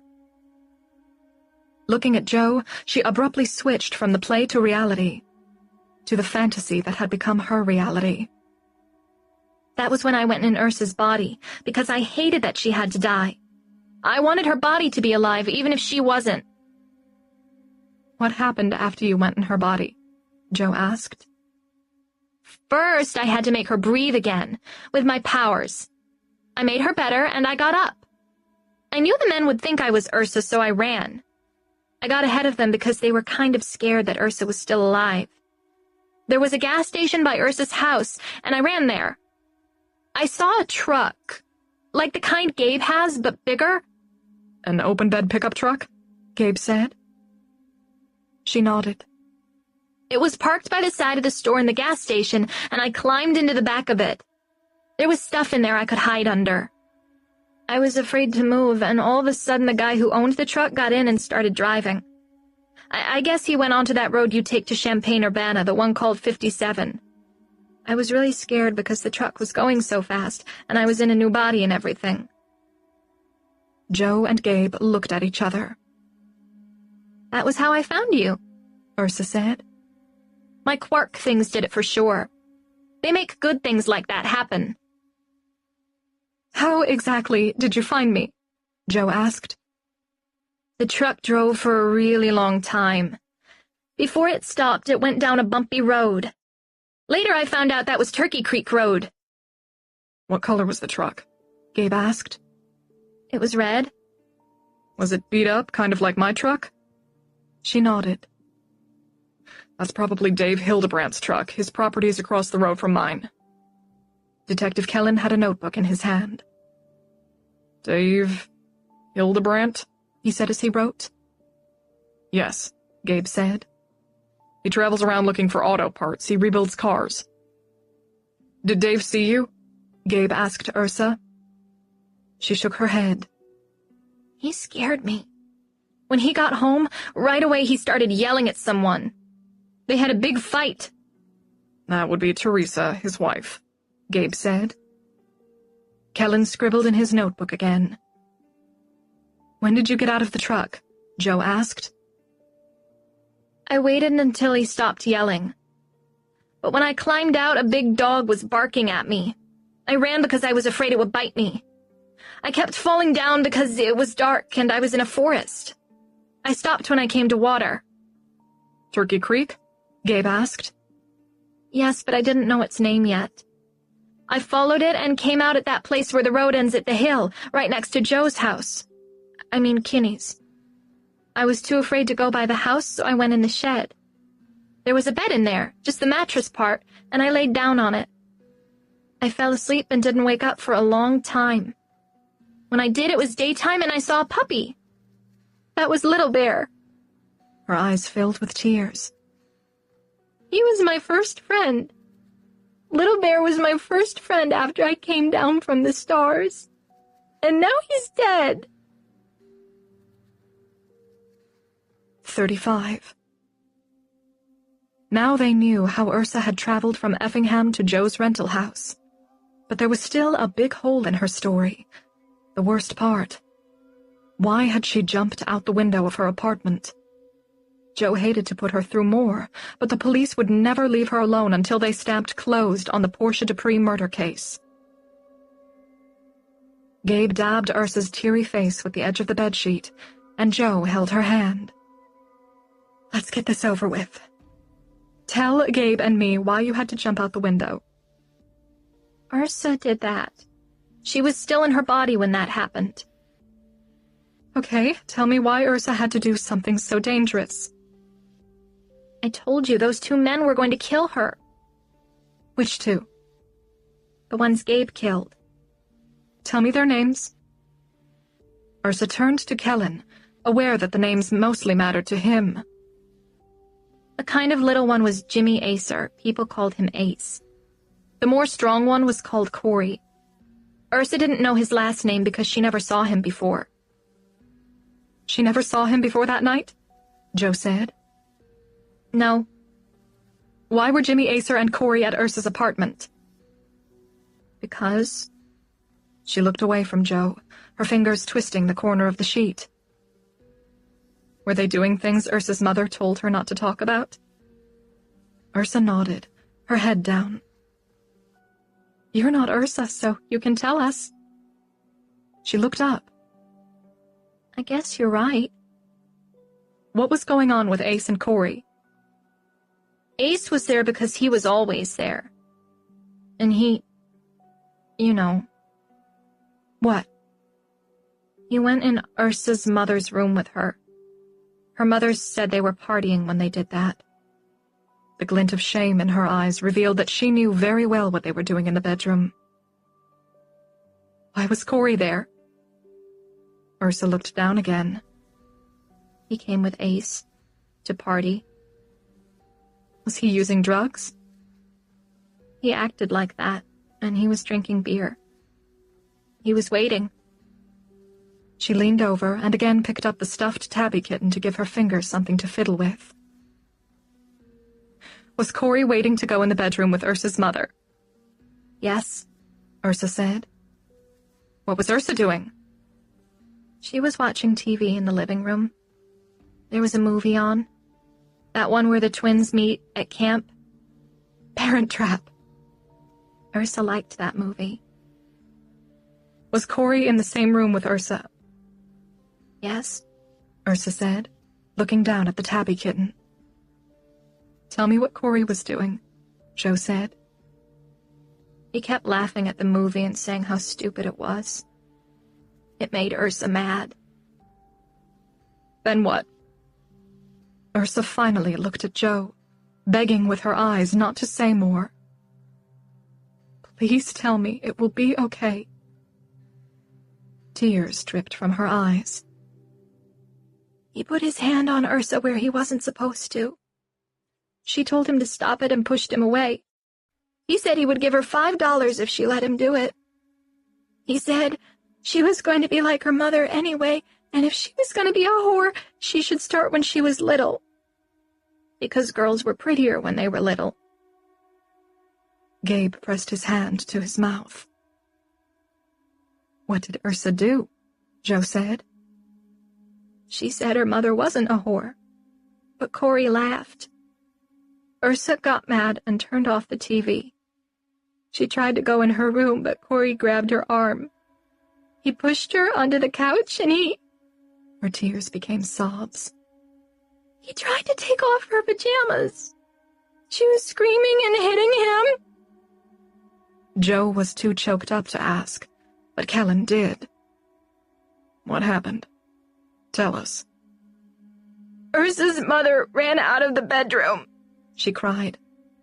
She screamed for him to get off Ursa, and she picked up a chair and hit Corey on the back with it. Ace grabbed the chair away from her, but Corey took it from him. He smashed it on the side of Ursa's mother's head. Ursa covered her face. He hit her really hard. She fell on the floor, and something was coming out of her head. It was her brains, I think. They were coming out. Joe pulled Ursa against her chest and held her. That wasn't enough for Kellen. Why did you run? He asked. Did they threaten you? It wasn't me! Ursa screamed. Why did Ursa run? Ace was cussing at Corey and saying Ursa saw and she would tell the police.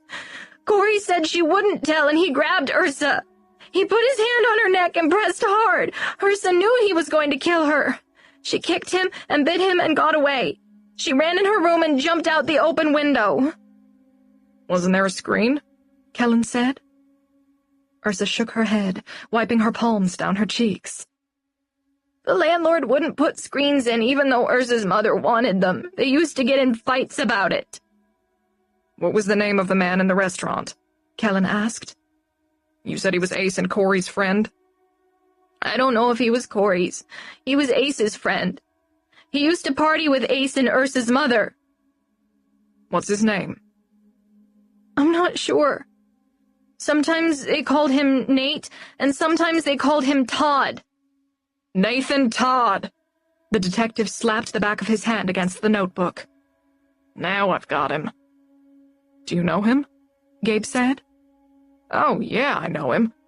And the phone we found on Ace's body shows he received a call from Todd around the time you were in the restaurant. With Ursa's ID, I can pick him up. On what charge? Gabe asked. He's an accessory to attempted murder. Won't that be difficult to prove? Gabe said. We have our ways.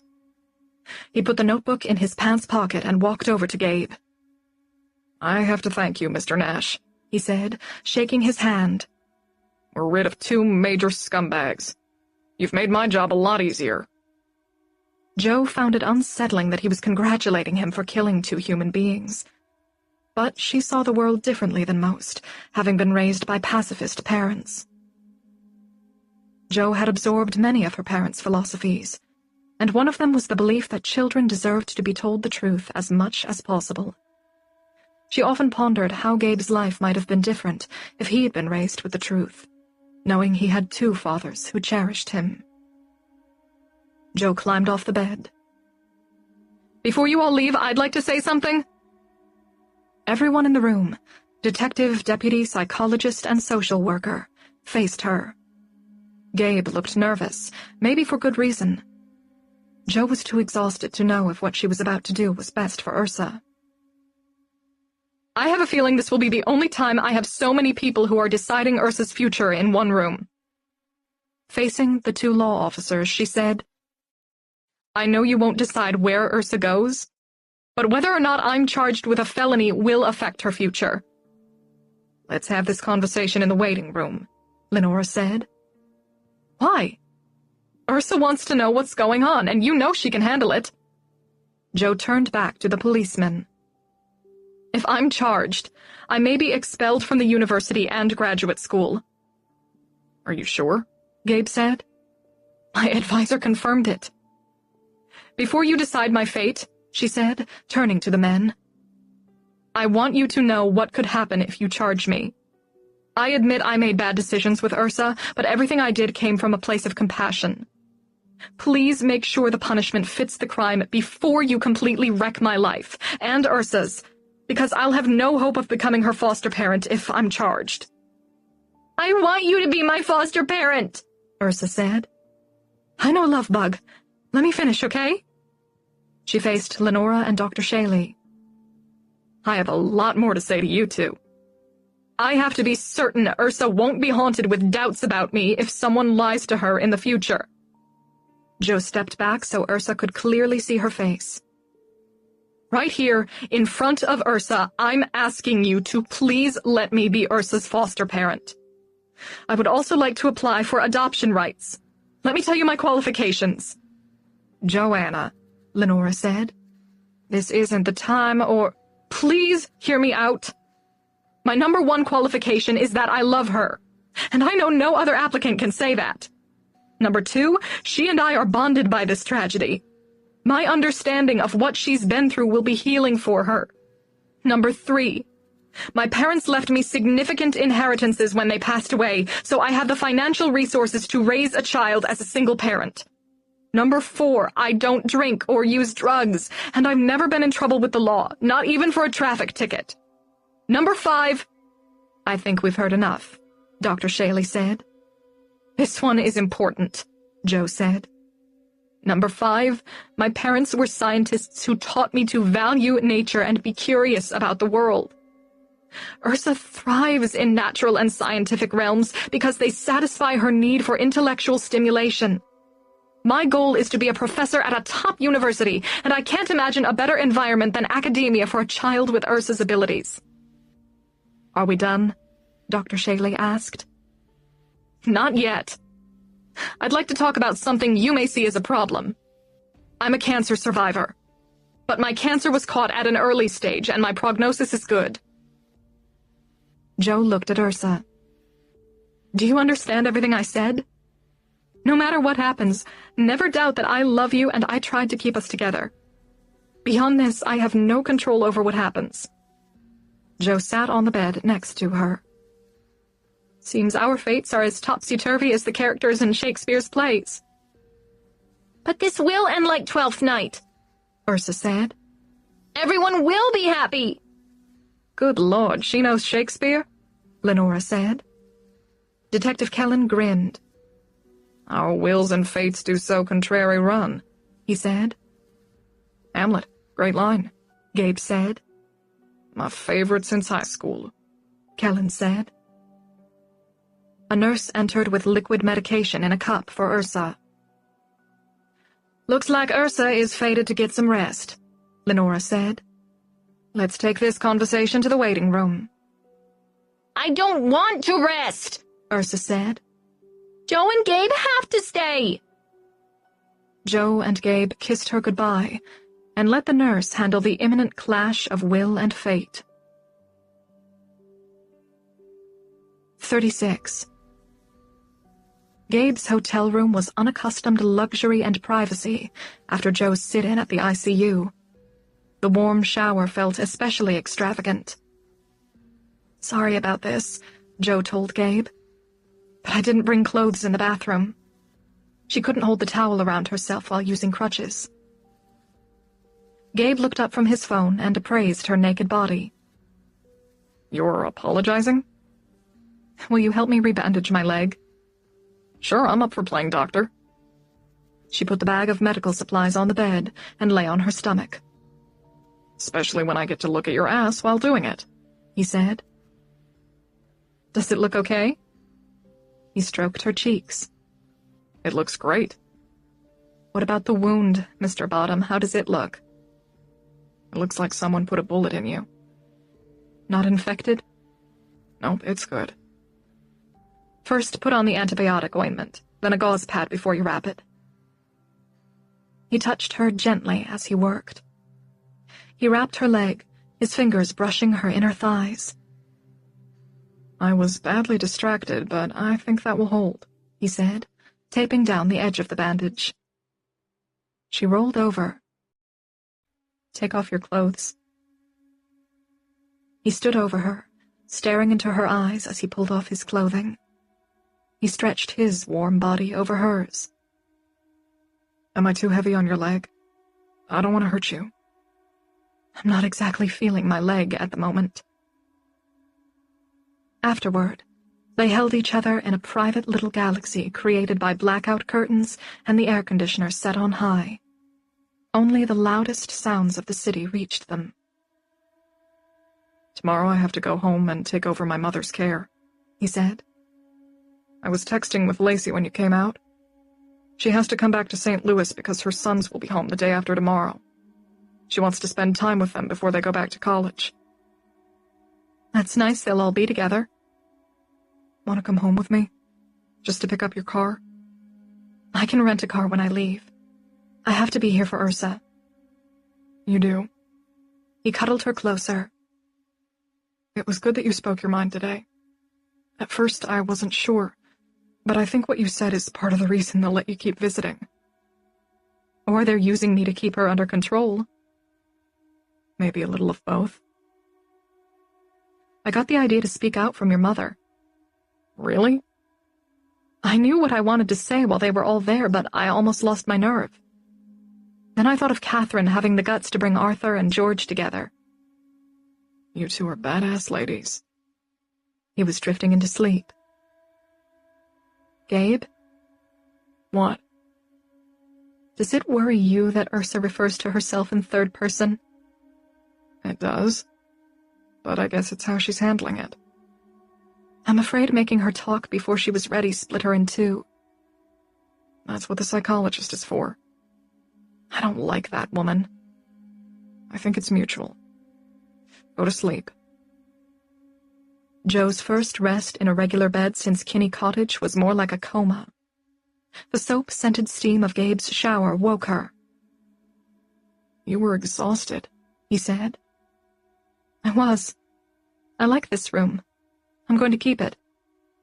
Should I check out? No, I wanted to pay the bill anyway. You don't have to do that. I know, but I want to. All right, moneybags. Let's have breakfast before I get on the road. Your treat. After breakfast, they bought Ursa colored pencils and art paper, and Jo purchased a new cell phone.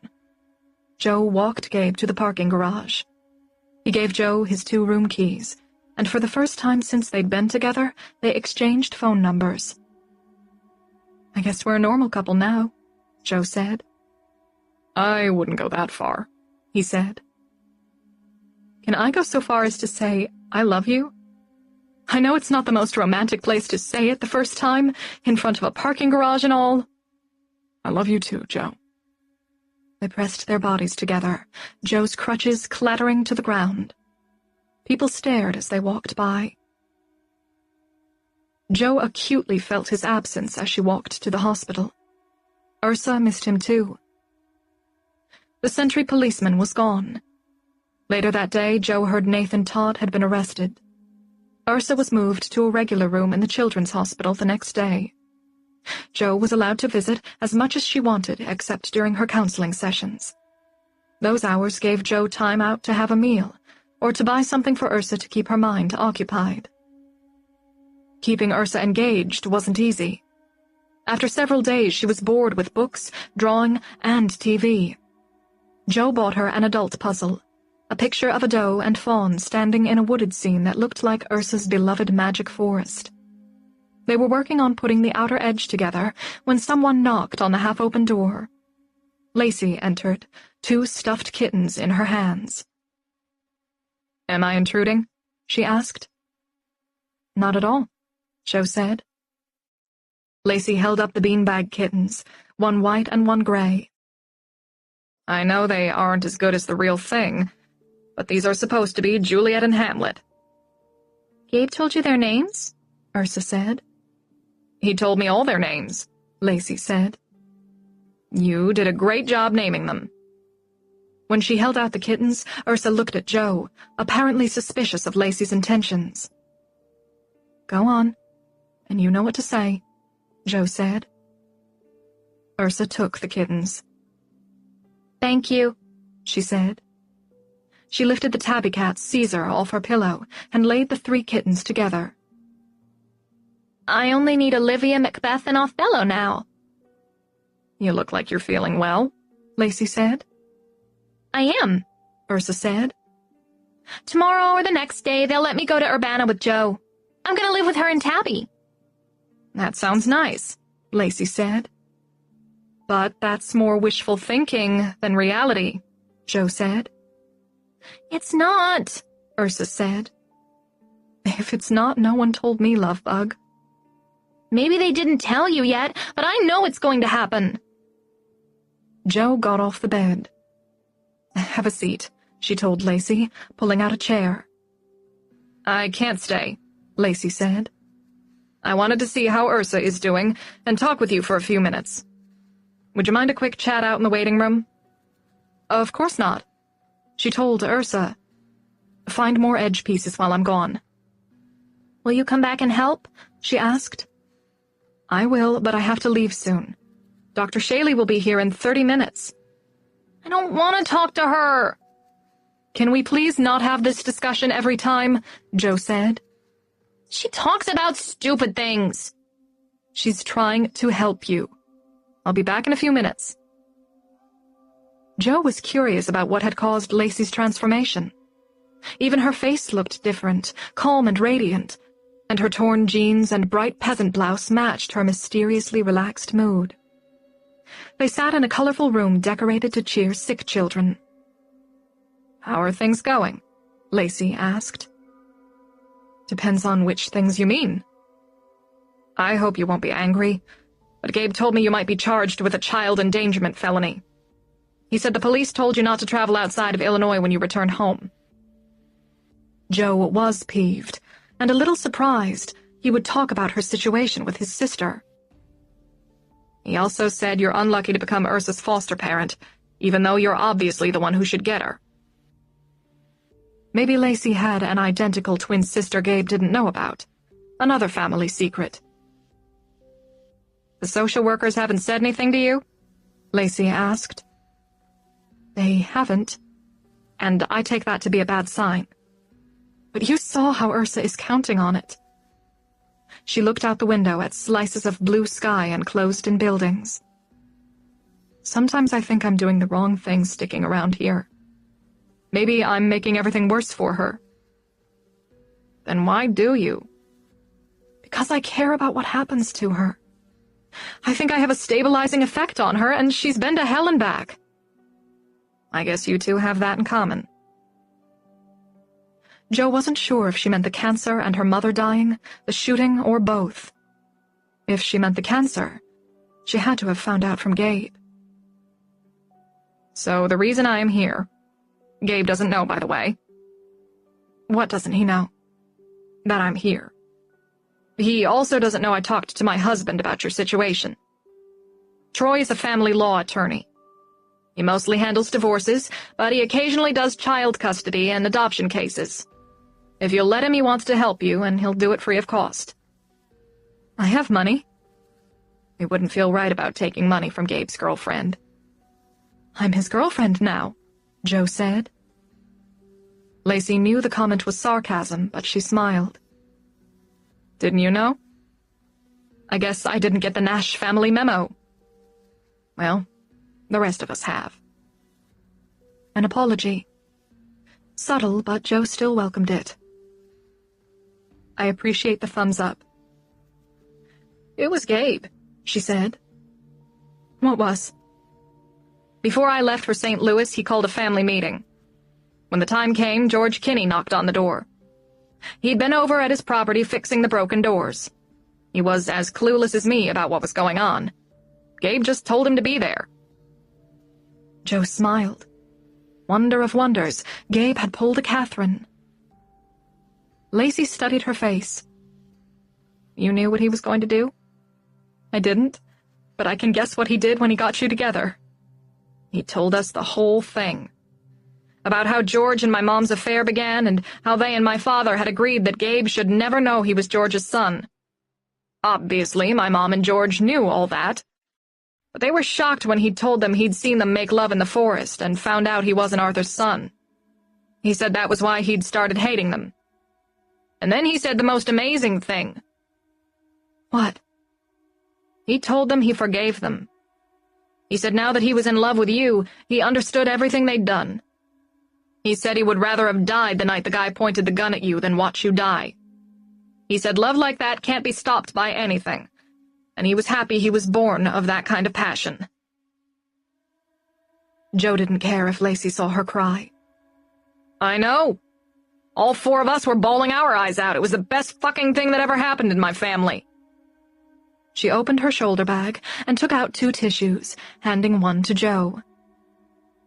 "George has felt little more than responsibility for his wife since she wrecked her body with booze," she said, dabbing the remaining tissue under her eyes. "He and my mom are getting married. George asked Gabe and me if that was okay." "Are you okay with it?" "I'm thrilled. We even had an engagement party. I stayed one more night and we had the best time grilling ribs and drinking beers. Gabe and I were up late talking, and we vented all the bullshit that's been between us for years." Joe found it difficult to believe they could get over that much so fast. "I'm sure he told you how I treated him when he was little," she added, as if she'd read Joe's thoughts. Joe wouldn't betray anything Gabe had told her in confidence. Lacey understood her silence. "I guess he did," she said. I know it's no excuse, but I got bad depression around the time Gabe was born. I felt fat and ugly, and I knew my writing was shit. And there was Gabe, this perfect, beautiful little boy, so damn smart, too. I was so fucking jealous of him. Did you know he was George's baby? I'd suspected my mother was having an affair with George. And one night before Gabe was born, my father got really drunk and told me. He was crying. She choked up and wiped new tears. I blamed that poor kid for everything. For my mother not loving my father, for how crushed my father was, even for my depression. And when my father couldn't help adoring that perfect little kid, I totally lost it. I felt abandoned at a time when I really needed my father, when I gave up on writing. Jo put her hand on Lacey's hand. I'm sorry. It was a worse situation than I imagined. Do you still suffer from depression? She nodded.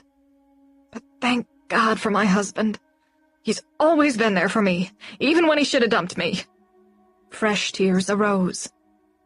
It's good that you and Gabe finally talked about all of this. She nodded again, wiping her eyes with the soaked tissue. Gabe never said anything. The other day when I asked how things were going, he texted back one word, good. He has been good, she said. I haven't seen him so happy since he was a young kid. Because of you. You made all of this happen. Technically, we have to say Ursa did. With her quarks. Gabe told you about that? He told me all about her. Please forgive me for calling the sheriff on that poor little girl. You were right to do it. I should have, but I was mired in irrational behavior. Because you love her. Let my husband help you. I guess I can use any help that's offered. What should I do? She pulled a phone from her purse and texted someone. When she finished, she said, He's out in the car. He's coming up. Your husband? Yes, Troy Greenfield, your kick-ass lawyer. 37. Troy, a genial, stocky man, had Jo tell the whole story right there in the hospital visitors' lounge. He asked lots of questions and took copious notes. When she went back to her hotel, Jo wasn't necessarily more hopeful about her chances of getting Ursa, but she felt better because she would have fewer regrets. She would know she'd done as much as she could. Lenora Rhodes and Dr. Shaley disappeared for several days. Now that Ursa was well enough to leave the hospital, they would decide where she would live. 3 days after Lacey's visit, Troy called Jo just before she left her hotel room. I have good news and not so good news, he said. Jo's heart pounded wildly. You aren't going to be charged, he said. Are you sure? It took a while to make them say it definitively, but I pestered them into giving an answer. I told them we needed to know because we were going to hire John Davidson, a talented defense lawyer, if you were charged. Is that why they didn't charge me? They were afraid of Davidson? In all honesty, I doubt that had much to do with it. I had a long talk with Detective Kellen last night, and it mostly boils down to his admiration for Gabe. If you were charged, Gabe was in the crosshairs as well, because Ursa had spent many days on his property. Both McNabb and Kellen hated to see Gabe punished. Am I imagining this sounds really chauvinistic? You aren't, and I argued that point. That was when Kellen made it clear he's always been on your side. He respects your drive to help a child you don't even know. And your case was strengthened by what that first deputy told you the night you called the sheriff. I asked them to question him. Kyle Dean? Yes, and he admitted he'd given you options about foster care, very personal opinions that might have confused you. McNabb had been leaning toward charging you, but when he saw that the questionable behavior of one of his deputies would be a key factor in the trial, he backed off. Wow. Lacey is right, you are a kick-ass lawyer. Thank you, he said, chuckling. Jo was relieved, but she couldn't much appreciate Troy's good news when his not-so-good news was about to slam her. As for Ursa, Troy said, I have made no headway with the social workers, and I can't apply law to their decision about her future. I'm sorry to tell you, I think they've chosen a foster family for her. I think they have too. I'll stay on it, Joe. Let's not give up yet. Can you get me visiting rights or something like that? As a non-relative, you have no legal right to visit her. You'd have to work that out with the social workers and the foster family. But I'll look into it, okay? Okay. Thank you for everything you've done. She could hardly see the end button on the phone through her tears. Lenora was in Ursa's room when Joe got there. She took Joe into the hallway and broke the news. Ursa's prospective foster parents would visit Ursa after lunch. She requested that Joe not be there when they met, and she also asked her to help Ursa accept that she would soon go home with them. Did you even consider me? Joe asked. Joanna, how could we? Why not? We try to place children in two-parent homes. That's bullshit and you know it. Ursa has clearly stated what she wants, and it's not a mother and a father who are complete strangers. And you know I have as many resources and qualifications as a married couple. It's not only that you're single, it's everything else in addition to that. What? You're in school.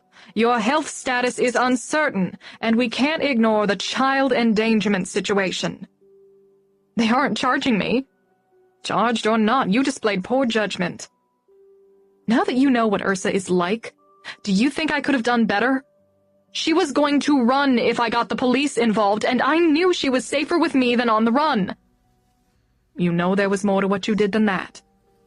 Like what? You were mothering her. And that eliminates me as a candidate to be foster parent.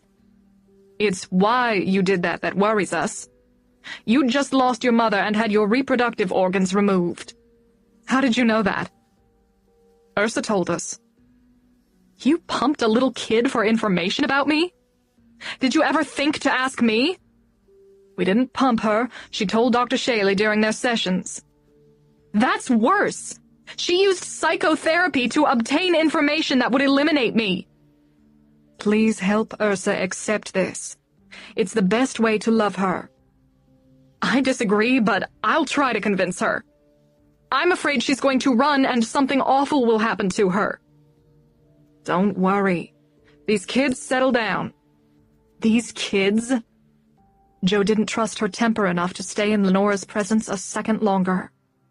She walked into Ursa's room. Why are you mad? Ursa said. I'm not. Ursa stared at her. What did Lenora say? Joe sat on the bed and told her. Ursa cried and protested. She was still crying when her doctor came in an hour later. Joe left the room so he could examine Ursa's wound. When he came out, he said in a quiet voice, "Joe, I'm very sorry about what they decided. Most of us here believe they've made a mistake. We've seen how you are with her, the bond between you two." Joe nodded. "I don't even know if she would have recovered without you. When we were prepping her for surgery, she woke up. Despite incredible blood loss, she returned to consciousness to ask for you. I told her we had to fix her belly, and she said that was good because she'd come back from the stars to be with Joe, and Joe would be sad if she died." He saw that he'd made her cry. "God, I'm sorry. Did I make it worse telling you that?" No, thank you. I appreciate your support. An hour and a half later, Joe cleared out for the new foster parents as Ursa cried bitterly. Joe went to her hotel and called Gabe. He wanted to come to St. Louis to support her, but he couldn't leave his mother. Lacey was with her family, and George was in Urbana with his daughters. George had decided to tell them that Gabe was his son. He didn't want any more secrets in his family. Joe didn't return to the hospital that night. Maybe the foster parents would be there. She hoped they were. Spending lots of quality time with Ursa before the move was the only way to reduce her risk of running. When Joe arrived at the children's hospital the next morning, Lenora was waiting for her, clearly angry. Did you even try to help her accept it? Lenora asked. I did ask the nurses. I tried to reason with her for hours. Lenora searched Joe's eyes and saw she was telling the truth. What happened? A grand failure is what happened. You know what Ursa said to them? What? First she went on about being an alien. My foster parents were prepared for that because I'd warned them. But when smart little Ursa saw that wouldn't scare them off, she told them she came from a planet of people-eaters. The purple people-eater. You know what that rascal told her new foster parents? She said when they went to sleep she would stab and kill them and she would eat them.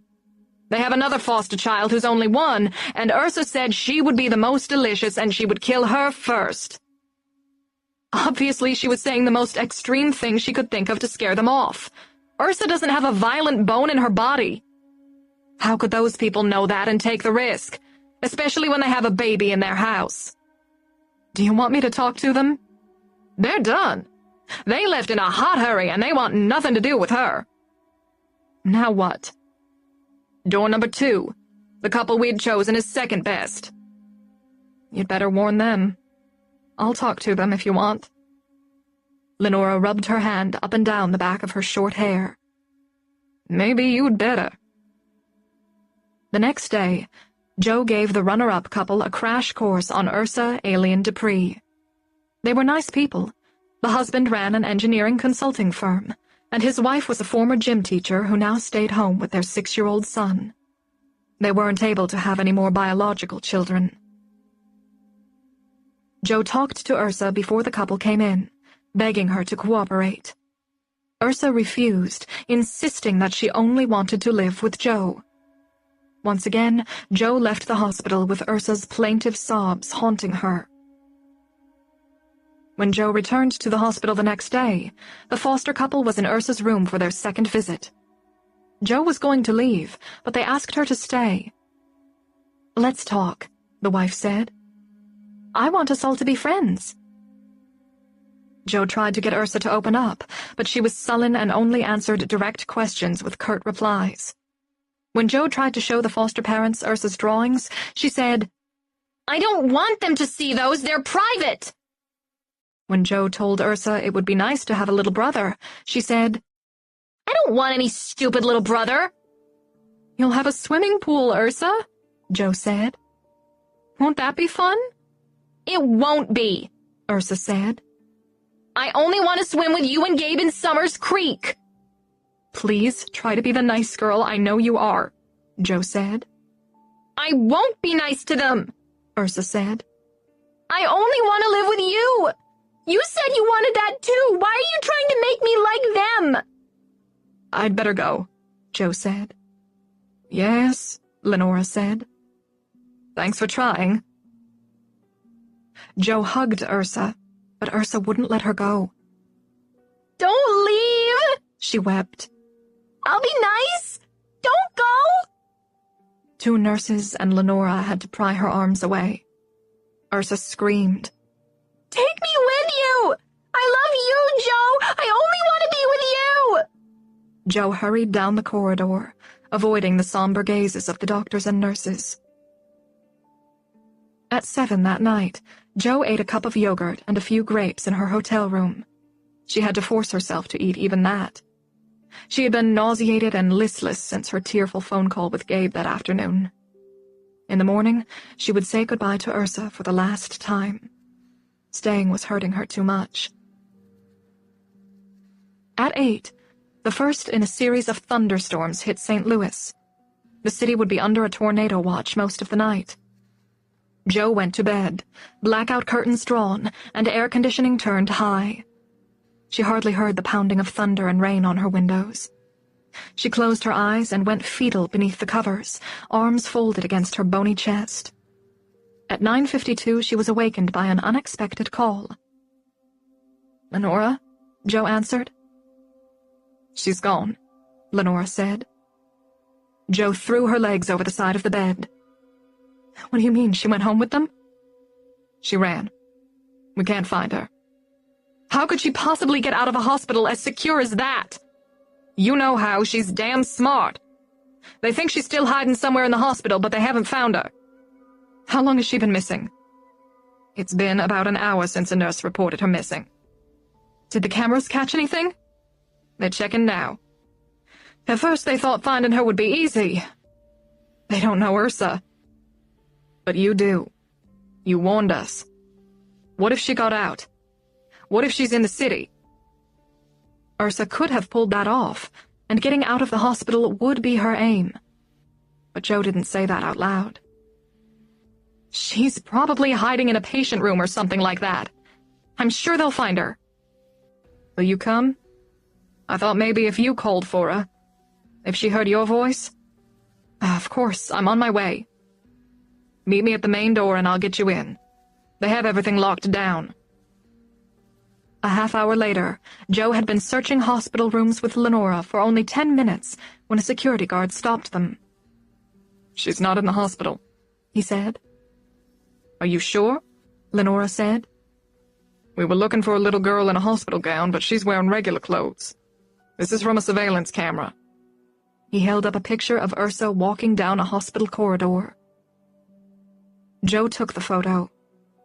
Ursa was wearing Joe's navy blue University of Illinois t-shirt and her black yoga pants rolled up to look like capris.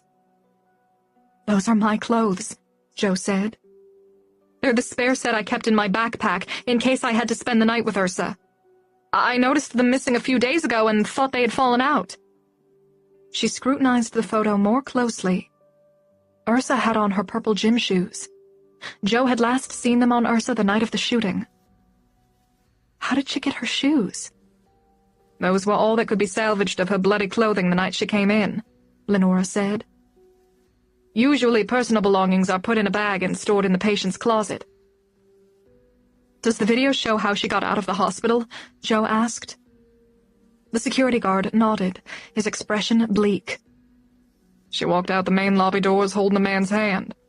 That's why it took so long to identify her on the footage. She had on regular clothes and she appeared to be with the man.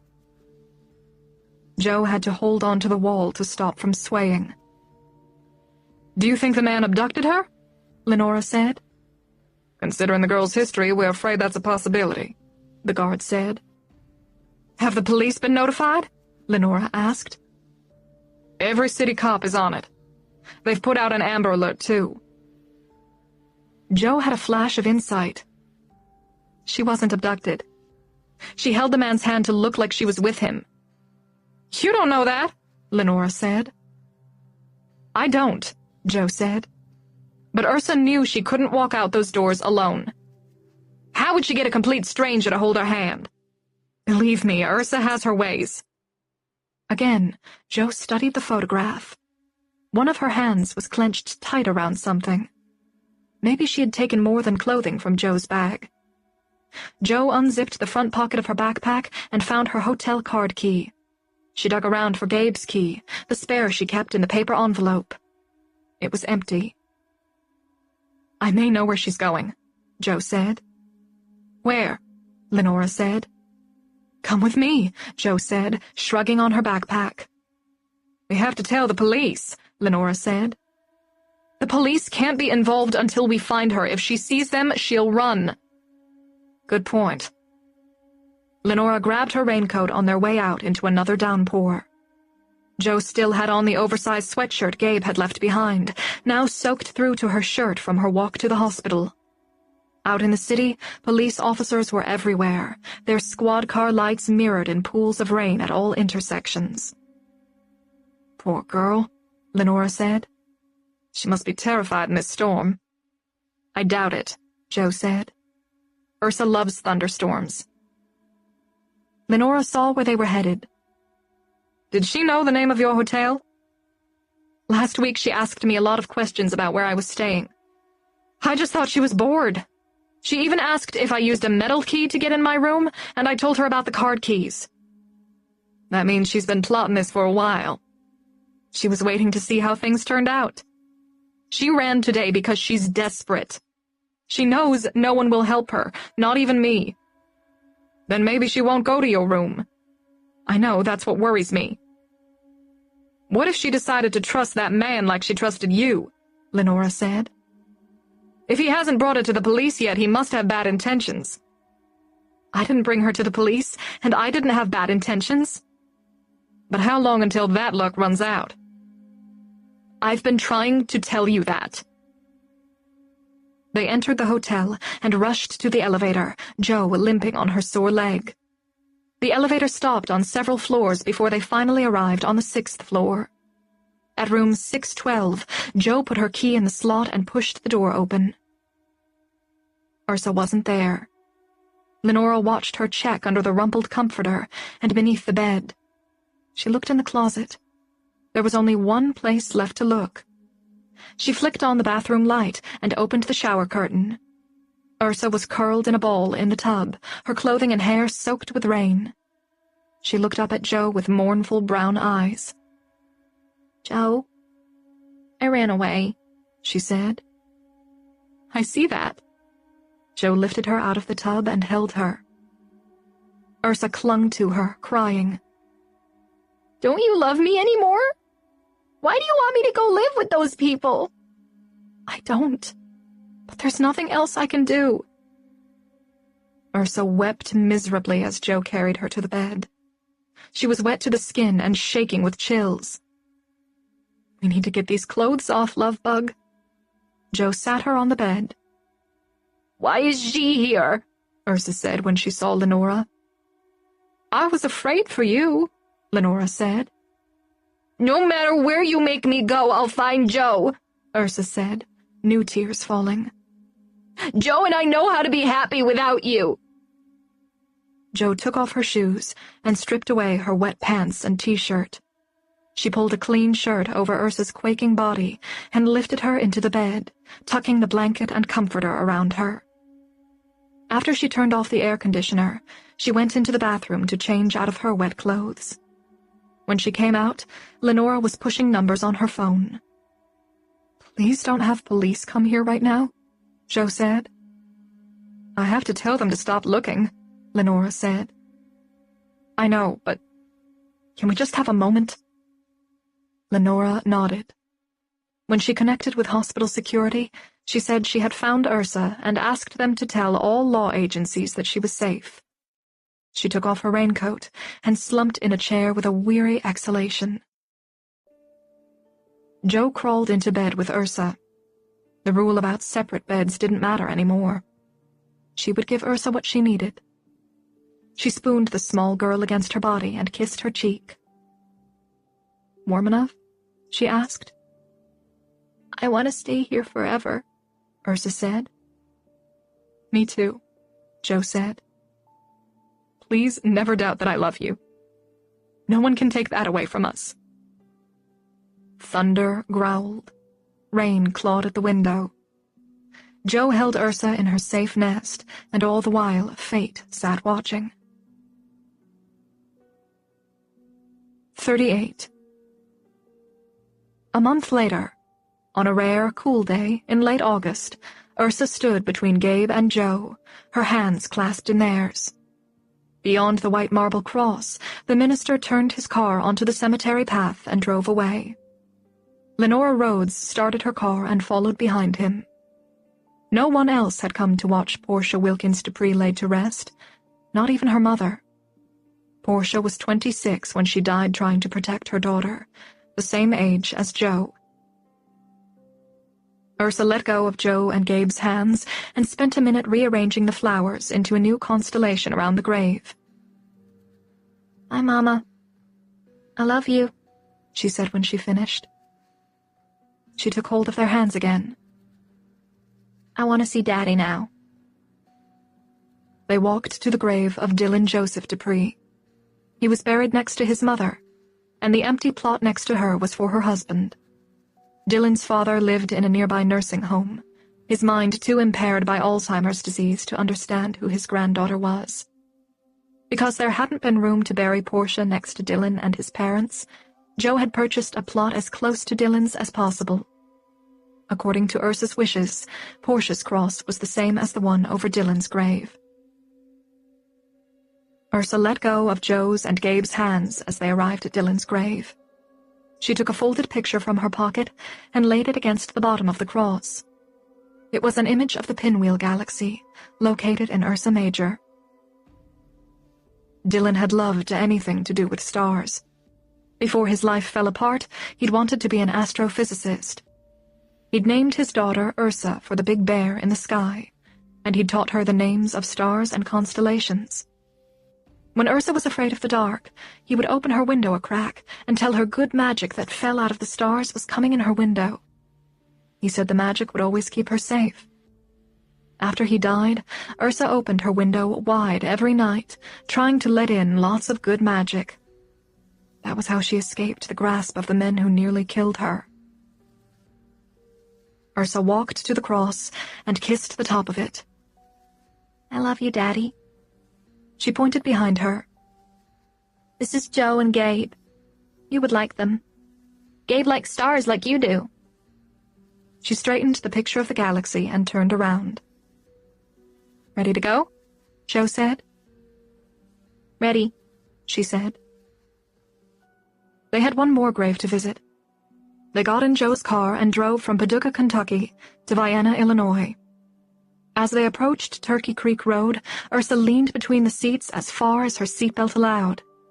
She hadn't been back since the night she was airlifted from that very intersection and taken to St. Louis for surgery. "What is this?" Joe said when the road came into sight. "Have I traveled forward in time?"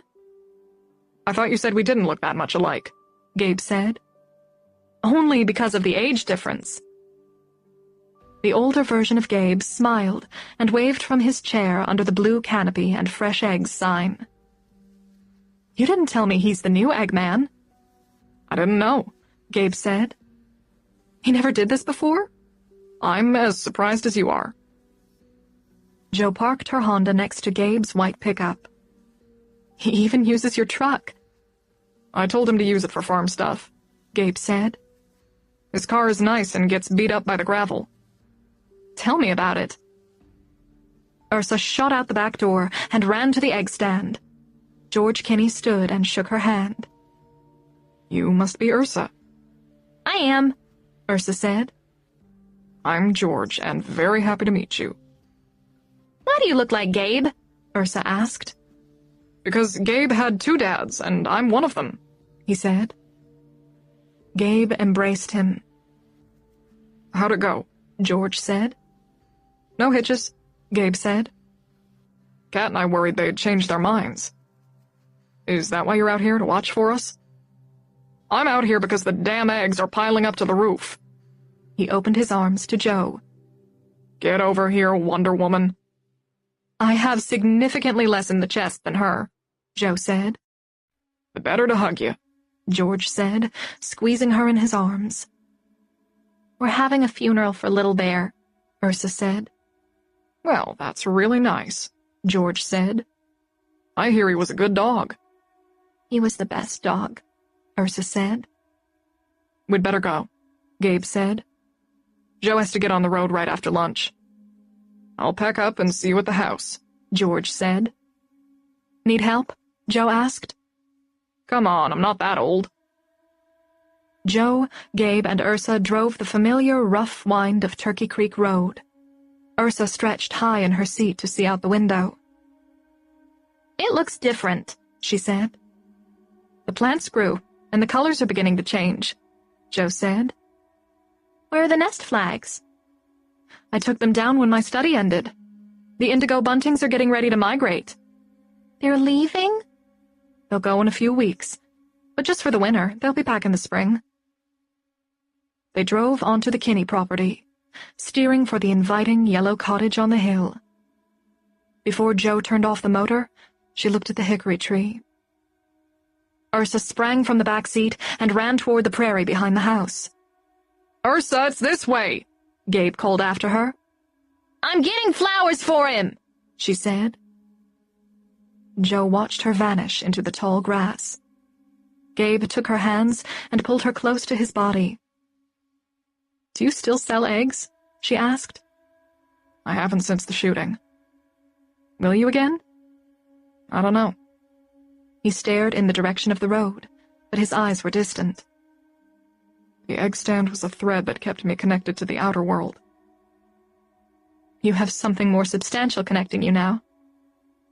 He smiled down at her. More like the thread was cut and I fell into the real world. How's that going? Joe asked. Good. But sometimes I'm afraid to trust how good it is. What if it all starts again? The people who love you will help you. He kissed her. Before any time seemed to pass, Ursa had enveloped them, one arm around Joe and the other on Gabe. She rested her head against them. When Ursa was ready, Gabe led them to Little Bear's grave.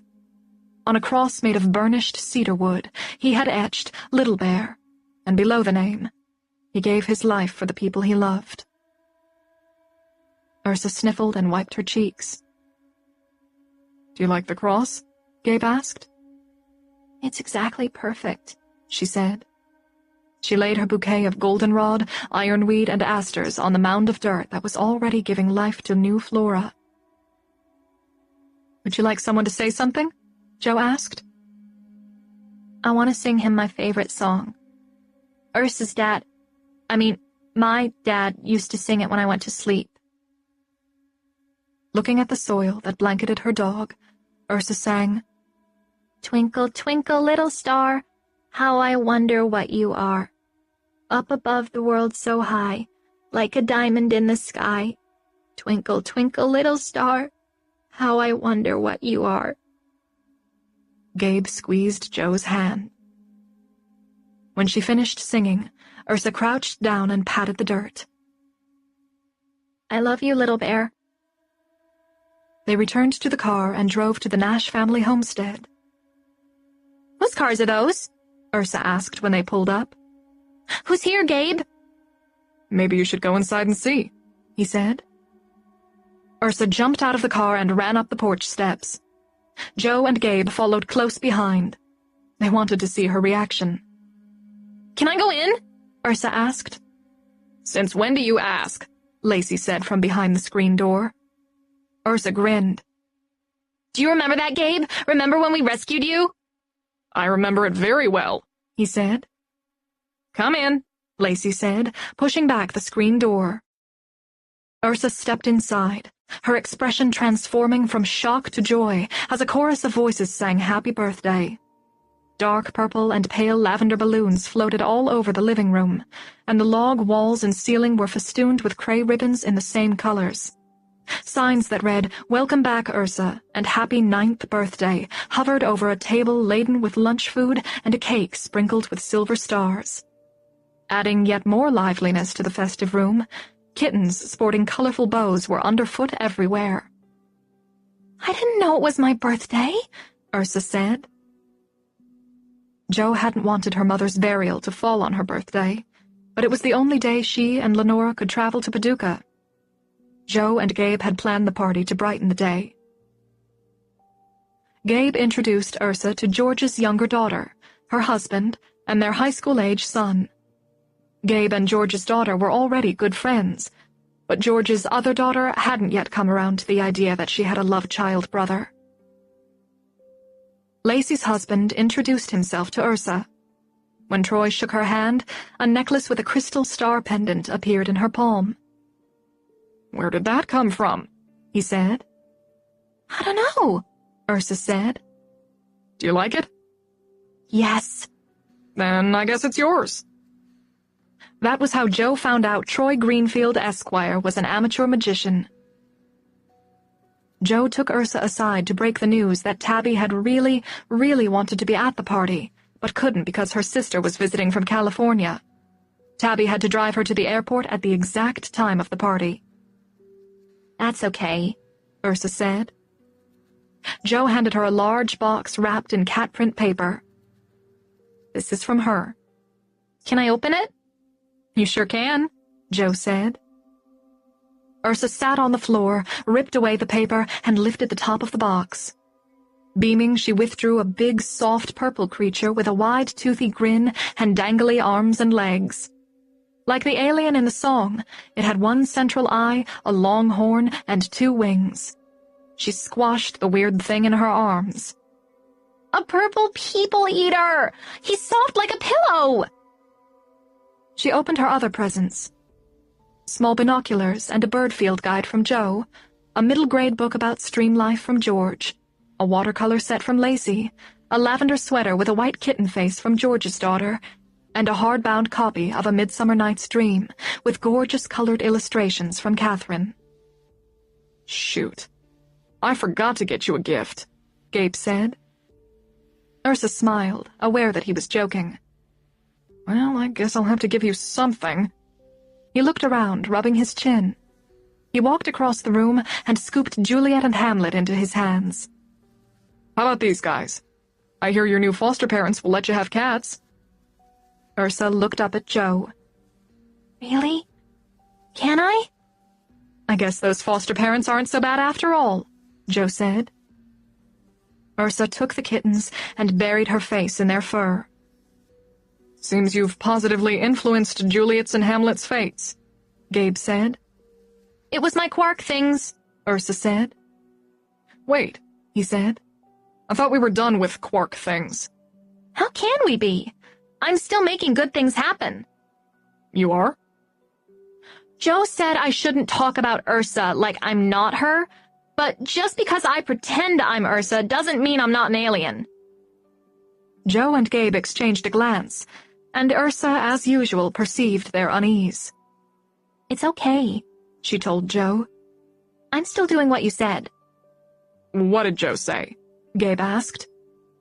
She said the alien could be kind of like Ursa's soul, so Ursa and the alien could be a whole person. That's beautiful, Catherine said. It is, Ursa said. But it's more like the other way around. Ursa is the soul of me, the one who came from the stars. Everyone was quiet, caught in the spell of Ursa's strange magic. Would an alien with a human soul have any interest in birthday cake? George asked. Yes, Ursa said. Thank God, he said. I thought I would have to eat it all myself. They lit 9 candles and sang happy birthday to Ursa again. Joe hated to leave right after lunch, but she wanted Ursa to arrive at her new home before dark. She and Gabe packed her presents and put the 2 kittens in a cat carrier Lacey had bought for them. When they walked outside with the carrier, Ursa cried when she saw the kitten's mother. She doesn't want me to take her babies. They don't drink her milk anymore, Gabe said. The orange tabby rubbed her body on Ursa's shins. You see, he said. She's telling you to take them. After everyone hugged Ursa and Joe goodbye on the porch, they went inside to give Gabe time alone with them. Did George and your mother tell you the wedding date? Joe said. He put the cat carrier in the back seat of the Honda. Romantics that they are, they said they're going to wait until the leaves turn color, and they don't know exactly when that will be. I'll need some advance warning, Joe said. I told them that. Can I go to George and Catherine's wedding? Ursa asked. I don't know, Gabe said. It depends on whether your foster parents will let you. They will, Ursa said. Are you sure? Joe said. I hear they're the kind of people who will make you eat green stuff. If they do, I might run away. Nope, we're done with that for good, Gabe said. He buckled her into the back seat and hugged her. I'll miss you, Bunny. Not for very long, Ursa said. Why not? The quark things. He stood back from the car and looked at Joe. Seems our fates are still tossing on a sea of quarks. It's been quite a ride, Joe said. They kissed and held each other. They didn't know when they'd next be together. Gabe had to harvest and put up the farm's fall crops, and Joe would be teaching and taking classes during the fall semester. But she would drive down for Catherine and George's wedding, no matter how busy she was. She whispered in Gabe's ear, I don't think I can wait until the leaves turn color. I know. Maybe I'll steal Ursa's paint set and get to work on these damn leaves. Joe started the car and drove away, watching him recede in the mirrors. Don't worry. You'll see him before the wedding, Ursa said. You seem much more confident about your quarks these days. I'm better at it now. During the long drive, Ursa read her birthday books, cuddled with her purple people eater, and played with the kittens through the carrier door. When they left the interstate, Ursa peered out the car windows, taking in her new hometown. Joe turned the car onto her pretty tree-lined street, burnished gold with late-afternoon sun. Before she turned into the driveway, she paused to appreciate the white clapboard house, wreathed in a late summer bloom of flowers. Tabby stepped onto the porch, smiling and waving. Ursa climbed out of the car, trying to balance the kittens in her arms. "You'd better put them back in the cage," Joe said. "If they jump down, they may get lost." Joe looked to Tabby for help with the kittens, but she was talking seriously to someone on her phone. "They won't get lost," Ursa said. She tucked the squirming kittens against her chest.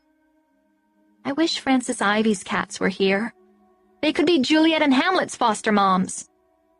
"It's a good thing Frances isn't here. She said no kids, and we haven't told her about you yet." "Something is going to happen to fix that," Ursa said. "What?" "You'll see." As they arrived at the walkway, Tabby ran down the steps. "You'll never guess what just happened." "Tabby, how about you say hello to my foster daughter?" "Right." She pocketed her phone and pressed a kiss on Ursa's cheek. "Happy birthday, awesomest girl in the universe."